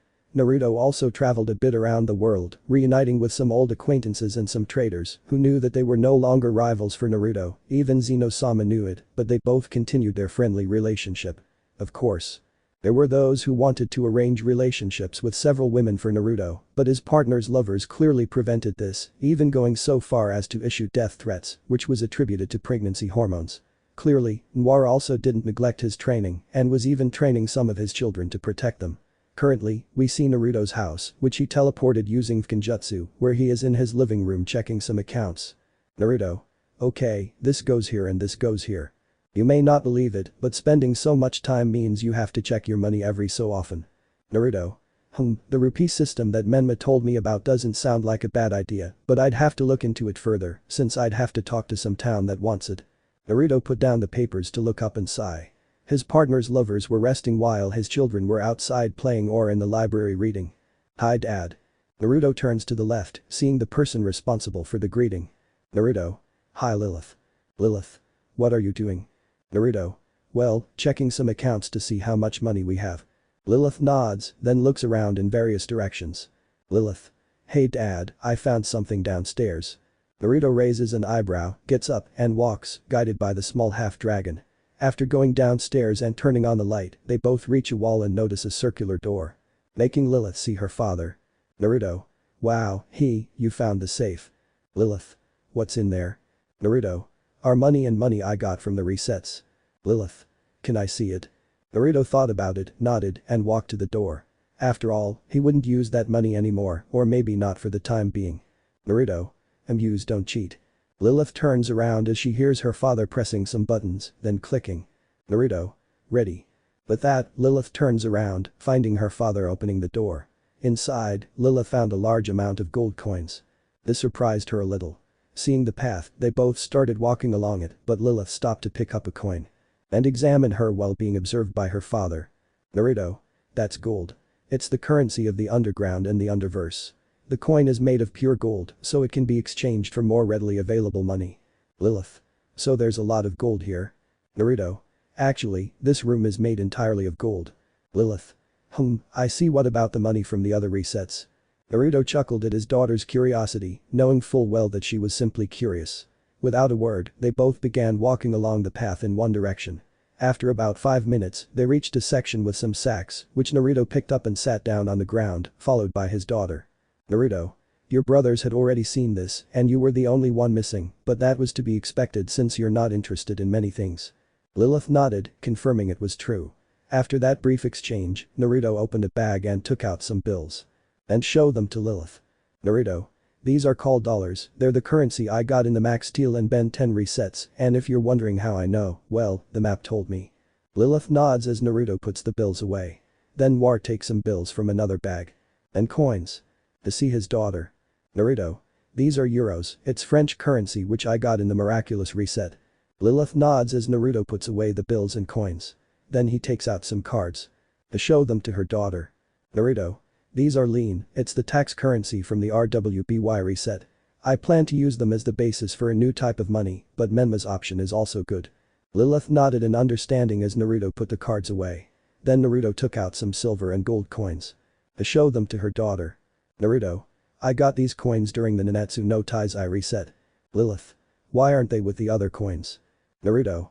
Because these coins are from another reset, plus I don't like mixing different types of coins, and all those coins are gold. Lilith nodded in understanding as Naruto put the coins away. Then War took 3 rather unusual coins, one from each of 3 sacks. They were bronze, blue, and silver. Which he shows to his daughter. Naruto. These are Water Tribe pieces, copper from the Earth Kingdom, and silver from the Fire Nation. I got them in the Avatar reset.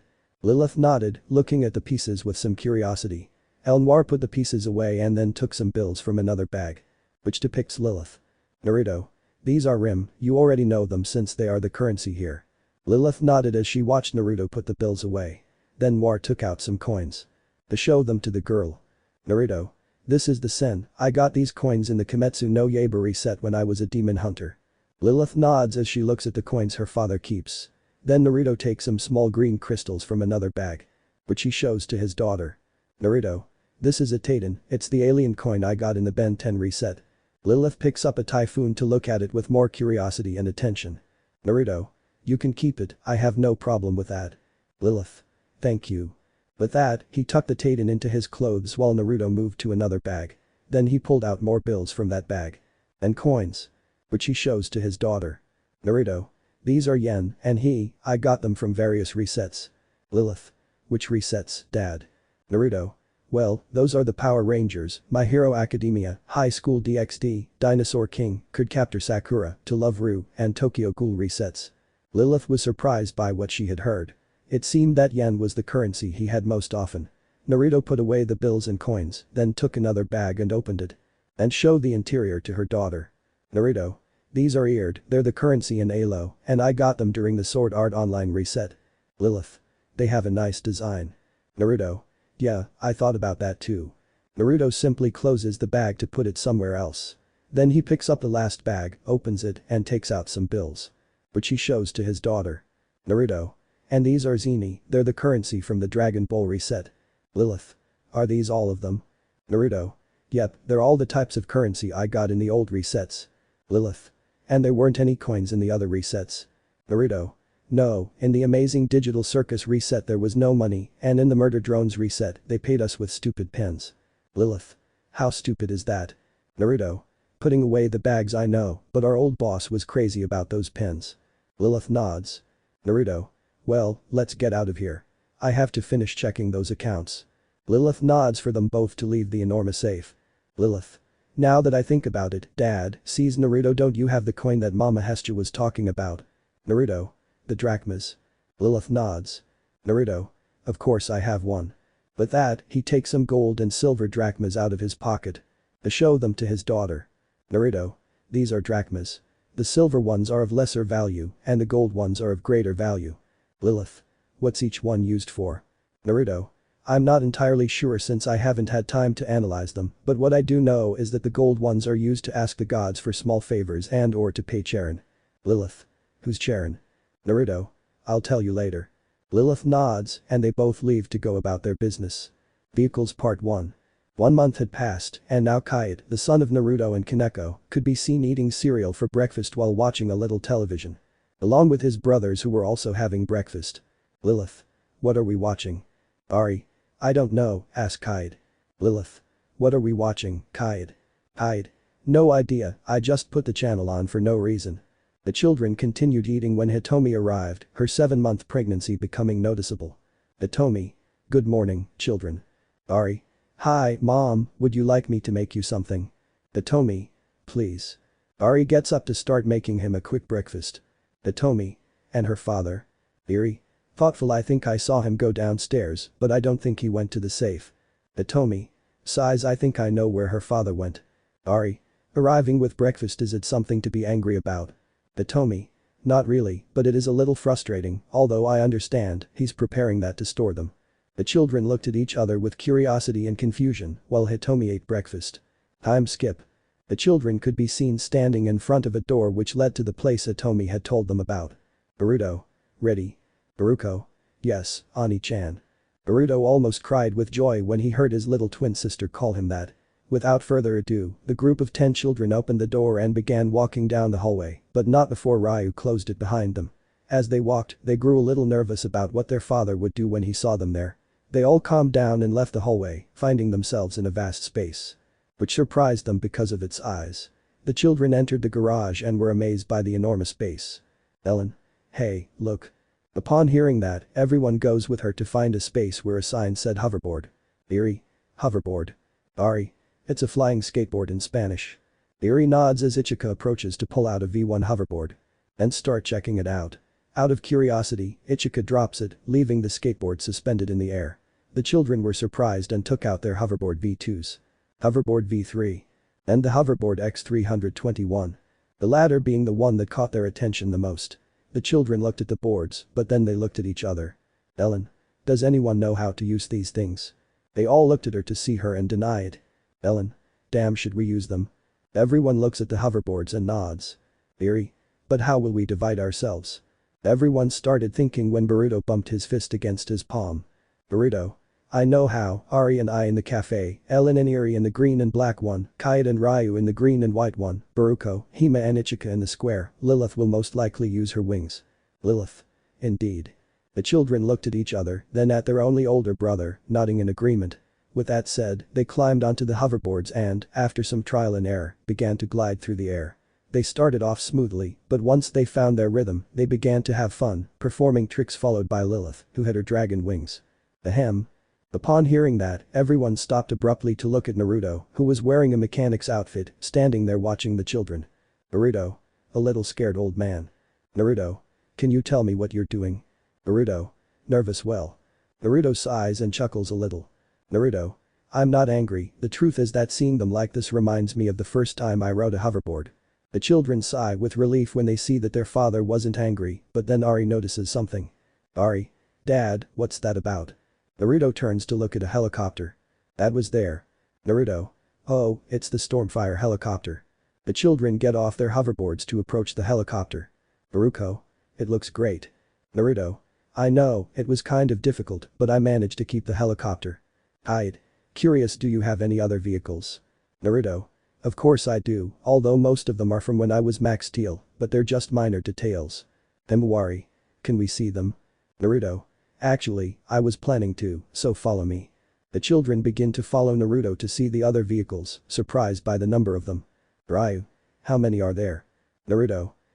I think about 40, including the hoverboards. They nodded in surprise as they headed to the section labeled automobile. Once there, Naruto showed them the first car. Naruto. This is my secret attack car. Naruto. It has a nice style and design. Naruto. I know, plus it has hidden missiles. That surprised the children. Then they moved on to the next car. Naruto. This is the Cyber Racer car, it's a high-speed car. The children nod to move to the next car. Naruto. This is the DX Mark 10 car. It's a car Kevin built for me when I was Ben Tennyson. Ari. What are its functions? Naruto. I don't know, there are many. They nod to go to the next car. Naruto. This is the jump and attack car, as its name says this car can jump and also has a chain to hold onto something. All the children nod and then move on to the next car. Naruto. This is the Turbo Cross car, it's a car that's also a jet, it can reach 267 km per hour in car mode and go to Mach 3 in jet mode. The children were amazed by how fast the Turbo Cross can go. Naruto. Okay, now let's go to the trucks. The children nod to follow Naruto as he heads to the truck section. Naruto. There are only 2 trucks here, which I got in Candy Cannon Kingdom. The children nod to watch their father, who shows them the first truck. Naruto. This is a cargo truck, it's more suitable for liquids and slime types. The children nod to watch the second truck. Naruto. And this is the combat truck they gave us in Candy Cannon Kingdom. The group nods when they hear their stomachs rumble. Naruto. How about we eat and then I'll show you the latest vehicles. The children agree so that everyone can go to the garage kitchen. Vehicles Part 2. The kitchen could be seen. In which Naruto, Ellen, Eri, Kayet, Ryu, Baruko, Ari, Himawari, Boruto, Ichigo and Lilith were eating a quick snack. Lilith. This sandwich is good. Ari. Of course, because it's made with tuna. Ichigo. That's right, you should lay off the tuna a bit, you sound like Aunt Blake with her tuna obsession. Naruto. Well, not that much, Yang's already dealing with that so she's not so obsessed with tuna anymore, but yeah Lilith, you should lay off the tuna. Lilith. MMPH, okay. The other children had amused smiles. After a while, they finished eating and got up. Naruto. Would you like to continue the tour? The children nod excitedly and then begin to walk. Naruto. Okay, now let's move on to the motorcycle section, of which there are many, actually. The children nod as they head to the motorcycle section, noticing a good number of motorcycles there. With that in mind, Naruto shows them the first one. Naruto. This is my stunt bike, as its name says it allows me to do stunts, achieving 360 degrees turns with a maximum speed of 100 km per hour. The children nod as they move on to the next motorcycle. Naruto. This is the Chronocycle, yes, that's its name, it has a good speed as well as having the ability to travel through time, serious and no, I'm not going to lend it to you, it's not a toy. The children nodded with a slight pout, but they understood their father's reasons. Then they moved on to the next motorcycle. Naruto. This is my Dark Rider motorcycle, it's my motorcycle from when I was Kanjiki no Yami, it's a simple motorcycle, but with tires that have good friction. The children nod, then look at the next motorcycle. Naruto. This is the Moro Fire Runner, this motorcycle is special because it was designed for fire environments as it is not flammable and can reach 80 km per hour. The children nod in surprise at the fireproof motorcycle. Then they move on to the next one. Naruto. This is HBB Rhino, she needs no introduction since you already know her. The children nod to watch the next motorcycle. Naruto. This is the Quad Extreme motorcycle, this is a 4x4 motorcycle designed for mountainous places, it can reach 70 km per hour. The children nod in surprise before moving on to the next motorcycle. Naruto. This is the Rocket Bike. This bike is more of an attack bike since it has 2 powerful projectiles. Himawari. It's pretty. Naruto. I know. Then they move on to the next motorcycle. Naruto. This is the Slash Cycle motorcycle. This motorcycle can reach high speeds and also has blades on both the front and back. Naruto. Wow, powerful. Naruto smiles slightly before moving on to the next motorcycle. Naruto. This is my sub-motorcycle, it's an amphibious vehicle since it can also travel through water. The children nod, then look at the next motorcycle. Naruto. You've already seen it and it's my supercharged motorcycle. Lilith.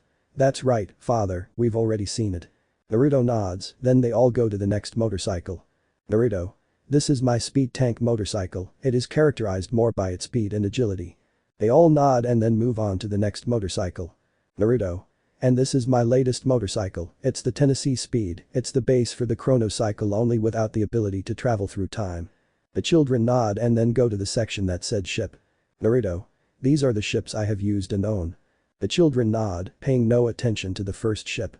Naruto. This is a transformable amphibious ship, which means it can also go underwater. The children nod to move on to the next ship. Naruto. This is the landing pod ship, this ship is where Jay, Ann and I arrived when I went to Cooper 9. The children nod in surprise at the size of the ship.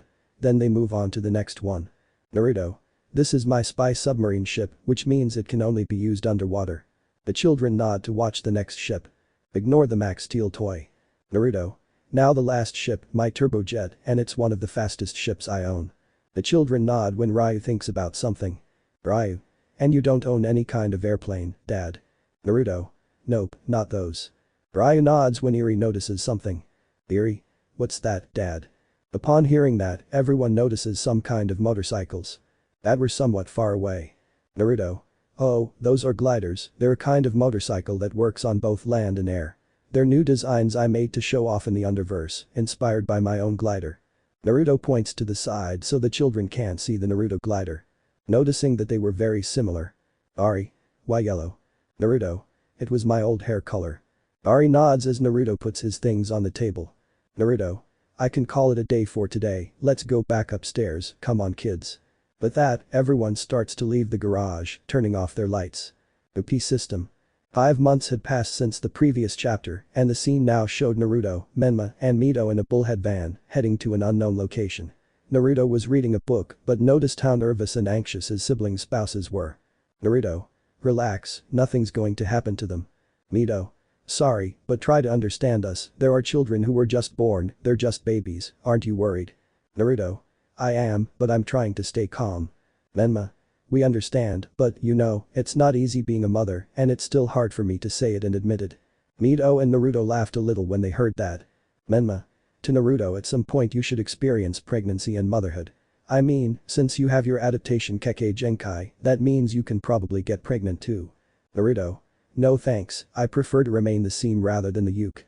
Menma grumbled somewhat angrily upon hearing what her brother husband said. Mito. So, where are we going? Naruto. Remember that village that asked for help to become an independent kingdom? Mito. Yes, I remember. We were at the meeting, and a small village became interested in my kingdom plans.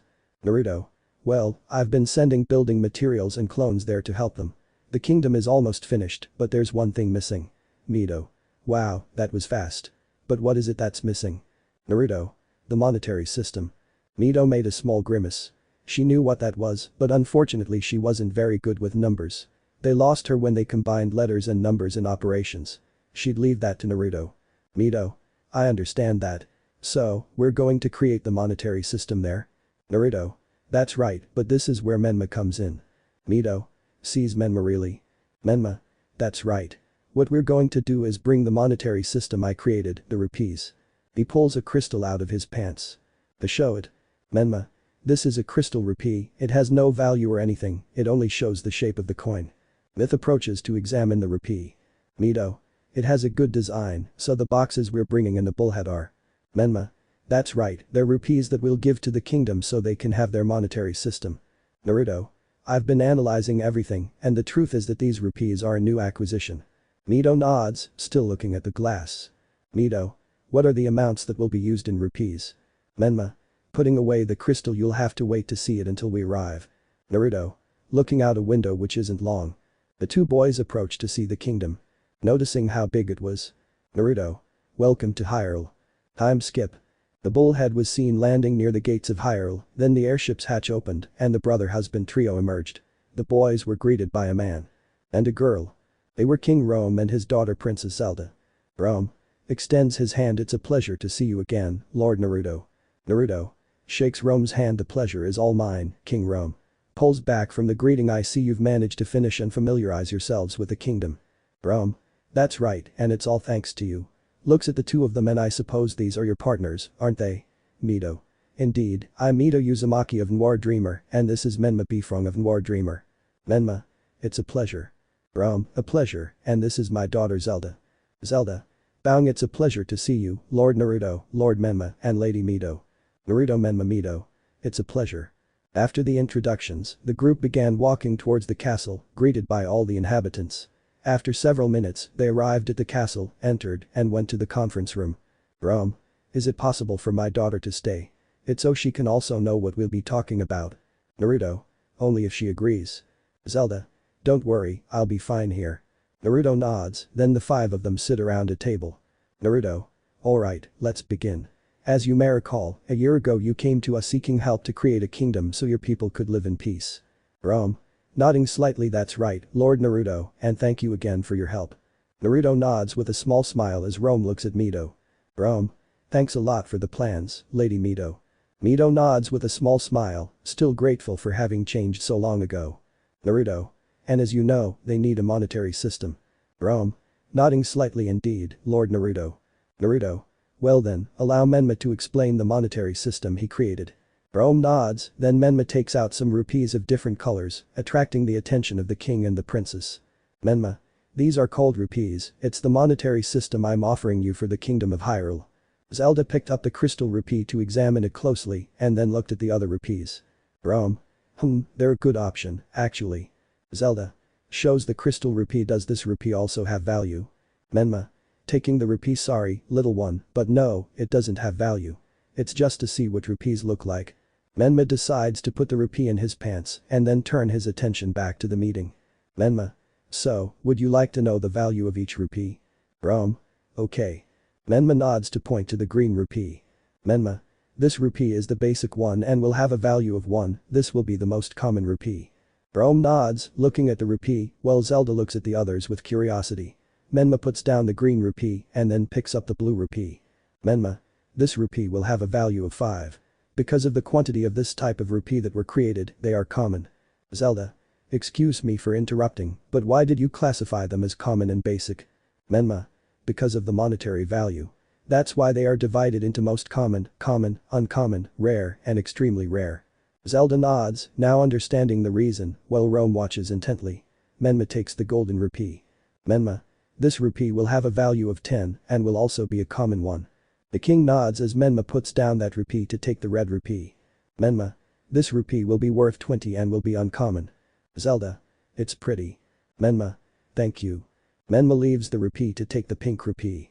Menma. This rupee will have a value of 40, it will also be an uncommon one. Rome nods, looking at the rupees. He's becoming more and more convinced by the monetary system Menma created. Menma puts down the rupee and takes the purple rupee. Menma. This rupee will have a value of 50 and will also be uncommon. Mido. In my opinion, that's my favorite because of its light color. Everyone nodded as Menma put down the rupee to take the orange rupee. Menma. This rupee would have a value of 100 and will be a rare one. Rome nodded as Menma put down the rupee to pick up a silver rupee. Menma. This rupee would be worth 200, it will also be a rare one. Naruto glanced at the rupee with a touch of seriousness but decided to set it aside. He wouldn't dwell on the past. Menma left the rupee to take the sky rupee. Menma.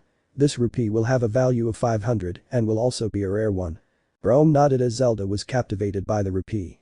She liked the color. Menma put down the rupee to pick up the cyan rupee. Menma. This is the last rupee and will be the most valuable with a total of 1000 in addition to being extremely rare. Rome nods, fascinated by the rupee monetary system that Menma had shown him. Rome. Your monetary system is incredible, Lord Menma, but I have a question. What is the percentage chance of finding rupees? Menma. I'm glad you asked. The percentages are as follows. Green rupees 100%. Blue and gold rupees 80%. Red, pink, and purple rupees 60%. Orange, silver, and light blue rupees 10%. And cyan rupees 5%. Rome began to think about the pros and cons of the rupee system that was in front of him. Rome. I accept.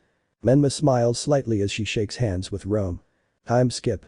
Naruto was now seen outside in front of King Rome, handing him the flag of Hyrule. Along with some documents. Naruto. I'm pleased to inform you that the kingdom of Hyrule is now recognized as an independent kingdom. Rome. Taking the flag. Thank you very much for your help, Lord Naruto. Naruto. No problem. Well, we'll be going now. Rome. Goodbye, and thanks again. Naruto nodded and then left, followed by Menma and Mido. Rome and Zelda watched as the bullhead left with the trio and then hung the flag on a pedestal. Objects. Naruto, who had a serious expression, was seen going down some stairs toward some dungeons. Naruto.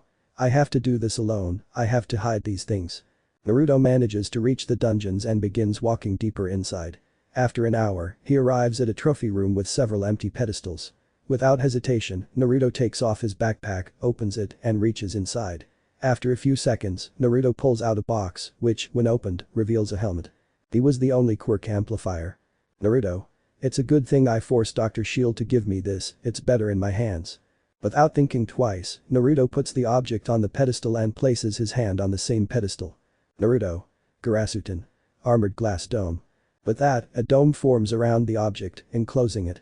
Naruto strikes the glass with a force of 500 men and sees that it doesn't break.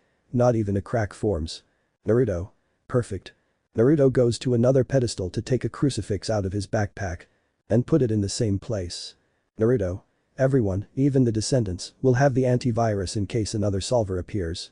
You are no longer needed, but I will keep you as a memento. But that said, he creates the dome around the crucifix. After that, Naruto goes to another pedestal to retrieve the quirk-destroying drug. To leave it on the pedestal. Naruto. It's good that I destroyed the other samples, these being the last ones. But that said, it creates a dome around the drug. After that, it goes to the next pedestal and takes out 7 orange spheres with stars. They were the Dragon Balls. Naruto. Dend, I know you didn't want to because you wanted to keep them safe, but they're better off with me. This creates the dome around the spheres. Then he goes to the next pedestal to retrieve the map of infinity. And leave it in the same small structure. Naruto. The council told me it was better for you to be with me. No one should enter the territory of the Celestial Sapiens. But that in mind, he creates the dome. Naruto goes to the next pedestal to retrieve the elemental stones. And put it in the small structure. Naruto. I'm glad to see you girls again, it's best if you stay here. With that, he creates the dome around the elemental stones. Now the dinosaurs won't be imprisoned and he's grateful that he's created a continent just for them, even though there are tours to see them. Putting that thought aside, Naruto goes to the next pedestal to draw a sword. But it wasn't just any sword, it was the relic of destruction. Naruto. No mortal, not even a deity, should have the relics. They'll be better off here. With that, he creates a dome around the relic. Knowing that the relics together were dangerous, he decided to separate them, also grateful for having sealed them with Kenjutsu. Approaching 3 pedestals, Naruto takes out the relic of choice. Relic of creation. And the relic of knowledge. They place each one on its respective pedestal and create the domes. Then it goes to the next pedestal to retrieve a small cylindrical flask containing black liquid. It was Trigger, a drug that amplifies quirks. Naruto. You are the last one left and the research for your creation has already been destroyed, you will do no more harm. With that, he places the flask on the pedestal to generate a dome. Naruto goes to the last pedestal to retrieve the last item in his backpack. The true Longinus. Naruto. The spear that can kill gods, you stay here. With that, he places the weapon on the pedestal and then generates the dome. Naruto steps back to survey the area and places his hands on the ground. Naruto. Kukonigan Krakoni coating. From his hands came a metallic substance that began to cover the entire area, especially the pedestals. Having finished his task, Naruto stood up to brush the dust from his hands. Naruto. Good, finished. But that said, he grabs his backpack and begins to leave, but not before closing the doors to the room. Once outside, Naruto takes the bracelet of light out of his pocket. To see him remembering his adventure as Naruto. Noir smiles slightly as he puts it on and finally leaves. Visit to the camp. There was a large library. Where Naruto and his family were reading a little, they had decided to go for a while, although there were some who did not want to go, but went to pass the time and not be alone. Hitomi. Reading with annoyance, I still don't understand how they convinced me to do this. Hestia. Kindly because you didn't want to be alone. Hikari. Although you have to understand us, this feels a little humiliating for us. Hikari. Reading it doesn't bother me. That caused both Kaibas to sweat drop. Meanwhile, Naruto was reading a very dark red book. While her younger children looked inside a pink book. The one he possessed, the very dark red one, was the Grimoire of the Miraculous, and the pink one was the Sakura book. Naruto was reading the Grimoire attentively. He had already learned it by heart, but he still read it. Hestia. Approaching slightly Naruto, can I ask you something? Naruto. I'm listening, Hestia. Hestia. Well, thanks to you combining the resets, Camp Half-Blood is back and, well, would you like to come with me to visit it? Naruto glanced at her with some surprise but smiled slightly. Naruto. Okay, let's go on Saturday. Hestia nods with a smile, knowing that Naruto wanted to spend time with his family, she did too, and of course, that day was Monday. Time skip. It was Saturday and a portal opened, from which Naruto, Hestia, and a baby in the woman's arms emerged. Changed the woman to Hestia. It was his son, Bell Dreemurr. The baby had been born with Naruto's white hair, representing V, and red eyes, symbolizing his determination. They walked a short distance and came across an archway with English words on it. It was the entrance to Camp Mestizo. Hestia. Smiling Camp Half-Blood, I've missed it. Naruto. It has a nice entrance. Bell saw the camp entrance and stretched out his little arms, trying to go inside. Hestia giggled softly, while Naruto smiled slightly at what his son was doing. Naruto. Let's go inside. Hestia nods as they both go inside. As they do, Naruto pulls out the map of the cabins. To see it, noticing that there was still a cabin. Naruto.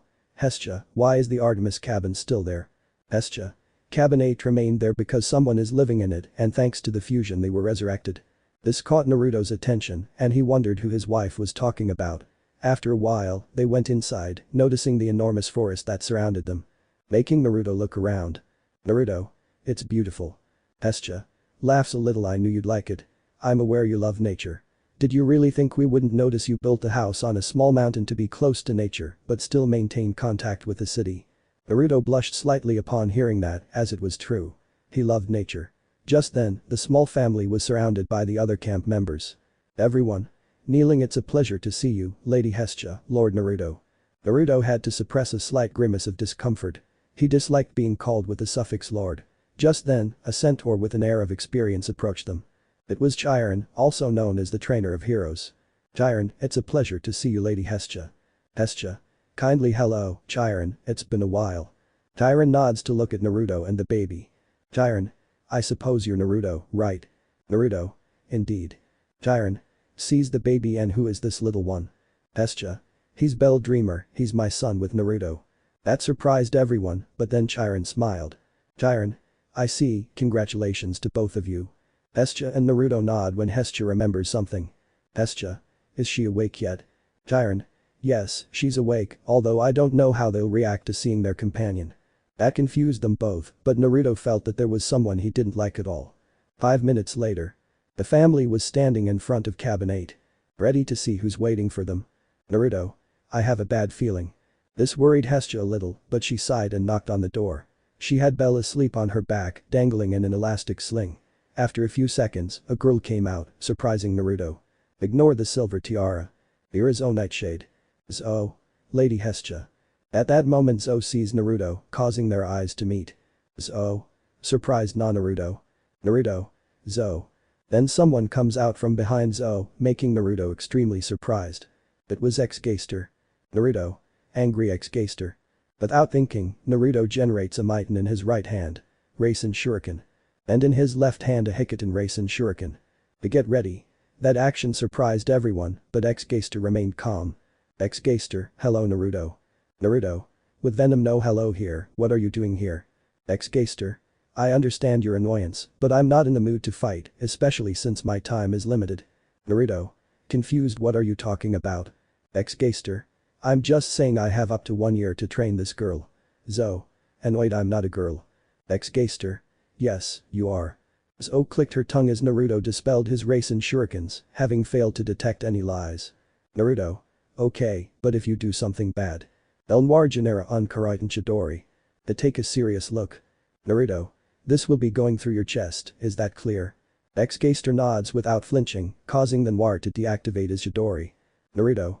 Let's go somewhere else and let them rest, I still want to explore this place. Hestia sat down to say goodbye to them both and leave with her husband. The duo simply watched the family leave, sighed, and went into the cabin. They needed to rest. Search for the Children Part 1. Naruto and his family were seen heading to a specific place. After several minutes, they arrived at a sort of daycare center. Where they go to the main building. And knock on the door. After a few seconds, the door opens, revealing a worker drone. It was Doll. Naruto. Waving a doll. Doll. 0 at CB, Naruto. Then she sees all the babies in Naruto's arms. Doll. Let me guess, you want me to take care of them? Naruto. I'd say no, but we need the money right now and we're a little bored, so I'll accept. Naruto nods, and then they begin placing the babies on the ground, searching for a safe place. Just then, Hitomi notices something. Hitomi. And this? Everyone saw what Hitomi had in her hands. Naruto being the only one who knew about that. All. Son of Uzi and NL Hiho to Uzi YN. Everyone except Naruto tilted their heads in confusion. They didn't understand what he said. Naruto. She said he is the son of Uzi and N. They nodded as Doll had an eye twitch. 5 minutes later. Naruto was seen standing in front of Doll, both of them at the reception desk. Doll. Viendo su computadora calculating the amount for the price of each child, that's 24 gold bitcoins, calculando la cantidad por el precio de cada niño son 24 bitcoins dorados. Naruto nods and takes out the 24 golden bitcoins. They give them to Doll, who received them. Naruto. Well Doll, see you in a few hours. Doll nodded as she watched Naruto leave. After a minute, Doll sighed and turned around, only to see Bell next to Nick Doorman, Uzi and N's son, both asleep together. Doll. Somewhat upset. 0AB0L equals K5. And the others. Doll then remembered Naruto telling her the children were a bit wild. This further upset Doll, who started running around looking for them, leaving the two babies in the nursery to continue sleeping. Doll began searching the entire house with some desperation, as the children were now her responsibility. Crash. Upon hearing that, Doll goes to the kitchen to find Alia Schnee on a shelf with a metal cookie jar. Doll. Worried and scared Alia falls on her back, but Doll quickly uses her absolute solver. She caught the baby as the jar broke. Hearing the noise, the baby started crying in fright, but Doll brought her close to calm her down. Doll. Me siendo Alia shhhshh, calm down, everything's okay, shhshshsh, tranquila, todo está bien. After a few minutes, Alia falls asleep, making Doll sigh with relief. Deciding to clean up afterward, Doll leaves the kitchen and finds a China Noir Bifrong in the hallway. Who was crawling away. Seeing this, Doll uses the solver again, catching the baby and pulling him towards her. Doll. Yes, they are naughty CK son revoltosos. Without waiting, she goes to the room with beds and cribs to find a cane Uzumaki Noir sleeping in one of the beds. Deciding not to think too much about how Doll got in, she leaves the babies in the cribs to carefully pick up a cane and place her in another crib. Doll. Suspiro already 4 of 24, only 20 left. Yovan 4 to 24, solo Fulton 20. Doll went to the kitchen to start collecting the cookies in a new jar to put on a shelf, but not before eating one herself. She was a drone. The dirt didn't affect her systems. With that in mind, Doll left the kitchen to go to the last place she hadn't checked. The game room. Upon arriving, Doll breathed a sigh of relief when she saw Anwar and Vladi there. Bikoner Noir Otsutsuki. Playing with cubes with letters and numbers. Doll. Why did I decide to work on this? Poor Kayaskogi Trabajar Ernesto. But then he remembers everything he did. Doll. Oh yeah, my actions oh Sirdo, Miss Achians. Doll closed a small gate, leaving the two children to continue playing there before going to find the other babies. Before leaving, Doll passed by a mirror to check her reflection. She remembered how she and her parents had been revived so they could have a second chance, but she had to clear her name somehow. At least she had the support of Naruto, and a little bit of Uzi. Doll. Well, Doll, we have to go get the rest of the kids. With that, she leaves the main building to continue the search for the babies. Upon reaching the garden, he quickly spotted Frisk Dreemurr. Why Ice Cream Dreemurr? They were both playing in the sand section. Seeing both babies about to eat the sand, Doll lured them towards her with the absolute solver, leaving them in a safer section. Doll. Don't eat the sand, it will hurt you no como en la arena, less haradeno. The babies just giggled, making Doll sigh wearily. Then Doll saw a small shadow moving on the floor. Turning around, she bumped into Gwendolyn Tennyson, causing her to have another eye twitch. Spreading her wings, Doll flies into the sky, catching the baby, who becomes intangible and flees. This leaves Doll stunned, but thanks to her sensory systems, she manages to locate the Necrophrygian baby and capture her with the solver. The baby tries to escape but eventually gives up. Doll ends to place the baby with her siblings before heading off to another location in search of the other children. Search for the Children Part 2. Doll was seen running a little way toward a part of the daycare. After a while, she arrived at a small hill with a small pond, where she managed to see the children. Without saying anything, Doll approaches the pond where she saw Izuru Midoriya Uraraka. Near the pond, seeing its reflection, Doll slowly approaches the baby to pick it up and lift it. Doll. Equals 5, 4E48A8H. 187. 0KH, BK65HLC 0ABL. Don't get too close little one, you might fall. The baby didn't say anything and simply let the worker drone pick him up. She had previously brought a baby carrier to put on her back and place Izuru inside. Just then, a noise nearby made Doll turn around. There, Doll saw Kana Ouroboros Noir. She was lying down, sleeping, curled up. Seeing her, Doll had a memory. Flashback. Naruto. Don't worry about Kana, Doll. She spends almost all her time sleeping. When she's hungry, she'll just come to where you are and hit your leg a little, so don't worry about her. End of flashback. Doll decided to leave Kana there, knowing the little one would be fine. Besides, she knew the baby had electrical abilities and she was very weak against them. Putting that aside, Doll turned to look at the cave, noticing a little Liz coming out. Knowing who she was, Doll approached to find Maxwell Tennyson playing with some small stones which he set on fire. Doll only uses the solver on the baby to retreat with Izuru on his back, Max floating with the solver and leaving Kana who was still sleeping peacefully. Upon arriving with the rest of the babies, Doll leaves Izuru near his siblings and Max leaves him in a specific place for Pyronites. Doll. B5101K. 53G52A5390BL equals 5MB equals at 028BAO. You were the easiest to catch, I like that. Leaving the babies there, Doll turns around and starts trotting toward another part of the nursery. In seconds, Doll had reached an orange tree. Defined Kurama Dreemurr Otsutsuki. Trying to climb the log. Doll reaches out to take it. Doll. How can you do it on the right side, baby? Why do you want to climb the tree, boy? When Doll looked up, she was terrified. On a branch, using her little hands to hold on, was Marinette Tsurugi. Hanging while moving her little feet. Doll. Scared Marinette equals 5B California 09. Marinette, don't let go. Leaving Kurama in a safe place, Doll began to climb the tree. Upon reaching the top, Doll started walking with some difficulty as she approached the baby, who was still happily playing. Doll. 0209, 0KH equals 54509MB3, BCGBBK65HLC0ABL, 60C9AB0 equals 54509, MB3. Come on, little one, don't do that because you might fall, please don't do it. But the baby saw her, started laughing, and swayed a little more, letting go. Doll let out a strangled cry and used the absolute solver on Marinette, stopping her before she hit the ground. Seeing this, the worker drone breathed a sigh of relief as a trail of drool fell onto her visor. Turning around, she saw Chris Dreemurr. Sleeping peacefully among the leaves as if they were a cradle. Doll sighed again and gently picked up the baby to climb down from the tree. With that, she brought the trio of babies to join their other siblings, who were all asleep. Doll. 6 missing, 9 missing, 6 more, 9 missing.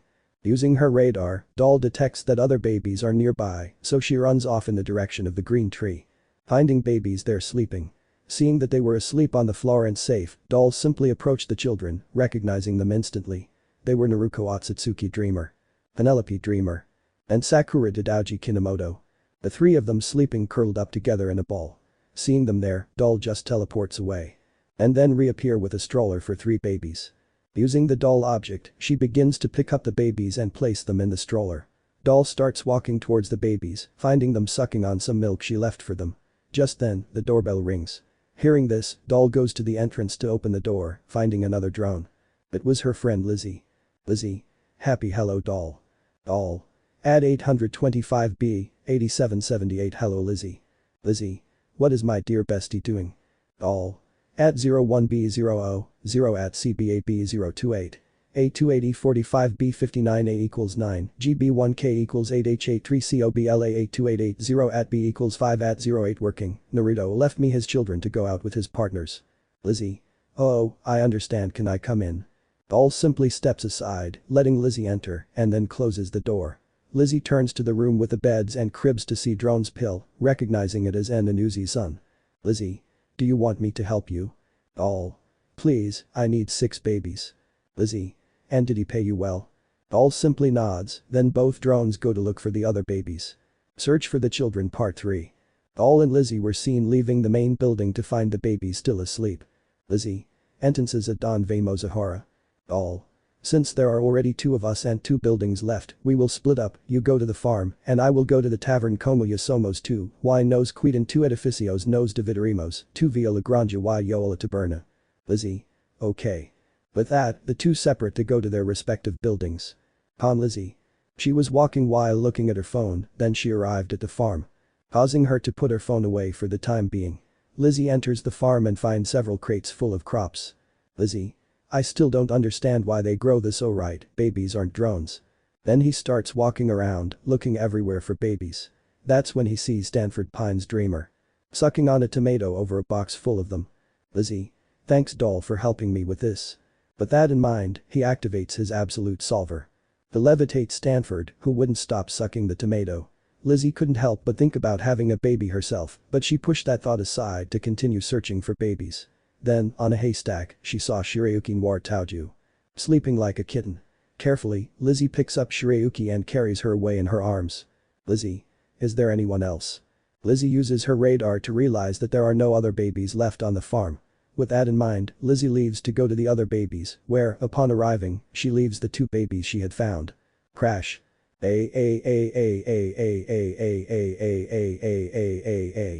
Lizzie jumped and ran back to where it had come from. When she arrived, she saw that it was the tavern. Ignore the beer mug. They kick down the door and enter. Lizzie. What's wrong, Doll? There she could see how the tavern was in a mess. Doll was holding Shiro Noir Yuki over her. While on the floor the other babies were running around. Doll, help me Lizzie. Aid him Lizzie. Lizzie snapped out of her daze and started running, trying to catch Doll, who did the same, leaving Shiro floating through the solver. Lizzie threw herself to the ground, trapping Summer Rose, Alia's twin sister, on top of her. They get up in time, as another baby ran past her. Doll arrives at her side with Zack Dreemurr Uzumaki. In his hands, watching as the last baby, Tristan Lyons. He kept running. Lizzie. That baby seems to be the most mischievous. Doll. Nodding slightly to BGB065BAO it seems so. Lizzie used her solver to catch Tristan, who was about to suck on a bottle of vinegar.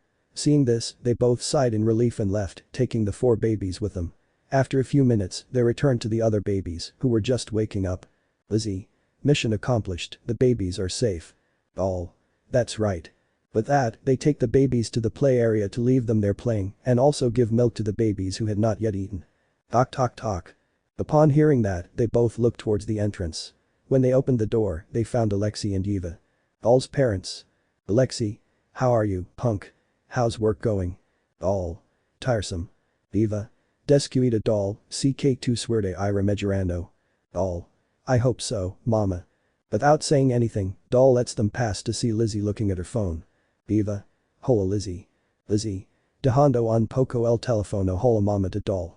Doll. Do you want something to eat? Quieren comer algo? Both adults smiled slightly and nodded. Time skip. Doll, her parents and Lizzie were finishing their meal when the doorbell rang. Eva decided to answer it, so she opened the door and found Uzi and Uzi's parents. Nori Y Khan. Nori. Hi Eva. Eva. Hi Nori, what brings you here? N. We're here for Nick, Uzi's parents found out and wanted to come. Then Doll appears with Nick in her arms to hand him over to his parents. Uzi, thanks Doll. Doll just nods when they see Naruto and his partners arrive. Naruto. Amused it seems we agreed on a nice moment. Doll only went to get the babies and then, using the solver, gave the babies to their respective parents. Naruto, thank you Doll. Doll simply nods. With that, they leave, leaving Doll relaxed, knowing her little adventure was over. Jay and Tessa. Naruto could be seen driving a dragon glider. Heading towards a place. After a few minutes, he arrives at his destination. It was the Boar Hat. Upon seeing his first and only tavern, Naruto parked the hovercraft nearby to pay for it, got off, and entered the establishment. Once inside, he could see the tables. Which were occupied by several customers. Noir simply starts walking to a distant table where a girl with a robotic arm was sitting. And a murder drone. They were Tessa James Elliott and serial designation J, or just Tessa and J. J. Wow, you're here. Tessa. J, behave yourself. Naruto. Listen to her, J. Your situation is very delicate right now. J just huffs but decides to accept, knowing he has a lot to lose. Seeing this, Naruto sits in the empty seat. Would you like something? Upon hearing the voice, they turn to see Elaine, Ban's girlfriend. Who wore the Boar Hat uniform. Naruto. Hi Elaine. Elaine. Hi Mealy Naruto, nervous he, Naruto. Naruto just shakes his head with an amused smile. Naruto. Never mind, just get me a Bernia beer, please. Tessa. Kindly I'd like a butterbeer. J. Sighs resignedly fine, I'll have a bottle of gasoline, please. Elaine. I understand. Anything to eat? Naruto. Bring us an apple pie, please. Elaine nods with a smile and floats away. J. I still can't believe those stones are capable of doing all that. Tessa. Believe me, Jay, I thought about that too, but look on the bright side, there won't be so much pollution anymore. J. MMPH, I guess. Naruto. Okay, now let's start talking about the most important thing, looks at the murder drone you, Jay. Jay just sighs and nods. Sooner or later this was bound to happen. Naruto. As you know, Jay, you've committed several murders of worker drones. This can be interpreted as a survival strategy since they require oil to prevent overloading. Jay nods somewhat relieved at that. She preferred that they see it this way rather than it being worse. Naruto. But the trail is something more serious, Jay, although you're lucky that mentioning sin doesn't create more danger. Tessa. What are you getting at? Naruto. That Jay is going to be on probation for 5 years. That surprised them both when Elaine arrived with the order. Elaine. Here are your orders. Naruto. Thank you Elaine. Elaine nods to give Naruto the Bernia beer. Tessa the butter beer. Jay the bottle of gasoline. And in the middle, the apple pie. Then he left. Naruto just took a piece of the cake to eat it, noticing the surprised looks from Jay and Tessa. Naruto. What? Jay. What do you mean, what? I thought it would be too much paperwork and a lot of frustration, plus several legal issues I don't want to talk about. Naruto. I understand, drinks beer, but I managed to make it quick. Tessa. And what's the line for?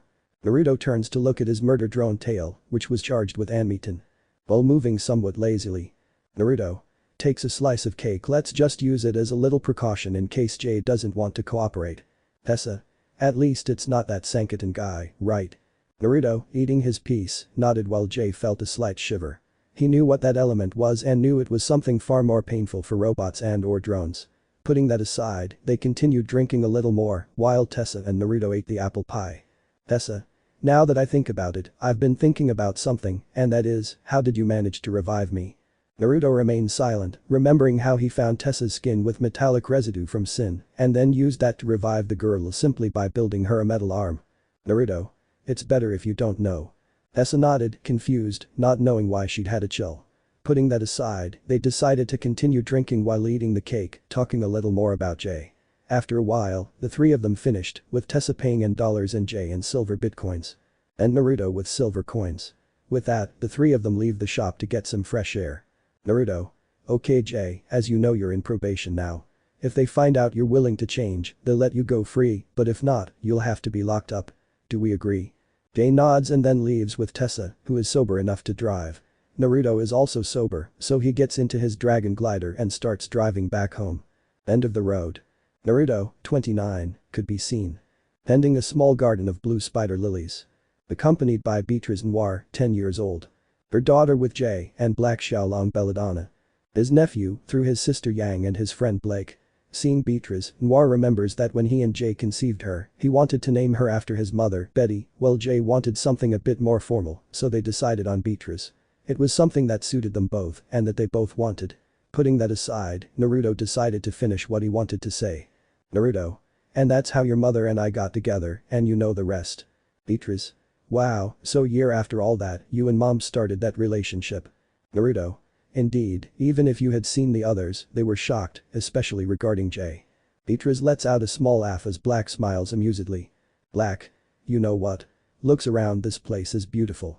Everyone saw how the small place was surrounded by wisteria trees. Casting a beautiful purple shadow. Naruto. I know, Black, that's why I love nature. It creates such a beautiful atmosphere.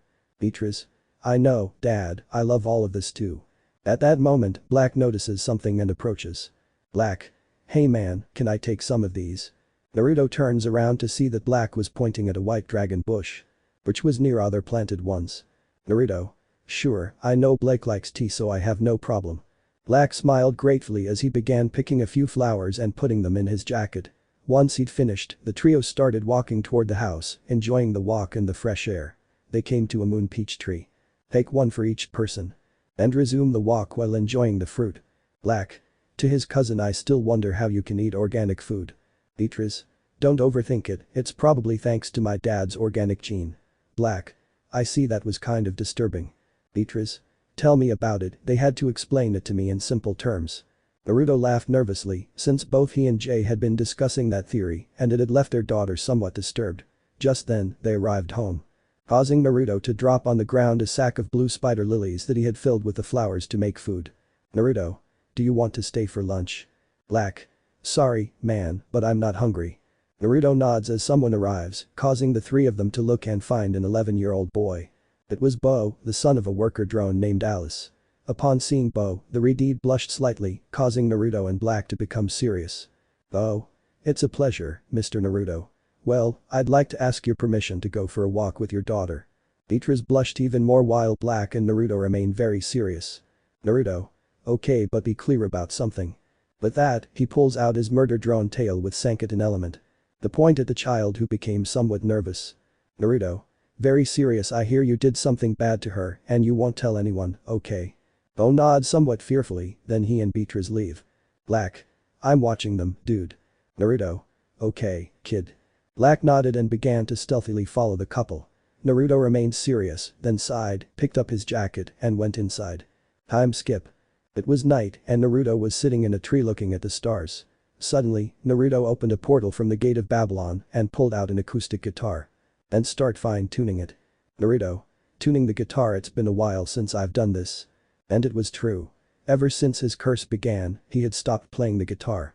Putting that aside, Naruto finished tuning the guitar and began to play. When it was over, Naruto sighed and smiled slightly. How he'd missed that. Just then, he saw Beatrice arrive and teleported away. Appearing in front of her. Naruto. Feigning seriousness, finally you arrive, young lady. Beatrice gets a little scared but then relaxes when she sees her father smiling. Naruto. You better go inside the bed house, dinner is ready. Beatrice smiled happily as she ran inside. Naruto started walking towards the house to go inside. But before closing the door, the Noir turned to look at the fourth wall and smiled. A smile he hadn't given since his curse began. Naruto. That's all folks. With that, he turns around to close the door. Let me know in the comments below if you guys want the next part. Also check out my other video that has been shown and left. Thank you for watching. If you enjoyed this video, please like and share this video. And have a fantastic day. Bye.